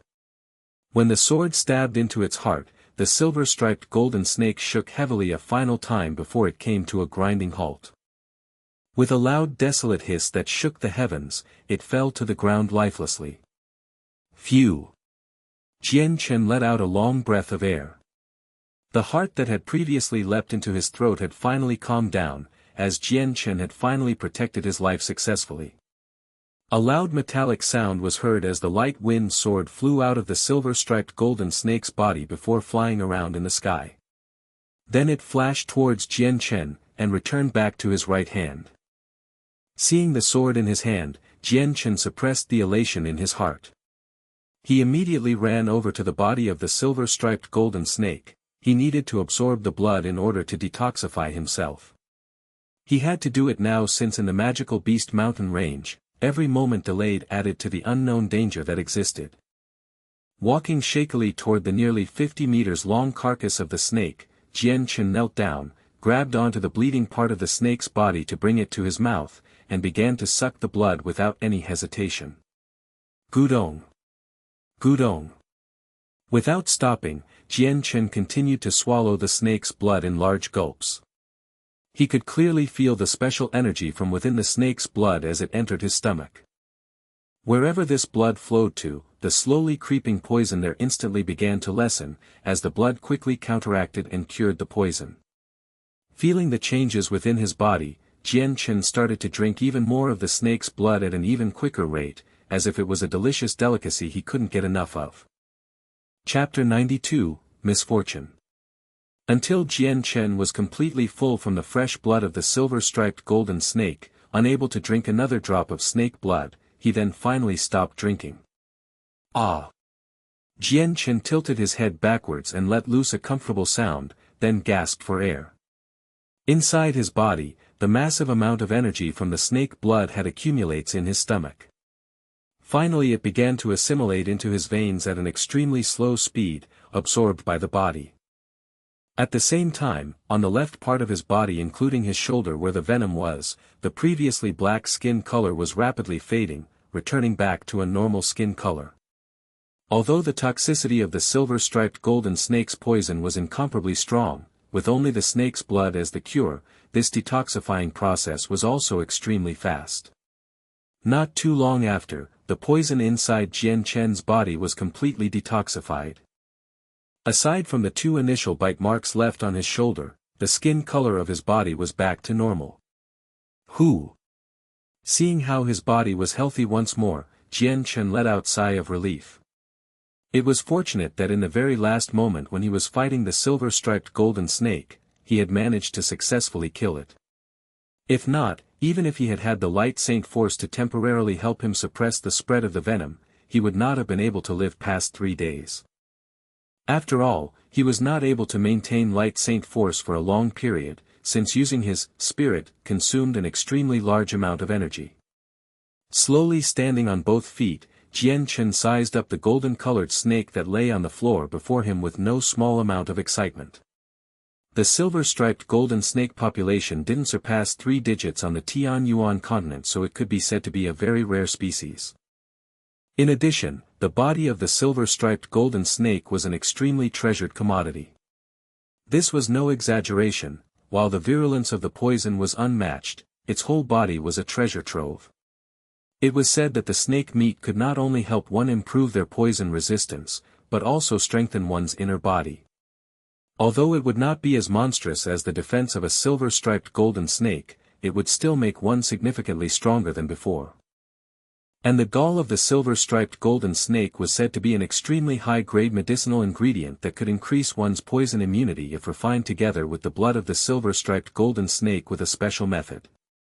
It was even possible to create a body that was immune for thousands of different types of poison, unless the toxicity of the poison was stronger than that of a silver-striped golden snake, or another snake that was equally formidable.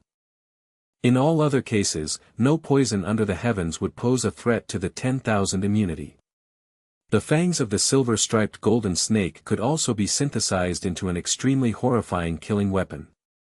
The fangs were constantly soaked from birth in the deadly venom day and night, to the point that the base quality of the fangs had slowly evolved. By this point, the venom had completely polluted the fangs, unable to be removed, and a single strike by those fangs would inject any enemy with the silver-striped golden snake's venom. If there was no silver-striped golden snake blood to act as an antidote, then the only outcome for one who was injected with the venom was death. This type of venom was capable of poisoning even Heaven Saint Masters. Of course, this specific silver-striped golden snake didn't have a strong enough venom to kill a Heaven Saint Master in a short moment, but it was strong enough that they would never be able to completely get rid of it. They would ultimately die from this venom if they didn't get the antidote, the snake's blood. Despite the venom being very strong, its toxicity was directly linked to the strength of the silver-striped golden snake. The stronger the snake was, the stronger its venom was. If a silver-striped golden snake were to reach the strength of a Class 6 magical beast, then its venom would definitely be capable of killing a Heaven Saint Master in a flash. The snake's skin was not only soft, but it was also extremely durable, making it an extremely valuable material in producing armor. This gave it an incredibly high value. And with regards to the venom sac, it was considered to be priceless. This venom, when refined correctly, would become an odorless and colorless type of poison that could bypass any type of poison detection or people's senses. With this poison, even Heaven Saint Masters would be hard-pressed to escape from death, since the only cure was the silver-striped golden snake's blood. The venom of the silver-striped golden snake appeared on the market several times, but every time it appeared, men with particularly special motives paid sky-high prices to purchase it. Silently remembering the information he had read about the various materials from the silver-striped golden snake in books, Jian Chen couldn't help but feel excited. This was the biggest profit he had harvested since he entered the magical beast mountain range. Jian Chen was especially tempted for the ability to be resistant to most poisons. Without any hesitation, Jian Chen began to work on the silver-striped golden snake's body. When it came to this corpse, he was definitely not going to ignore it like he had with the other magical beasts. After expending a bit of energy, Jian Chen finally dragged the rest of the snake's body out of the tall grass and piled it in one place. It wasn't until then that Jian Chen had realized that this silver-striped golden snake was actually 70 meters long in length. The silver-striped golden snake's strength could be determined by how long it was. A Class 1 silver-striped golden snake was 20 meters at the very least. With every increase in class, it would grow 20 meters in length, all the way to a maximum of 100 meters long at Class 5. Any Class 6 silver-striped golden snake or higher would already be able to freely manipulate their body dimensions, so it was useless trying to rank one by its body length. Judging from the length of this snake, it looked as if it was on the verge of breaking through to the Class 4 rank. Jian Chen retrieved the space ring on his neck given to him by his father when he had departed from the Chongyang mansion. The space within the space ring was incomparably bigger compared to that of the space belt. If he wanted to bring this 70-meter-long snake away, the only possible solution was to use the space ring to store it. There was no way the space belt would be able to store the body within its tiny internal space. But if Jian Chen wanted to store the 70-meter-long silver-striped golden snake within his space ring, it was not an easy task. Just as he was about to start, his face suddenly changed as he abruptly turned his head around. Where Jian Chen was looking, he saw the shadows of some people from within the foliage walk out. Just as Jian Chen spotted them, they discovered his existence at the same time. What terrible luck! Jian Chen cursed, afraid that he was going to meet with some trouble. There was a total of 20 people who looked to be mercenaries from their outfit. The moment they saw Jian Chen, the mercenaries all looked a bit dumbfounded. To have come across Jian Chen, it was clear that this was unexpected. However, immediately after, their eyes were drawn to the coiled body of the silver-striped golden snake. Walking at the forefront of the other mercenaries was a middle-aged man that looked to be around 40 years old. After his gaze fell on the silver-striped golden snake, his brows slightly furrowed, revealing an expression deep in thought. Then, as if remembering something, his eyes flashed in realization. A look of extreme joy took over his entire face in an instant. As if he couldn't believe his eyes, he continued to focus on the snake's body behind Jian Chen. He cried out, "Silver-striped golden snake. This is actually the silver-striped golden snake."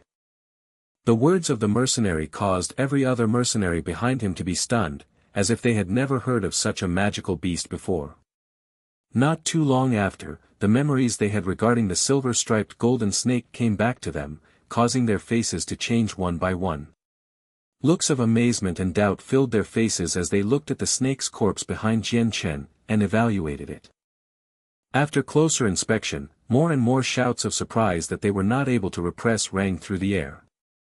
So this is the silver-striped golden snake. This really is the silver-striped golden snake, it looks exactly how the rumors describe it. I didn't think we'd come across a silver-striped golden snake here, we're rich. Every kind of surprised comment came from the mouths of the mercenaries as their eyes began to heat up from looking at the silver-striped golden snake. The avarice of greed in their eyes was shown on their faces, they didn't try to hide it. Jian Chen sighed to himself. He didn't think that such an unfortunate event would happen at such a crucial point. This was definitely the last thing he had wanted, it was a shame that fate didn't go as he had wished. Quickly hiding his space ring, the silver glow from his light wind sword appeared in his hand once more. Without any hesitation, he disappeared in a blur as he charged towards the group of mercenaries. The people in front of him had already recognized the silver-striped golden snake and its worth. There was no point in contemplating any further, since Jian Chen knew that these mercenaries would try to take the body from him by any means necessary. There was definitely no room for negotiation. Jian Chen crossed the 30 meters between them in a flash, the light wind sword immediately striking out. Humph, you came. Good. The middle-aged man that was the leader was not weak at all, and returned to his sense. A cold expression took over his previous joy as he stared at Jian Chen, sneered, and summoned a great sword to his hand. With a single movement, he slashed at the charging Jian Chen. Just as the middle-aged man's sword was about to hit Jian Chen's trajectory suddenly changed. He dodged the sword and moved around the middle-aged man, attacking the group of mercenaries standing just behind the man. Chapter 93, Silencing by Killing. Seeing Jian Chen come at them at such a high speed, the mercenaries all came to their senses and summoned their saint weapons in preparation to attack him. Jian Chen didn't want to be entangled with them, so instead of taking the blows head-on, he dodged their attacks and quickly moved to their sides. In an instant, his sword sliced through the necks of two mercenaries.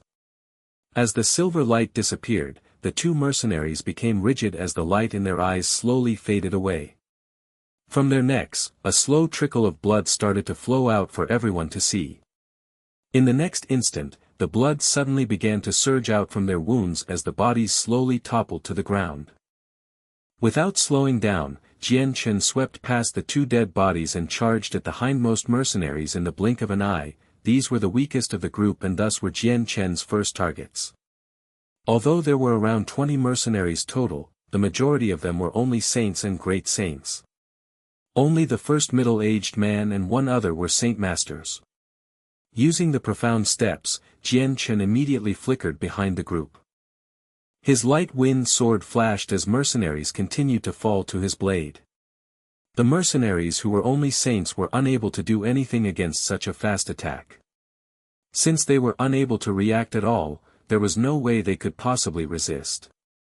In the time it took to take a breath, the mercenaries that were barely at the saint level had died by Jian Chen's sword. The remaining people who were of the great saint level or above had already started to prepare themselves to defend against Jian Chen. Even after killing all of the weak saints, Jian Chen didn't pause at all. The light wind sword became a flash of silver lightning as he swung out at the one of the great saint mercenaries next to him. Seeing such a fast attack come at him, the mercenary's face immediately changed. Since there was no time to dodge, he could only desperately throw his battle axe up in front of him. But Jian Chen's light wind sword was like a viper. With a single movement, its trajectory suddenly lowered and changed from aiming at the mercenary's throat to his heart. PFT. This time, the great saint mercenary wasn't able to react. The silver streak that was the light wind sword embedded itself deeply into the left side of the man's chest, piercing straight through his heart. Just as quickly as it entered, the sword was immediately pulled out of the man's chest. Jian Chen then began to move on to fiercely attack the other mercenaries. Seeing their comrades die so quickly right in front of their eyes, the remaining mercenaries all cried out in both anger and shock. "Bastard, go die! Give back the lives of our comrades!" The remaining great saint mercenaries all rallied together and raised their saint weapons to attack Jian Chen from various directions and seal off any possible escape routes Jian Chen had. Jian Chen let loose a subtle sneer before swinging his sword in a way that left a silver crescent trail behind. Like lightning, the sword pierced the other great saints. Ding! Ding! Ding! In that short moment, Jian Chen's sword had rapidly hit 3 of the mercenary saint weapons dead on. With each collision, a metallic sound rang out, but Jian Chen had swung so fast, it was hard to differentiate separate weapons, as the sound was just like a single loud collisions. The moment the light wind sword made contact, a large amount of force was transmitted back through the mercenary saint weapons. Feeling the feedback transmitted back to them, the mercenaries' faces all changed. Unable to control their bodies, they were forced back a few steps. None of them had thought that such a slender sword would contain a power that was definitely not inferior to any others. The flash of light in that instant sparkled brightly with killing intent. Using the opportunity given by people suffering from temporary paralysis, Jian Chen approached the unmoving mercenary. The light wind sword became covered by a dense layer of sword chi, and it rapidly shot towards the mercenary's neck. Faced with such a fast sword, the mercenary hadn't managed to even regain his footing, couldn't put up any form of resistance at all. During his final moment, his expression of one of shock and anger at the sight of the light wind sword having already deeply pierced through his throat. Fresh blood suddenly burst forth directly from the hole, completely covering Jian Chen, as the sword was completely pushed through the body and out of the wound. Right at this moment, a strong gale attacked Jian Chen from behind. Jian Chen's eyes flashed as he immediately pulled his sword out from the neck of the mercenary he just killed. Jian Chen turned around with his sword chi-enhanced light wind sword, and quickly thrusted his blade behind him like a flash of silver-white lightning. Clang! The 2 finger-wide swords clashed against the 3-inch-wide blade in midair, neither saint weapon forced the other backwards, and the 2 were stuck in something like a stalemate. However, no one had noticed that the moment the swords had collided, Jian Chen's right arm had shaken twice afterwards. Jian Chen's eyes swiveled upwards to look at the owner of the great sword coldly. It was the middle-aged mercenary that had first spoken out before. The man was looking at him with an extremely overcast expression, but his eyes were filled with intense killing intent. Ha! The middle-aged man cried out angrily, the bloodlust flashing in his eyes. His left hand curled into a fist, and shot it out toward Jian Chen, bringing a bitter cold wind along with it. Jian Chen's eyes flashed coldly as he sneered. Against the middle-aged man's strong fist, he wouldn't run. Instead, Jian Chen would raise his own fist without fear. Bang! The fists collided against each other with a loud bang. At the moment of contact, a powerful shock wave came out from between the 2 and affected everything in all directions. Under this almost invisible force of strength, the surrounding trees nearby the 2 combatants began to sway. Even some of the weeds nearby were immediately flattened to the ground. As for the 2 fighters, the force of their blows caused a powerful aftershock that forced the 2 to retreat a few steps. Finally, at a distance of 10 m, the warrior was swaying back and forth while waiting for the opponent. The middle-aged man looked at Jian Chen with an intense glare. Youngster, you're quite fast, I'll take great pleasure in disposing of you. The remaining great saint mercenaries began to gather behind the middle-aged man. Each one of them snarled at Jian Chen with an angry look. Jian Chen stared coldly at the group of mercenaries without saying a word. Since the silver-striped golden snake was now discovered by them, Jian Chen had no other choice but to silence them. With the experiences from his previous world, Jian Chen wasn't some new inexperienced youth. He knew that if the news about the silver-striped golden snake were to leak out, then it would bring him an endless amount of trouble, since the snake was a very precious source of profit. Many of the major wealthy clans would go to war in order to obtain the silver-striped golden snake. If he were to come across those clans, it would be even worse than his current troubles with the Huayun sect, so this was something that Jian Chen wanted to avoid at all costs. Thus, with this chance, Jian Chen definitely wanted to kill the mercenaries here to stop the rumors before they started. There were only 11 mercenaries left in the group aside from the middle-aged Saint Master. Another man that looked to be 30 years old had also possessed near Saint Master strength. Amongst this mercenary group, it was only that 30-year-old man and middle-aged man that could threaten Jian Chen. Seeing that Jian Chen wasn't talking, the middle-aged man spoke out loud, "My fellow brothers, attack with me. If we kill him, not only will our dead comrades be avenged, but that silver-striped golden snake will be ours. If we can take that silver-striped golden snake, then we will no longer have to risk our lives in the magical beast mountain range in order to earn a profit." With that, the middle-aged man charged towards Jian Chen, with the rest of the mercenaries following right behind him. Jian Chen still didn't say anything, but the fighting spirit within his heart had unconsciously reached a high point. Raising the light wind sword, Jian Chen activated his profound steps and flew towards the group of mercenaries. Ha! Seeing the charging Jian Chen, the middle-aged man's eyes revealed the killing intent within them. He brought his great sword high up into the air to prepare for splitting Jian Chen's head in two later. Jian Chen sneered once more. He had no wish to meet with the middle-aged man. Altering his path, he slid by the man and continued onwards to fight the weaker mercenaries. But the middle-aged man had already taken a loss before from the very same tactics. He could only see the great sword suddenly change angles in midair as the path was changed with only brute force. Afterwards, the great sword followed behind Jian Chen, swept past his shadow, then continued to slash horizontally toward Jian Chen. The great sword was definitely fast as well. As it traveled towards Jian Chen's back, it carried about a strong gust of wind that immediately cut into Jian Chen's waist without obstruction. However, there were no signs of a smile on the middle-aged man's face. Instead, his gaze hardened as he realized Jian Chen's body gradually disappeared. Mirror image. He growled. Chapter 94, Annihilating Everyone. Avoiding the middle-aged man's great sword, Jian Chen appeared in front of the other mercenaries with his light wind sword, stabbing out multiple times in unbroken succession. At the same time, the mercenaries raised their saint weapons one after another to swing at him. Ding ding ding. The noise of many weapons colliding could be heard. In a brief moment, Jian Chen used an unimaginably fast speed to slash out dozens of times, causing the saint weapons that the mercenaries attacked him with to deviate from their original trajectories. Afterwards, Jian Chen's actions contained no hesitation as the light wind sword in his hand emitted an indistinct sword glow. Taking advantage of the moment where the mercenaries were trying to bring their saint weapons in their hands back under control, the light wind sword once again transformed into dozens of silvery white flashes that pierced outwards. PF. PF. PF. In that short moment, Jian Chen's light wind sword stabbed out 3 times, each one accurately hitting the throats of 3 different mercenaries. Their bodies went rigid immediately as their throats started to leak blood, dyeing their necks red.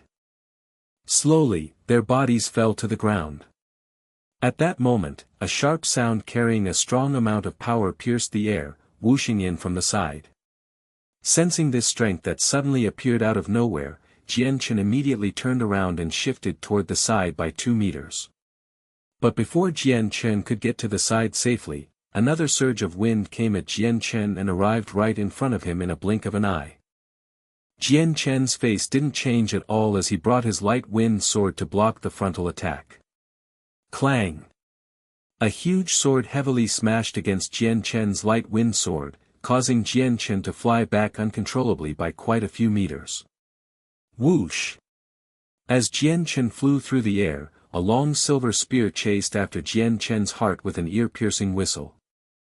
Sensing that the silver spear had a great amount of saint force within it, Jian Chen grew solemn as he saw the second Saint Master had finally taken action. Jian Chen stamped down onto the ground fiercely, leaving a deep footprint as he forcibly stopped his body from continuously retreating backwards. His right hand shook as his light wind sword slashed at the spear in front of him without fear. Ding!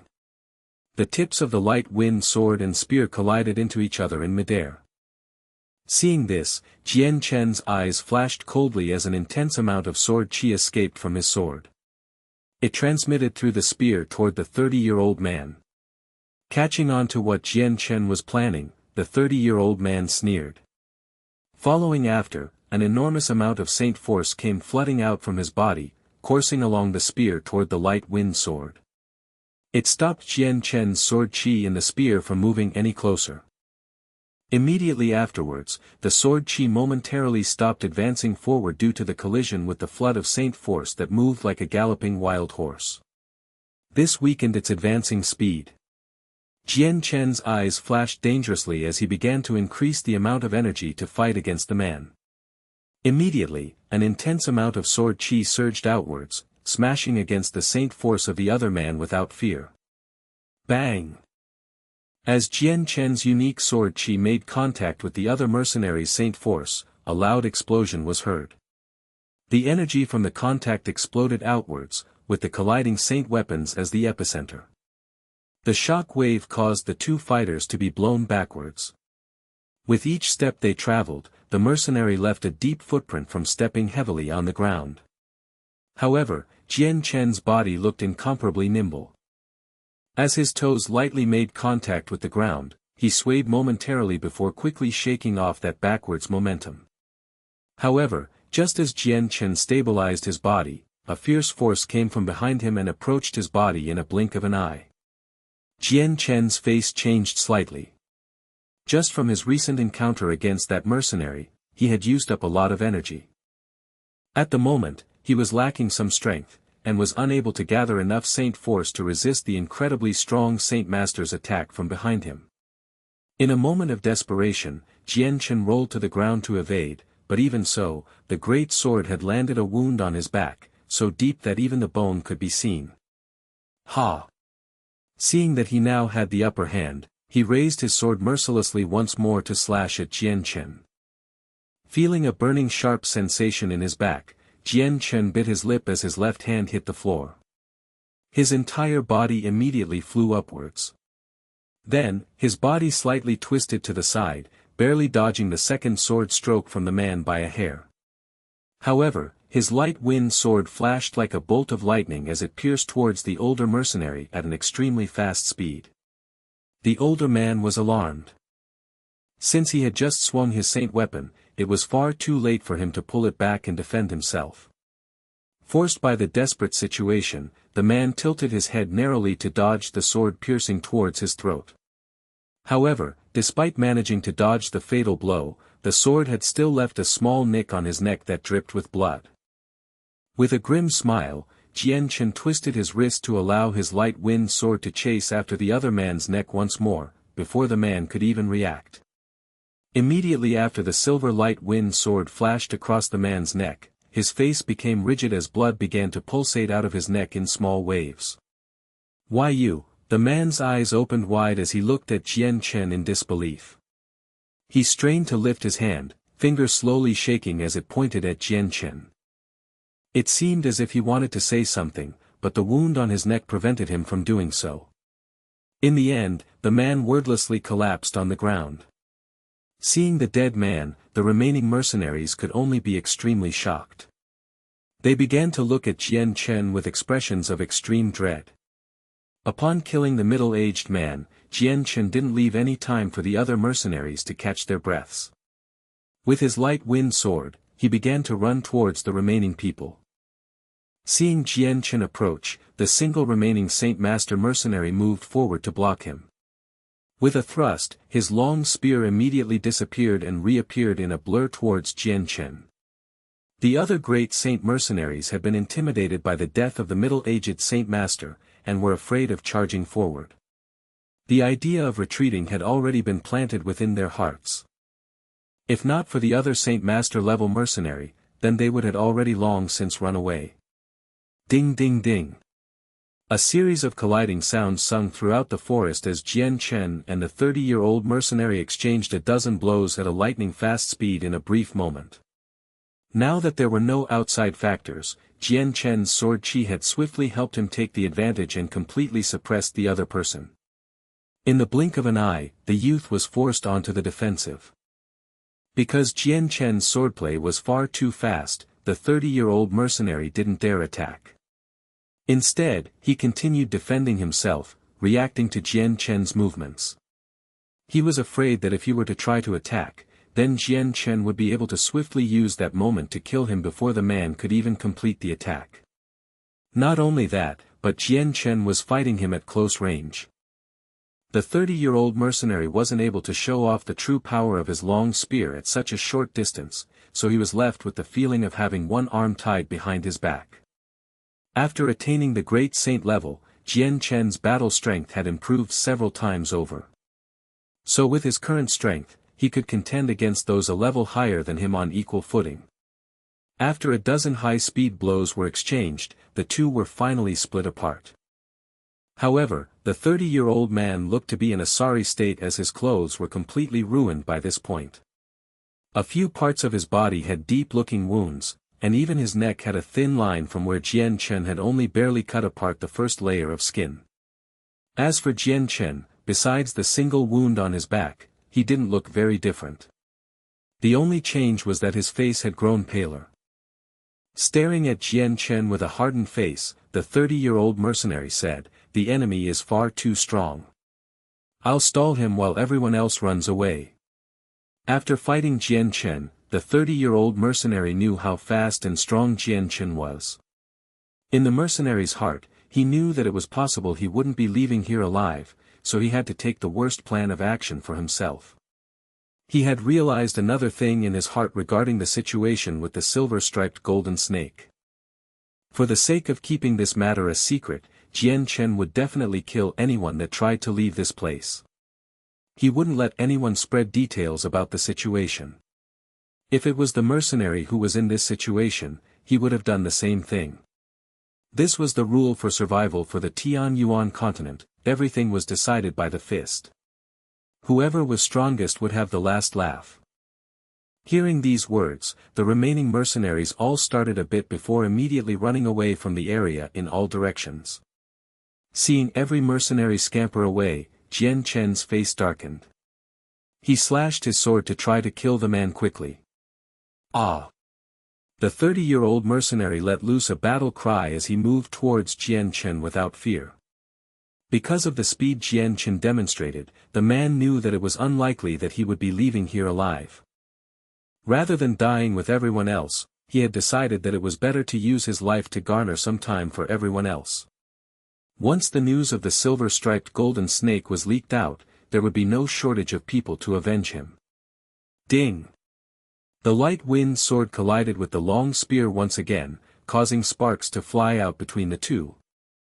Then, under the 30-year-old mercenary's control, the sword was flipped on top of the spear and was immediately sent flying into the air as he performed a move on instinct.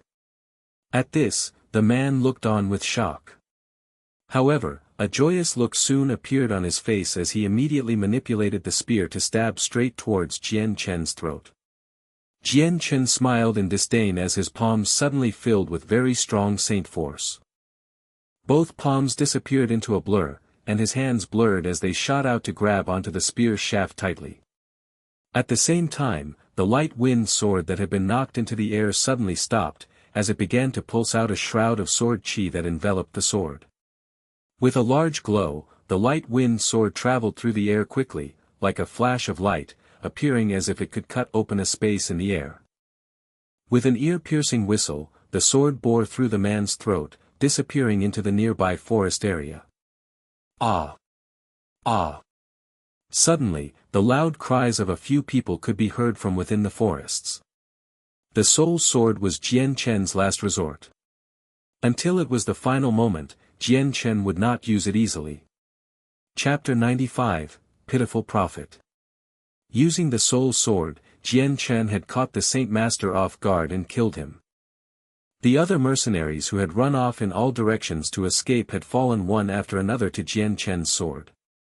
The silver glow from the sword flashed as it shot towards Jian Chen. Holding his hand into the air, the sword immediately returned to its rightful place in his hands. As it smacked into his palms, a fierce amount of sword chi briefly shot out from the sword. A few moments after the light wind sword returned to Jian Chen, the intense atmosphere coming from the sword suddenly disappeared without a trace.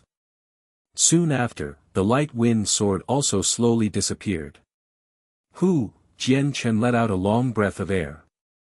He had already fought 2 battles in a row. This wasn't an easy feat to do. After killing the silver-striped golden snake and then killing the 2 Saint Master mercenaries, Jian Chen's internal saint force was all but gone. If it wasn't for the fact that his azulate sword law was a unique technique, his saint force would not have gained so many mystical effects. Without it, Jian Chen would have been unable to kill the silver-striped golden snake, let alone fight another battle after it. Jian Chen shifted his body. Just as he began to move, the wound on his back immediately seared with hot pain. The muscles on Jian Chen's face twitched a few times due to the strong feeling of pain. This really hurts. Jian Chen hissed under his breath. Wanting to move, his powerful soul gathered a large amount of the light saint force from the world essence towards him.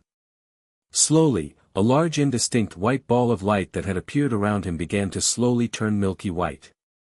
Although the light was dazzling, it was extremely warm, and did not hurt the eyes at all. Bathing in the glow of the milky white light, Jian Chen's figure became so indistinct within the glow that it was hard to see him. Even the deep cut on his back was quickly healing itself under the energy of the light saint force. Under this light saint force, a comfortable and refreshing feeling spontaneously arose from his chest, and quickly spread throughout his entire body. It bypassed Jian Chen's self-control, and he could barely hold himself back from. Although he had already used the light saint force before while trying to resist the silver-striped golden snake's venom, his attention had been stretched thinly at that time, so he hadn't noticed the feeling of happiness the light saint force had brought to him. But now that he could fully focus, Jian Chen finally realized how much of a pleasure the light saint force could give. The light saint force continued on for a while before gradually disappearing, showing Jian Chen's body once more.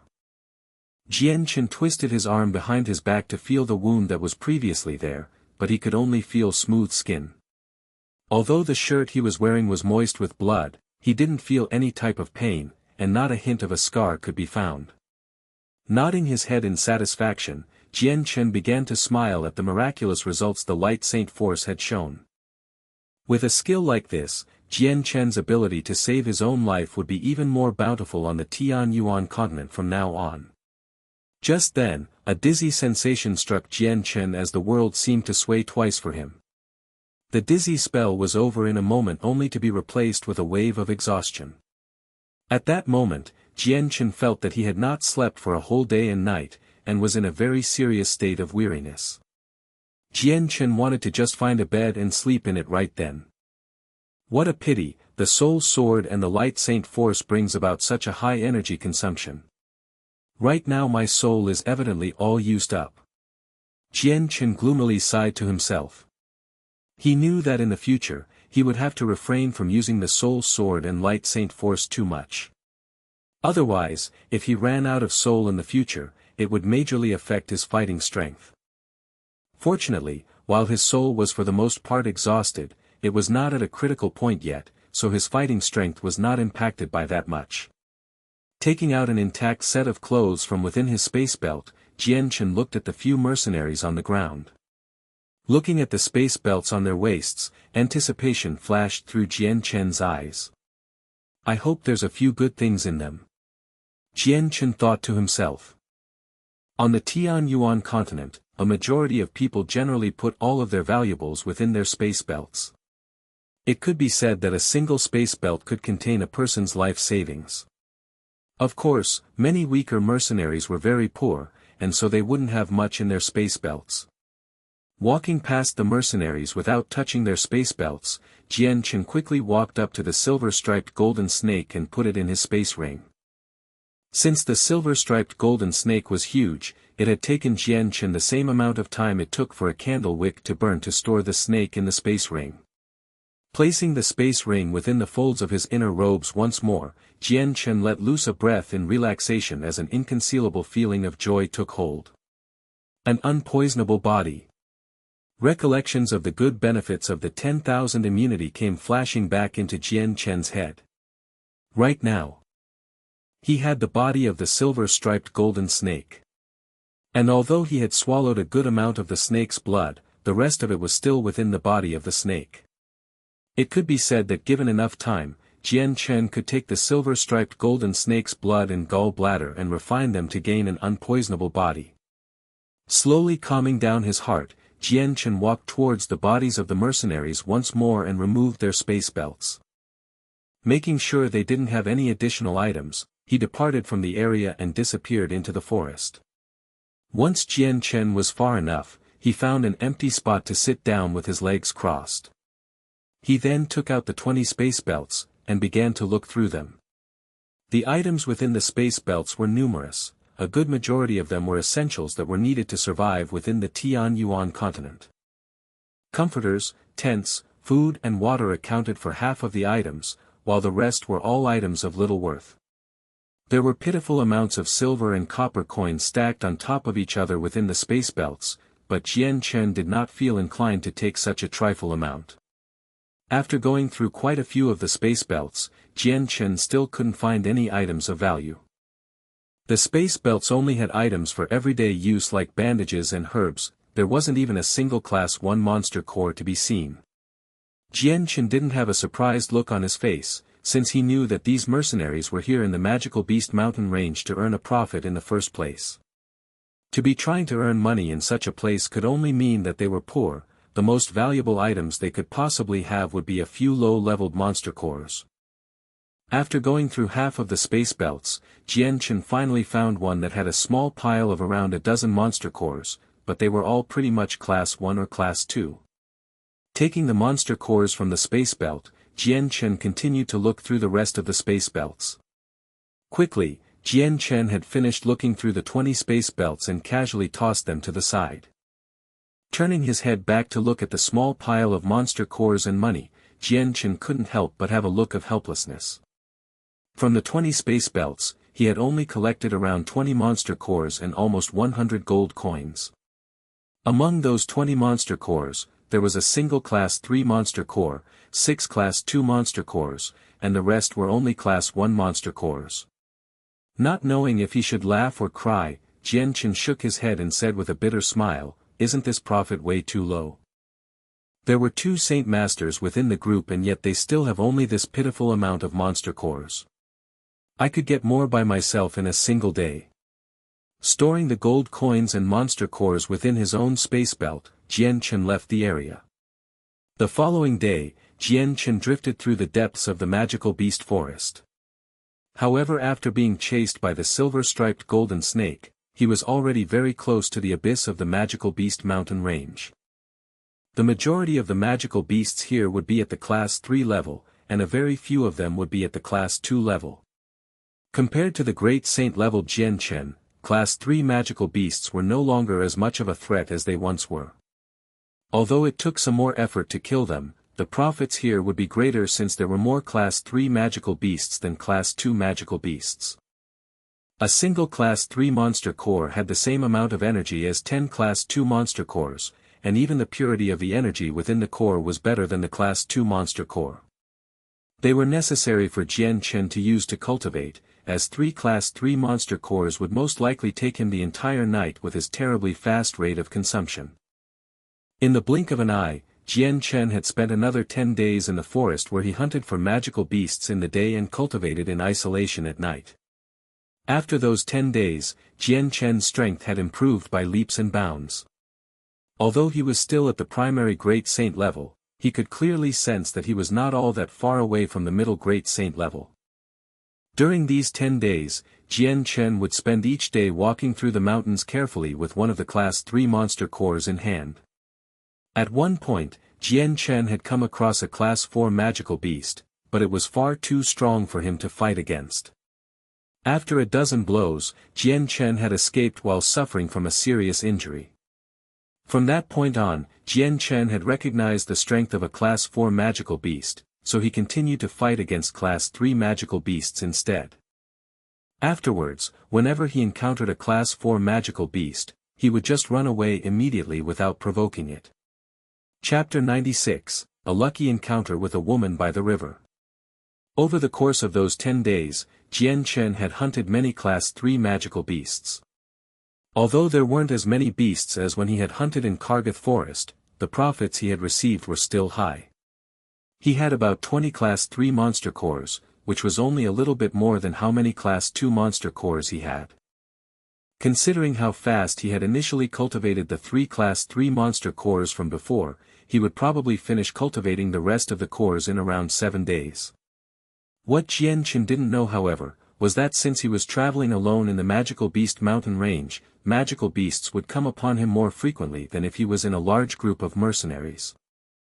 This was because many magical beasts on the mountain range had an extremely sensitive sense of smell and high vigilance. Since they had lived their entire lives on the mountain range, their ability to track footprints was remarkable, and so if they had come across a strong group with many footprints, then the magical beasts would carefully run far away from them. So although the magical beasts did not have any intellect, their home survival had ingrained themselves deep within their minds. But if they were to come across a weak or single person that they were sure they could kill and eat, then the previously hiding magical beasts would come out and search for that person. They wouldn't need to use an extraordinary amount of energy to chase after and hunt their prey, so since Jian Chen was by himself in this place, the chance of encountering a magical beast was greatly increased. If it wasn't for the fact that Jian Chen's spirit was strong enough to detect movements around him, he would have been beaten black and blue by the sneak attacks from some magical beasts. The next day, the cross-legged Jian Chen finally opened his eyes as he awoke from his cultivation on top of a tree branch, and jumped down onto the ground. Dusting himself off, he took a look at the monster cores he had stored within his space belt. During this short amount of time, he had collected a decent amount of monster cores, and even though he had used many cores to cultivate, his space ring still had plenty of cores in stock. There are still 50 Class 2 monster cores and 120 Class 3 monster cores. Checking the inventory within the space belt, Jian Chen nodded his head in satisfaction. Currently he was using 20 Class 2 monster cores to cultivate with per night, and his space belt only had enough for 2 days' worth of cultivation at most. All of the other monster cores added together would last for over 10 days. I still have 2 Class 4 monster cores, one is from the prize given by Kargath Academy, and another is what father gave to me. Since the Class 4 monster core has way more energy inside it than a Class 3 monster core has, I don't know how long a single Class 4 monster core will last me. Jian Chen thought. He didn't realize that the amount of monster cores within his possession was considered a massive pile of wealth. To Jian Chen, it was just a way to sustain his cultivation for a mere 10 days. Looking up at the bright sun overhead, he immediately discerned his location and began to walk off towards the outskirts of the magical beast mountain range without even stopping to eat breakfast. By this point, the amount of time Jian Chen had spent in the mountain range was quite long. The monster cores in his space ring were more than enough for him to cultivate with for a few days, but the supplies he had on hand were about to run out. So for that reason, Jian Chen needed to return to Wake City to replenish his supplies. Not only that, but he also needed to handle the silver-striped golden snake within his space ring, otherwise if left alone long enough, who knew what type of situation would occur.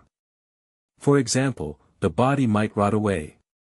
Jian Chen wasn't too sure about such things, since he hadn't read about them in the books. So for the sake of achieving his goal, Jian Chen wanted to get the silver-striped golden snake matter over with as soon as possible.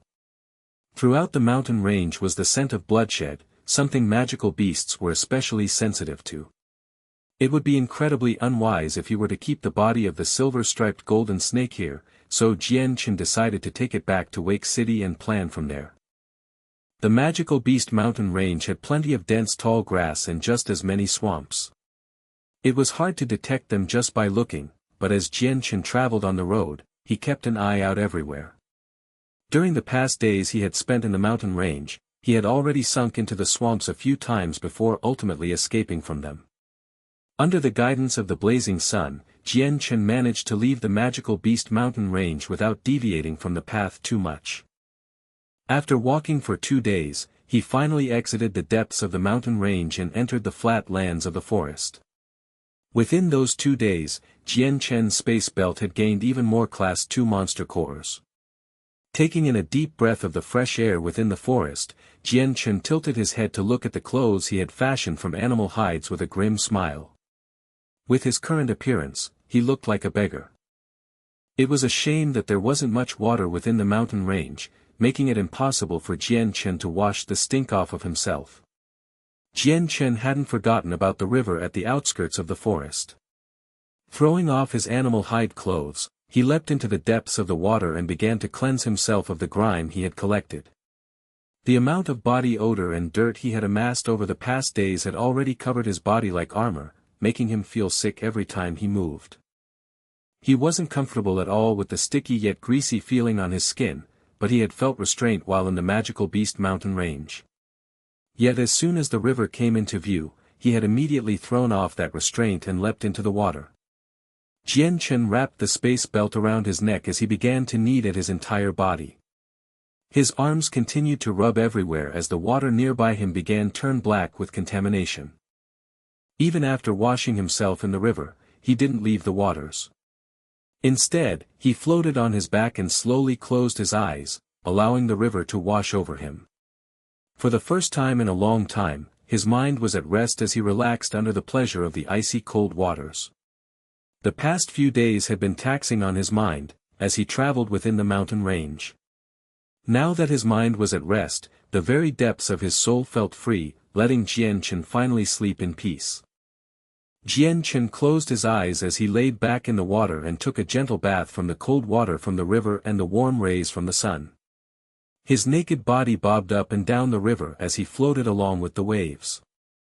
As the river flowed, he began to float towards the direction of Wake City, letting Jian Chen have a free ride for a while.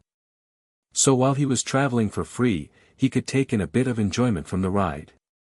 After a while, Jian Chen completely lost track of time. He didn't know how long it had been since he was traveling down the river, but at that moment, Jian Chen's head bumped into something soft. The moment he felt contact, Jian Chen was brought back to awareness and focused on whatever he had hit.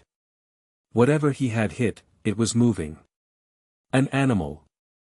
Jian Chen thought in his drowsy state of mind. In an instant, he sobered up and reactivated his spirit to an active level.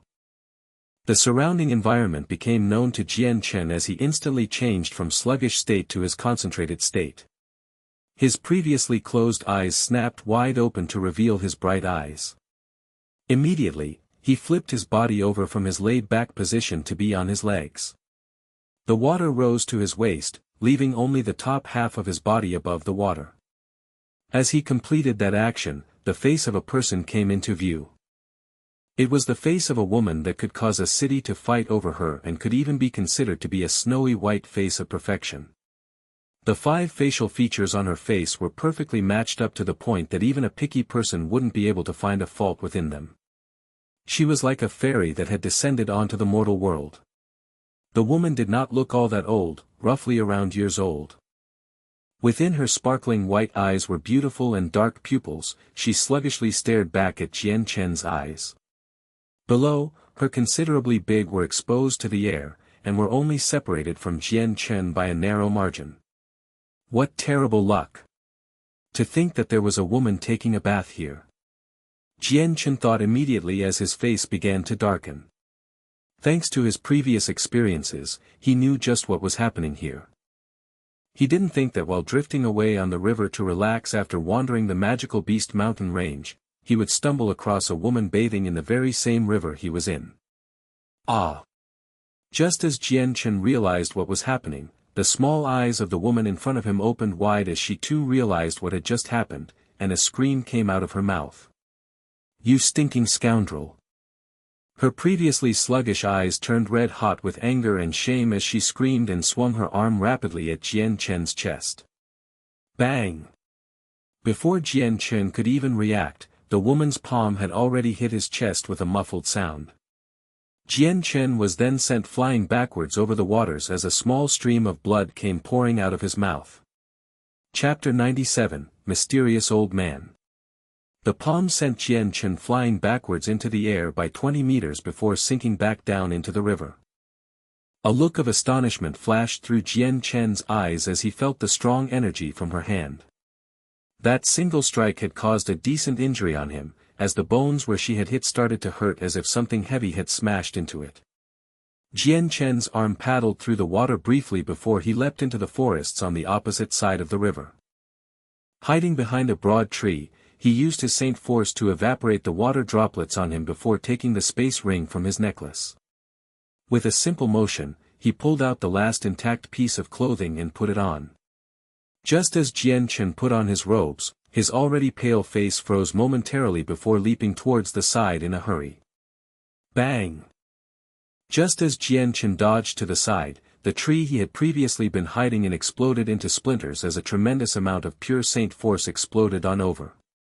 As it landed where Jian Chen was once at, the dirt around it was sent flying as a huge crater was left behind in the impact zone. You scoundrel, to think that you would peek at me taking a bath, I will definitely kill you.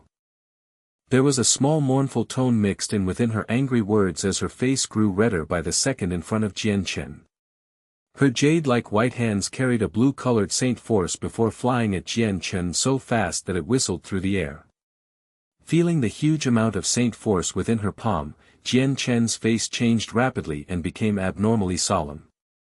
Gathering up the saint force within himself, he concentrated it in his right hand and lashed out. Bang! The two palms collided against each other with a muffled explosion as the shockwave flew out in all directions. Jian Chen was sent flying backwards violently, crashing through various bushes before finally slumping to the ground. PFF. A mouthful of blood splashed out from Jian Chen's mouth and formed a small bloody mist for a brief moment. As it escaped from his mouth, his face grew deathly pale. With difficulty, Jian Chen tilted his head upwards in disbelief at the woman in front of him.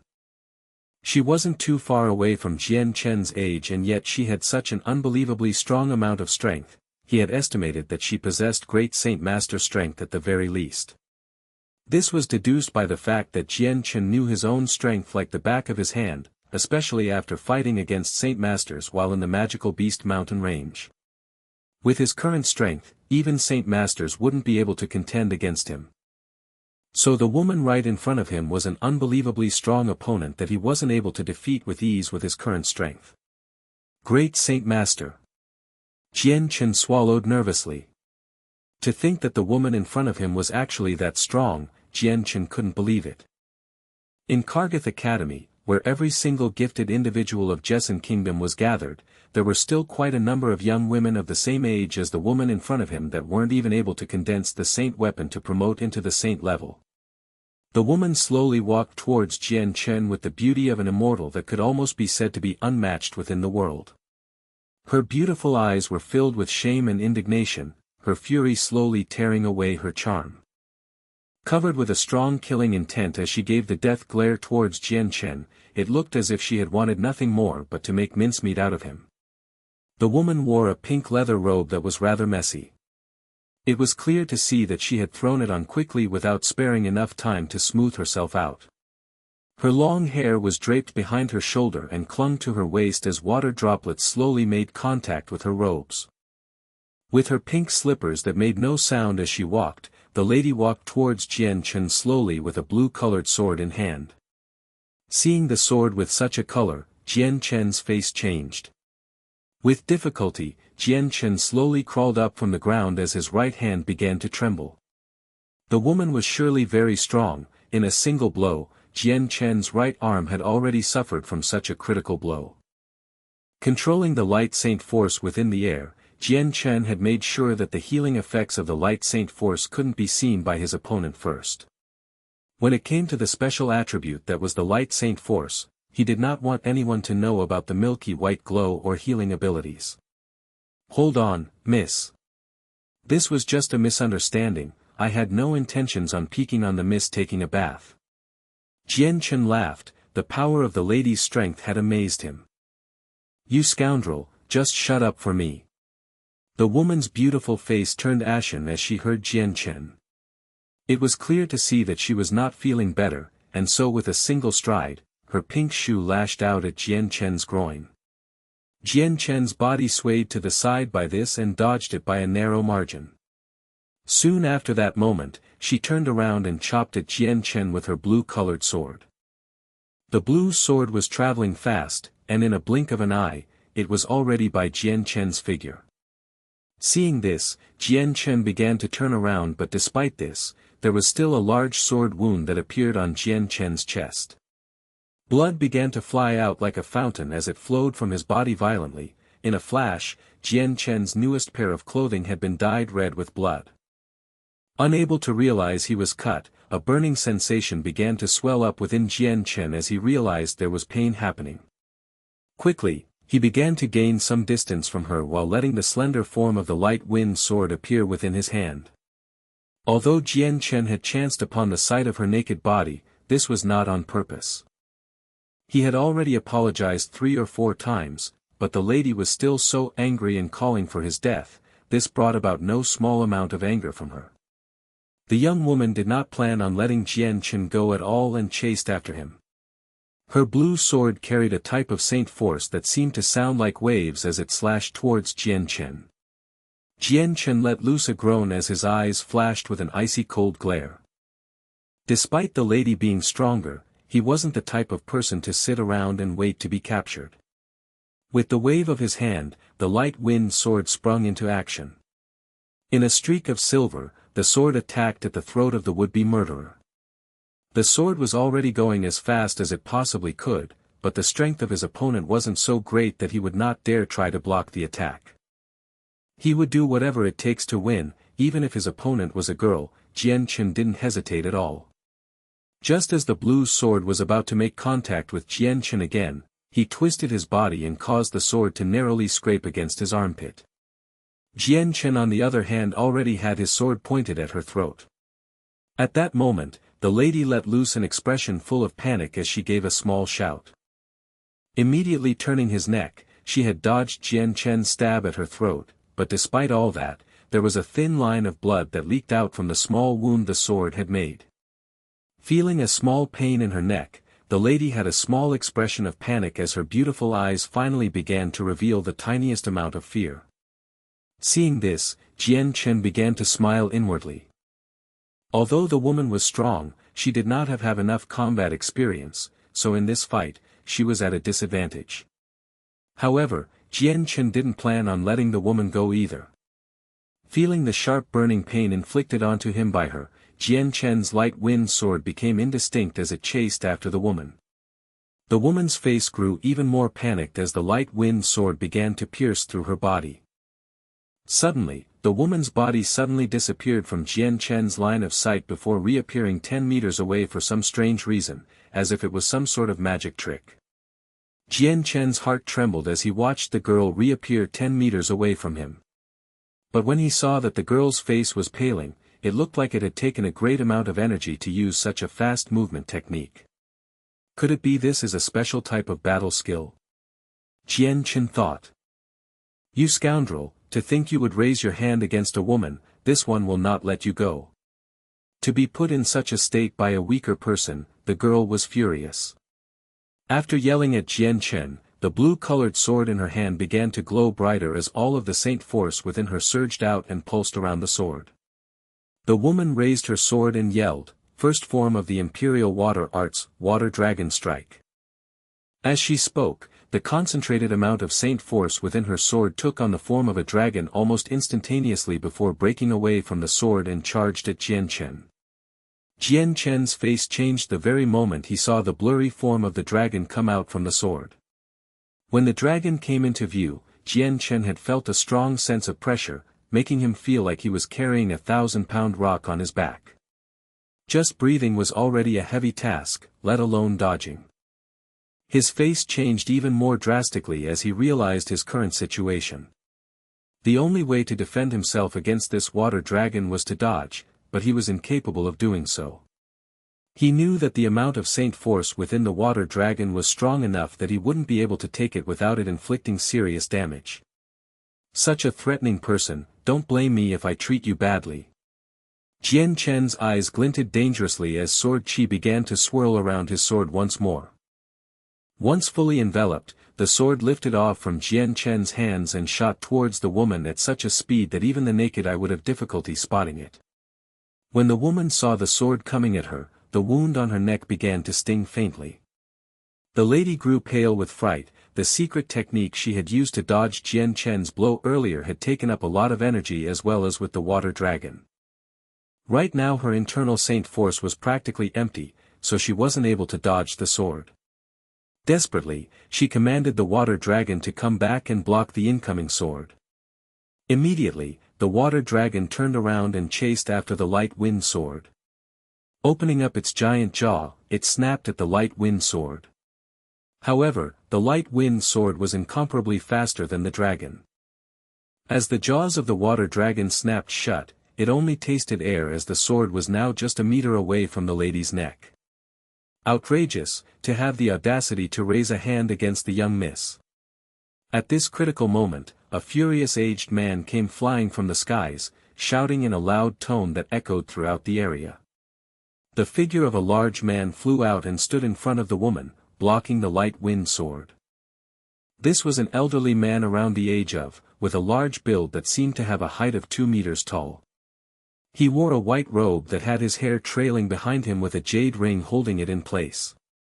His sharp eyes with matching white eyebrows had made him look like a very sharp individual. Seeing the light wind sword travel towards him, the elderly man couldn't help but have a look of disdain. With a sneer, he lifted his powerful-looking right arm into the air and caught the blade in between his 2 fingers. Despite the strong amount of sword chi, it had not damaged the elderly man at all. Right after, the elder waved his other arm at the incoming water dragon, causing it to stop suddenly. In the next moment, the water dragon started to dissipate before dispersing into the chi of the world. "Uncle Feng, help me kill him quickly."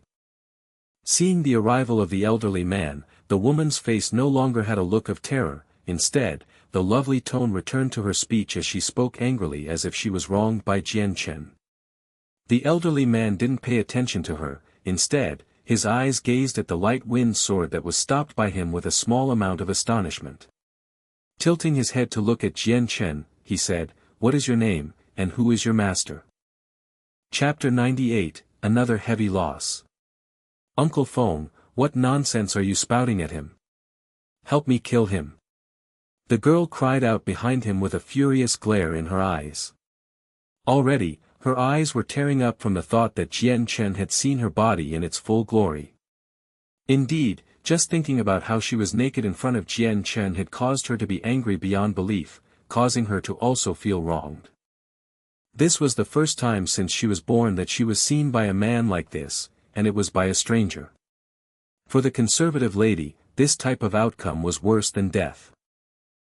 Young miss, although your Uncle Feng is unwilling to help out, then let your Uncle Yun come help teach this daring bully a lesson." At that moment, another voice came into the clearing as another white-robed elderly man came into view. Appearing in front of Jian Chen, he waved his fist for a brief moment before striking at Jian Chen's chest. The elder's strength was unbelievably profound. In that one fist, Jian Chen didn't doubt that it was extremely strong.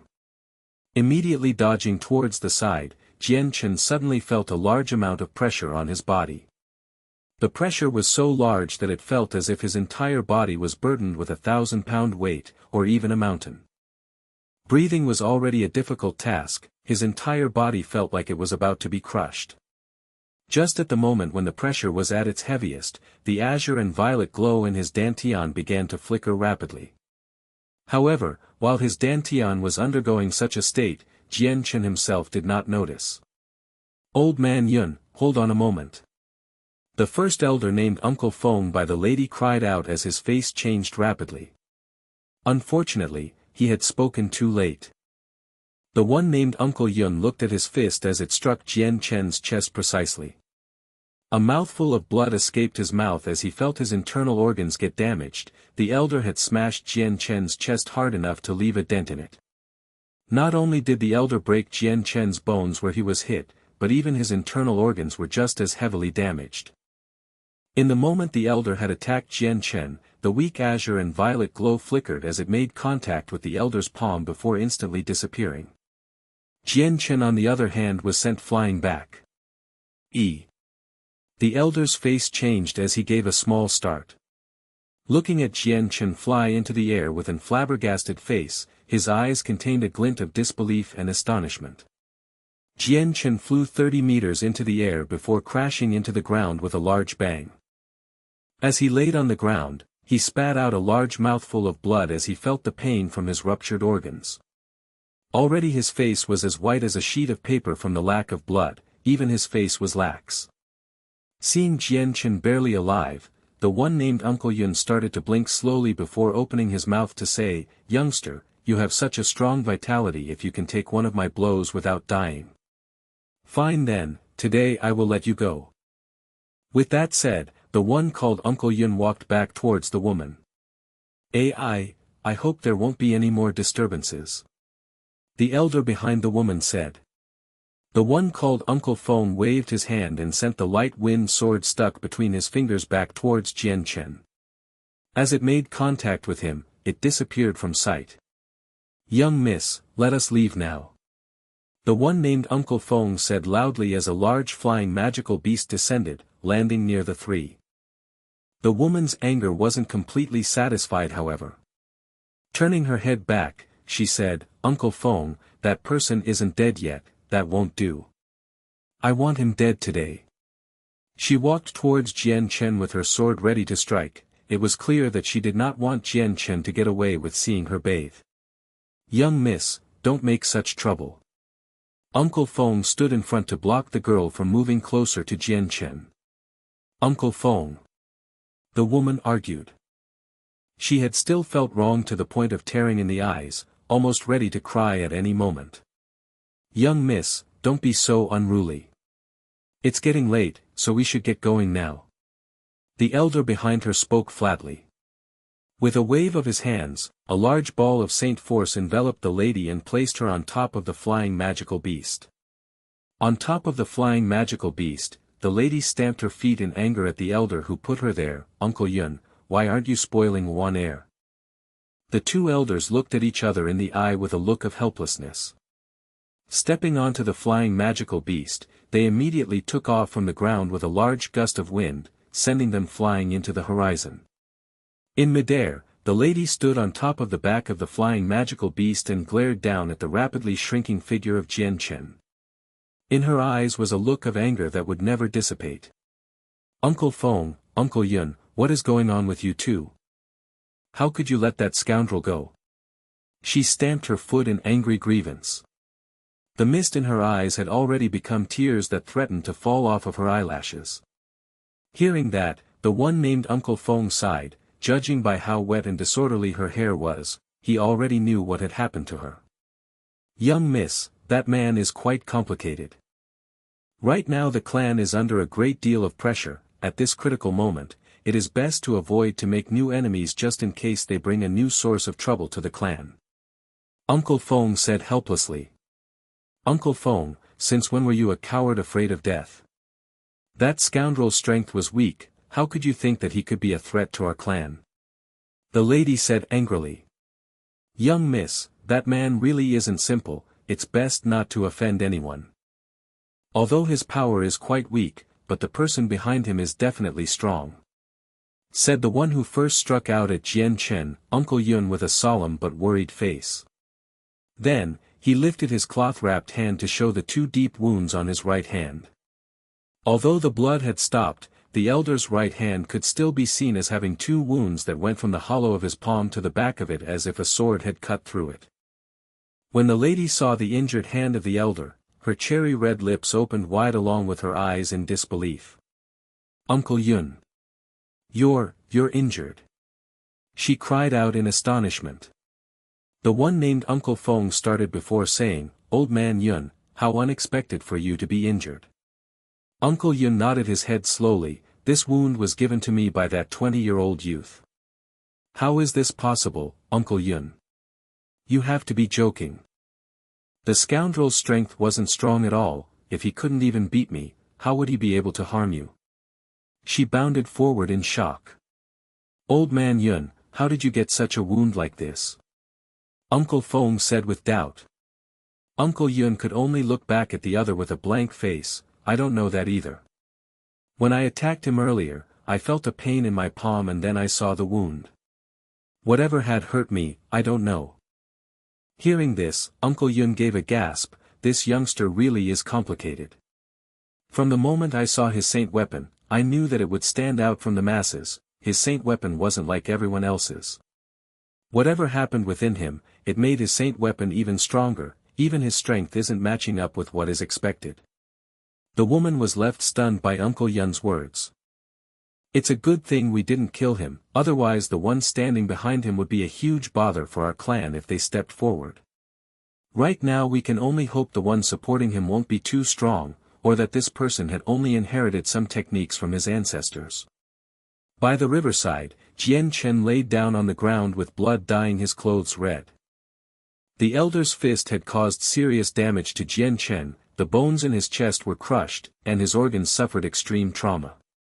Right now, aside from being fully conscious, Jian Chen was powerless to move. It could be said that ever since Jian Chen was born, this was the most serious damage he had suffered. If it was not for the fact he had used a unique way to cultivate and had refined his body in ways that far outstripped others, the elder's hand would have sent him to a messy death. The light saint force from the world essence began to surge and condense towards Jian Chen. Quickly, Jian Chen was enveloped within the milky white glow and had it absorbed into every single pore of his body. With that, Jian Chen was beginning to recover at a very fast rate. Chapter 99, Returning to Wake City. The light saint force within the world essence gathered within Jian Chen and quickly began to heal him. However, Jian Chen's wounds were too serious, so even with the miraculous healing effects of the light saint force, it took a long time for Jian Chen to recover. Controlling the light saint force had taken up a lot of Jian Chen's spirit. After 4 hours, he had used up almost all of his spirit, causing him to stop. Right now, he was suffering from major blood loss as well as a dizzying headache. He was also very exhausted and desired sleep. It was almost as if he hadn't slept for 3 days and 3 nights and was almost unconscious. After healing himself for 4 hours, his inner body was healed by a little less than half his original strength. His inner organs had been treated by the light saint force, and although it wasn't completely healed, the injured parts had been regrown. All that was left was the fractured bones on his chest that were slightly more troublesome than his organs. Regarding the serious injuries on his chest, the fractured bones had already pierced into his flesh. So whenever Jian Chen moved even the tiniest bit, the wounds on his chest would make Jian Chen feel even more pain. The pain was so intense that the signals his brain was receiving were practically torturing it. Slowly reclining on the grass, he closed his eyes and slowly started to use the rest of his spirit to heal himself. However, Jian Chen had fortunately memorized the entirety of the contents of the Azulite Sword Law, the method of recuperation. With the recuperation method, he could slowly regain his spirit. Jian Chen laid there on the grass for a whole day and night. Without moving his body a single time, his eyes had remained closed for just as long. The time quickly passed by as the afternoon approached. The blazing hot rays of the sun were slowly becoming moderately warm as it left the mountains. At that moment, the stone-like Jian Chen finally opened his eyes. After a full day and night of healing, the spirit he had used up was finally replenished. Seeing the color of the sky, Jian Chen didn't hesitate for a moment and began to gather the light saint force. Rapidly, he began to heal his chest once more. As the light saint force entered his chest, pieces of the fractured bones had begun to reattach themselves and heal. For another 4 hours without stopping, Jian Chen's spirit was finally used up once more. However, after 4 hours of healing, Jian Chen's chest was finally fully recovered. However, Jian Chen's spirit wasn't recovered yet and affected his mobility, so Jian Chen sat back down on the grass cross-legged and began to use the recuperation method to recover the lost spirit. Although it wasn't too far from Wake City, but considering that the use of the light saint force was far too conspicuous with its dazzling glow and that healing in Wake City was too inconvenient, no one would be able to detect the light saint force except for radiant saint masters. However, who would be able to guarantee that there was a radiant saint master within the vicinity of Wake City? Radiant saint masters were rare within the Tianyuan continent, so many people would fail to find and invite one to help themselves. Jian Chen thought that if he were to reveal his ability to use light saint force like radiant saint masters, then he would get no small amount of glory and would never have to worry about a shortage of monster cores. However, Jian Chen didn't want to reveal that he could mimic the Radiant Saint Master's ability to use Light Saint Force because his intuition told him that if he were to keep it a secret for now, then it would definitely help him out in the future. After 3 full days of continuous healing, Jian Chen's body was finally back to full health. Upon getting up, he immediately left for the official road back to Wake City. The official road was filled with caravans escorted by groups of armed yet blood-soaked mercenaries. Although Jian Chen was a lone traveler, no one paid extra attention to him. Despite his bloody clothes from the wounds he gained, to every single mercenary within the Tianyuan continent, this was a very common sight to see. Practically every mercenary had seen these types of things every day. Walking on the roadway, Jian Chen thought back to the event from 3 days ago, especially the beautiful girl and her naked body that had appeared right in front of him. This was a sight that had left a deep effect on Jian Chen because even in his previous life, he had never had an experience like it before. 3 days ago was the first time he had ever seen the jade-like body of a woman to this extent, and this girl's body was almost as if it belonged to an immortal. However, when Jian Chen had thought about the lady's gigantic strength, his heart still couldn't quite believe it. The girl looked to be 18 years old, 20 years old at the oldest. The age difference between her and Jian Chen was almost non-existent, but to be a great saint master at this age, Jian Chen could only blush with shame at her innate talent. Soon enough, Jian Chen entered Wake City and waited for the city guards to come and inspect him. Since he had the image of an injured and bloody survivor, there was no monetary tax to enter the city. Although the guards were greedy for money, their greed was not without morals. Upon entering Wake City, Jian Chen didn't take a stroll and immediately headed towards an inn. Once he got a room, Jian Chen began to cultivate. Although it had been less than a month ago that he had broken through to become a great saint, his strength was still not strong enough to protect himself within the Tianyuan continent. Not only did the girl from 3 days ago make Jian Chen experience defeat, but she had also made him realize how much strength he needed. After paying for the room, Jian Chen stayed there within the room for 10 days. In those 10 days, Jian Chen hadn't taken a single step out of his room and only used the monster cores in his possession to cultivate.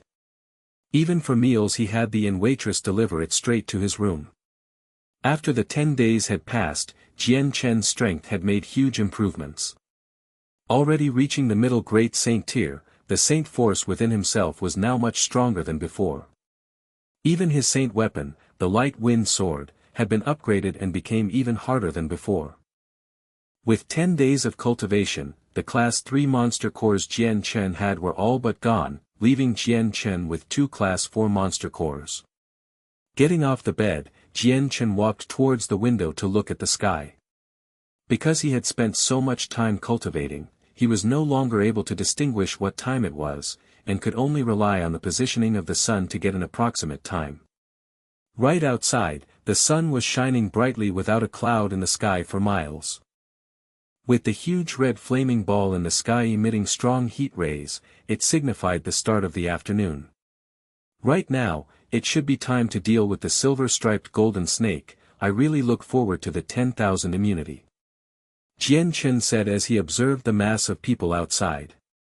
Chapter 100, 10,000 Immunity, 1. Jian Chen left the inn and went to the fair to buy a few dozen gourds to store water, as well as a cask large enough to fit a person in it. He also replenished his nearly exhausted supply of essentials for everyday life, as well as for living in the wilderness. Another 20 or so pairs of coarse clothing was purchased as well. After storing all of these within his space belt, Jian Chen directly left Wake City, and headed toward the wilderness. Jian Chen arrived at a deserted grove, and looked around. After confirming there were no people present, he removed a space ring from his space belt, and retrieved the silver-striped golden snake from the ring. He then removed the dozens of gourds he had just purchased one by one, and neatly placed them on the ground. Jian Chen's heart uncontrollably leapt up to his throat when he saw the arm-thick and nearly 80-meter-long silver-striped golden snake in front of him. A feeling of excitement involuntarily arose from within his heart.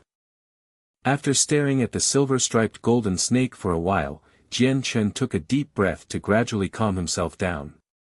Afterwards, he slowly walked up to the snake, his light wind sword materializing in his hand. Pooh! Jian Chen pierced his sword straight into the snake's scarred 7-inch area. Immediately afterwards, fresh red blood gushed out. Without any hesitation, Jian Chen opened one of the gourds as fast as lightning, and placed the opening about as large as a child's fist underneath the snake's body. The gourd directly began to collect the constant flow of blood. Meanwhile, the strong, pungent smell of greasy blood filled the air, and gradually began to diffuse through the air. Smelling that continuously diffusing, strong and stinging smell of greasy blood, Jian Chen knit his brows and murmured, "This silver-striped golden snake is indeed worthy of being called a rare and unique beast. I hadn't imagined that the odor of the blood would already be so thick." Jian Chen's tone seemed to be slightly concerned. He was worried that the snake's heavy odor would bring him some kind of trouble. While Jian Chen was extremely anxious, somewhat impatient, and held much anticipation, all of the blood from the snake's body was finally collected after 2 hours. Half of the dozens of gourds that he had bought were already filled. According to Jian Chen's calculations, the total amount of blood he had collected was around 100 kilograms in weight. After carefully sealing the blood-filled gourds, Jian Chen placed them all into his space belt. Afterwards, he once again stored the snake's body into his space belt, and immediately left the area. This silver-striped golden snake's blood's odor had already been diffusing through the air for 2 hours.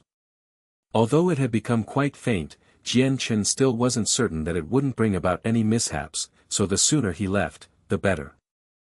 Although Jian Chen knew that perhaps he was worrying a bit too much, for the sake of minimizing danger, he was still willing to go through such inconveniences. Jian Chen returned to Wake City. After resting there for 2 days, and hearing of no special news, he once again left. This time, he didn't return to his original location. Instead, he arrived at the exact opposite location of where he had been previously. After advancing nearly 20 miles down a path, he finally found a desolate and safe area. He then once again removed the silver-striped golden snake from his belt, and began dissecting the body. Although he could have dissected the body within the city, the silver-striped golden snake was, after all, not a normal magical beast.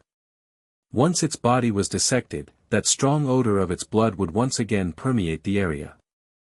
Such a unique scent of blood would definitely attract quite a few experts to investigate. With Jian Chen's current level of strength, he was still unable to go up against the many experts located in Wake City. The dissection of the body went smoothly. Although the defense of the silver-striped golden snake's outer layer of golden snake scales was extremely strong, Jian Chen's current strength had been raised by quite a lot compared to his previous level. Thus, cutting apart the snake's scales only required a small amount of strength. Jian Chen carefully removed a thumb-sized blood-red object from the snake's stomach. When he lifted it up to his eye level to examine it closer, he couldn't help but smile and murmur to himself, "So this is the silver-striped golden snake's precious snake gall." The color of the snake's gall was completely different from any other snake's. Normal snake galls had a bluish green and black color, but this silver-striped golden snake's gall was completely crimson. It looked similar to a red gem. Jian Chen took out a small jade bottle from his space belt, and carefully placed the thumb-sized snake gall into the bottle. This snake gall was extremely important. If he wanted to refine the 10,000 immunity pill, then he'd need quite a few snake galls. This body part's importance was much more precious than the silver-striped golden snake's blood. Soon after, the silver-striped golden snake's skin had been completely removed by Jian Chen. At the same time, the snake's appearance drastically changed. It now looked like a long. The silver-striped golden snake's most precious parts were its blood and gall. Its other internal organs and its flesh were also worth considerable amounts, but they weren't very useful in Jian Chen's eyes. Afterwards, Jian Chen stored the snake's carcass back into the space ring, intending to proceed with the next steps later.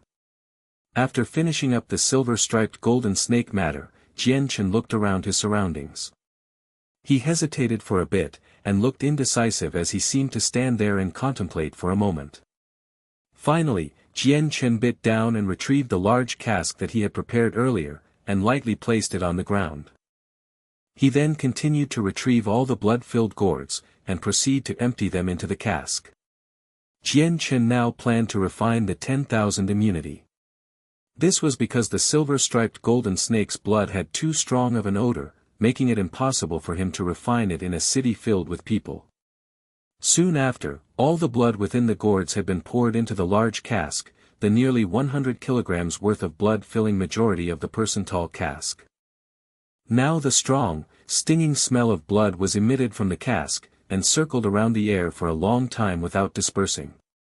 Such a large amount of blood collected together made the smell even more dense, and it assaulted Jian Chen's sense of smell, making him almost unable to breathe. Some special magical beasts' blood was completely different from a normal magical beast's. The silver-striped golden snake was an example of this. When Jian Chen had drunk the snake's blood to detoxify himself, Jian Chen had completely ignored its extremely greasy smell since he had been completely focused on curing himself. Thus, he hadn't noticed the snake's blood had had such an intolerable heavy odor back then.